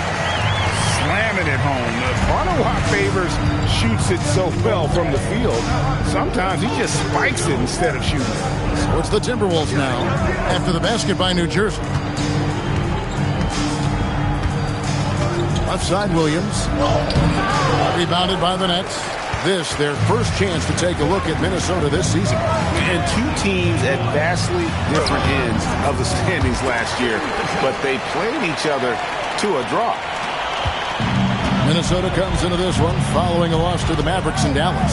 Yeah, tough game on the road. The guys you're defending, obviously comfortable shooting in their own building. You've got to find a way to break their rhythm. Well, they weren't fighting through screens. Their closeouts and rotations were late. You name it, and let's just say they didn't do it on defense. Podziemski on the wing. We're closing in on 2 minutes played here in the second quarter. Pass to Batum. Shot clock at 6. The shot that time not on target. Nets leading by 12.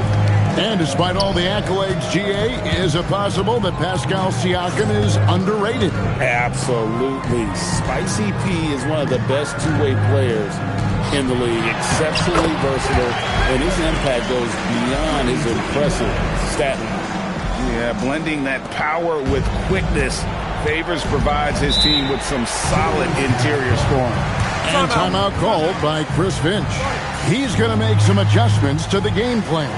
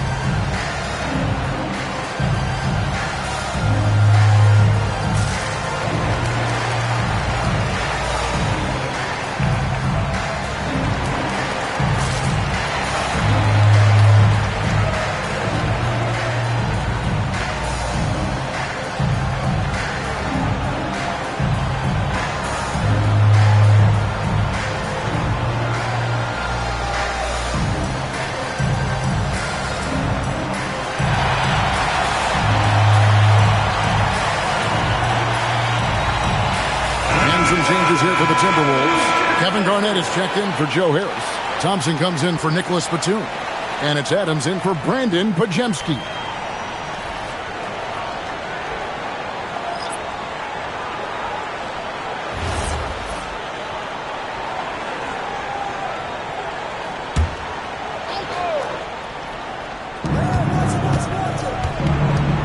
Williams against Thomas.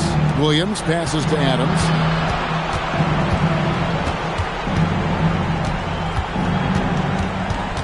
to the paint and stolen by Favors. Here's George. Here's the drive. And then George with the jam. And this kid, George, is athletic. He is so fluid on his attack to the rim.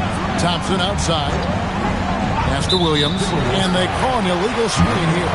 Now we get a chance to check out Kevin Garnett. A very nice season for him last year. And he ended up in the top 15 in steals as well. Some of the quickest hands in the league. And looking back at last season, his complete dominance on the boards to rank number 2 overall. Absolutely remarkable. The Nets making a switch here.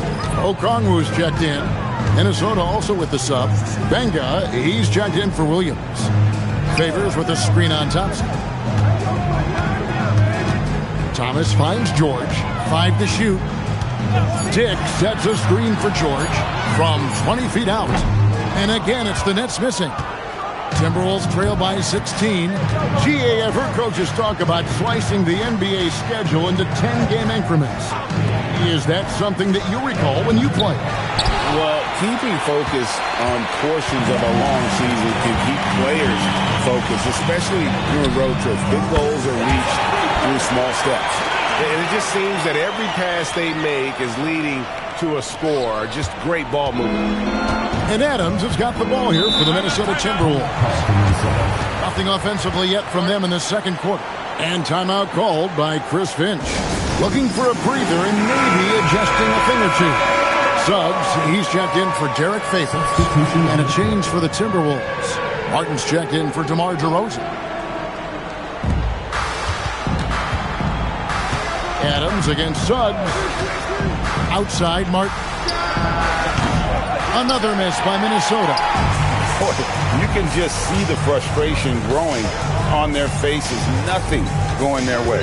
In a major drought, need to find some sort of momentum. Now, here's George. Okongwu with the screen for George. From outside, off the mark.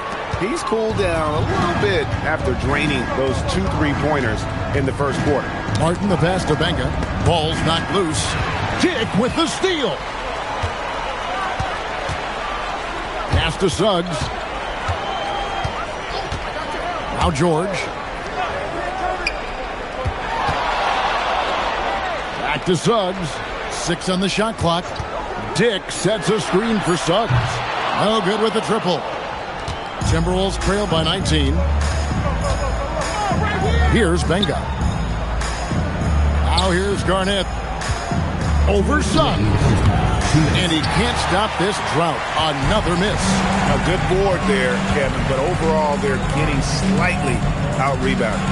And that one clearly a foul. Gets the whistle and 2 shots coming up. And you know what? Very close to a 3-point play right there. This is his second trip to the line in this one. Both free throws good from Okongwu. A minute 50 left here in the second. Martin, the pass to Adams. Over Suggs. The Timberwolves again can't hit. Nets leading by 21. Thomas finds Suggs.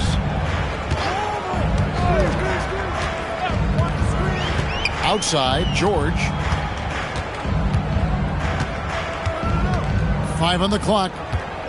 Over Thompson. And a kind roll that time off the rim as that one falls. George has got 12 in the game. Minnesota's gone 0-3 from beyond the arc to start the second quarter. Outside, Martin. Garnett with a screen on Dick. Here's Martin. And he drops in the layup off the glass. And thanks to that bucket, he's finally able to stop that little 15-0 run by the Nets. Pass to Dick. To the inside. Okongwu. And all the attention goes to Dick's jump shot, but he's a willing passer as well. It would take a major comeback for them to get back into this game. And the chances of that happening don't look good. Martin against Dick. Martin kicks to Benga. Outside, Martin. It's hauled in by Thomas. Just a solid performance on the interior. The rebounding has been off the charts. Left side, George. Banked in off the glass. 14 points for him. Talk about execution on the offensive end. They're leaving nothing on the table right now. It's caused them to pull away a bit. Let's see if they can keep the train on the tracks. And through one half, it hasn't even been close. Nets out in front, running away with it. Stay with us, folks. We'll get back just after halftime to start the third quarter.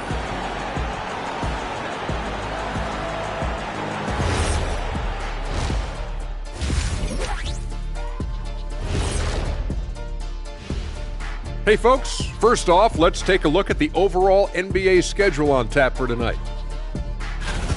The Jazz will square off against the Mavericks out in Dallas. That one gets going 7:30 Eastern Time. This is going to be either a lopsided game or a terrific upset. And switching gears now to that first half. Big hill to climb for the Minnesota Timberwolves. And that's a halftime wrap. Let's get back to the second half with the call by Kevin Harlan and the crew.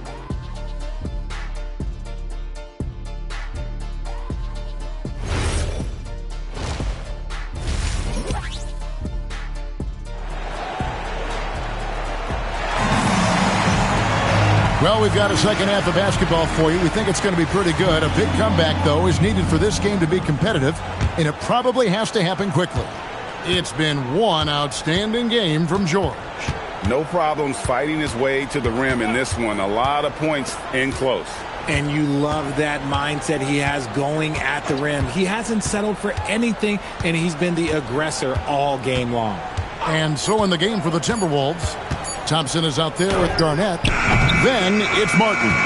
Then there's Benga. And it's Adams in at point guard. Tries from 16. Dick can't get it to go. Timberwolves shooting 23% from the field. That's not going to get it done. And Thompson kicks to Adams. Pass to Martin. Nice ball movement by Minnesota. Here's Garnett. Yep, it counts. Garnett's got it going here in the start of the second half. The first points in the third quarter for Minnesota. Nets leading by 23.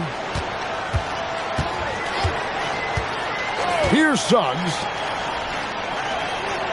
Okongwu with the screen for Dick. No good from outside. And here are the Timberwolves. They haven't given up any points here in the second half. Their next game is at the Rockets Arena in Houston for a game with the Rockets. That'll be the last game of their very short three-game road tour.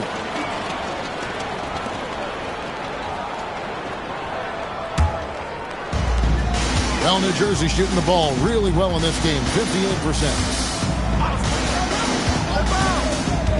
Outside, Suggs. A shot by George, wide open. A three-pointer is right on target. George has got 17. And keep an eye out for George from deep. Tons of room to grow there. Here is the 2K leaderboard with the list of last season's top three-point shooters. In third, Kevin Martin. The bucket must have looked 3 feet wide to him last year. I mean, very deserving in terms of that spot among the league leaders from three. Pass to Benga. Garnett with a screen on Suggs. Here's Adams. New Jersey with the rebound. Suggs looking around. And here's George. Three-pointer. And again, New Jersey with the triple. No, he's been locked all the way in from the floor, and he's the #1 reason why they're winning right now. And Adams has got the ball here for Minnesota. Outside, Martin. Garnett with the screen for Martin. And Okongwu gets the whistle that time. That is his first foul of the game. First team foul.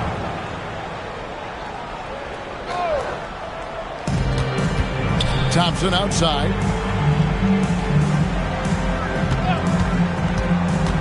Shot clock at 6. And he goes up strong with one hand and flushes it down.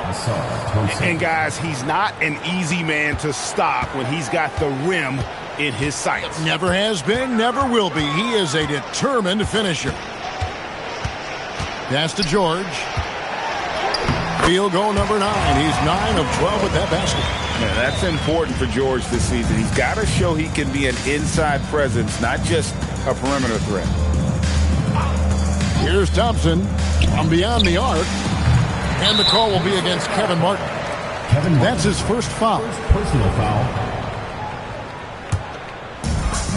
For New Jersey, they've gone 3 of 5 to start the second half, developing a nice rhythm out there. That's to George for 3.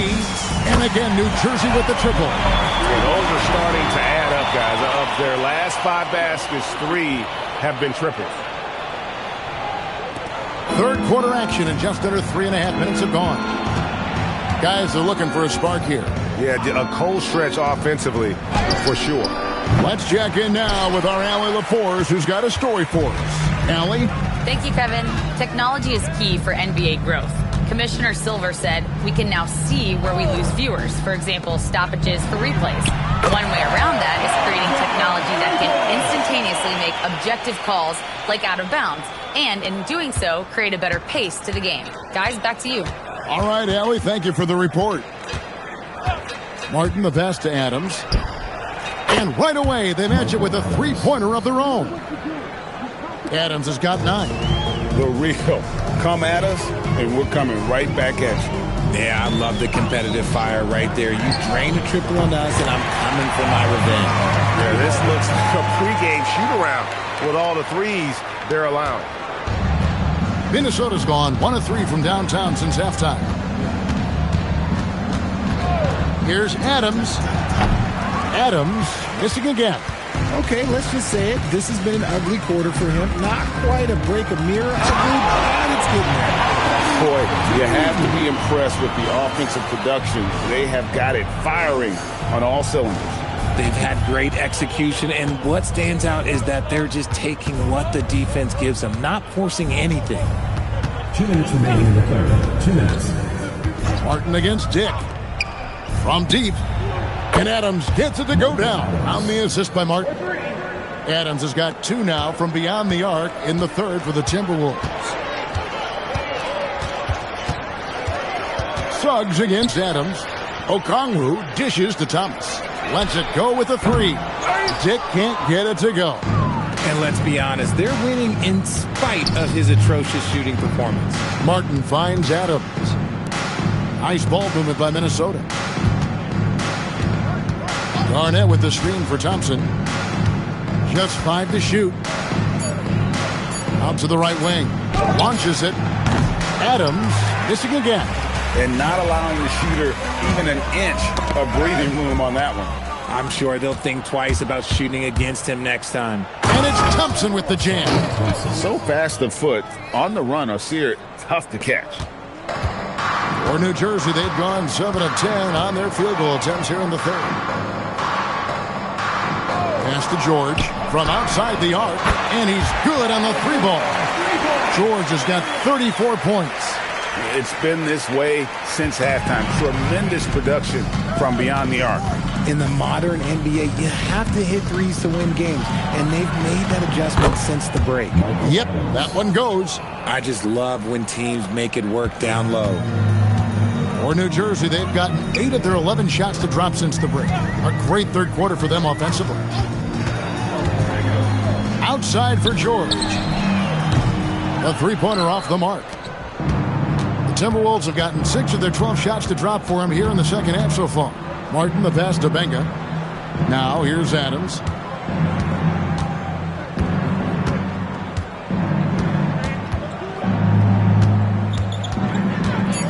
Pass to Benga. And it's sent back by Okongwu. And the shot clock.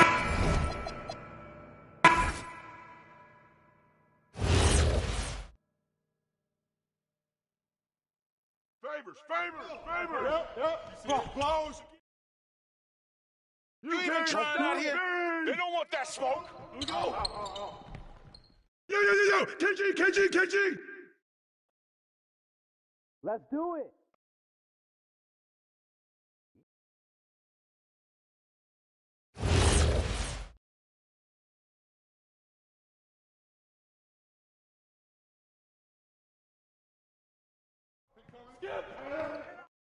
Help. Shooting skip.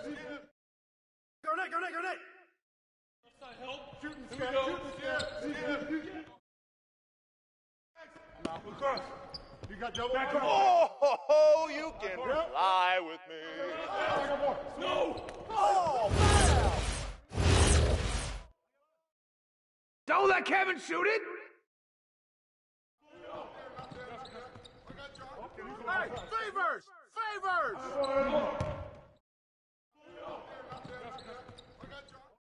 Get that. Way to go! Way to go hard! Box.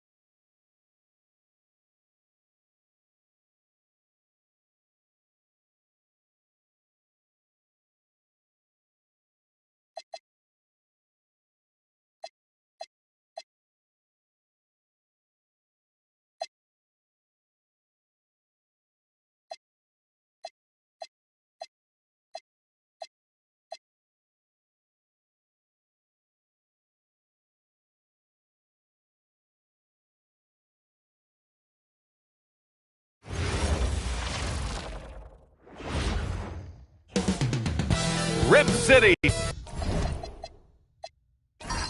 Well, Grant, we're still early on in this new season. Here we go. I imagine it can be difficult to get back into the flow of things. You know, B.A., you're spot on. It definitely takes some time to get used to the grind of the season again. You know, between the traveling, the hotel rooms, changing time zones. But you find your flow again eventually. A look at the 76ers starting group. Williams is out there with Jeff Teague. Then there's Gordon Hayward, and it's Ratliff in at the pivot spot, manning the middle. Well, that's a very early foul for him. Needs to be more careful and not pick up a second one this quarter.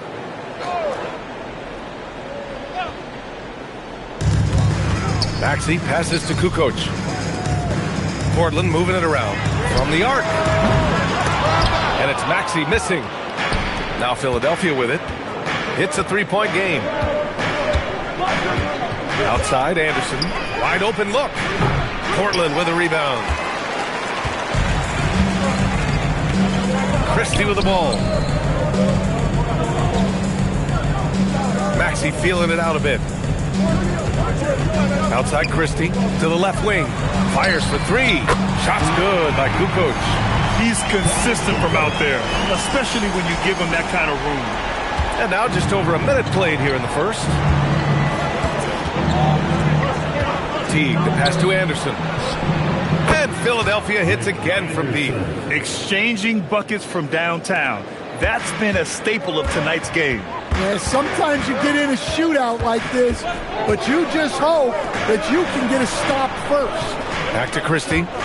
Pass to Leitner. The kick out to Maxey. Just 5 on the clock. Portland needs to get off a shot here. Here's Christie. Nice fake there to create the shot, but it's no good. Anderson finds Teague. Here's Ratliff. And that one is hammered home. Well, that's a great pass. He has the timing and rhythm of a metronome. Maxey against Teague. Now here's Maxey, guarded closely.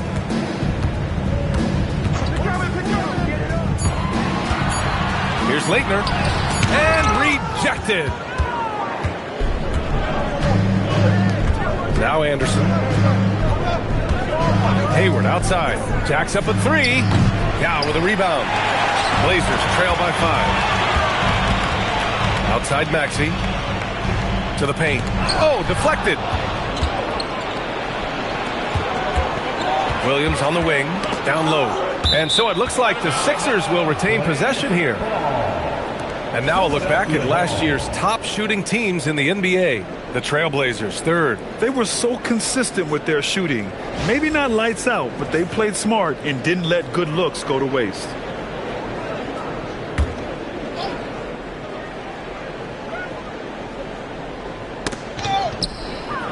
Here's Ratliff. And it's Portland with a rebound. Yeah, we're not used to seeing him get bottled up like that. Wow. Teague against Maxey.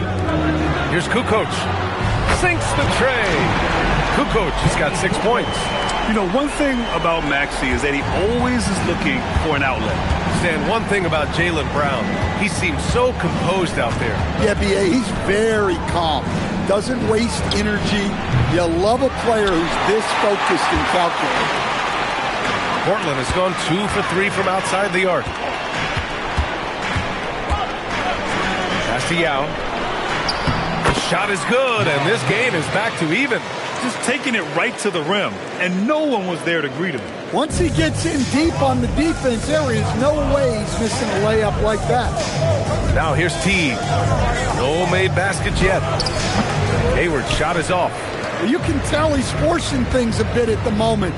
He's been trying to get it going, but this hasn't been his quarter. And play stops. A whistle there on what looks like an illegal screen. The screener was leaning a bit right there. His feet may not have been planted. Pretty obvious call by the officials. Look, you can get away with a lot in terms of screens today, but you can't make it that obvious.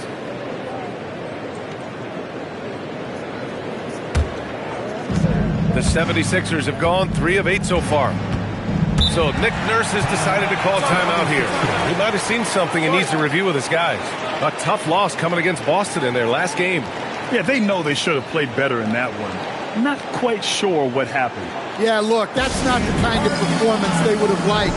But the one good thing about this league, the next game's always right around the corner.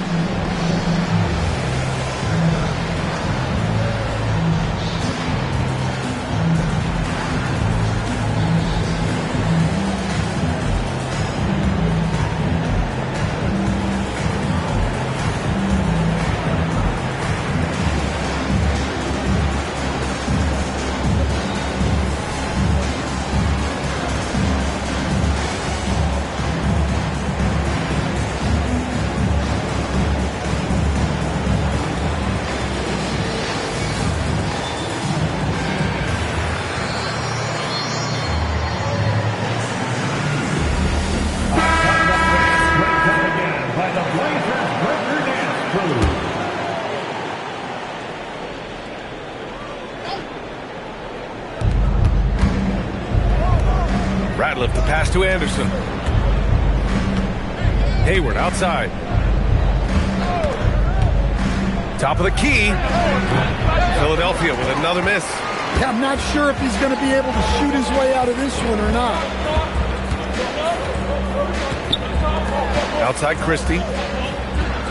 Portland moving it around. And Hayward comes to help. 5 to shoot. And the ball is tied up, so we'll have a jump ball. Call is jump ball.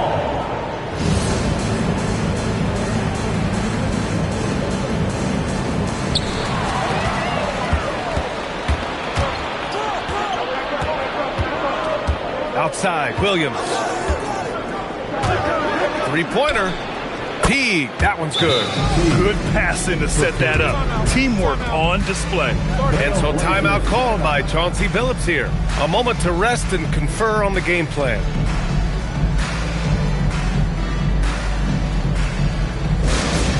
It's that time. We need you to make some noise for your Trailblazers stat team. Here we go, everybody. Here comes your Trailblazers stat team.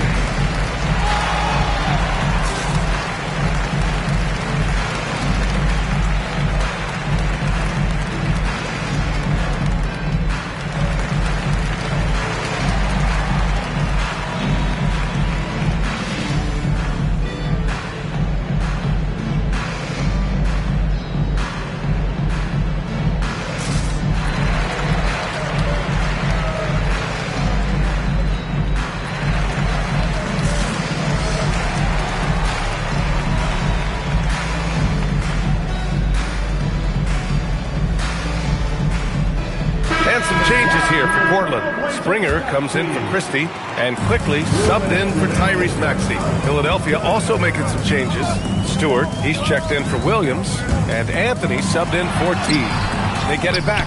That shot off the mark. Philadelphia leading by 3. A minute 42 left in the first quarter. Stewart outside, clock at 6.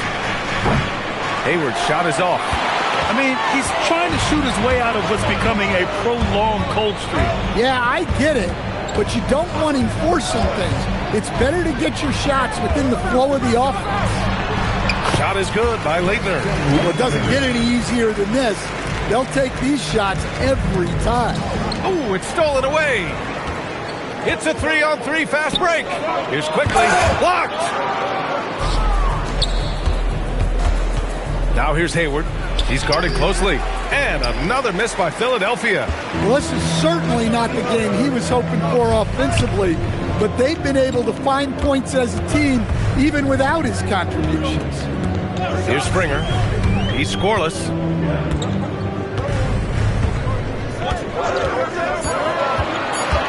Unloads from 13, and he hits the jump shot. He gets inside right when he sees the opening. Got to attack when you have that chance. 7-second difference between the shot clock and the game clock. Anthony, the pass to Stewart. Now here's Anderson. Philadelphia with another miss. You can hear him sputtering all the way over here. He knows he should have knocked that one down. Inside, here's Yao. And he takes it in for the layup off a very nice feed. Now it's a 3-point Trailblazer lead. Well, a good close contest so far as we finish the first quarter. Portland ahead, up 3. Quarter number 2 coming up right after this break. Don't go anywhere.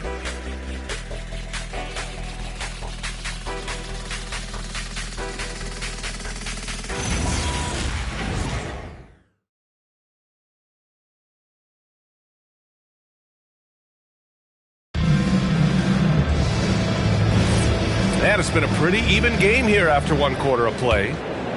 And let's get your take, guys, on the scoring breakdown for the Trailblazers. Well, they're in a great flow. The ball's moving. All those assisted buckets means the offense is running well. You know, another thing that has impressed me has been their numbers of points in the paint. Just dominating down there. They're just getting whatever shot they want in close. We've got Zeke Naji, and it's Springer in at the 2. That's the group on the floor for Portland. Pass to Ellie. And there's the drive. Laid it in with a nice touch off the window. Ellie's got his first 2 points of the night. That's why you keep your head up. If the assist is there, you can pounce. Naji sets a screen. And the basket by Gatling. Gatling's got his first points of the game. Man, that's now 10 straight points in the paint. I'm not sure what's happened to their defense, man. Ellie, pass to Anthony. 3-pointer, no good. Trailblazers lead by 3. On the wing quickly. Pass to Gatling. The 3 is up. No luck on that one. Given his range, you'd expect him to capitalize on that opening. Now Stewart.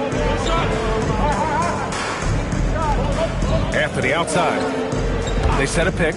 This one for 3.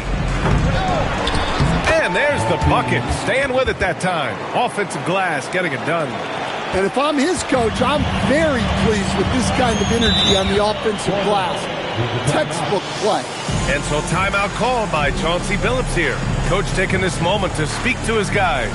Maybe alter some of the game plan.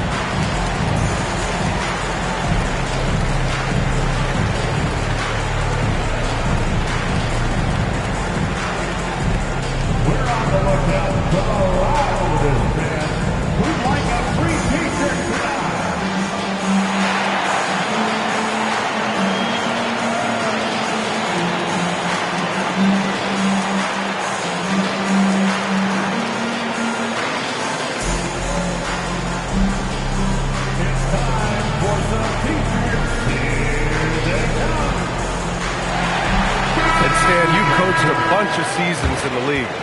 What's an issue that you face that maybe the average fan doesn't know? Well, look, I think the thing that fans really underrate about the game is how intelligent these guys are. So it's not really an issue that I face because I was lucky to have smart guys. But I think fans underestimate how much basketball intelligence factors in when you're talking about the best players in this game. Here's Bowen. No made baskets yet. And we're about 2 minutes into the second quarter here. Smith outside. Pass to Teague. And here is Williams.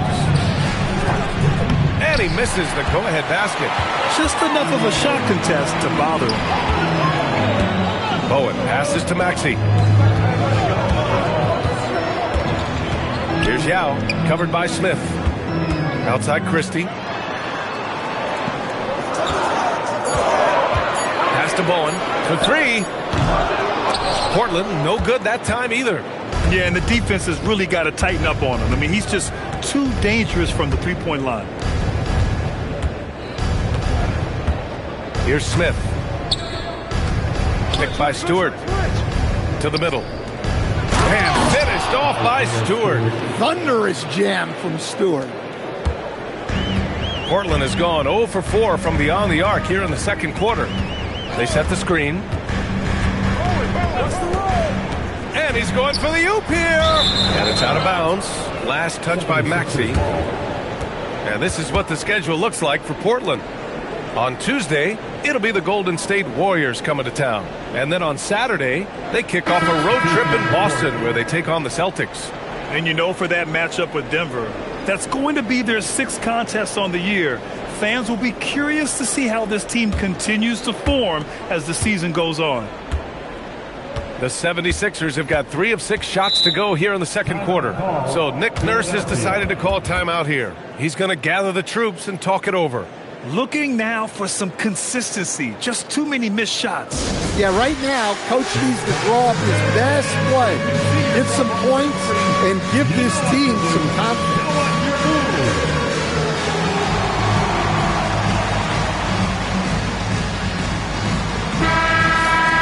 And with this pause, a check on the stats to show you which teams led the league in assists last year. The Trailblazers in second. Well, last year they were an excellent passing team. They want that to continue into this year. And in the second quarter, a little under 3.5 minutes played already. Outside T. Back to Smith. Pass to T. Shot clock at 6. Takes a 3. On target from range. Teague's got 6. And they're trending in the right direction after a rough first quarter from the field. Smith against Christie. For 3, Maxey. Counted from distance. And both teams running long-range plays that are working. Well, you know it's become a three-point shooting league. Teams shooting a steady diet from outside. Smith finds Teague. Smith with a screen on Maxey. Pass to Williams. Tried to come right back with a 3 of his own, but it's no good.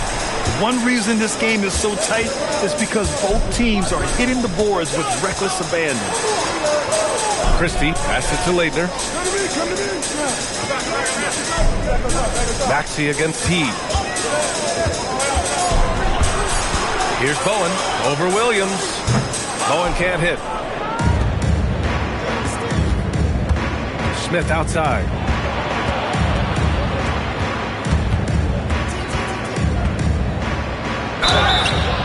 And a foul called on the way up. So he'll take 2 from the free throw line. Yeah, you never want to let shots at the rim go uncontested. And a moment to look at the scoring approach in terms of where the points are coming from for the 76ers. Well, the thing about hitting early threes, it spaces the floor and makes things a lot easier offensively. And I've also liked how they've attacked the opposition off of turnovers. I mean, just making them pay for every mistake out there. So both teams making some changes here.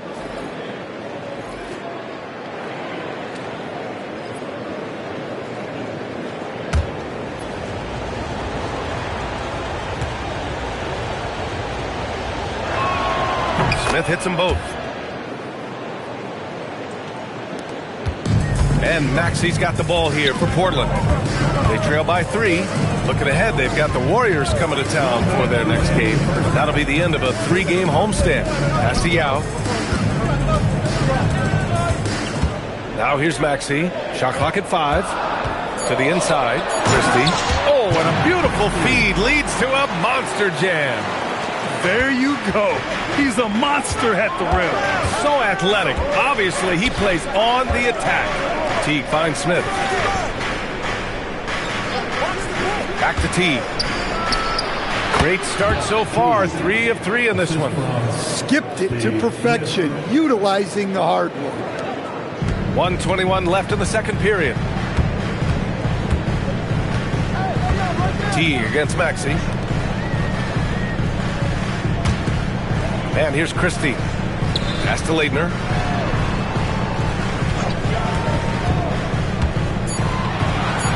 Here's Yao. Tipped.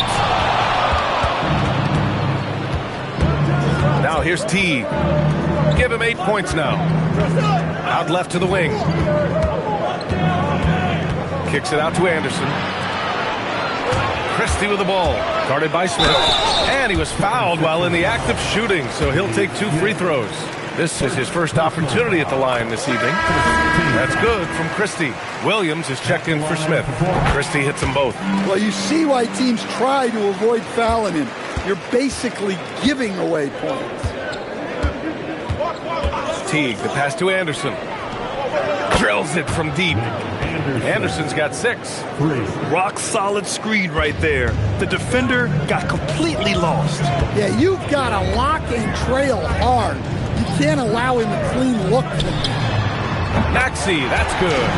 Shut out from beyond the arc in the first quarter. He's now got 2 for the game. Hayward with it. He had 25 points in his last game.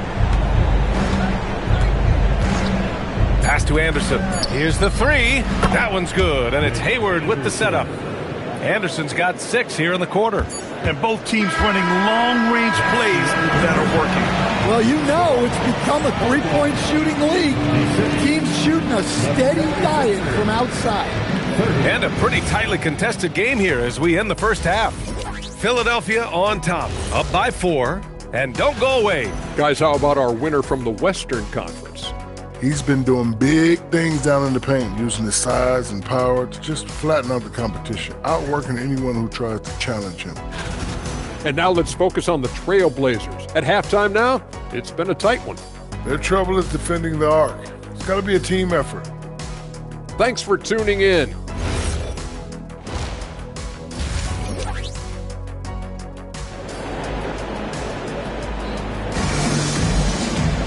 And we're halfway through this one. Plenty of basketball left in a game that's been a fairly even one.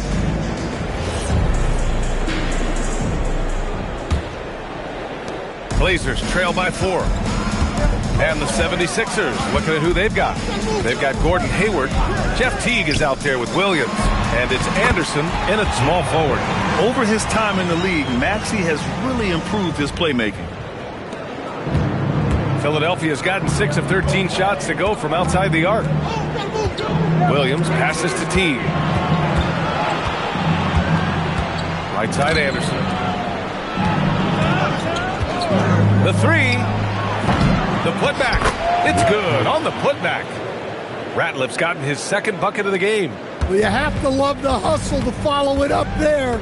Timed that tip perfectly. Pass to Maxey. Over Teague. And Maxey gets it to go on the assist by Christie. Christie's got 4 assists now tonight. Outside Teague. Lets it go from deep. Hits the trifecta. Teague's got 11 points. They're getting torched on the perimeter. 4 of the last 5 buckets have been threes. Maxey passes to Leitner. And here's Christie. There's the triple. Unable to get that one. And he probably thought he was going to bury that one. Snatched away. Here's Kukoc. Anderson covers. Pass to Yao. And Hayward comes to help. Yao, good. Yao's got 4 points this quarter. Good, solid start to the half, hitting 3 out of 4. So Nick Nurse has decided to call timeout here. I think right now he might be looking at some adjustments.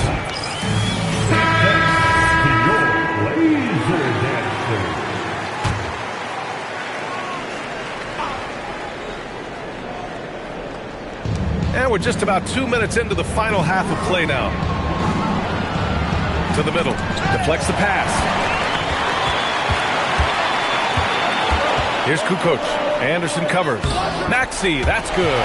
Sometimes the D likes to get physical with Maxey, but he has no back down in him. Philadelphia has gone 7 of 15 from distance in this game. Anderson passes to Williams. Drops in the 3. And the 76ers lead by 4. As the deep shots continue to fall, you can sense the frustration growing among these defenders. Maxey against T. Pass to Yao. Fader on the way. Here's Kukoc. Here's Leitner, guarded by Hayward. Kukoc, the pass to Maxey. 6 to shoot. And the officials will call the illegal screen here. One of the trickier plays to judge, but it would be hard to argue against the call. Yeah, and that's maybe something that should be called more. We see a lot of moving screens in today's NBA. Now Williams. Outside T. Williams a screen on Maxey. It's Anderson on the wing. And Philadelphia hits again from deep. Wow, 5 consecutive threes. This defense looking very frustrated right now. T against Maxey. Pass to Kukoc from outside the arc. He drops it from range. Kukoc has gotten his 3rd basket of the night. Exchanging buckets from downtown. That's been a staple of tonight's game. Yeah, sometimes you get in a shootout like this, but you just hope that you can get a stop first. Blazers trail by 4.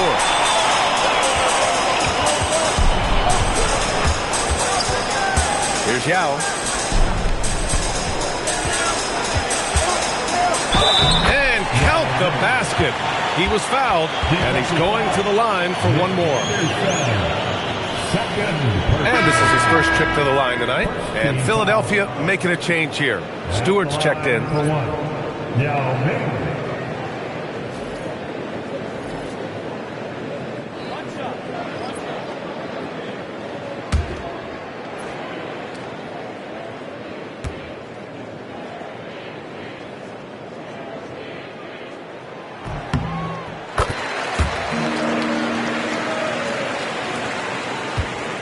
Here's T. 11 points in the game.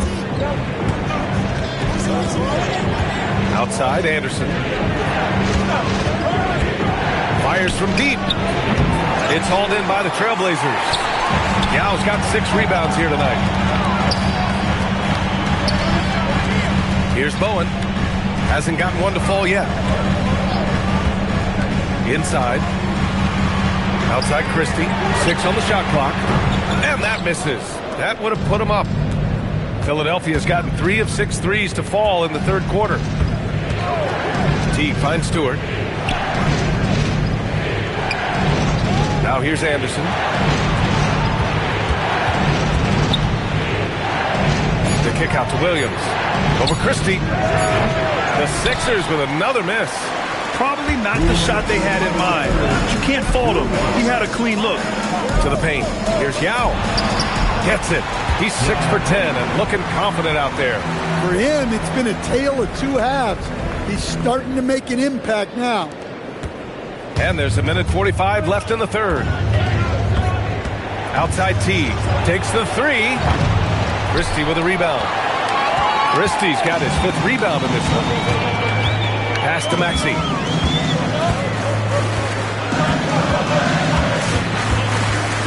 Down low. Here's Yao. And it's rejected. Now T. Maxey covering. It's Anderson on the wing. Outside, Williams. Off the mark, and the drought continues. Portland has gone 5 of 12 from three-point range tonight.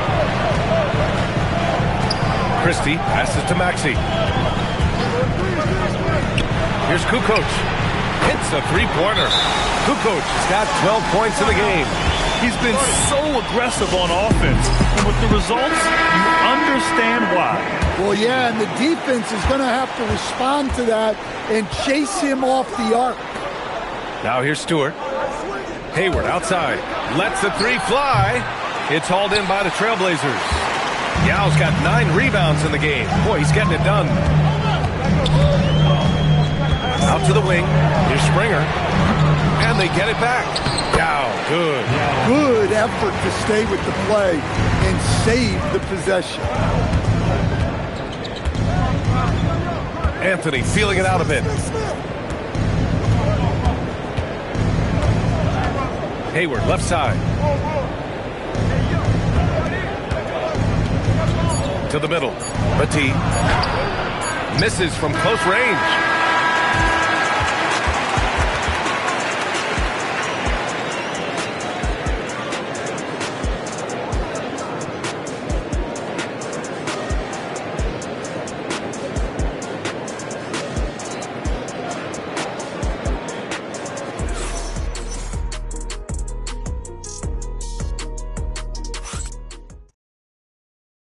And let's take this opportunity to show you our State Farm assist to the game. You know, I'm kind of stoked this was a choice because I love this pass. A remarkable find. He put his court vision on full display. Yeah, he puts that pass right on the money and made things look easy for his teammate. 3 tense quarters behind us. One more to go. Thanks for being with us as we get ready for the fourth. They've got Emmanuel quickly, and it's Bowen in at the 3 slot. That's the group in the game for the Trailblazers. Their strong work ethic has been evident on the glass, really getting after it and being physical. And here's Anthony. Picked by Stewart. Anthony misses. Man, coach is going to have a few words with him after that shot. Yeah, that definitely wasn't the shot they were looking for. You got to keep the ball moving in that situation. And that one good. And the Trailblazers lead by 8. Wow, he's found his game offensively here in the second half. Really has turned things around. Smith outside. Pass to Anthony. Stolen by Quickly. Here's Springer. Here's Bowen, guarded by Hayward. Here's Bowen. It's tipped. 3-on-3. Out to Anthony. And he was camped in the lane there. He gets a 3-second call. It's so easy to get frustrated when you make mistakes, but you have to keep battling. Yeah, it's definitely a momentum shifter, but it's time to refocus, make smart decisions, and start fighting their way back. And Chauncey Billups calls time out here, rallying his guys to make sure they all know the plan. All right, let's check in with Allie LaForce. Guys, over the last break, I listened to Chauncey Billups address the team. He applauded their shooting and their shot selection, saying, we're taking the right threes, not forcing anything. Keep doing that, and they'll continue to fall. Makes the game easy, doesn't it? Thanks for that, Allie. Portland leading by 8. Quickly outside to the paint. Here's Yao. And it goes. As the official calls the foul, count it, and he'll shoot one more at the line. All right, guys, let's get your take on the scoring breakdown for the Trailblazers. Well, they've really been sharing the basketball. All coaches talk about that, try to get their teams to do it. It's really great when you see it in action. Well, another thing they did well was taking advantage of the holes in the defense. Very aggressive in exploiting the lack of concentration.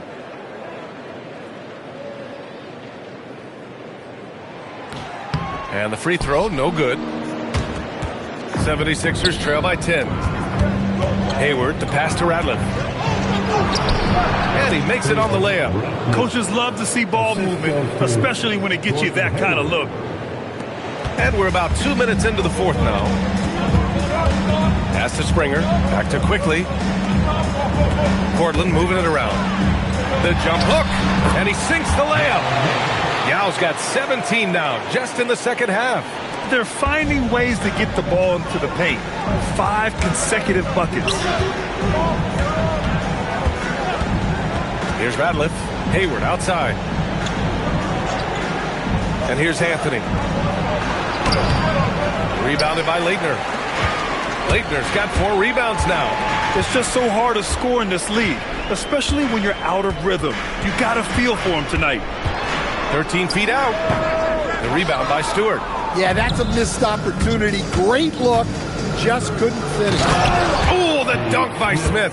Yeah, when Hayward has the ball, he watches all the angles. That's how he finds wide open guys to feed.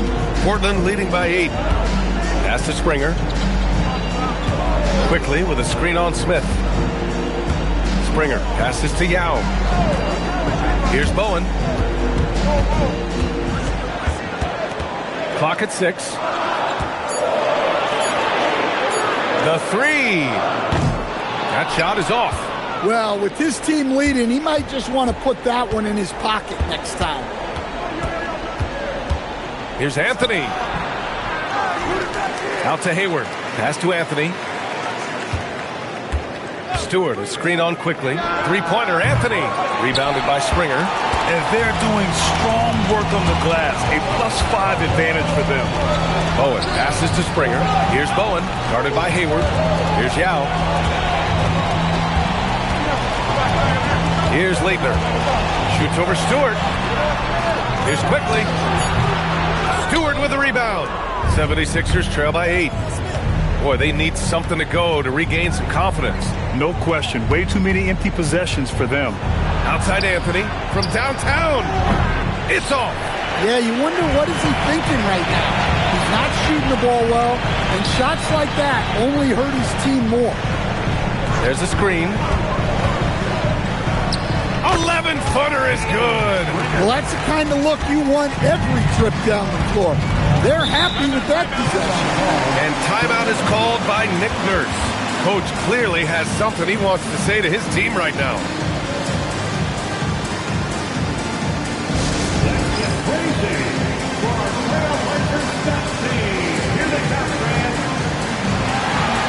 Some changes for Philadelphia.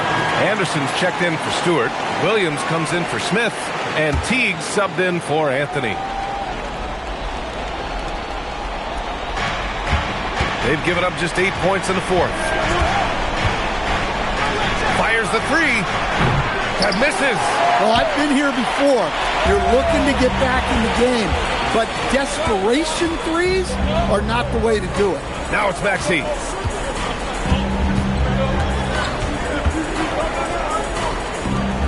Six on the shot clock.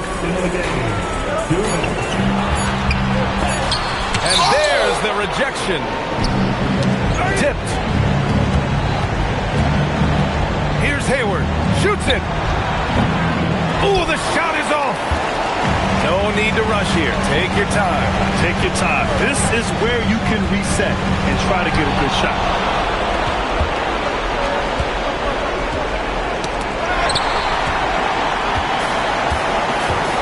.127 left in the game. They set the pick. Here's Maxey. He launches. Can't get it to go. 76ers trail by 10. Here's a drive by Hayward. Now pass to Williams. Outside, Anderson. Goes again, and he lays it in. Well, anytime you can get a good look close in like that, it's always your best option. And they're so close to putting this game away. Yeah, B.A., you don't have to do anything crazy. Just run the clock. Don't turn it over. Yes, sir! Impressive job by this team. And you really can't discount the impact of this crowd here. No, I'd be lying if I said the crowd doesn't have an impact. It's certainly felt from the head coach all the way down. The triple drop. Anderson. 3. Now here's Maxey. 8-second difference between the shot clock and game clock. Oh, he missed the jumper. At this point, it just feels like it's over. Yeah, time is not on their side. Score is not on their side. Nothing you can do. They are unconscious from outside. And so far, the defense has had no answer. Look, when the three is falling like this, there's not a whole lot you can do defensively.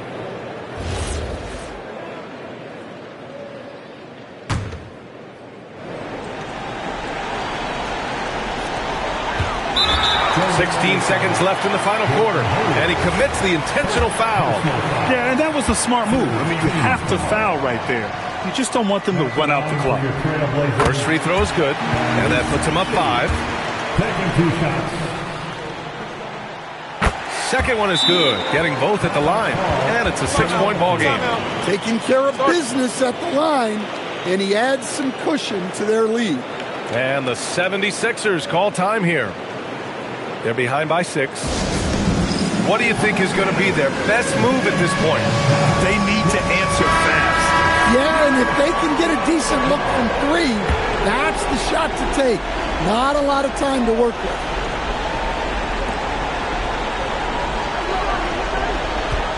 Williams looking around. Can't get the 3. And now we've got an intentional foul. Second personal foul.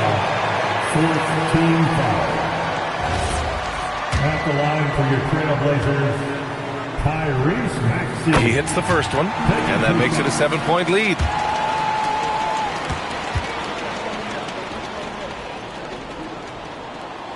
And so he drops them both, and it's an 8-point ball game.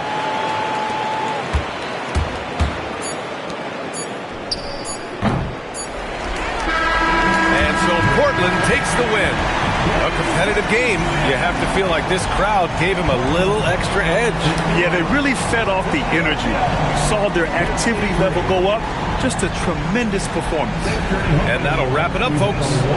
For Grant Hill, Stan Van Gundy, and Allie LaForce, this is Brian Anderson signing off. As we leave, we present our player of the game.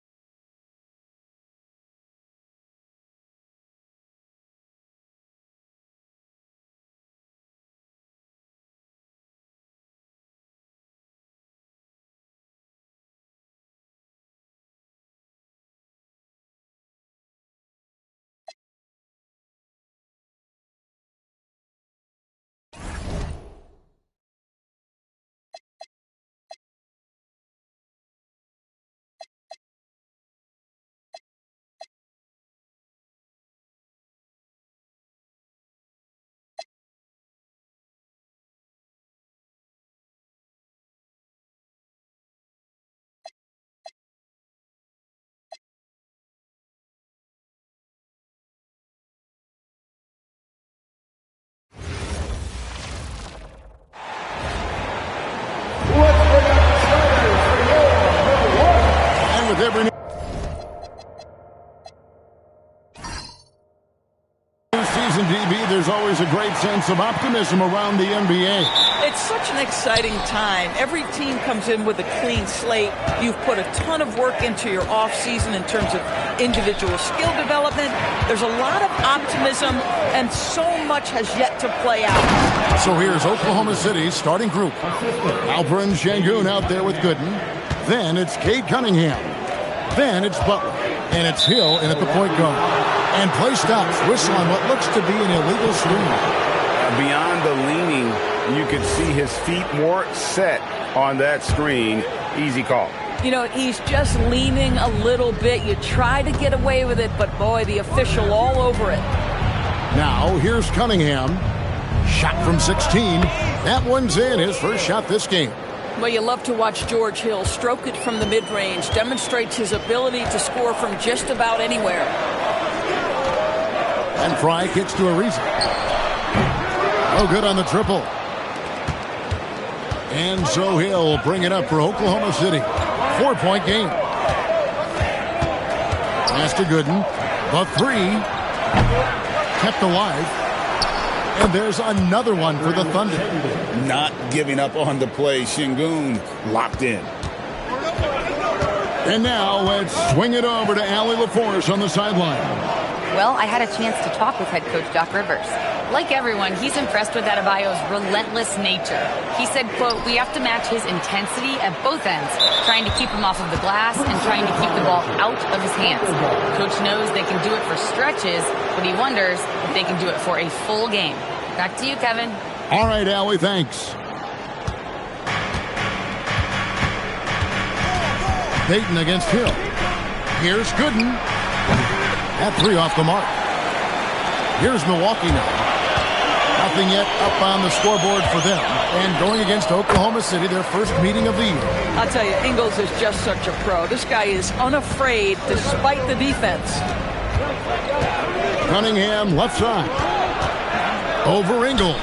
And Cunningham gets it to go on the assist by Hill. Poor design there defensively. They know he's a knockdown shooter from that spot. That's not coming with the right mentality. The defender neither closes the space nor challenges the shot. That's frustrating as a coach, boy. If you're just tuning in, we played about 2.5 minutes here in the first. They set the screen. Cunningham for three. It's hauled in by Fry. And he didn't punish them for the weak coverage there, but they can't count on him to continue missing. Ariza finds Ingles. Now, here's Bull. Out to Payton. Clock at 6. Bull setting the pick for Payton. Off target from three-point range. I'm shocked that didn't turn into 3 points. I mean, he makes you pay on those nearly every time. Boy, he had a clear look at it. Ooh, you hate to miss chippies like that. Now, here's Fry. Following the miss by Cade Cunningham. Bull, the pass to Payton. Ring shot on the way. And again, it's Milwaukee converted. First quarter of action, just under 3.5 minutes played. And stolen by Fry. It's stolen by Cunningham.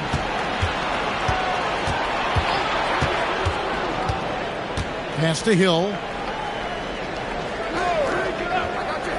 Back to Cunningham. Shot clock at 5. Oklahoma City needs to get off a shot. Hill, no good. KYP. Know your personnel. Challenge the great shooter. Excellent job. Here's Bull. He nails it. And we're tied up. Bull's got his second bucket tonight. You have to love the approach Payton takes to the game. And an exceptional passer who does a great job with distributing the basketball. Pressured that shot by getting a hand up just as good as a block. And he did it without fouling, and that's become an art. Changing shots without making contact. Cranes the three-pointer. Payton's got 5 now. And the intelligence of Payton, reading defenses like a book and understanding when to take the shot. And so Mark Daigneault calls a timeout. He's going to have a discussion on the sideline.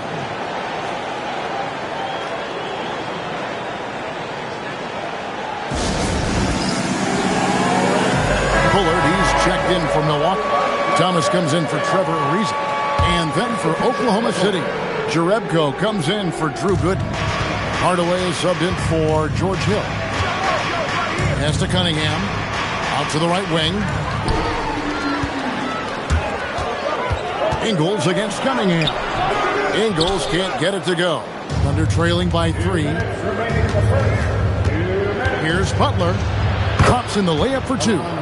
And their post play has been really solid right off the bat. 1:46 left in the first quarter. It's Thomas on the wing.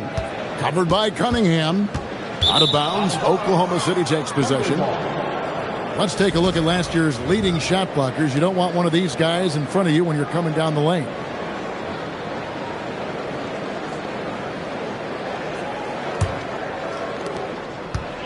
Oklahoma City's gone 0-4 from three-point land to start out. Looking cold from outside.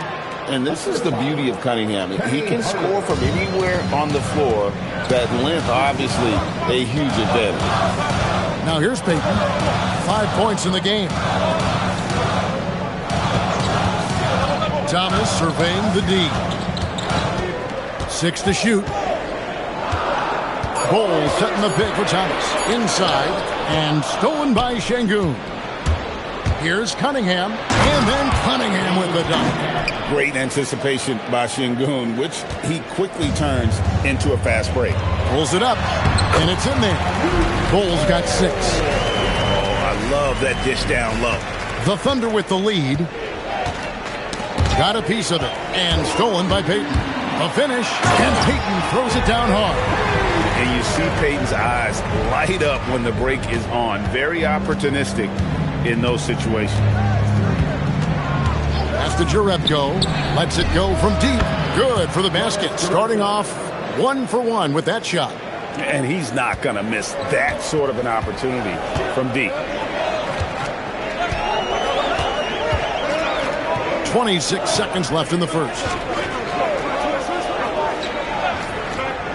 Hardaway against Payton. To the paint. Fouled on the shot and picks up 2 points. So 1 free throw coming up. And this game already taking shape as an offensive battle. Well, the fans love it. Coaches may not like the lack of defense, but boy, the rules promote scoring, no doubt. For Milwaukee, Matt Fuller. 1 shot.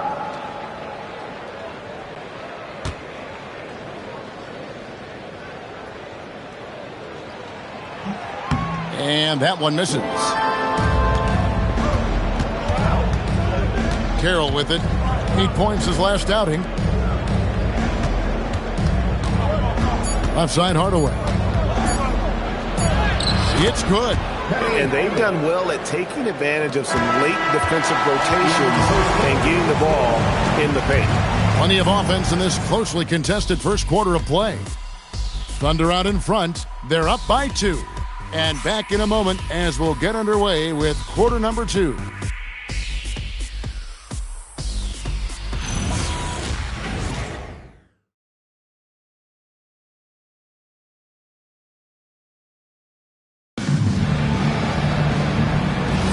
And if you're just tuning in, it's been a pretty even game through the first quarter. And guys, let's get your take on the scoring breakdown for the Thunder. So far in this one, guys, it's been the shooting. In particular, from mid-range. That has been huge for them. Yeah, and in addition, their ball movement has really unleashed their offense. Boy, they've been fun to watch. So with Payton on the bench, here's the 5 for Doc Rivers right now. Horton out there with Cam Thomas. Then it's Simmons. Then it's Hamed Haddad. And it's Bullard in at the 4. Let's go to the sideline and see what Allie LaForce has dug up for us. Allie, take it away. Hey, Kevin. Well, the Bucks want to capitalize on their bigs. Coach Doc Rivers said, one advantage we have is our size, and the slower the game gets, the bigger we get. So taking opponents out of transition, making it a half-court game, allows us to be a big basketball team. Kevin, back to you. Leveraging all that size. Hey, Allie, thank you very much for the report. Oklahoma City shooting is beautiful right now. 60% for the game. Pretty much everyone out there has been stroking it. The shot's good from Jerebko. Jerebko's got 5 points so far. And they've repeatedly probed inside in the first half, guys, and it's paid off. Pass to Thomas. Back to Thornton. There's the pick. Here is Haddadi. Makes it off the glass. Haddadi's got his first basket. Yeah, fundamental basketball here. Passes on time and on target. And so Mark Daigneault calls a timeout. This now will give him a chance to discuss some potential changes. For the Thunder, Drew Gooden has checked in for Mahinmi. Kate Cunningham comes in for Damari Carroll, and it's Hill in for Keontae George.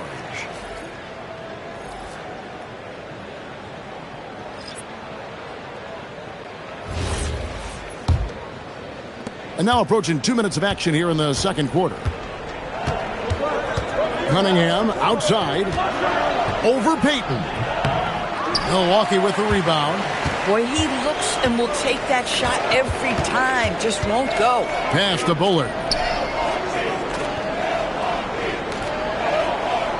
Back to Thomas. Payton right side. Down to 5 on the shot clock. Here's the screen from past the arc. Rebounded by Jerebko. Looking at Oklahoma City, they took the win in their last game against the Bulls. And guys, they walked into the arena with a certain kind of swagger, and we really saw it play out on the offensive end. And what surprised me was how easy they made it look. It seemed like they got something out of every possession. Here's Payton. The Thunder making the shot. Ariza no up. Cunningham against Payton. Pass to Jerebko. Stolen. Hardaway against Ariza. Payton outside. And we've heard some coaches complaining about players getting away with traveling. Is that something, Greg, the league needs to clean up? Well, it's inevitable that a few of those calls are going to be missed. But listen, you'd rather have that than officials whistling travels that didn't happen. Here's Ariza following the basket by Gary Payton.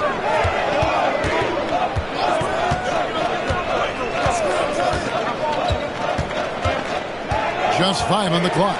Kicks it out to Ariza. That's good. And it's Payton with the assist. Payton's got his 5th assist in this one. We know this. Trevor Ariza in catch and shoot, effective and reliable. Now here is Hill. It's to Hardaway. And here's Gooden. That's a 2 from Cunningham. It's hauled in by Fry. Fry's got his 4th rebound with that last one here tonight. Thomas passes to Payton. The 3, and the Bucks hit again from deep. Yeah, these defenders had better start closing down on shooting. And so Mark Daigneault calls a timeout. He's going to take this chance to talk to his guys.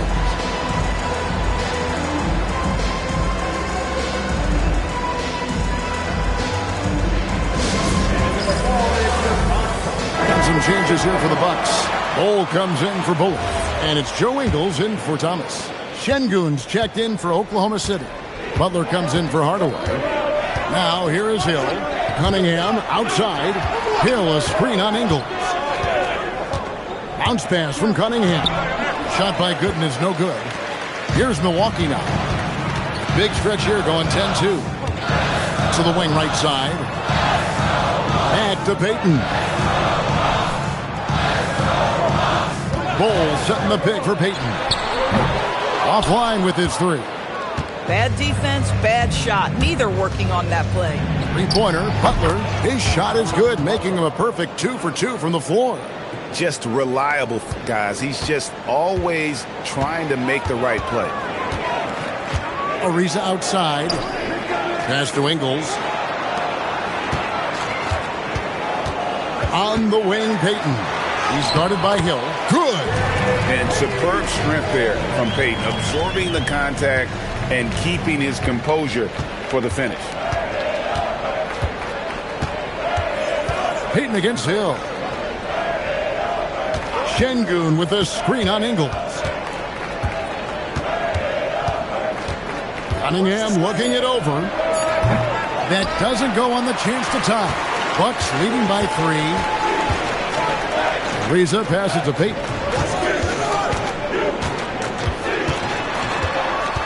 1:06 left in the first half.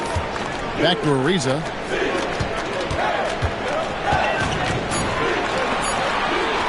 There's the 3. Was shot by Peyton, no good. Thunder trailing by 3. And stolen by Peyton. Looks good, is good. That's his 7th basket in 12 tries. This guy has been a key to their success tonight. He's been selective and efficient. Cunningham outside. Good, and it's Hill picking up the assist. And it's 8 points for Cade Cunningham. Well, we've seen this over the course of George Hill's career. So savvy, finding the open man. 7-second difference, shot and game clock. Back to Peyton.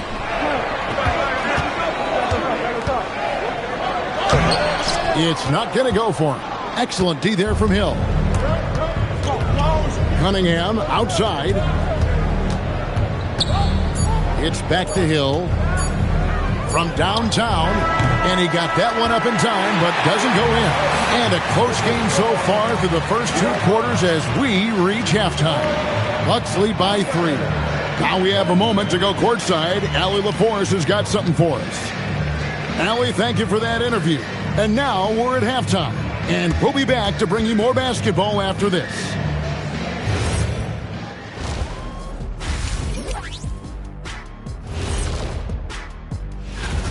Over at American Airlines Center, the Mavericks will face off against the Jazz.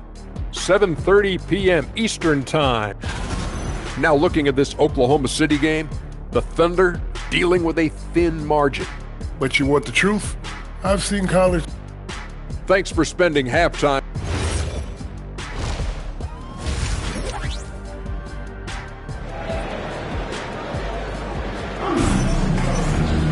And after a fairly even first couple of quarters, the second half could turn out to be a great one as both teams try to gain an edge.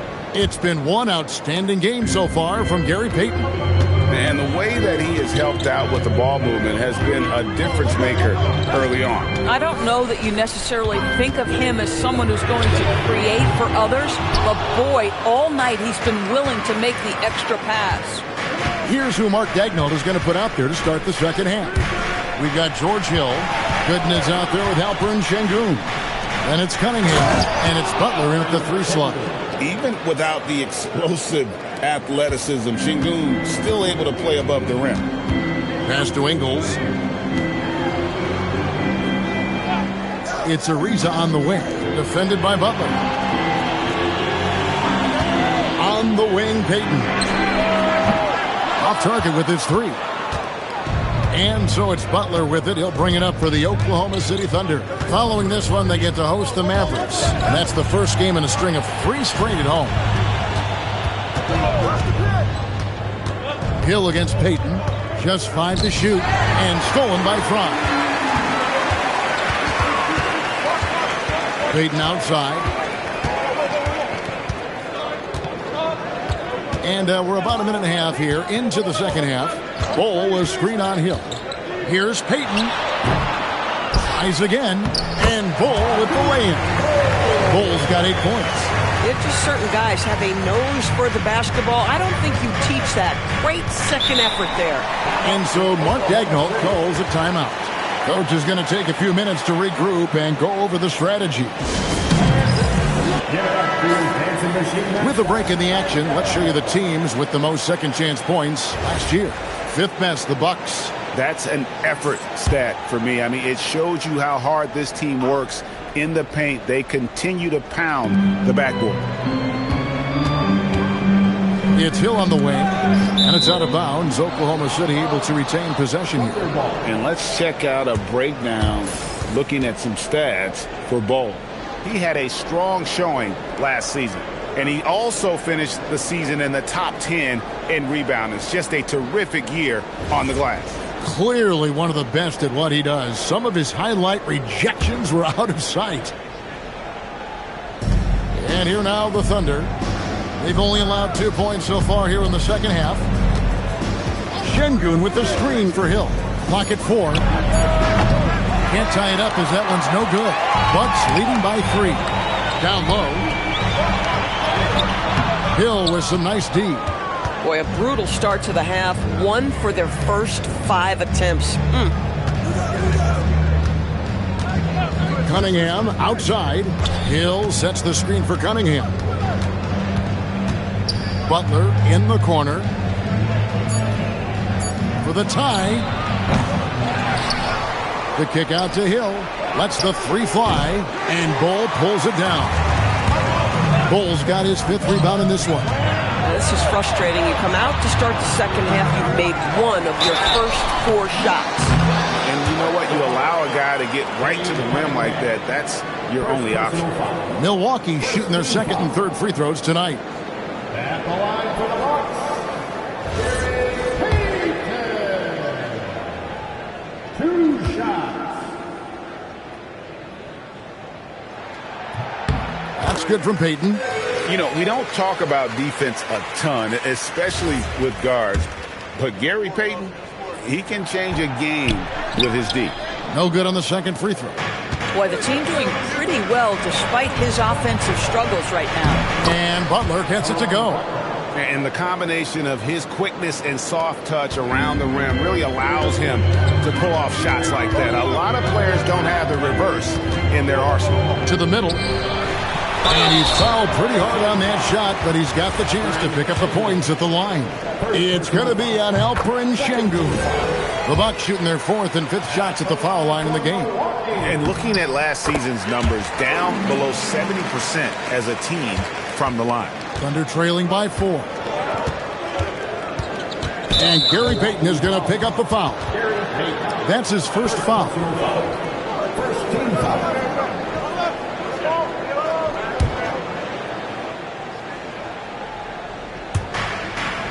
Pass to Butler. Oklahoma City moving it around. Cunningham passes to Şengün. Great job preventing that ball from coming into the post. Might have been an easy 2 if the defense wasn't there. And the basket by Payton. Oh, beautiful pass. My goodness.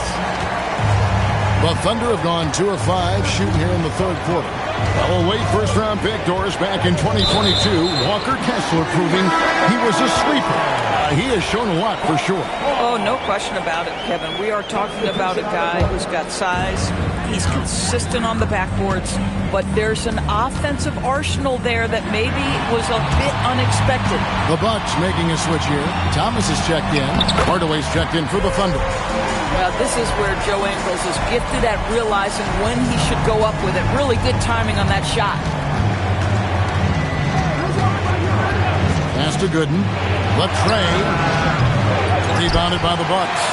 Bulls got 6 rebounds now in the game. Enzo Thomas will bring it up for the Bucks. They lead by 8. That's the biggest of the game. Next up will be a home game matched up against the Pacers. That'll be the latter half of this 2-game homestand. Now here's Thomas. Down to 5 on the shot clock. And he gets the bucket. Thomas got the lead up to 10 now for Milwaukee. What I like here, even with the big lead, they continue to execute their offense. And that, to me, is a sign of excellent coaching. There's an attention to detail. There is valuing of every possession. And now, let's send it over to our courtside reporter, Allie LaForce. Thank you, Kevin. So what's the difference between the diehard fans and the casuals? Kevin Durant said some fans get programmed to just think about free agency and drama, and they only care about the finals and players' legacies. But he's hoping the fans lock in on the game itself, not just the storylines. Back to you. You know, that's a good point. All right, Allie, thanks a lot. Here's Hill, following the score by Trevor Ariza. Here's Gooden. The Thunder with another miss. And another miss. Whew, he's having a really ugly game. Yeah, about as ugly as you can have, you're right. Back to Ingles. To the inside. Here's Thomas. The shot's good on the assist by Ingles. Thomas got his 2nd basket. You know, it's never clear what Joe Ingles is thinking. The unpredictability of what he accomplishes in pick and roll is something special. Now here's Hardaway. And they get it. That one falls. Penny Hardaway. 55 seconds left in the third quarter. Ariza outside. Hardaway against Ingles. Back to Thomas. Shot clock at 6. Basket good. Thomas got his third basket of the night. Oh, great ball movement there. Here's Hill. Well, Greg, they're looking to make some big stops here to halt this rally. And luckily, time is on their side, but this is on them. They need to play smart here. Bucks have gone 7 of 12 from the floor since coming out of the break. Thomas against Hill. Outside Thomas. Pass to Fry. Fires the 3. Here's Bull. And so it's the Milwaukee Bucks sitting with a comfortable lead up by 14. They've got a big advantage in the turnover stats because of their intense defense. And let's take now this moment to bring up our State Farm assist of the game. Yeah, a terrific, unselfish play right here. Set up his teammate. And how about the setup this way? How about the secondary playmaking you are getting? Great to have that from the shooting guard spot. And there have been 2 very different performances from these teams today. We get going in quarter number 4. They've got Bullard. Payton is out there with Thomas. Then it's Simmons. And it's Haddadi in at the 5, roaming the paint. That's the group for Milwaukee right now. Payton passes to Bullard. That's in, coming off an assist from Payton. Payton's got his 6th assist on the night. When you allow good scorers to get uncontested shots at the rim, no wonder you're losing. To me, this has simply stated been a complete lack of defensive attention and focus all night long. 4 on the clock. Back to Jerebko. Takes the 3. Rebounded by the Bucks. Pass to Simmons. Payton outside. Outside Thomas. Simmons on the wing.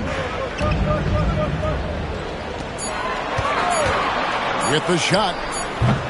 Rebounded by Cade Cunningham. Thunder trailing by 16. Fourth quarter now. We're about a minute and a half in.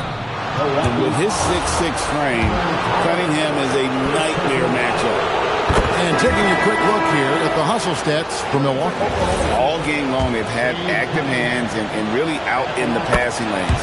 And that aggression on defense has resulted in a ton of steals. They've also been scoring on the break. With how difficult it is to get buckets in the half court, anytime you can push the ball in transition for easy ones, that's big time. Payton inside. He's against Cunningham. Payton finds Bull. And the shot goes in. And the Bucks lead by 16. And 10 of their last 12 coming off assists. Outside Hardaway. Back to Cunningham. And stolen by Payton. And now in transition is Thornton. Here we go. Pass to Bullard. Now here's Bull. Outside, Payton.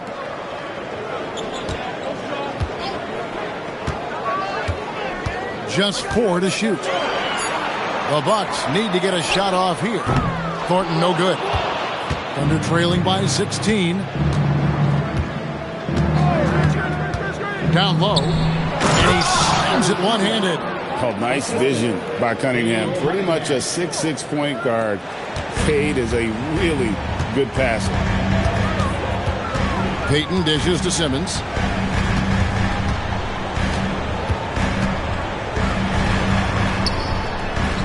Plays it up and banks it in. Simmons got his first 2 points of the night. Nice job getting inside for the layup. Got the D thinking. Jump shot. Gave a little pump fake. And then off to the races. A bit under 3.5 minutes have passed here in the fourth. And with that, the Bucks lead has got back down to 14 after they get the hoop from Cunningham. And he had all of us at the table quivering. What a move by Cade. And we've got a timeout called by Doc Rivers. He's not taking any chances. He wants to huddle him up right away. And some changes here for the Bucks. Channing Fries checked in for Bullard. Isa comes in for Simmons. And it's Joe Ingles in for Marcus Thornton. Right now, let's take a second to catch up with Allie LaForce on the sideline. Well, over the break, I listened in on Doc Rivers' huddle, and despite the lead, they are still coaching this team hard. In the huddle, they told their guys to stay alert. Do not give them anything easy. They want to protect this late lead, guys. All right, Allie, thank you so much for that. Ingles passes to Ariza. Beyond the arc.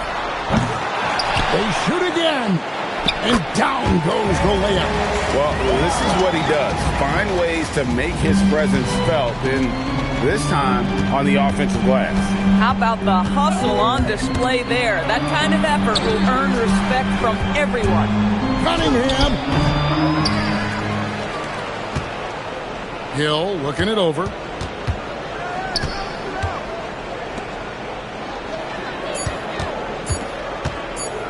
Jacks up a three. Cleared away by Ball. And here's Payton. He'll bring it up for the Milwaukee Bucks. So far in the fourth quarter, they've allowed just 6 points. It's stolen by Hill.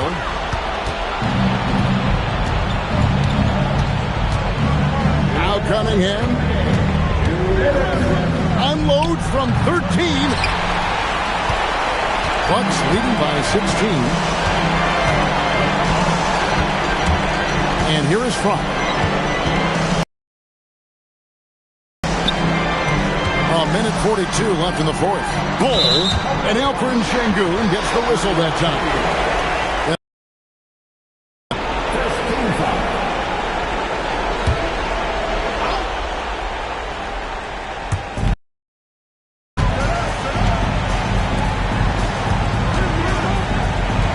Outside, Payton, 5 to shoot. Ball is screen on Hill. For 3. And tonight's battle is going to end with a very clear winner, leaving nothing to chance. Impressive win for the Bucks. In the end, they had a better shooting percentage, and that's what made the difference. Sometimes, things go your way. The other team wasn't catching many lucky breaks themselves. Yeah, and Kevin, not all about luck. I thought their overall shot selection was better. And so with this, they'll end up with their second win on the year. And what a tremendous standout performance it was for Gary Payton. Well, I think his contribution clearly came at the defensive end, right? He came up with a bunch of huge steals. He was a menace all night long. And just as players, Greg, have used technology to train, it sounds like officials are now doing the same thing. Yeah, whether it's the training app on their phones or VR headsets, cameras tracking their positioning on the floor, and even where they're looking. We'll see how much of a difference all this tech makes. Butler fires. Jumper is off. And the Bucks with possession here. 17-point lead, their biggest. Cunningham against Ingles. Roll a screen on Hill. The 3 is off.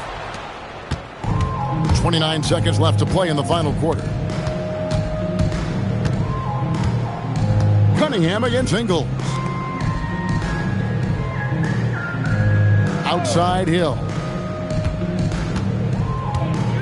There's a screen. Cunningham.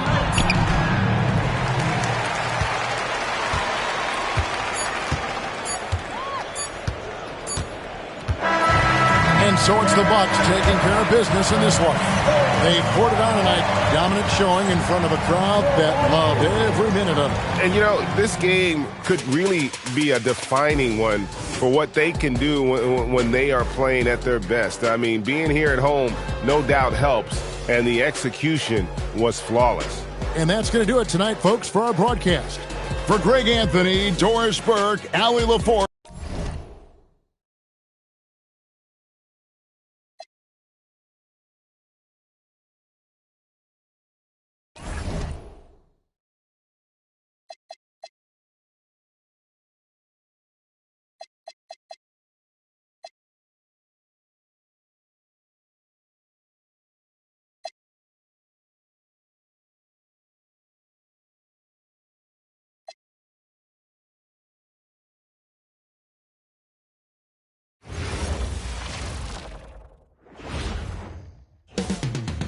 Coming right up, the Kings take and coming into this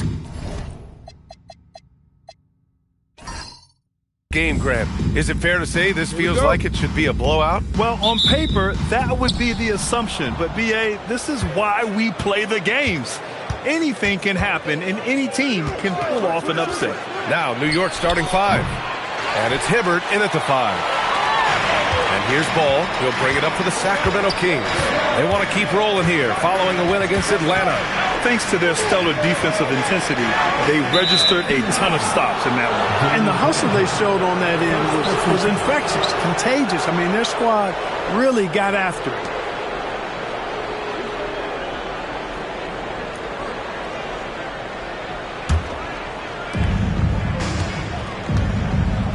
Here's Snow. Pass to Mullen. Puts up a 3. Smith with the rebound. And here's Ball. Let's go with a 3. Doesn't go for him. Here's Mullen. About a minute into this first quarter. To the wing, right side. Pass to Rice. The 3 ball. And the Knicks miss again. Here are the Kings with the ball now. Now Smith. It's tipped. Here's Mullen. Pounded by Ball. And out of bounds. The Kings will take it.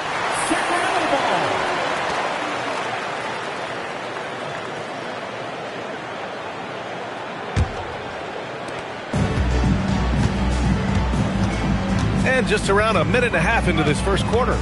Pass to Allen. Back to Ball from the wing. And he comes up with a bucket. Well, you got to love how quick Ball's shot is. Doesn't take a lot of time to get himself squared up. Here's Snow. Here's Mullen. New York, no good that time either. Clean look from mid-range. Coach will probably want to run that play again. Smith outside. Back to Ball. Fires the 3. And it's New York with a rebound. And I'm surprised that didn't go down. I mean, I'm sure he is too. Pass to Snow. Here's Mullen. Allen defending.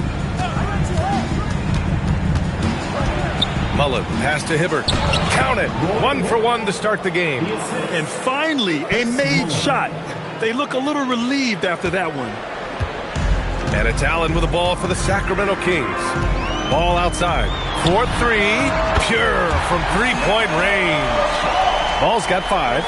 You know, if LaMelo shoots it at a high clip from deep, man, oh man, I don't know how anybody's going to guard it. Pass to Rice. The shot. The jumper from the wing off target. The Kings lead by 3. Of all the accolades James Harden has racked up, what do you think he'll be most remembered for, Clark? You mean aside from his beard, which is pretty impressive as well as his game? I mean, I think his scoring ability, the way he did it, he was one of the first to really kind of master that step-back 3 against good defense. His ability to get to the rim, draw fouls, and make plays for others. I think all of that is part of what we will remember about James Harden. So far this quarter, he's been out of sync and might be pressing right now. Pass the Ball. Launches a 3. The rebound by Hibbert. He didn't make them pay for that weak defense, but they just can't rely on him to miss those kind of shots. Here's Snow. No points yet. Here's Mullen. New York again can't hit. I think he's gone completely dry. Nothing is hitting. And, you know, you can sense his frustration. This is going to be a test of his resolve here. The 3 from Ball. And he knocks it down. He's 3 of 5 now from the floor. Scoring well this quarter. Picking up steam as he goes. And so Mike Brown decides to call a timeout. Coach probably just checking to make sure everybody's on the same page here.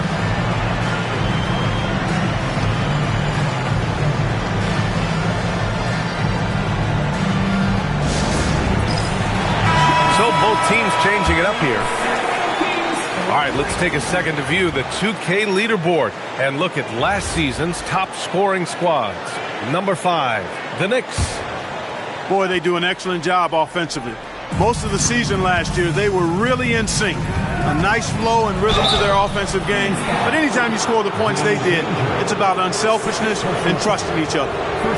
Still in the early stages of the season here, but some people are already talking about MVP and Rookie of the Year, Grant. You know, I think it's a little early for that. I mean, those decisions are a long way off. But, you know, B.A., I guess it never hurts to take a peek.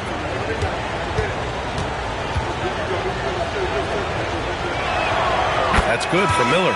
Yeah, with the size and versatility Miller brings to the table, he's a tough cover for just about anyone.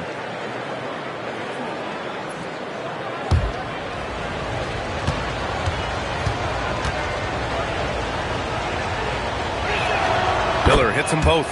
That's what he does. Rock solid at the line. The Kings lead by 6. Pass to Pinkney. Here's Mourning.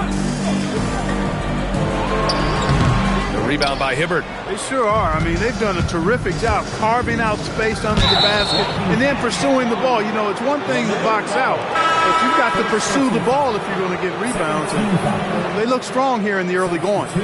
So the Kings making a change here. Bledsoe's checked in. And a switch here also for New York. Daniels is checked in. On the wing, Daniels. Here's Snow. Still no points. Into the lane. Miller on the wing. Just 4 to shoot. Well, there's the shot clock violation. So they'll turn it over. And overall, they were very consistent from the stripe. In fact, top 10 in the league in that category. And as for their shot blocking, interior defense was one of the hallmarks of this team. They protected the rim and forced teams to beat them on the perimeter. Bledsoe, the pass to McDaniel. Bledsoe outside, launches it, and the rebound goes to the Knicks. Hibbert's got 4 rebounds now. Pass to King. Here's Snow. Here's Hibbert. Here's Daniels. Buries it from 3. He just showed us why they need to respect his shot. The Kings lead by 3.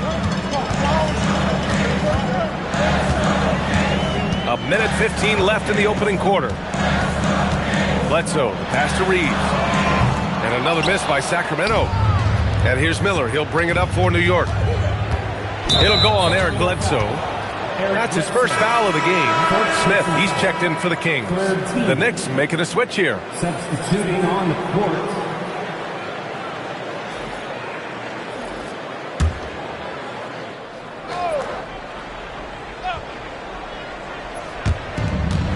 .102 left in the first. There's a screen. Pass to Rice from deep. And Bledsoe pulls it down. And Sacramento shooting just 36% here in the first quarter. Here's McDaniel. Sacramento passing it around. Back to Reeves. It's stolen by Daniels. Here's Meeks. He's covered by Reeves. Fires the 3. Hauled in by the Kings. He's got to take a back seat right now. When you're ice cold, you can't just keep gunning. Bledsoe outside. Over to the left wing. McDaniel pass to Bledsoe to win the cold spell. And the three-pointer goes. Coach is loving the ball movement. And so it's Sacramento leading by 6 as we wrap up the quarter. Defense is setting the tone. And don't go far. We'll be right back.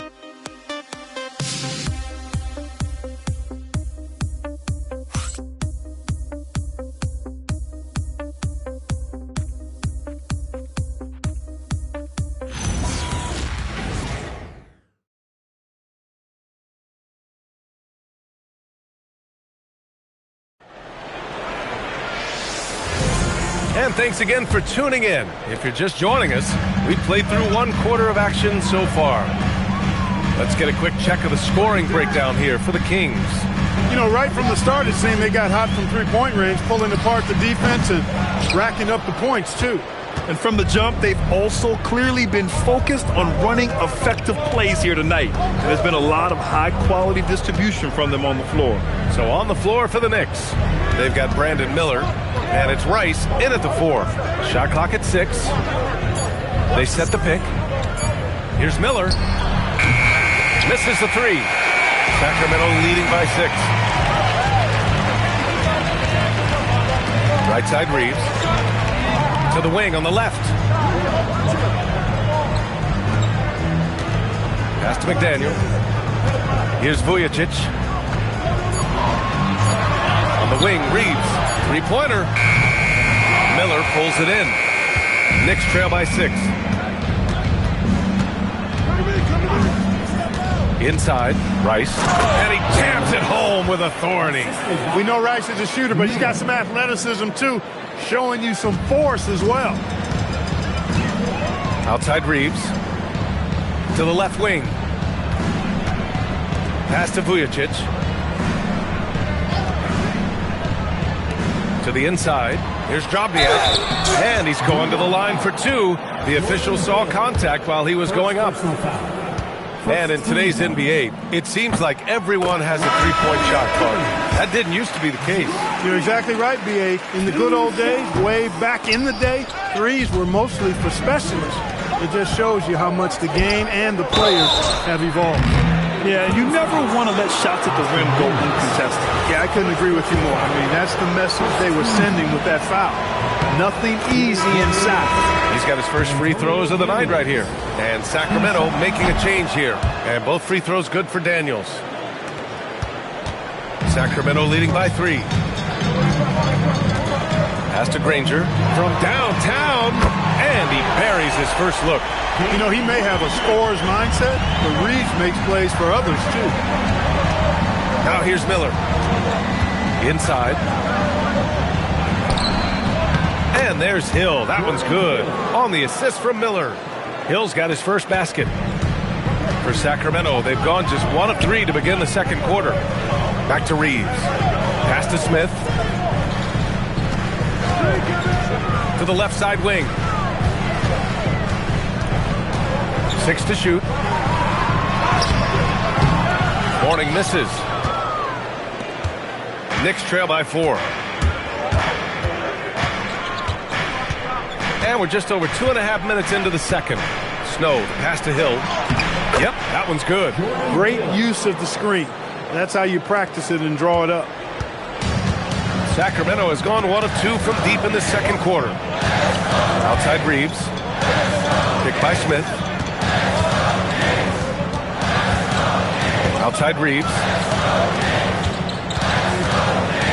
Pass to McDaniel. He tries for 3. And it's New York with a rebound. And following this one, they'll take on the Hawks in Atlanta. It's the second game of 3 on the road. Here's Rice.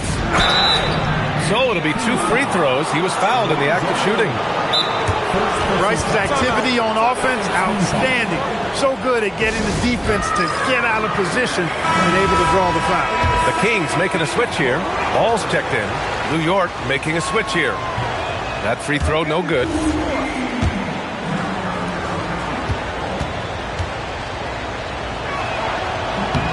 Good on the second one. Well, you look at Glenn Rice, and he's a versatile offensive weapon from the perimeter or pretty much anywhere on the court. He can find his point. Now here's Smith. An 11-point game for him in the win against Atlanta. Back to Ball. Reeves, the pass to Granger. The 3 from Ball. The rebound by Hibbert. Hibbert's got 5 rebounds tonight. Pass to Snow. Here's Mullen. Beyond the arc. Gets the 3 to fall. Mullen's got his first 3 points of the game. Boy, the catch-and-shoot game of Mullen, excellent. Tremendous confidence in that shot, as well he should have, because he's lethal. Now here's Ball. Give him 8 points now. Drops in the 3. That's how you up the ante. Come right back at it. A little back and forth from long range. I love it. That's a terrific answer there. Pass to Mullen from behind the arc. Rebounded by Mourning. And he probably thought he was going to bury that one. Granger passes to Reeves. The three from Ball. It's rebounded by New York. Hibbard's got 6 rebounds in the game. Here's Snow. No points so far. Here's Mullen for 3. Nails it from beyond the arc. And the Knicks lead by 2.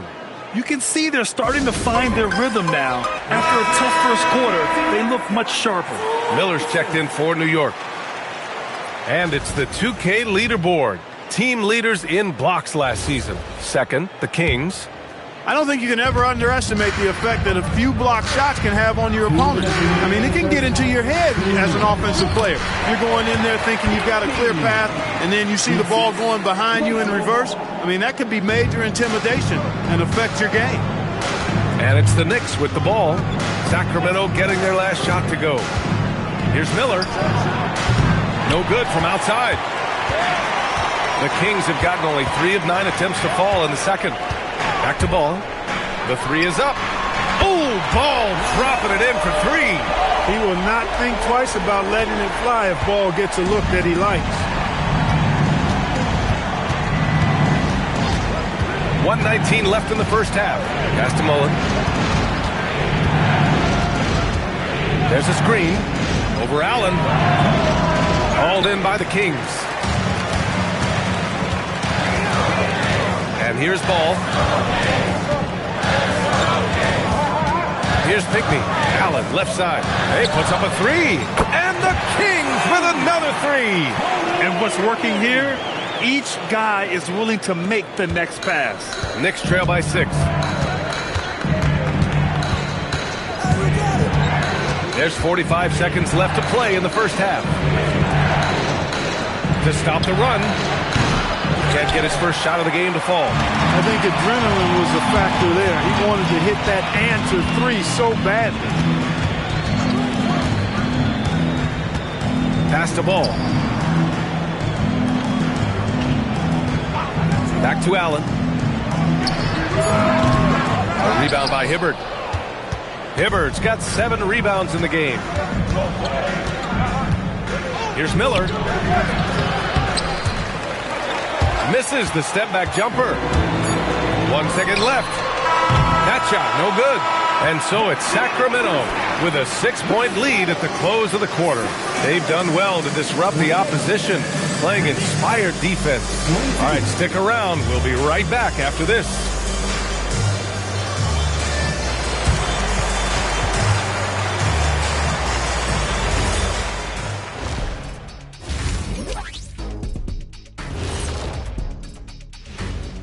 Thanks for joining us. Through the first half, there is still some work to do for the New York Knicks. And just for a moment here, I was wondering, if you guys were playing in the league today, which current player would you most like to team up with? And now let's check out the game at hand. It was a solid first half effort for the Sacramento Kings. And that is going to do it for...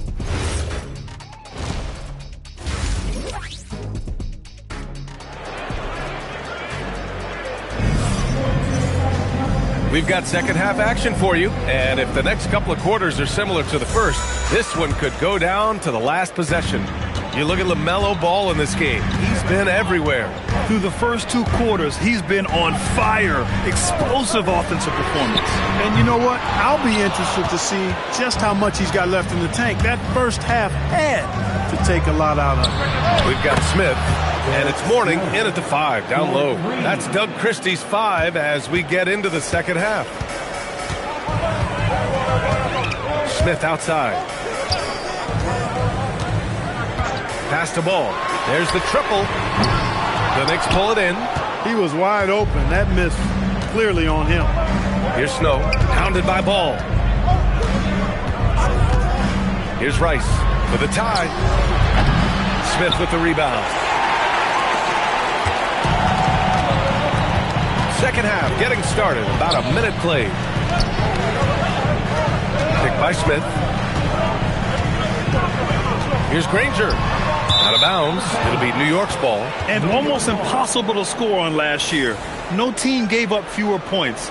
This roster was constructed to get stops. And you brought up their rebounding. It was impossible to beat them on the boards. They were committed to that part of the game. Over to the wing.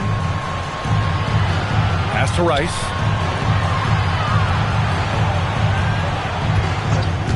Here's King, covered by Smith. And it's King missing. Ooh, old school right there. No easy buckets. Mourning with the bucket. Mourning's gotten his second bucket. Dominant play from Mourning inside. Even when you come to expect it, he's tough to defend against down low. And so Mike Brown decides to call a timeout. He's going to talk it over with his guys. Just over 1.5 minutes have passed in the third quarter. Here's Snow. Pass to Hibbert. Here's Rice. Clock at 6. Here's the pick. And the call is going to be, yes, an illegal screen. Well, the league has put an emphasis to crack down on illegal screens. Yeah, you know, he might have gotten away with that a few years ago, but not anymore. No way. Now you've got to be stationary on those screens. No extra hips or elbows, or they'll call it. Now here's Allen. Here's Ball. Finds it again. 6 for 12 and remaining assertive. Ball showing a lot of effervescence on the offensive end, and it's probably infectious for the rest of his squad. Pass to Mullen. And there's the call on LaMelo Ball. That'll be a second foul of the game. Austin Reeves is checked in for Allen. In the lineup for your Kings, number 35. Here's Snow. Austin Reeves. Just 5 to shoot. New York needs to get off a shot here. Rice. And the Knicks miss again. 1 for 4 in the second half. Just trying to get into a rhythm. Outside Reeves. Three-pointer. And they recover it. Back to Ball. Outside Reeves. Fires for 3. Yes, sir. And it's Ball with the assist that time. Ball's got 3 assists now in this one. And let's send it over to Allie LaForce. Thanks, Brian. LeBron James talked winning teams. He said to be successful, you got to have 1, possibly 2 stars, but at the end of the day, you have to have those soldiers around them. You got to have the supporting cast and the rest of those guys that are going to be ready to go. Back to you. A team effort. Allie LaForce with the report. Thanks, Allie. Back to Ball from the arc. And another Sacramento 3. Matching threes. Ball got those points back in a hurry. Knicks trail by 10. Here's Snow. Pass to Mullen. Takes the 3. Rebounded by Mourning. Mourning's got his 6th rebound on the night. He's been just a little off the mark tonight. Really the story of the game so far. And there's a pick. Reeves, the pass to Mourning. And he got the whistle on the way up. So he'll be headed to the line for a pair. Using his size to get defenses to foul him. The big man, Alonzo Mourning, doing good work there. And so now a timeout called by Doug Christie. He's going to take a moment to give him a breather and talk things over.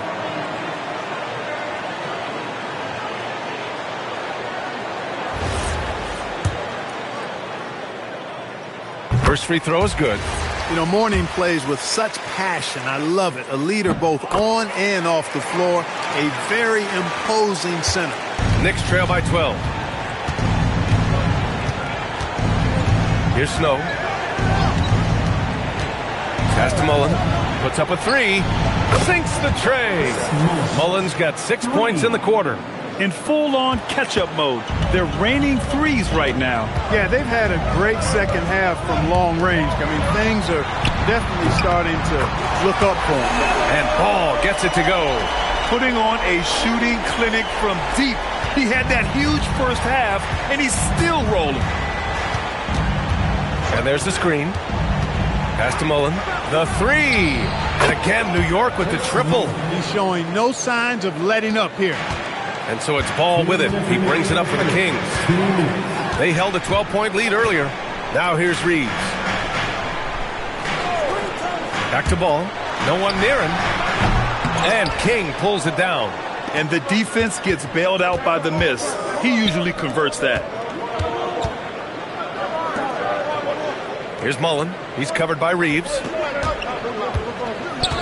And looks like an illegal pick was set. That gets the ref's attention. One of the trickier plays to judge, but it would be hard to argue against the call. Yeah, you know, the officials aren't nearly as lenient as they used to be on that call. As a matter of fact, I know I got away with a lot of those in my playing days, but that was 40 years ago. Daniels checked in for New York, and Ball gets it to go. This is what they were hoping to get from him tonight. Solid performance. Knicks trail by 11. 1:07 left in the third. Here's Mullen. 15 points in the game. And he's going to the line for two. The officials saw contact while he was going up. Boy, finding a way to be persistent with it. King not letting that physical defense affect him at all. Hits both from the stripe. 56 seconds left in the third. Pass to Reeves. Here's McDaniel. Oh, from deep. Fires in the triple. McDaniel's got his first bucket of the game, and he's on the board for three. When it's X-Man hitting threes, not much you can do to stop this offense.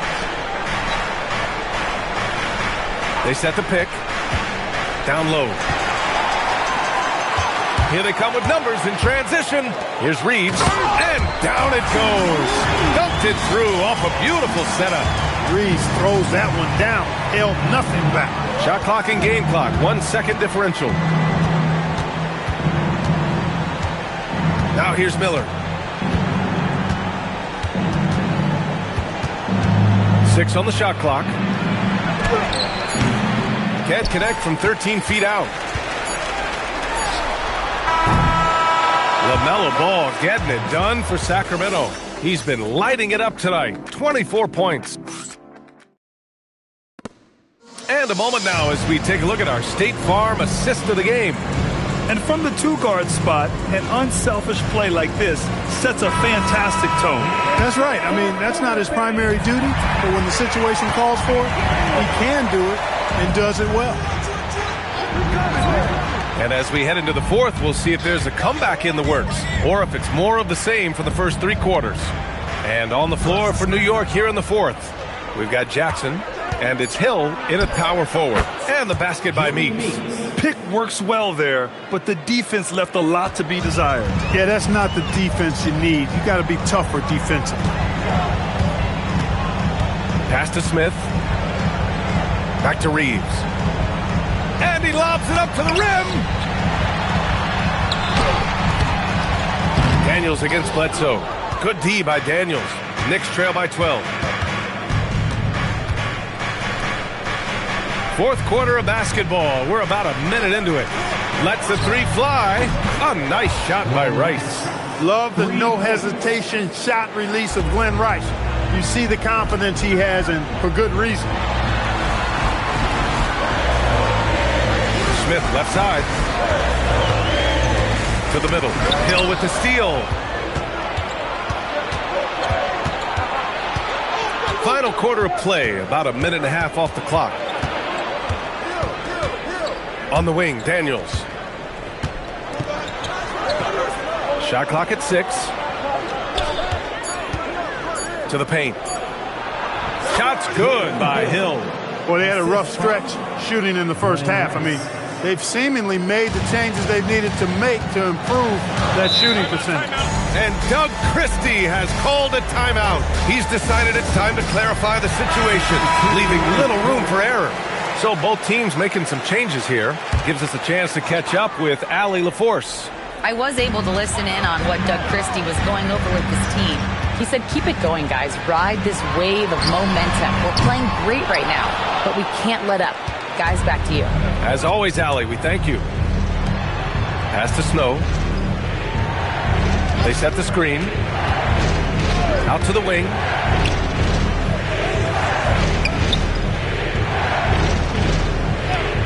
Here's Mullen. Launches a three. And again, New York with the triple. He hit a couple from range in the first half, but now his confidence is through the roof. Sacramento leading by 4. Outside Reeves. Stop the drought. And King pulls it down. I think everybody in the building expected him to make that collective shot. Pass to Mullen. There's the three. Rebound by Sacramento. Smith's got rebound number 7 tonight. Ball right side. Back to Reeves. The three. Smith sinks it from distance. Smith's got himself on the board with a three there. Yeah, well, Reeves is a fantastic passer at his position. His selfless attitude is a big reason why his teammates like playing with him. Pass to Mullen. Pulls up on the wing.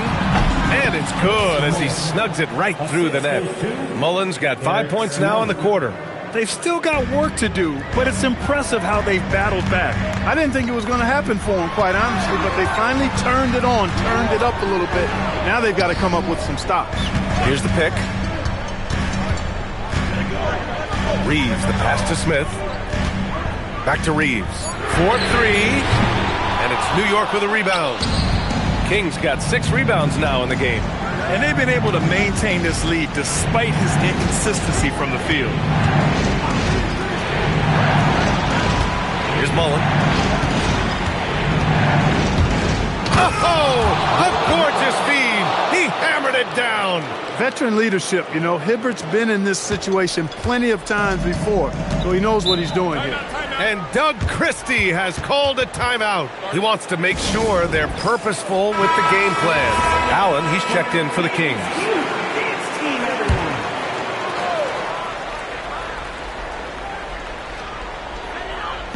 They've played a great fourth quarter defensively, allowing only 3 points.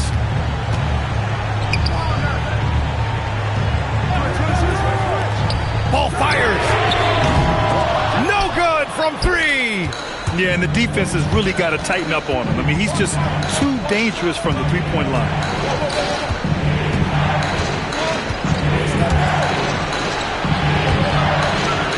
Here's King, covered by Smith. Just 5 on the clock.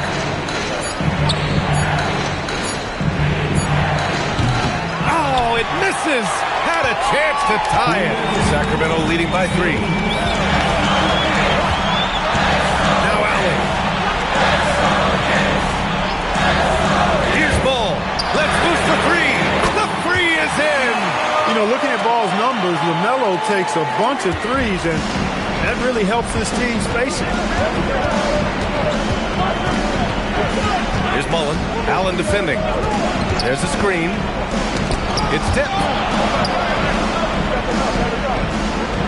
Here's King.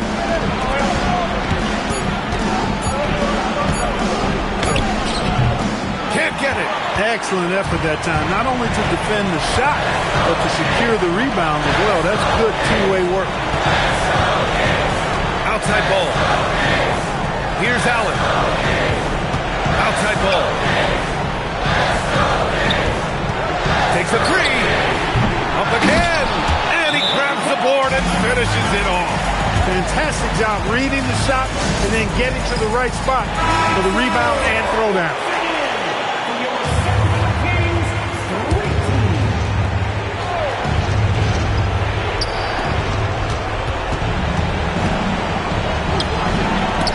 Got a hand on it. How about the reach of Mourning? Very impressive and very long, too.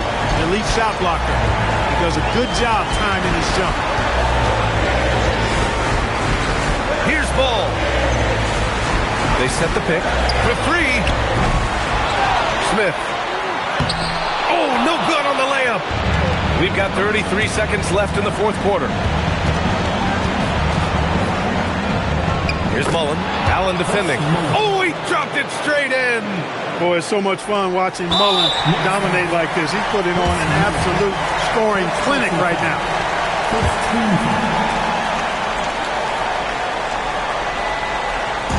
So it's Sacramento now.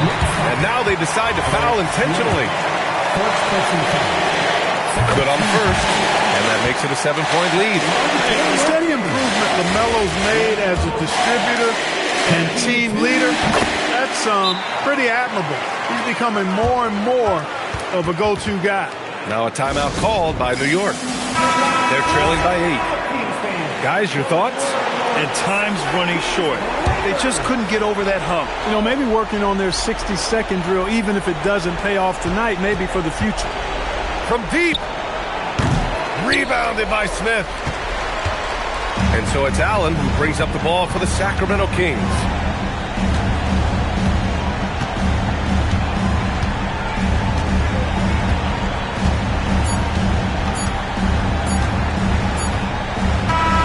So it's Sacramento picking up the win. Even early on in this game, they appeared happy to be playing at home. And it makes a huge difference. Once they started to get into a groove, you never really felt like they wouldn't come out on top. Thank you for joining us. That'll do it for now. For Clark Kellogg, Grant Hill, and Allie LaForce, this is Brian Anderson. Thank you for watching. And as we leave you, here's a look at our player of the game, LaMelo Ball.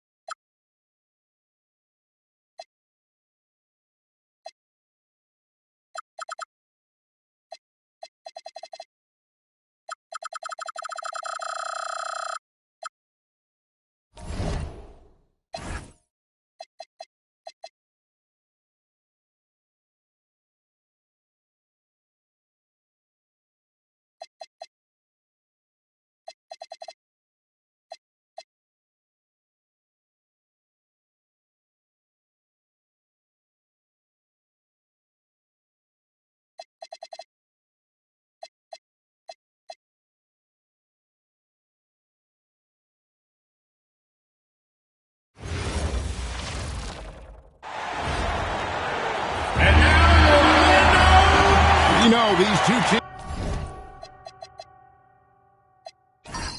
teams rack up the assists. Greg, they pride themselves on playing unselfish basketball.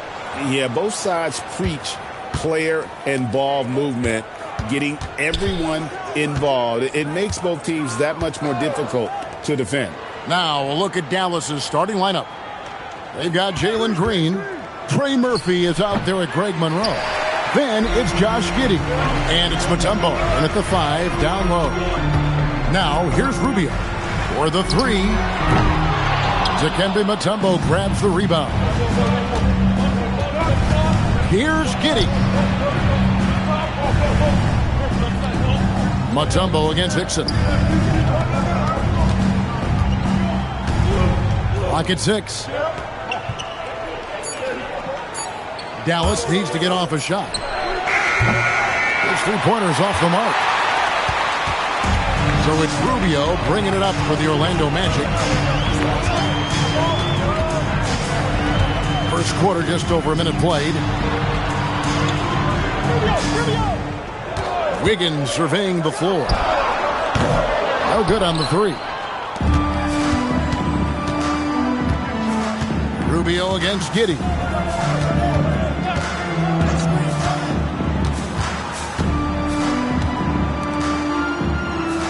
Over in the corner, Green.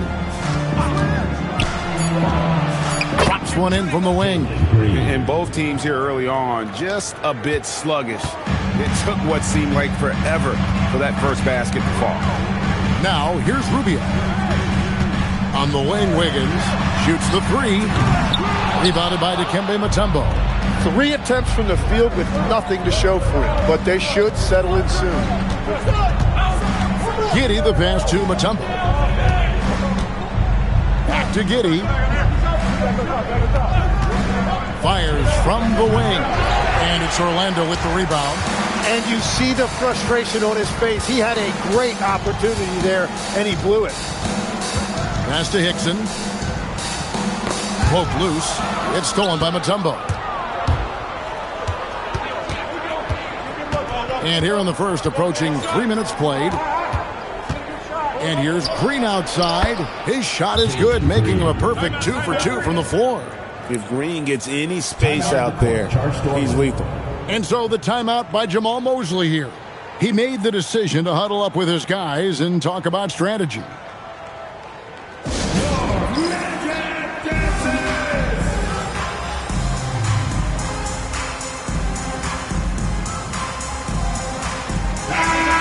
Take a look at some numbers for Rubio.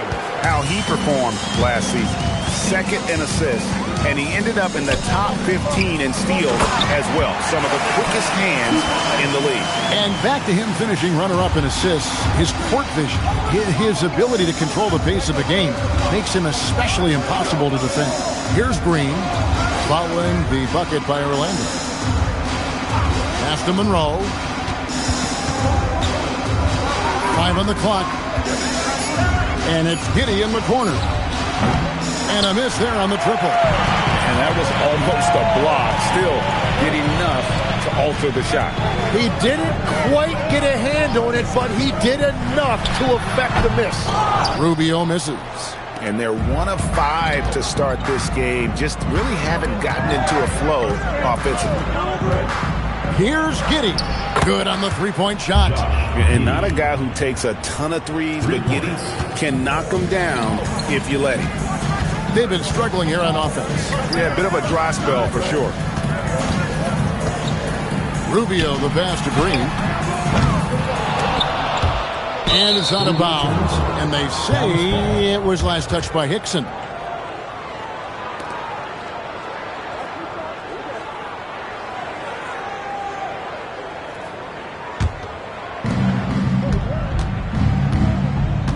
Here's Giddey. Monroe sets a screen for Giddey. Pass to Green. Mutombo is screen on Green. 6 on the shot clock. Green, no luck. The Magic trail by 6. Wiggins dishes to Rubio. Back to Wiggins. This one for 3. That's good. It's Rubio with the assist. Well, Wiggins now showing you a little catch and shoot element to his game. Giddey surveying the D. And he can't answer back. The three-pointer offline.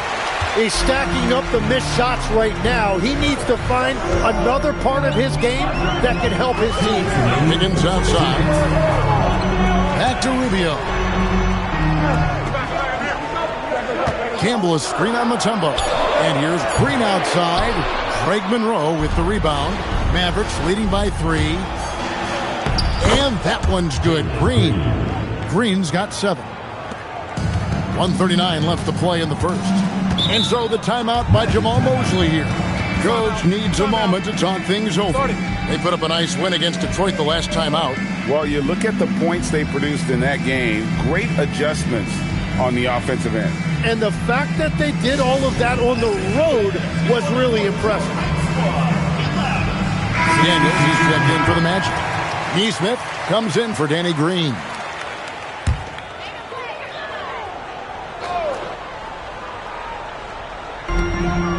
.135 left in the first quarter of the game. McDaniels passes to Rubio. There's the lob to the hoop. It's stolen by Harris. Mills with it. Guarded now by Rubio. That's good from Harris on the assist by Mills. That's the right pass to make. Beautiful job. So it's Rubio bringing it up for the Magic. They trail by 7. Pass to Wiggins. And here is Neesmith. And Rubio kicks to Wiggins. Once again off the mark, Orlando. The Mavericks have gone just a shade under 50% from the field. 5 of 11. And the foul on Andrew Wiggins. That's his first foul. Orlando making some changes. Gortat's checked in for Campbell. Ellis comes in for Wiggins. And it's Jackson in for Ricky Rubio. And Dallas also making a switch. Giddey's checked in. Now here's Giddey. Powell with a screen on Jackson. Giddey, no one around him. A chance there to push it to double digits, but it's off the mark. 5-second differential between the shot clock and the game clock. Neesmith with the bounce pass. Shoots it up. Millar with the rebound. That's one he knows he should have drained. Pass to Harris. Powell outside. And the last shot before the buzzer is off. And that does it for the first quarter. The Mavericks on top, leading by 7. And we'll get things started in the second quarter when we return.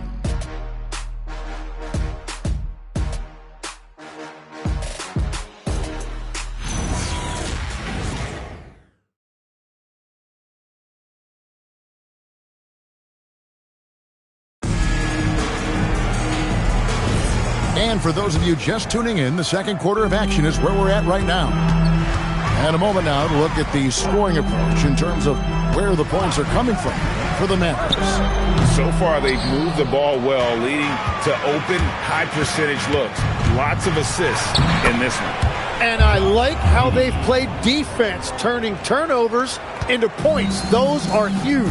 On the floor for Dallas, Dwight Powell is out there with Cassidy. Then it's Josh Giddey. Then it's Gary Harris. And it's Millar in at the center, filling out the middle. Now here's Ellis. No scoring in this one. Cranes it from beyond the arc. That's the kind of D that you're not going to find success with, guys. They've got to get a hand in it. Here's Giddey. It's stolen by Shepard. For the finish. And finished off by Shepard. That's a stomach punch, guys. Turn it over and give him a free run to the bucket. Oh, you're so right. No question who has the momentum now. Well, not all turnovers are created equal. Live ball turnovers lead to that. Really well done there. Just confident and composed, never in a hurry. The Magic trail by 6. Now what's the pass to Shepard? And here is Neesmith. Some nice ball movement by the Magic. Shot clock at 6. Over in the corner, Ellis. From outside, off the mark. Dallas leading by 6. And here is Giddey. He has 5. Gortop with the rebound. Well, fortunately, as he searches for his scoring rhythm, they still have the lead for now. Right wing. Back to Neesmith. Ellis against Giddey. McDaniels, a screen on Giddey. Ellis can't get it to go. That's great shot selection, just poor execution. If you're going to take those mid-range shots, you've got to knock them down. Here's Giddey. Off target from three-point range. Well, I love the confidence. Keep shooting it. Eventually, he's got to start making some, right? Out of bounds. It'll be Mavericks ball. While we have a chance, let's now take a look at the teams that top the league in shooting from beyond the arc. 5th, the Mavericks. Their long-range shooting last year was nothing short of spectacular. I mean, they were absolutely unconscious from the three-point line. And so now a timeout called by Jason Kidd. He's going to take a minute here to get things straightened out. So Orlando going with an almost entirely new group here. Campbell, he's checked in for Gortat. Hickson comes in for McDaniels. Wiggins is checked in for Aaron Neesmith. And it's Green in for Shepard. Giddey, and it's off from three-point range. Well, despite this lead, he hasn't found the sweet spot yet. It's been mostly sour, actually. Mavericks leading by 6. Jim, DeAndre Ayton was coveted as the #1 overall pick back in 2018. Well, he moves so well for a 7-footer, and he's got great touch out to the mid-range. Kevin, his offensive game is special. Dallas making a switch here. Mutombo's checked in. Campbell a screen on Giddey. Pass to Green. Hickson in the posts. Covered by Monroe. Hickson kicks to Ellis.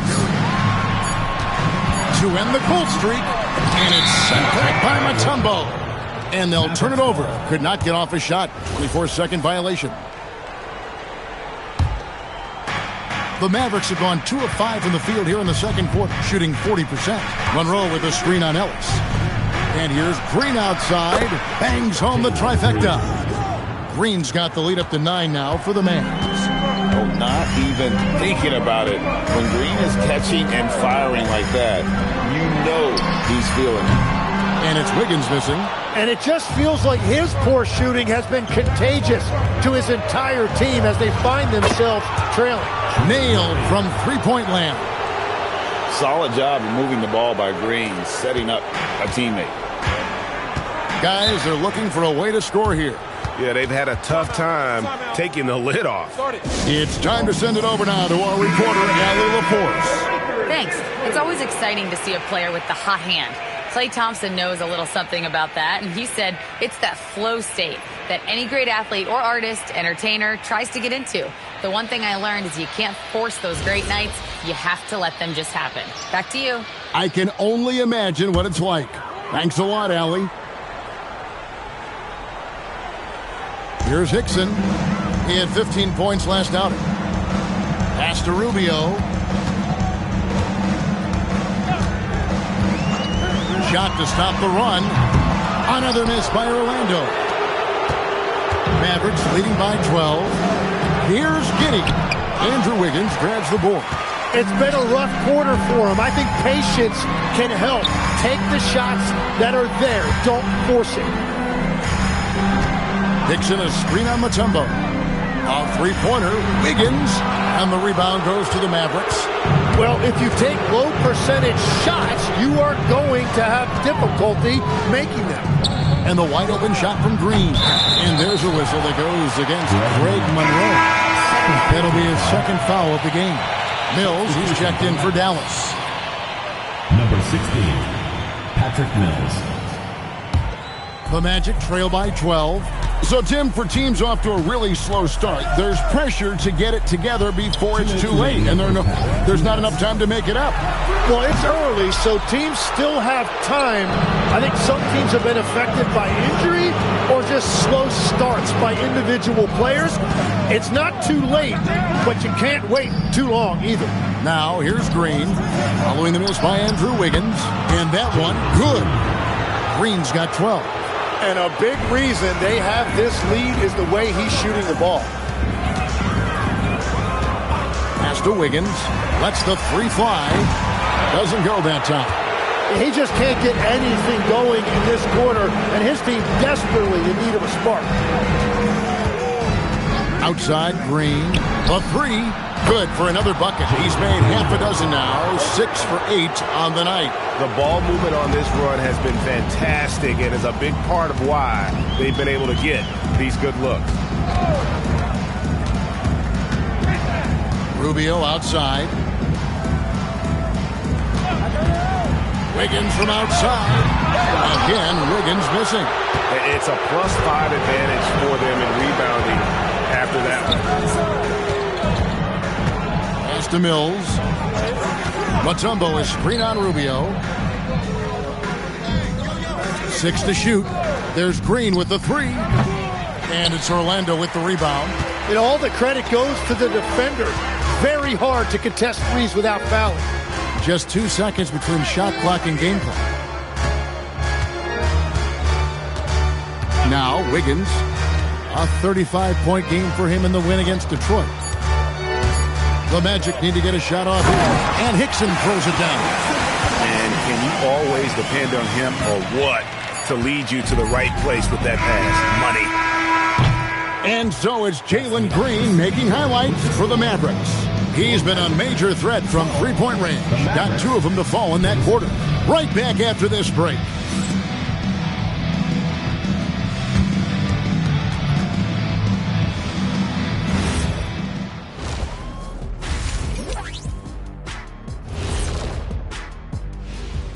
Two quarters of play completed as we welcome you to take a look at some of the upcoming games on the schedule. The Houston Rockets will be playing against the Spurs in San Antonio. 7:30 Eastern for the tip-off in that one. These are solid teams, pretty close talent-wise. Absolutely a sneaky good game that should be very entertaining. And now how about those first 2 quarters of play? Just a dominating performance for the Dallas Mavericks. We all thought this would be a close one. It's not.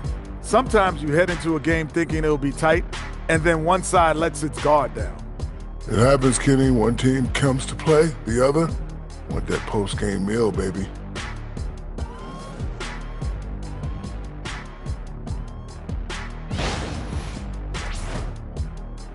And that's a halftime wrap. Let's get back to the second half with the call by Kevin Harlan and the crew.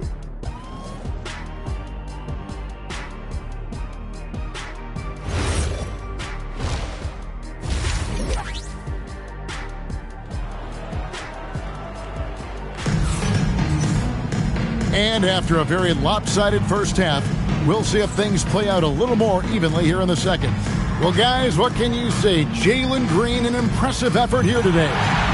Well, we'll find out if they were able to find an answer for him over the break. He was scoring with ease in that first half. And that will be the biggest adjustment. They have to force the ball out of his hands, but that's a difficult challenge. They've got Hickson.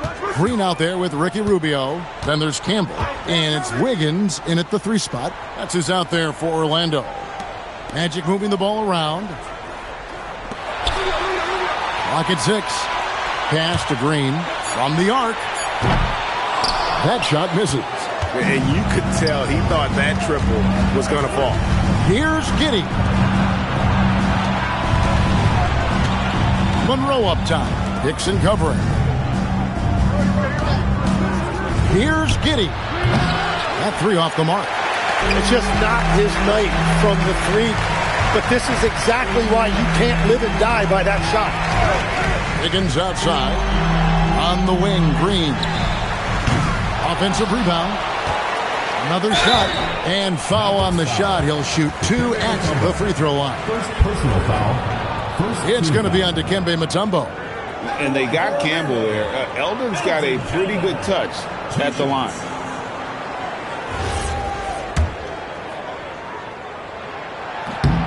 Free throw dropped for Campbell.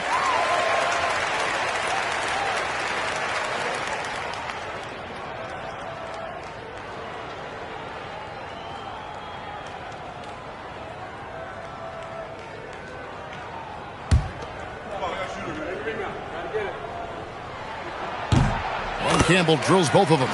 Growing up in Inglewood, in the shadow of the Lakers' home arena, Eldon Campbell had NBA dreams. Great to see this young man in the league. Outside, Green misses the three. The Magic trail by 13.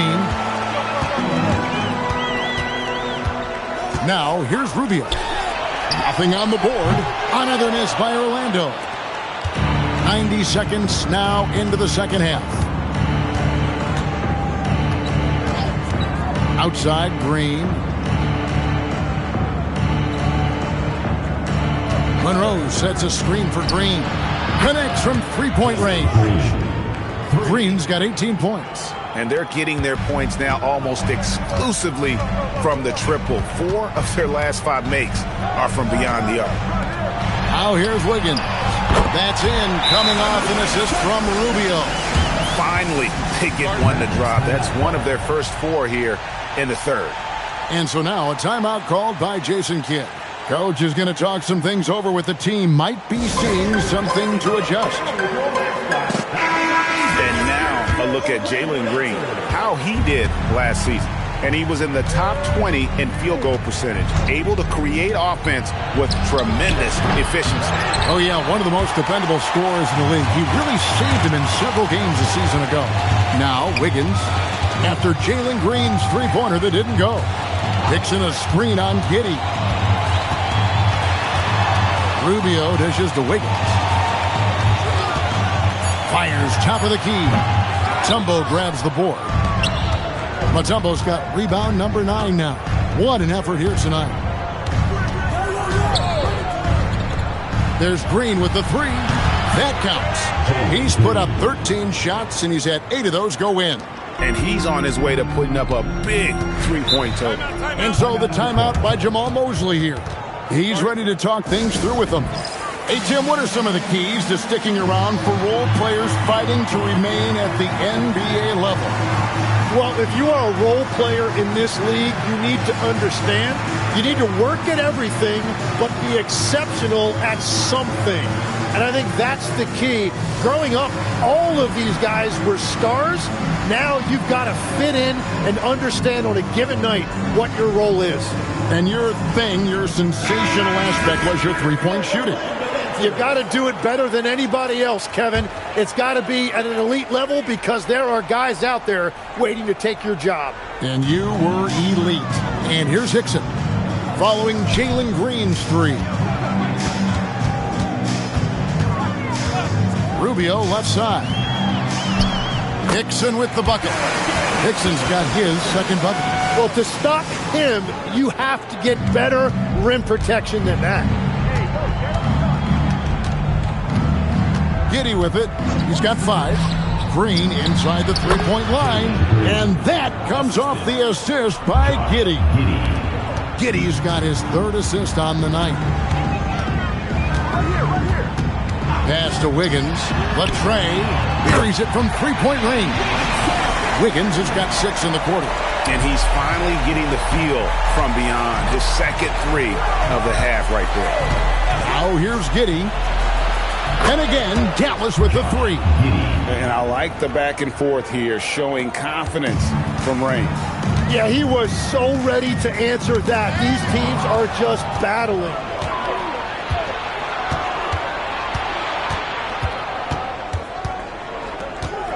Pass to Green. Puts up a deep 3. And again, Dallas with the 3.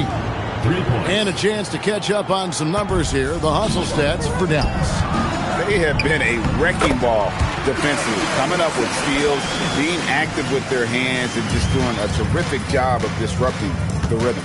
And I also really like the pace they've played with in this one, specifically how high tempo it's been, clearly working to their advantage so far. Now, here's Rubio. After Jalen Green's miss. Wiggins outside. The screen from Campbell. Takes the 3. Mutombo grabs the board. Well, I'm surprised he missed that one. He is a dangerous guy to leave open. Monroe sets a screen for Giddey. From deep, Green. And again, Dallas with the 3. The defense a step slow, and you can see the results. The Magic trail by 20. Campbell a screen on Giddey. Higgins outside. From past the arc. They get it back. Hickson kicks to Wiggins. Outside, Green. Pass to Rubio. Hickson sets the screen for Rubio. Gets it to go from beyond the arc. Well, those are the ones you're happy to get every trip down the floor if you can. And it's Giddey with the ball for the Dallas Mavericks. And so now a timeout called by Jason Kidd. He's going to take this chance to talk to his guys. And he could tell his guys starting to wear down a little bit.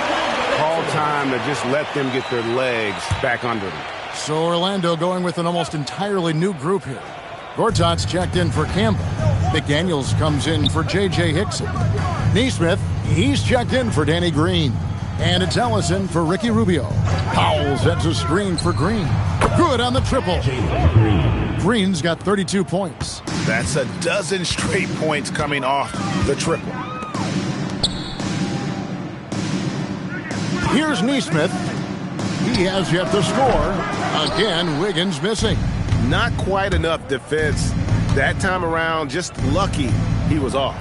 Count that bucket. And this is how you want to come out of the half. Prolific and efficient. Their offense is cooking right now, and that's because the execution has been there. Inside, just 1 second between the shot clock and game clock. Excellent on both ends of that play. Yeah, the steal was short, but the slam topped it off. What a great sequence. You've got to love the effort. That's big time. Wiggins outside, over to the wing. And just miss after miss right now. And so it's the Dallas Mavericks finishing the quarter up by a whopping 24 points. Defensively, they have gotten after it, contesting every shot going up. Don't go anywhere. We'll be right back.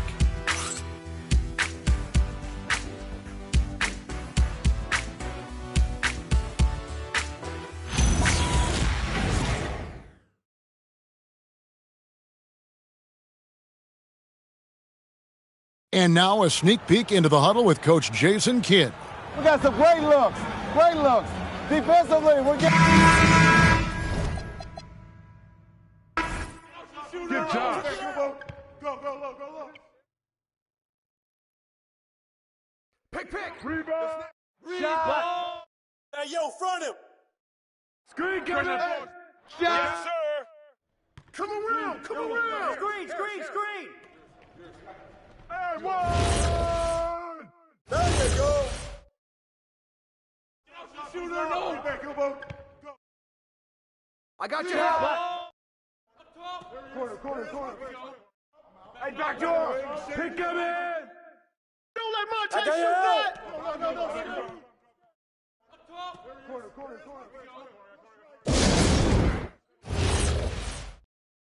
Ball. Switch. Hey, get it. Hey, watch Ricky. Shot. Don't get it. Hey. Go over it. Get it.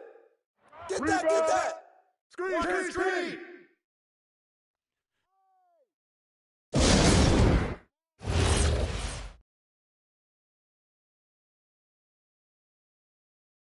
Who's got time? Roll. Yes, sir. Let's do it.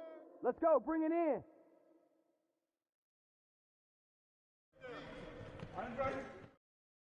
Get Josh. No.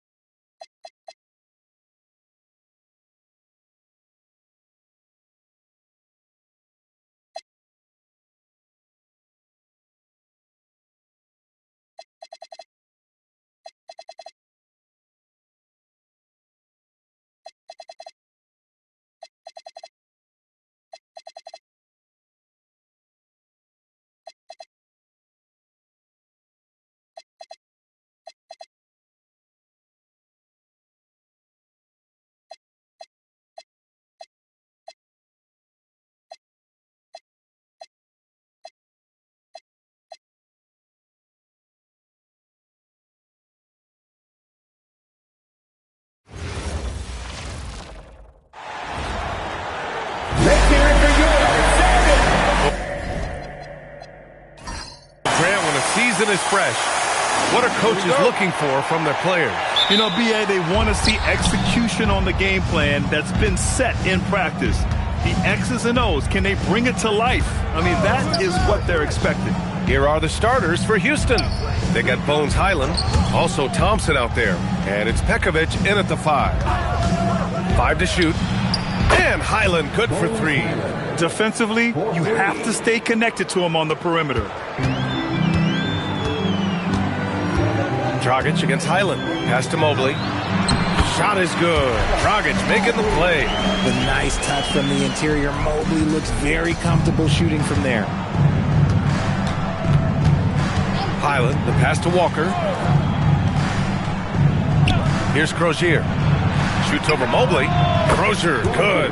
Oh, I love that possession for them, ending with an assisted bucket. On offense, here is San Antonio. It's a 3-point game.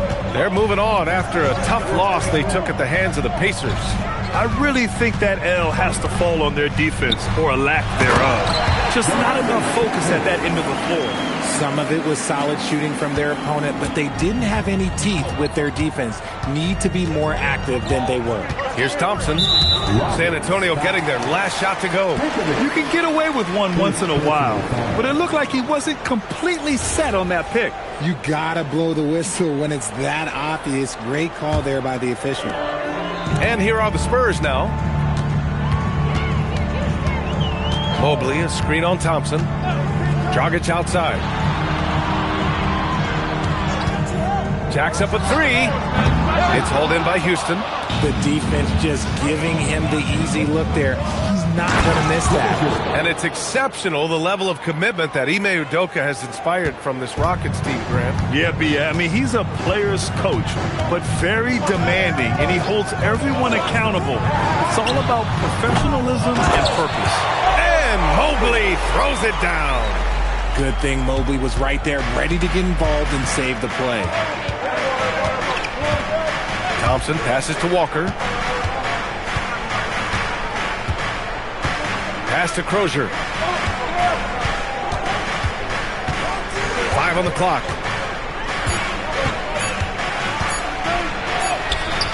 Good D by Mobley. And the shooter had very little space on that attempt. I'm sure they'll think twice about shooting against him next time. Houston passes to Dragic. Here's Houston. Mobley, a screen on Thompson. The kick out to Dragic. The putback. Great positioning on the putback. Oh, phenomenal hustle. He has a knack for those boards. Man, he is tenacious when that ball goes up. Pass to Thompson. Back to Highland. Takes a 3. Mobley grabs the board. San Antonio's gone 0 for 3 from downtown. Dragic passes to Houston. Back to Dragic. The 3 is up. Pekovic grabs the board. And he almost made them regret defending him so loosely. Highland, the pass to Walker. Here's Crozier. Pass to Pekovic. Cousins with the steal. To the inside. Here's Kispert. That one falls. Great assist by Dragic. And you like the balance here. Not just falling in love with the 3 ball. Now here's Highland. Outside Walker. Here's Crozier. No good. And they can't put it into the drought. I think the defender really affected that shot. Highland against Dragic. Fires from deep. It's rebounded by Houston. Now they put up a nice win against Chicago last time out. Oh my, talk about mental toughness. The crowd was roaring against them, but they were able to focus and finish the task at hand. And the mental game you talk about, a lot comes down to coaching, having your players focused. Gotta fight harder to get over those screens. Yeah, as soon as these guys feel contact, they are just disappearing like they're not even there. You gotta show some fire and keep defending. Now here's Kispert. He's coming off a 10-point game against the Pacers in Indianapolis. He just couldn't finish the job that time, and too bad, because it was a nice look. Here's Highland. Back to Walker. Inside, here's Pekovic. The basket drops, and he gets fouled on the shot. One free throw coming his way. When guys are moving the ball, sharing it, it makes the game so much more fun, both as a player and as a fan. Squads that love to run. Last year's team leaders in fast break points. Number 5, the Spurs. You know, it really made for some exciting games the way this team ran the floor, always maintaining impressive energy in transition. The Spurs have gotten 5 of 11 shots to go. Cousins with a screen on Highland. Here's Collison. He's guarded by Highland. Mobley passes to Collison. 4 on the clock. Cousins with the screen. Fires the 3. Can't get his first shot of the game to fall. Houston has gone 1 of 2 from three-point land so far. Here's Johnson. Deflected. Kispert left side. Here's Mobley. Great start so far. 3 of 3 in this one. And we talk about the importance of versatility. He's really got it all on the offensive end. And here's Thompson. He'll bring it up for the Rockets. Pass to Pekovic. Houston working the ball around.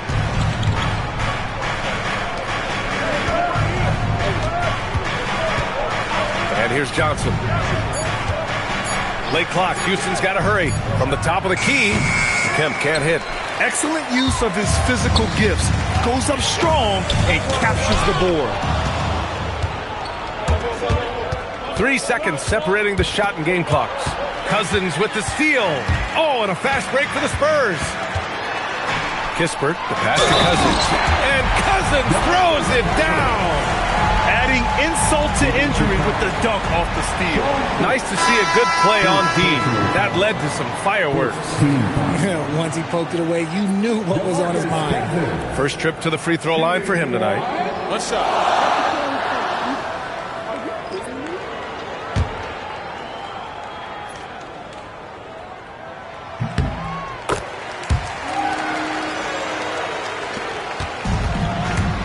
And here's Clarkson.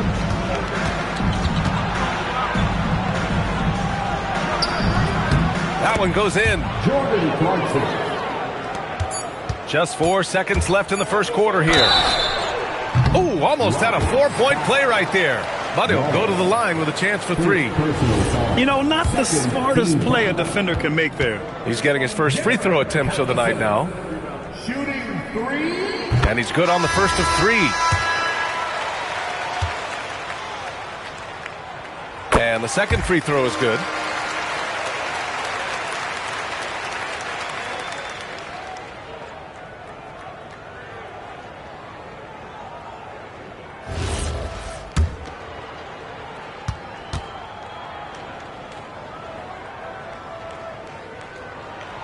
And he nails the third. 2-part equation. You have to be aggressive enough to get to the line, then talented enough to sink them. And that concludes the first quarter of play. It's the Spurs up by 4, and we've got more action coming your way after this break.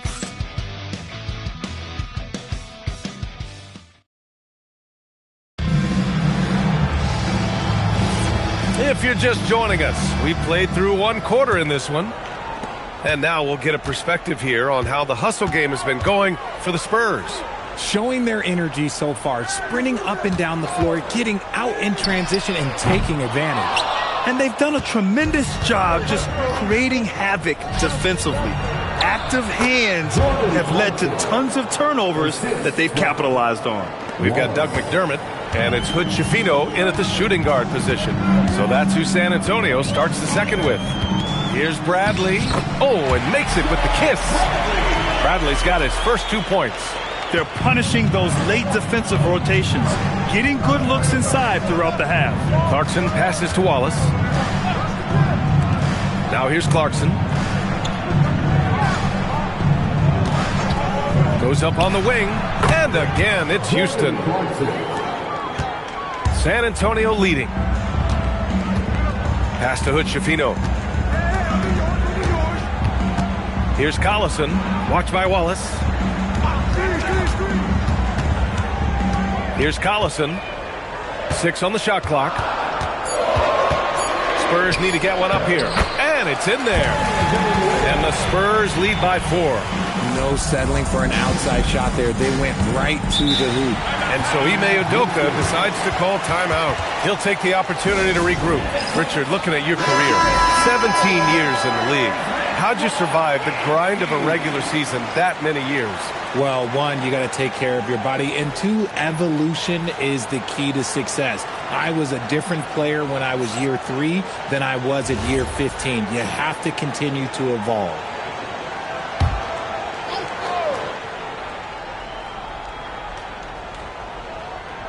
We're about a minute and a half into the second quarter. Thompson with it. Still without a bucket.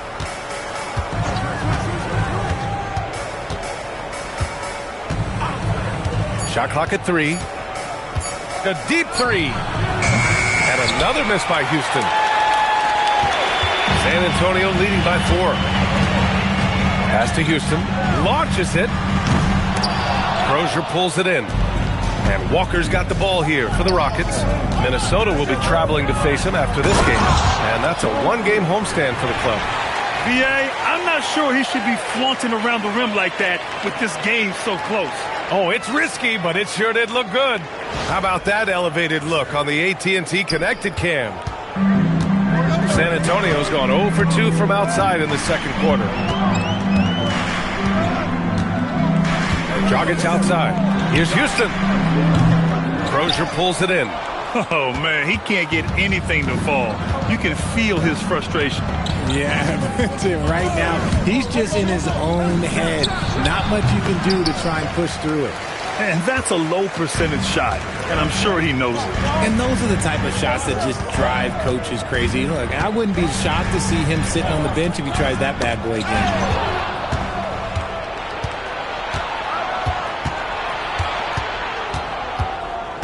Pass to Kemp. There's a double with McDermott from deep. Crozier, good. Crozier's got 9. He's got a sweet stroke from long range. Plenty of bigs do now. And here's a timeout from Mitch Johnson now. And we might see some changes. Coach potentially looking to adjust. And let's use this time to have a look at last year's steals leaders. Well, you look at Cousins, active hands. He's second in the NBA in steals. And, of course, Evan Mobley, he's hanging with him. A guy who will swipe the ball from you. Top 5. These two struck fear into their opponents last year. Able to force so many steals, they're a problem for opposing offenses. Now here's Dragic. Yet to see a basket. Pass to Kispert. Out left to the wing. Down to 5 on the shot clock. Here's Houston. San Antonio again missing. Houston has gone 1 of 2 from deep in the second quarter. Thompson passes to Walker. Here's Crozier from downtown. And there's the call on Amin Thompson. That's his first foul of the game. Mobley, he's checked in for San Antonio. Highland, he's checked in for the Rockets. San Antonio trailing here. Now Dragic. Cousins with a screen on Highland. Dragic against Highland. And there's a 3-second violation. And a moment to check out who the San Antonio Spurs have coming up. On Tuesday, they'll host the Washington Wizards. And then on Monday, the Minnesota Timberwolves will come to town. And you know, for that matchup with Charlotte, that one will mark game number 6 for them in the NBA season. We'll see if there are any adjustments between now and then to the rotation. Walker for 3. Rebounded by Cousins. Cousins has got 4 rebounds now. Here's Houston. He's guarded by Highland. Houston gets the bucket. Already 5 lead changes here. Speaks to how evenly matched these teams have been thus far. Now here's Thompson. Still no points. Pass to Crozier. Lets it fly. Good. And it's Walker who picks up the assist. Walker's got 4 assists in the game. He has been a key factor for them offensively, scoring with consistency. Now here's Dragic. 8 points in his last timeout. Cousins with the screen. And here's Kispert from the arc. And can't get it to go. Now 1 of 2. Houston in the lead. 1:33 left to play in the first half. And here's Thompson for 3. On target from range. Thompson's gotten himself going here. His first points of the game on the deep ball. The Spurs have gotten 5 of 8 attempts to drop since the second began. And here's the timeout from Mitch Johnson now. He's going to gather the troops and talk it over.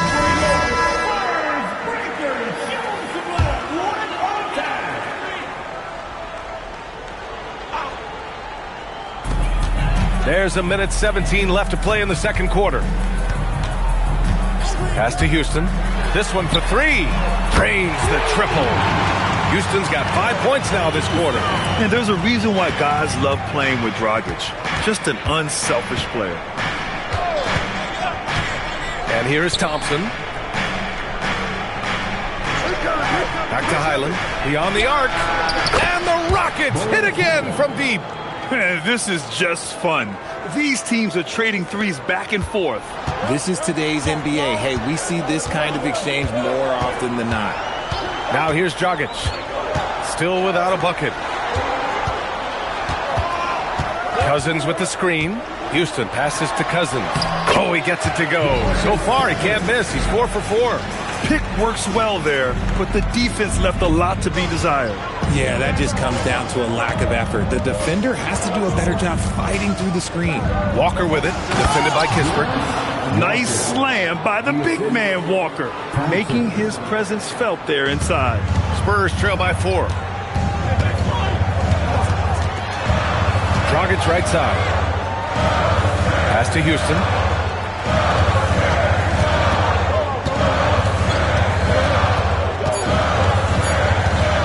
Thompson with a steal. And so a close game as we wrap up the first half of play. It's Houston up by 4. Let's send it courtside and check in with Allie LaForce. Allie, what do you have? I'm with Coach Udoka. Allie, as always, thank you. We'll be right back to begin the third quarter right after this.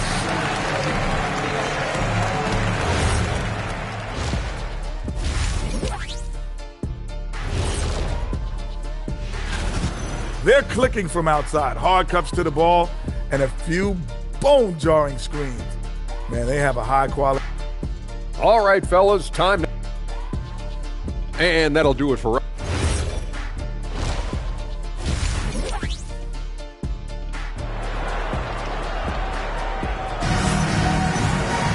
And after a fairly even first couple of quarters, this second half could turn out to be a great one, as both teams trying to gain an edge.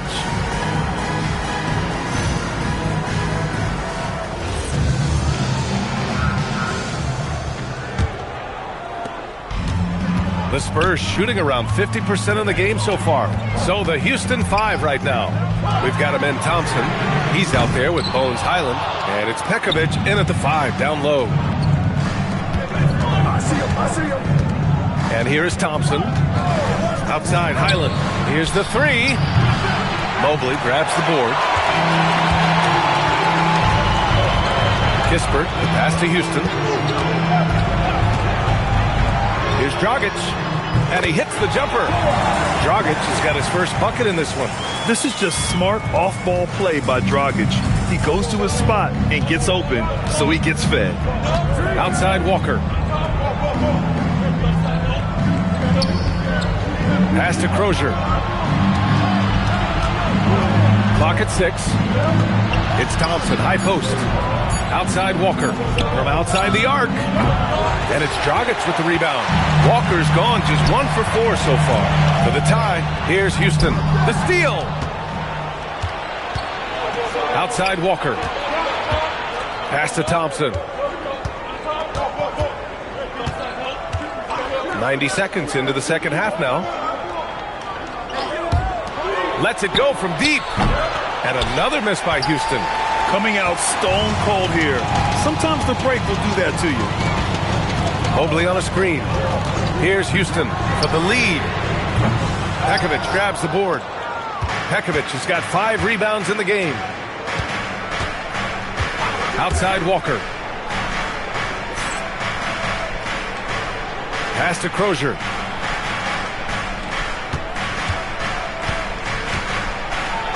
Back to Walker. 3-pointer. Rebounded by the Spurs. Mobley's got his 7th rebound of the game with that last one. Is it possible to rest too much? Because he hasn't been able to get into a groove since coming back in. Cousins with a screen on Walker. 3-pointer Kispert. It's hauled in by Houston. Crozier's got 4 rebounds now. Since halftime, they've missed 3 of their first 4 shots. Still trying to get their legs under them.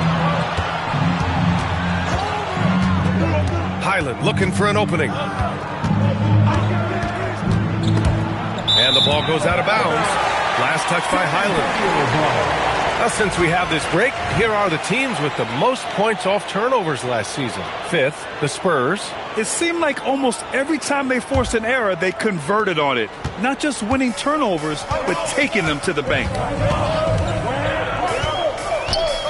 Kispert outside for the lead. San Antonio again missing. Out of halftime, not the way you want to execute, just 1 of 5 from the field.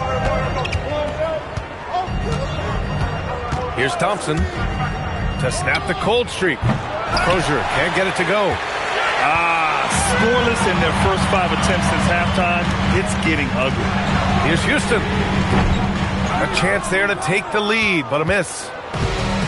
The Rockets have gotten off to a rough start. Now 0 for 5 in the second. Highland, the pass to Thompson. And another miss by Houston. The Spurs have gone only 1 for 6 here in the second half. Cousins with the screen. Down low. Dragic finds Cousins. Yeah, clever move by Dragic. Utilizing the pick and roll to free up another guy. And the Rockets with possession here. They're scoreless since the first half. And so Ime Udoka decides to call timeout. Coach taking this moment to speak to his guys. Maybe alter some of the game plan. And the Spurs making a change here. Bradley's checked in. And the Rockets making a change here as well. Johnson, he's checked in for Amen Thompson. Here's Highland. 6 points for him. Outside Walker. Pass to Crozier. The 3. Good. And it's Walker who picks up the assist. Walker's got his 6th assist of the night. I mean, just so alert with his head on a swivel. Walker able to find the open man. To the middle. Here's Bradley. Good setup. Led him to the rack perfectly for the layup. In a tight game, they wanted to make sure of that possession. Pass to Pekovic. Over to the left wing. Houston working the ball around. Highland. Off target from 3-point range. Shocking that he just bricked that one. The defense got real lucky there. Now here's Dragic. Bradley sets a screen. Dragic misses. And he almost made them regret defending him so loosely. There's 1:59 left in the third quarter. They set a pick. Left side Highland. 5 to shoot. Pass to Crozier. Shoots over Mobley. Crozier can't get it to go. He's giving his all, but you can't force yourself back on track. Here's Houston. Walker covering. Houston passes to Mobley. Here's Houston for the lead. Knocks down the triple. Houston's got 8. A hard-fought matchup. 7 lead changes thus far. And these teams have been sparring from the get-go. Neither able to land the knockout blow. Outside Walker. Outside Johnson. Down low. Here's Crozier. Rebound by San Antonio. Okay, so if I were to say this was a disaster of a period for him, it would be an understatement. But hey, sometimes you gotta shoot your way out of the slump, even for him. His offensive output just isn't there tonight, but his teammates have found a way to pick up the slack. Walker passes to Highland. Back to Walker. Here's Pekovic. Pass to Johnson. Here's Crozier, covered by Mobley. The Rockets with another miss. Whatever rhythm he had last quarter, it has left his body. He is having a hard time finding buckets. Dragic outside. Here's Houston. And he banks in the layup. And it's a 4-point Spurs lead. Give a good player a good look, and you know what the outcome will be. No luck on that one. And we've reached the end of the third. San Antonio on top, leading by 4. All right, let's take a look at our assist of the game presented by State Farm. This is the definition of team chemistry. I love to see this kind of communication and connection between teammates leading to the perfect pass. Serving it up on a platter, that is a beautiful dish. And two teammates on the same page, woo. Well, this has been a great contest so far. I imagine the fourth quarter could have more action in store for us. They've got DeMarcus Cousins, and it's Collison in at the 1. That's who's in the game for the Spurs. Pass to Hood-Schifino. Let's go with a 3. Gets the 3 ball to go. Hood-Schifino's gotten himself going with a triple. His first basket of the game. Rockets trail by 4. On the wing, Clarkson. Here's Kemp.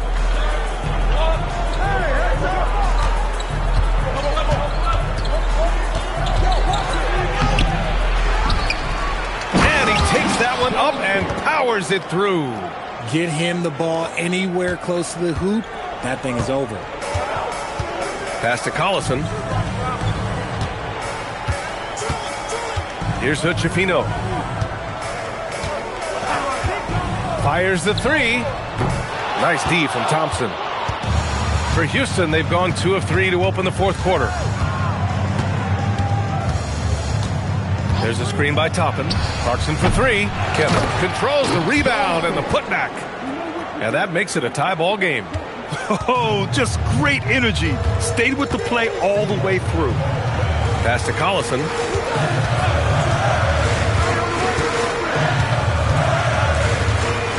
Cousins with the screen. Inside. And Cousins throws it down. Once he gets to the rim, it's fairly automatic. Nothing fancy right there. Just takes 2 points, moves on. And Ime Udoka has called timeout. He wants to make sure everyone is aligned, given the situation right now. Kispert's checked in for McDermott. Let's go now to the sideline and catch up with Allie LaForce. Well, over the break, I listened to Ime Udoka's huddle. He was very upbeat and positive, saying to his guys, let's go. I want you guys to up the pace. Look to push the ball up the floor whenever you can. They cannot stop us in transition. Let's see how the team responds. Guys? Thank you for that, Allie. San Antonio's gone 1 of 2 from deep in this quarter. Here's Hood-Schifino. The three-pointer off the mark. And they're up right now, but it hasn't been because of him. He's really struggled on offense. On the wing, Clarkson. Back to Johnson. Pass to Clarkson to take the lead. Rebounded by Cousins. San Antonio leading. To the inside. Villanueva. Pass to Collison. It's stolen by Clarkson. Here they come with numbers in transition. Well, when you're careless with the ball, that's what happens. It ends up going the other direction. And there's no defense for that. Live ball turnovers, they are the worst. Outside Johnson. Pass to Pekovic. And there's a pick. Here's Thompson. Poke loose. Out of bounds. It'll go to the Spurs.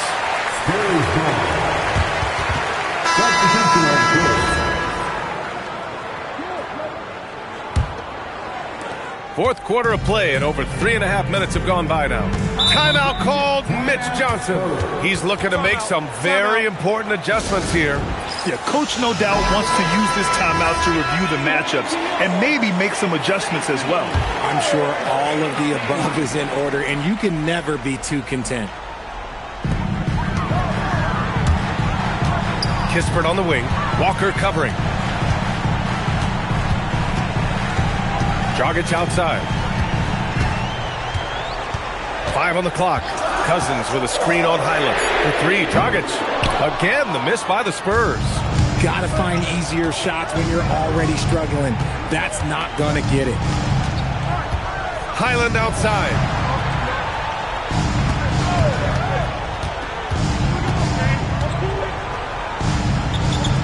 To take the lead. Oh, no good. And he probably thought he was going to bury that one. Highland against Dragic. Kispert outside. Shoots a 3. Oh, it misses. And so it's Highland with it. He brings it up for Houston. They've only given up 5 points here in the fourth. Now Thompson from deep. Cleared away by Mobley.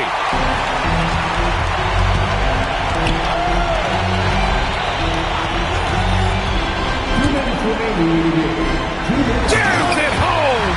Wow, you can see Mobley just growing over time, accepting these responsibilities in this big moment. An impressive display. How about that look on the AT&T connected cam?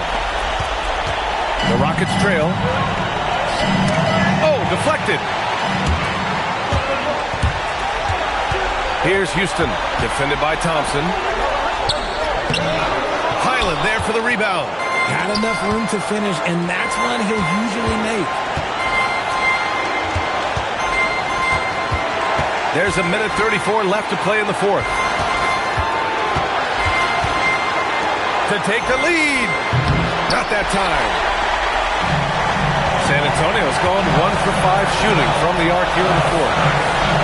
Mobley on a screen. Puts up the tray. Booyah! He sinks the triple. A big-time performer. Dragic stays ready to shoot when his name is called. Here's Crozier, covered by Mobley. Highland outside. Now Thompson. 6 to shoot.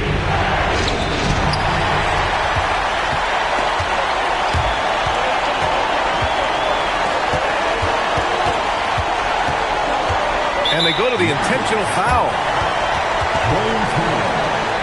First personal foul. First team foul.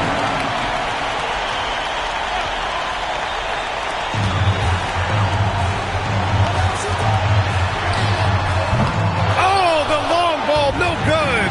And you just can't afford to give up that kind of look very often. Just a rookie, but Thompson already taking and making big-time shots. Grant, they'd love to milk the clock here. No question. They're in a great situation right here. 9 seconds separating the shot clock and game clock. They have a relentless mentality, even with the game in total control. No let up with these guys. They're going for the throat now. Now a timeout called by Houston. We've got 22 seconds left in the fourth quarter. From a coaching perspective, what are the keys to focus on here? No doubt. They've got to get a quick bucket here. Yeah, it has to be fast. They got to take the first good look they get.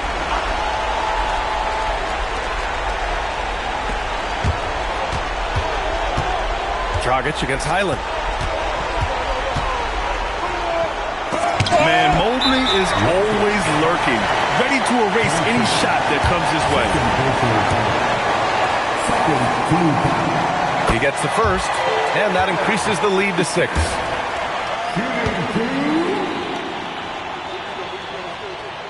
And so both free throws good, and it's a 7-point game. That's how you protect the lead. Build it out with clutch free throws.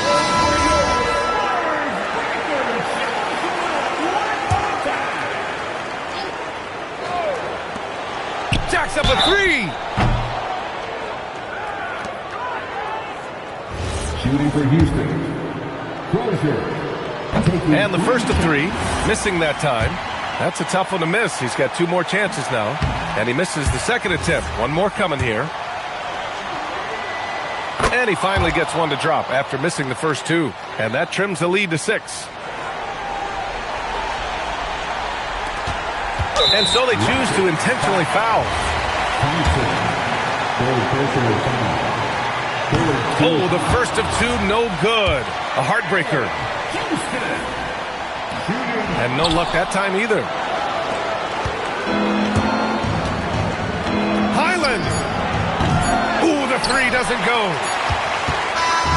And so it's San Antonio with the W.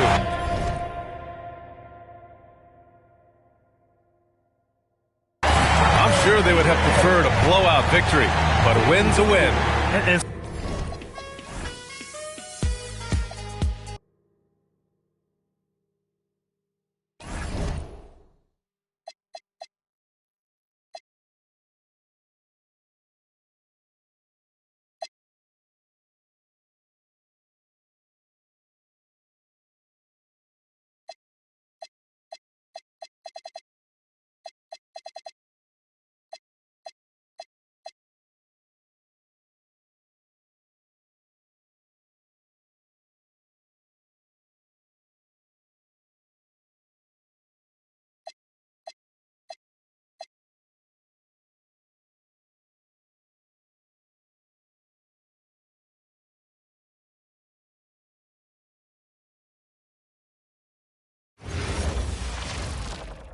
It's time for the NBA.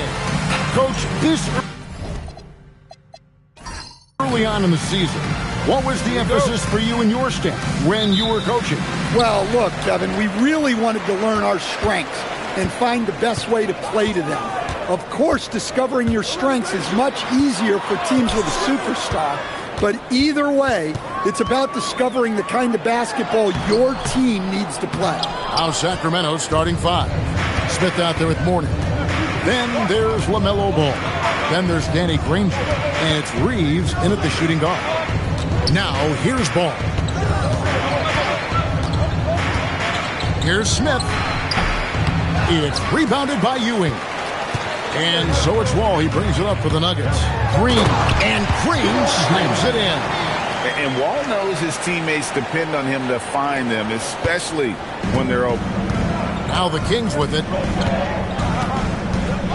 Reeves the pass to Ball. And he's good on the 3-ball. That's a high percentage look when the D doesn't fight over the screen. Yeah, it's certainly worth it to disrupt the offense. Coaches notice that extra effort. Now here's Wall. They really need more from him in that loss to the Clippers. Launches a 3. Good. And it's Green picking up the assist.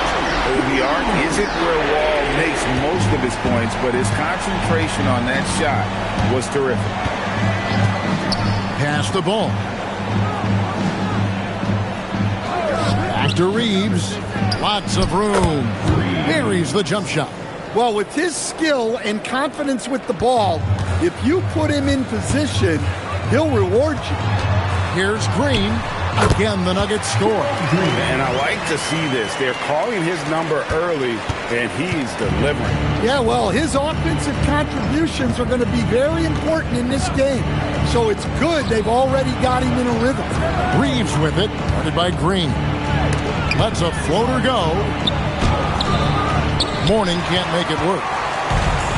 For Denver, they've gone 3 of 4 from the field to start out the game. And when you look at Jordan Poole's game, GA, what makes him special? I think it's his creativity and elusiveness. Able to get in his bag, if you will, and play with it and create his shot more or less at will. Now here's Granger. Following the miss by Denny Avdia. Back to Granger. Fires the 3. Drills the 3-pointer. And that's exactly what he's looking for, draining the triple. And it's Wall with the ball for the Denver Nuggets. They trail by 1. This game against Sacramento is the first time they've met this year. And 2 teams at vastly different ends of the standings last year, but they played each other to a draw.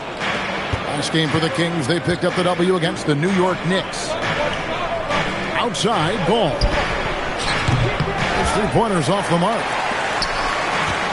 Denver's gone 1 of 2 from long range in the first quarter. Pass to Green. Back to Wall.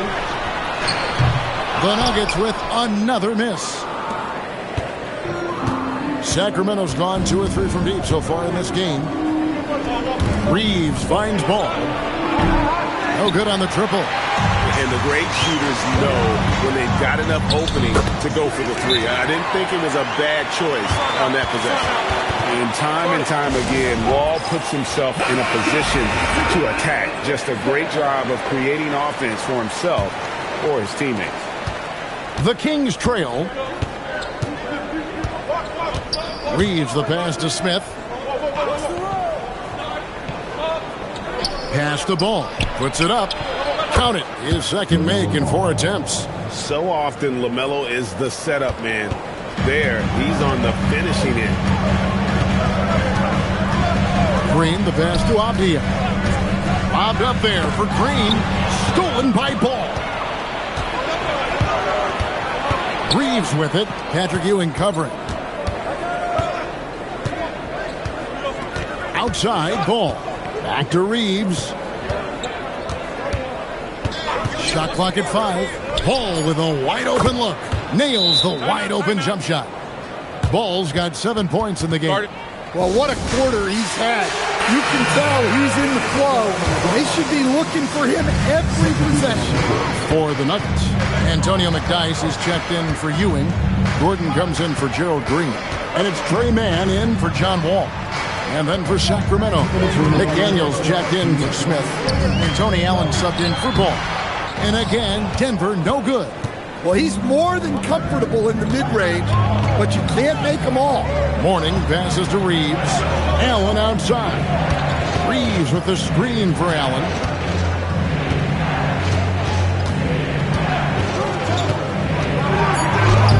Up again.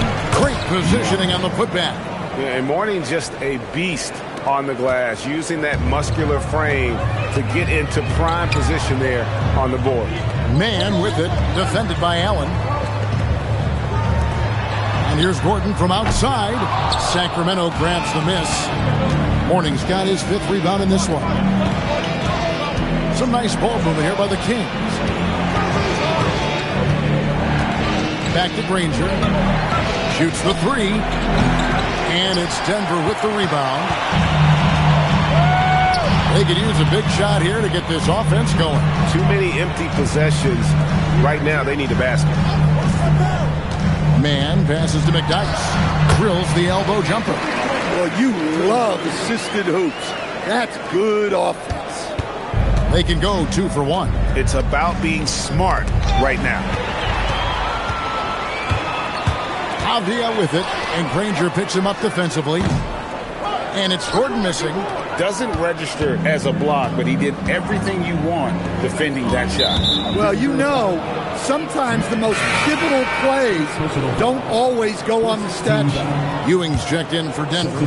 Robinson comes in for McGrady. Then for the Kings, Smith comes in for Danny Granger. Eric Bledsoe is subbed in for Austin Reed. Here's Mourning going inside. 2 free throws coming up, and they call the shooting foul. It's on Patrick Ewing. And the big fella Mourning using that massive size to draw contact inside. Here's Man, defended by Allen. Ewing outside. And he gets the whistle. 2 free throws coming up. The Nuggets shooting their first free throws of the evening, and the first one drops. And he makes both free throws. 5 seconds left to play in the first quarter. Felicio, and a great assist by Bledsoe as that one goes in. And the Kings lead by 5. And so the first quarter is in the books. Kings lead by 5. And we'll get...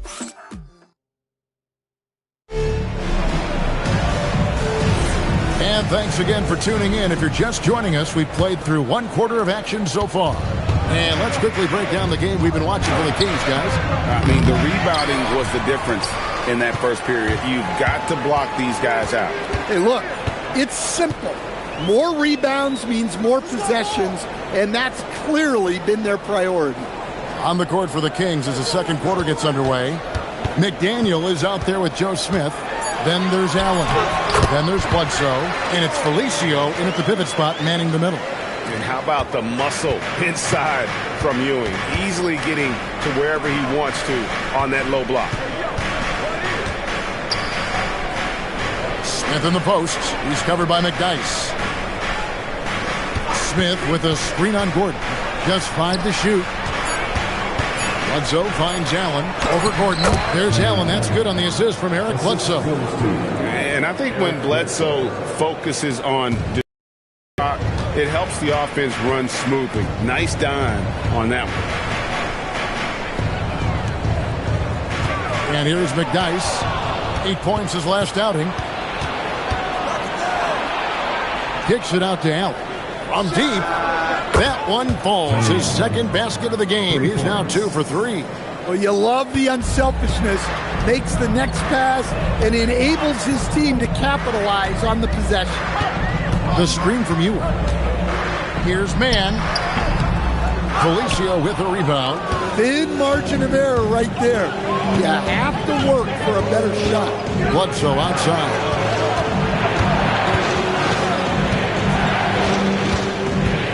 To the middle. Stolen by Ewing. Gordon against Allen. And it's Gordon missing. Kings leading now by 8.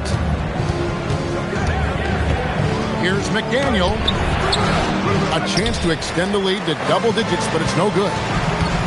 They need a bucket in a big way here to regain some confidence. Ewing sets a screen for Gordon. To the paint. 2 free throws coming up, and they call the shooting foul. Timeout. And one way players look to expand their game, adding counter moves to keep defenders off balance. Greg, what was something you added that really gave defenders pause? You know, the snatch back pull up, you know, using your speed to kind of get the defender going downhill, and then you slam on the brakes and just create that separation to then go into attack mode. That's good from Ewing. That one misses.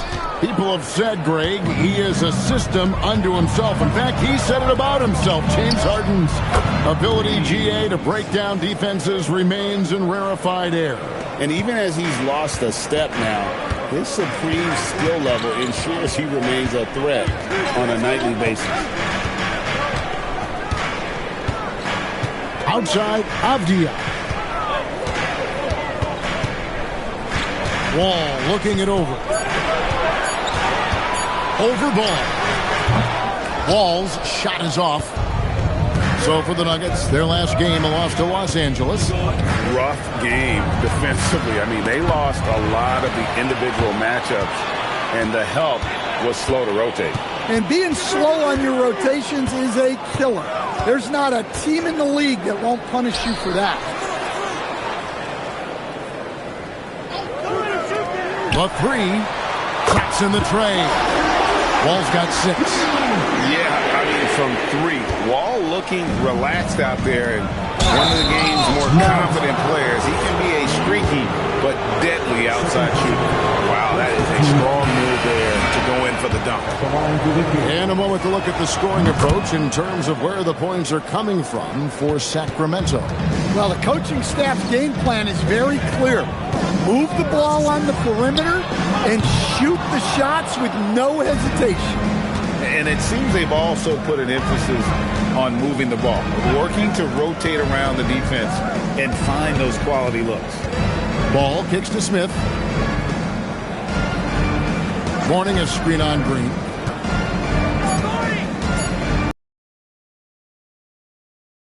As the shot clock ticks down. He's got 7. Check out Morning inside, where he operates with such confidence. This close in, he knows he's got the shot. Green bounce pass. Bobbed up there for Green. Hammers the alley-oop through. And hard to decide which is better, the pass, the catch, or the slam. Oh, there's no wrong answer. Sensational alley-oop. Here's Ball with the three. Sinks the triple. Ball's got the lead up to 11 now for the Kings. They've been outstanding from beyond the arc this quarter. Their percentage has been climbing steadily.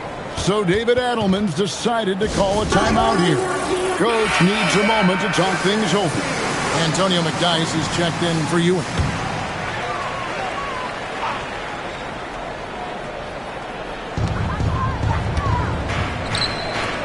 Avdia up top. Still without a basket. And good. Coming off the assist by Wall. Wall's got his fourth assist in this one. They're having more success from three-point range here in the second after a rough first quarter from deep. Wall against Ball. No one near Reeves as he lets it go. No good with the wing jumper. The Nuggets trail by 8. Ball with it. The shot will not fall. Excellent D there from Ball. Pass to Reeves.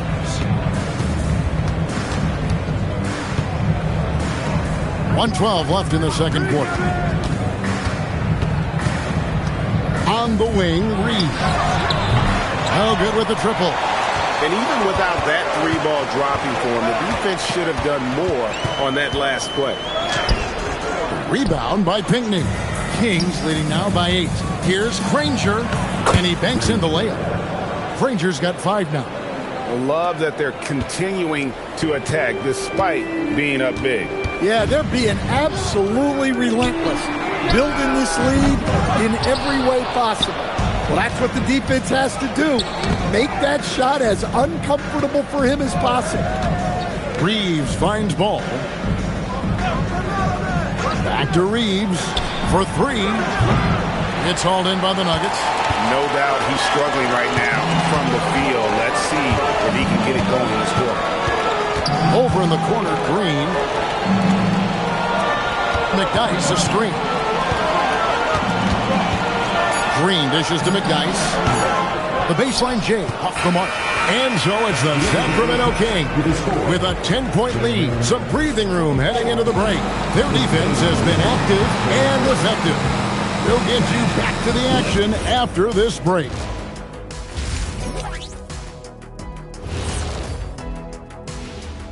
Come one, come all. The 2K halftime is here, and so's our breakdown of the upcoming schedule. Let's look at the Nuggets. Starting the season with a loss, you know they're ready to fight tonight. Don't want to start out 0-2. I think And turning back to our first half, things going well, extremely well for the Kings. the key stat here is rebound. And that about wraps it up.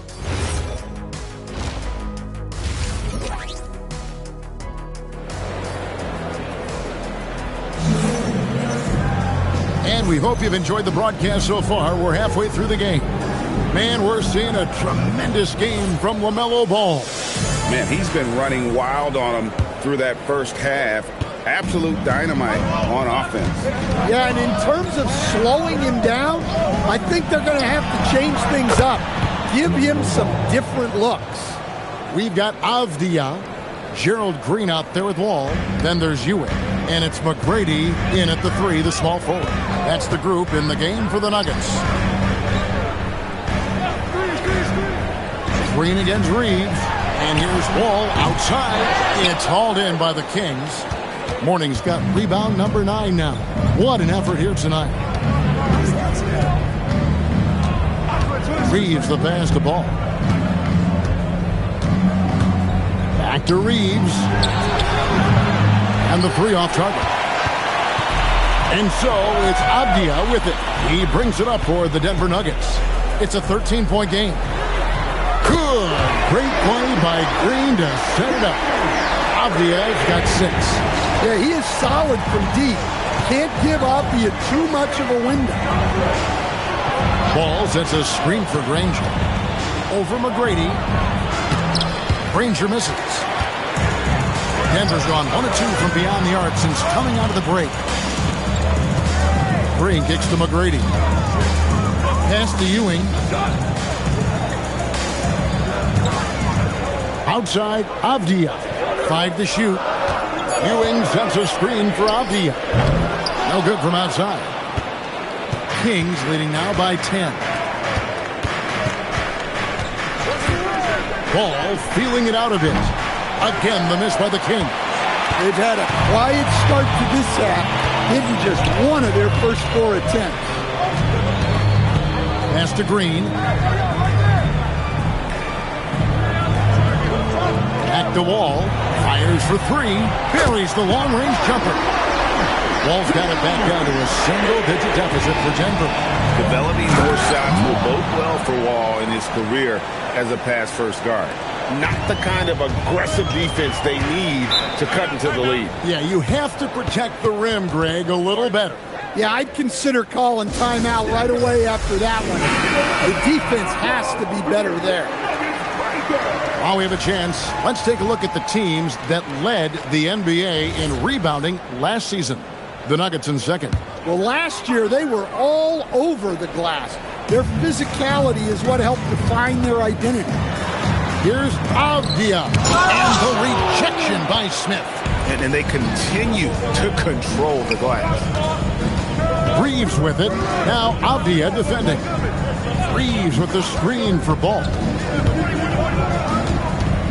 Pass to Mourning, and the dunk by Mourning. And how about breaking out the Statue of Liberty on that dunk? A nice way to pad that lead a little more. You're right. Ball against Wall. Outside, Avdia. And that comes off the assist by John Wall. Wall's got 5 assists tonight. Man, the triples keep falling, guys. That's 3 in a row. And here's Reeves outside. Avdia with the rebound. Avdia's got 6 rebounds here tonight. His shot's it's not there right now. With his team leading, perhaps, let's focus on some other areas of the game. Pass to McGrady. Off the mark there with the three-point shot. Sacramento leading by 8. Reeves the pass to Ball. Smith dishes the ball. Nice move. Fires from deep. It's hauled in by Ewing. Ewing's got his 5th rebound right now in the game. And that one's good. McGrady. Well, that's easy pickings for him. Unless the defense is all over him, he'll take that all day long. Pass to Reeves. Deep 2 from Ball. That one falls through. It's his 6th make from the floor this game. Now 6 for 10. And we've come to expect big things from LaMelo offensively. He loves to attack you on that end. And it's Green missing.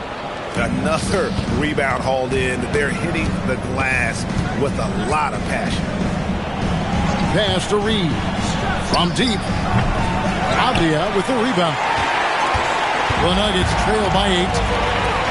McGrady outside.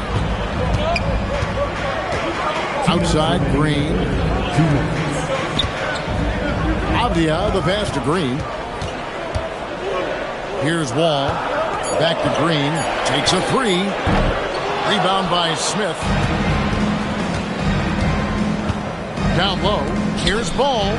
Slides through for his 7th basket in 11 tries. Guys, his consistency in terms of shooting has really helped them seize control. They need a good offensive possession.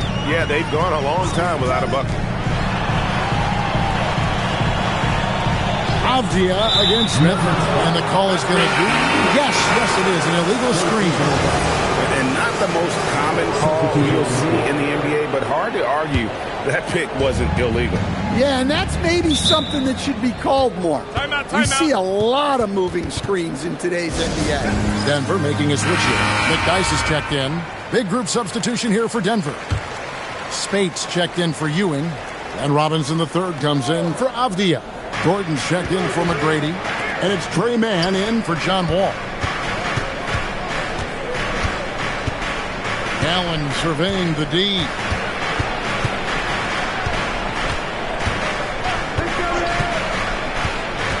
And out of bounds as the Nuggets gain possession. And a chance to check out some stats for Gordon. Last season's performance for him. And he also shot his way into the top 5 in percentage from long range. Just a knockdown shooter. And as you said, dishing out dimes at a top 5 pace.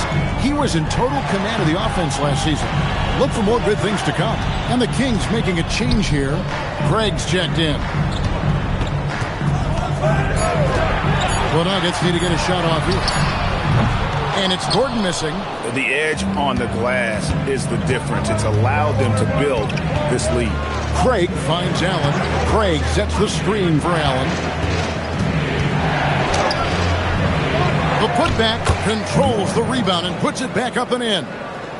And the Kings lead by 12. Just in a perfect position to grab that rebound and then get the putback. Gordon up on top. Hasn't made one yet. Outside for Robinson. Here's Mann. And the last second attempt doesn't fall. And so it's Sacramento up by a dozen. And let's go back to a terrific pass that we're calling tonight our State Farm assist of the game.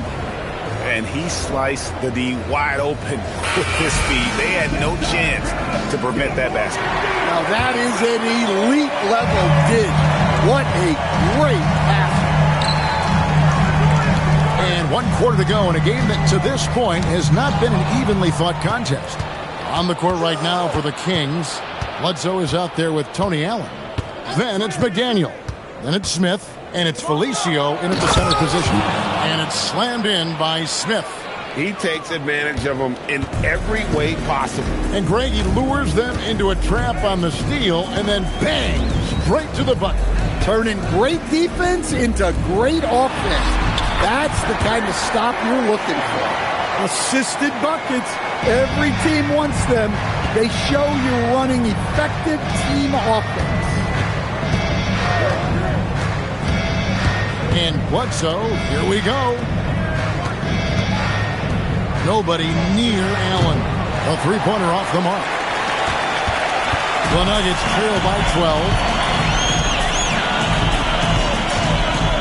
Man up top, guarded by Bledsoe. Ewing, beautiful dish, and the layup goes down. Well, that's what you want. Get him the ball and see if he can close the gap. Pass to Allen.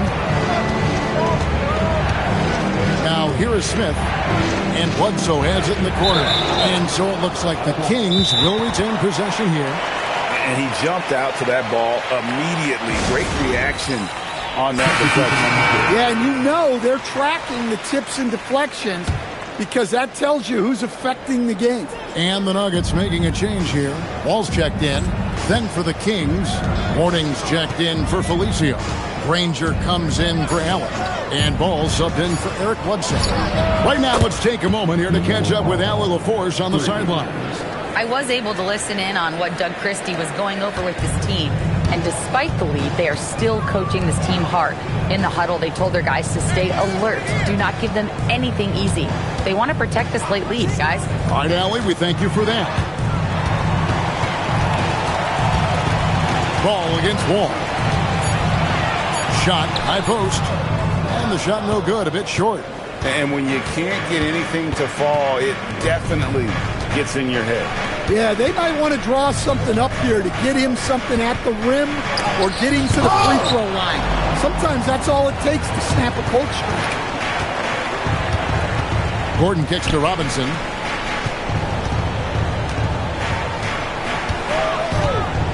Pass to Gordon. To the middle. Here's Ewing. And Patrick Ewing with the slam. Putting that pass right in his stride.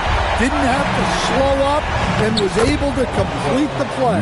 Man, just adding insult to injury. He just waltzes inside and extends this lead. Well, it's not going to get any easier if they can't improve their defensive intensity. They got to show some fight. Well, he sends it inside where they can get a high percentage look. That's just great basketball. Well, if you're just tuning in, welcome. We've got about 3.5 minutes gone here in the fourth quarter. And you could tell he thought that triple was going to fall. Outside Robinson. Pass to McNice. Outside Gordon. Ewing sets a screen for Gordon. Over Granger. And they get it back. That's a high percentage look when the D doesn't fight over the screen. Yeah, it's certainly worth it to disrupt the offense. Coaches notice that extra effort.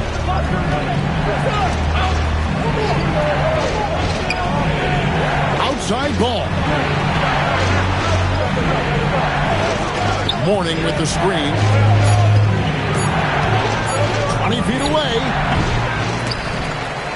And out of bounds as the Nuggets gain possession. Out of bounds. And the Nuggets with some changes.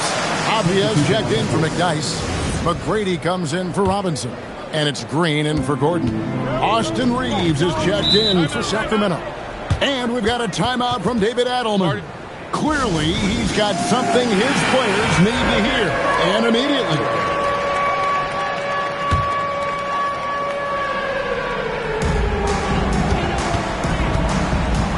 Now here's Wall. Ewing sets a screen for Wall. Throws it down. What an assist! And one reason why Ewing is not only an all-star talent, but a Hall of Fame talent. Awesome at getting to his spots and then capitalizing. Morning against Ewing. Shot clock at 6. Now ball beyond the arc. Knocks down the three. So much confidence from Ball. Been doing that since he was a youngin'. Jacks up a 3. He drills the 3. Both teams running perimeter-oriented plays that are working. Well, you know it's become a three-point shooting league. Teams shooting a steady diet from outside. It's taken away by Smith. Ball against Wall. Outside Ball. Wanting a screen on McGrady. Pocket pass to the paint, and he punches it home. Just Mr. Reliable again here today, Kevin. I mean, they need his points, and he's producing. Ball against Wall. And Ball with the block. And great effort defensively from Ball. Timing the rejection perfect. Oh, and he feathers one right through. What touch! And it looks like just playing the last bit of this one out in what should be a nice win here for the Kings. When you shoot this well from three-point range, you're really hard to stop. The defense didn't rotate out fast enough to stop the hot shooter. Exactly, Kevin. They were lethal from deep. And during the long NBA season, each contest important here tonight. Tonight's win will give them 4 on the season. Green against Reeves. Now Smith. Here's Ball. Launches it. And there's the 3. Taking no chances. They go on one last run to seal the deal. Yeah, this run has poured a bucket of water on any ember of a potential comeback. Ball with the rebound.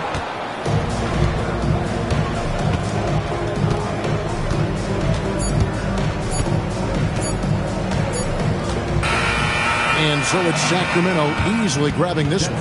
And in the win, a comfortable win in what was, I think, gee, a pretty hostile environment. It really was. You know, it's never... Well, James, you're facing a... Terrific job, Allie. Thank you so much. That was enjoyable.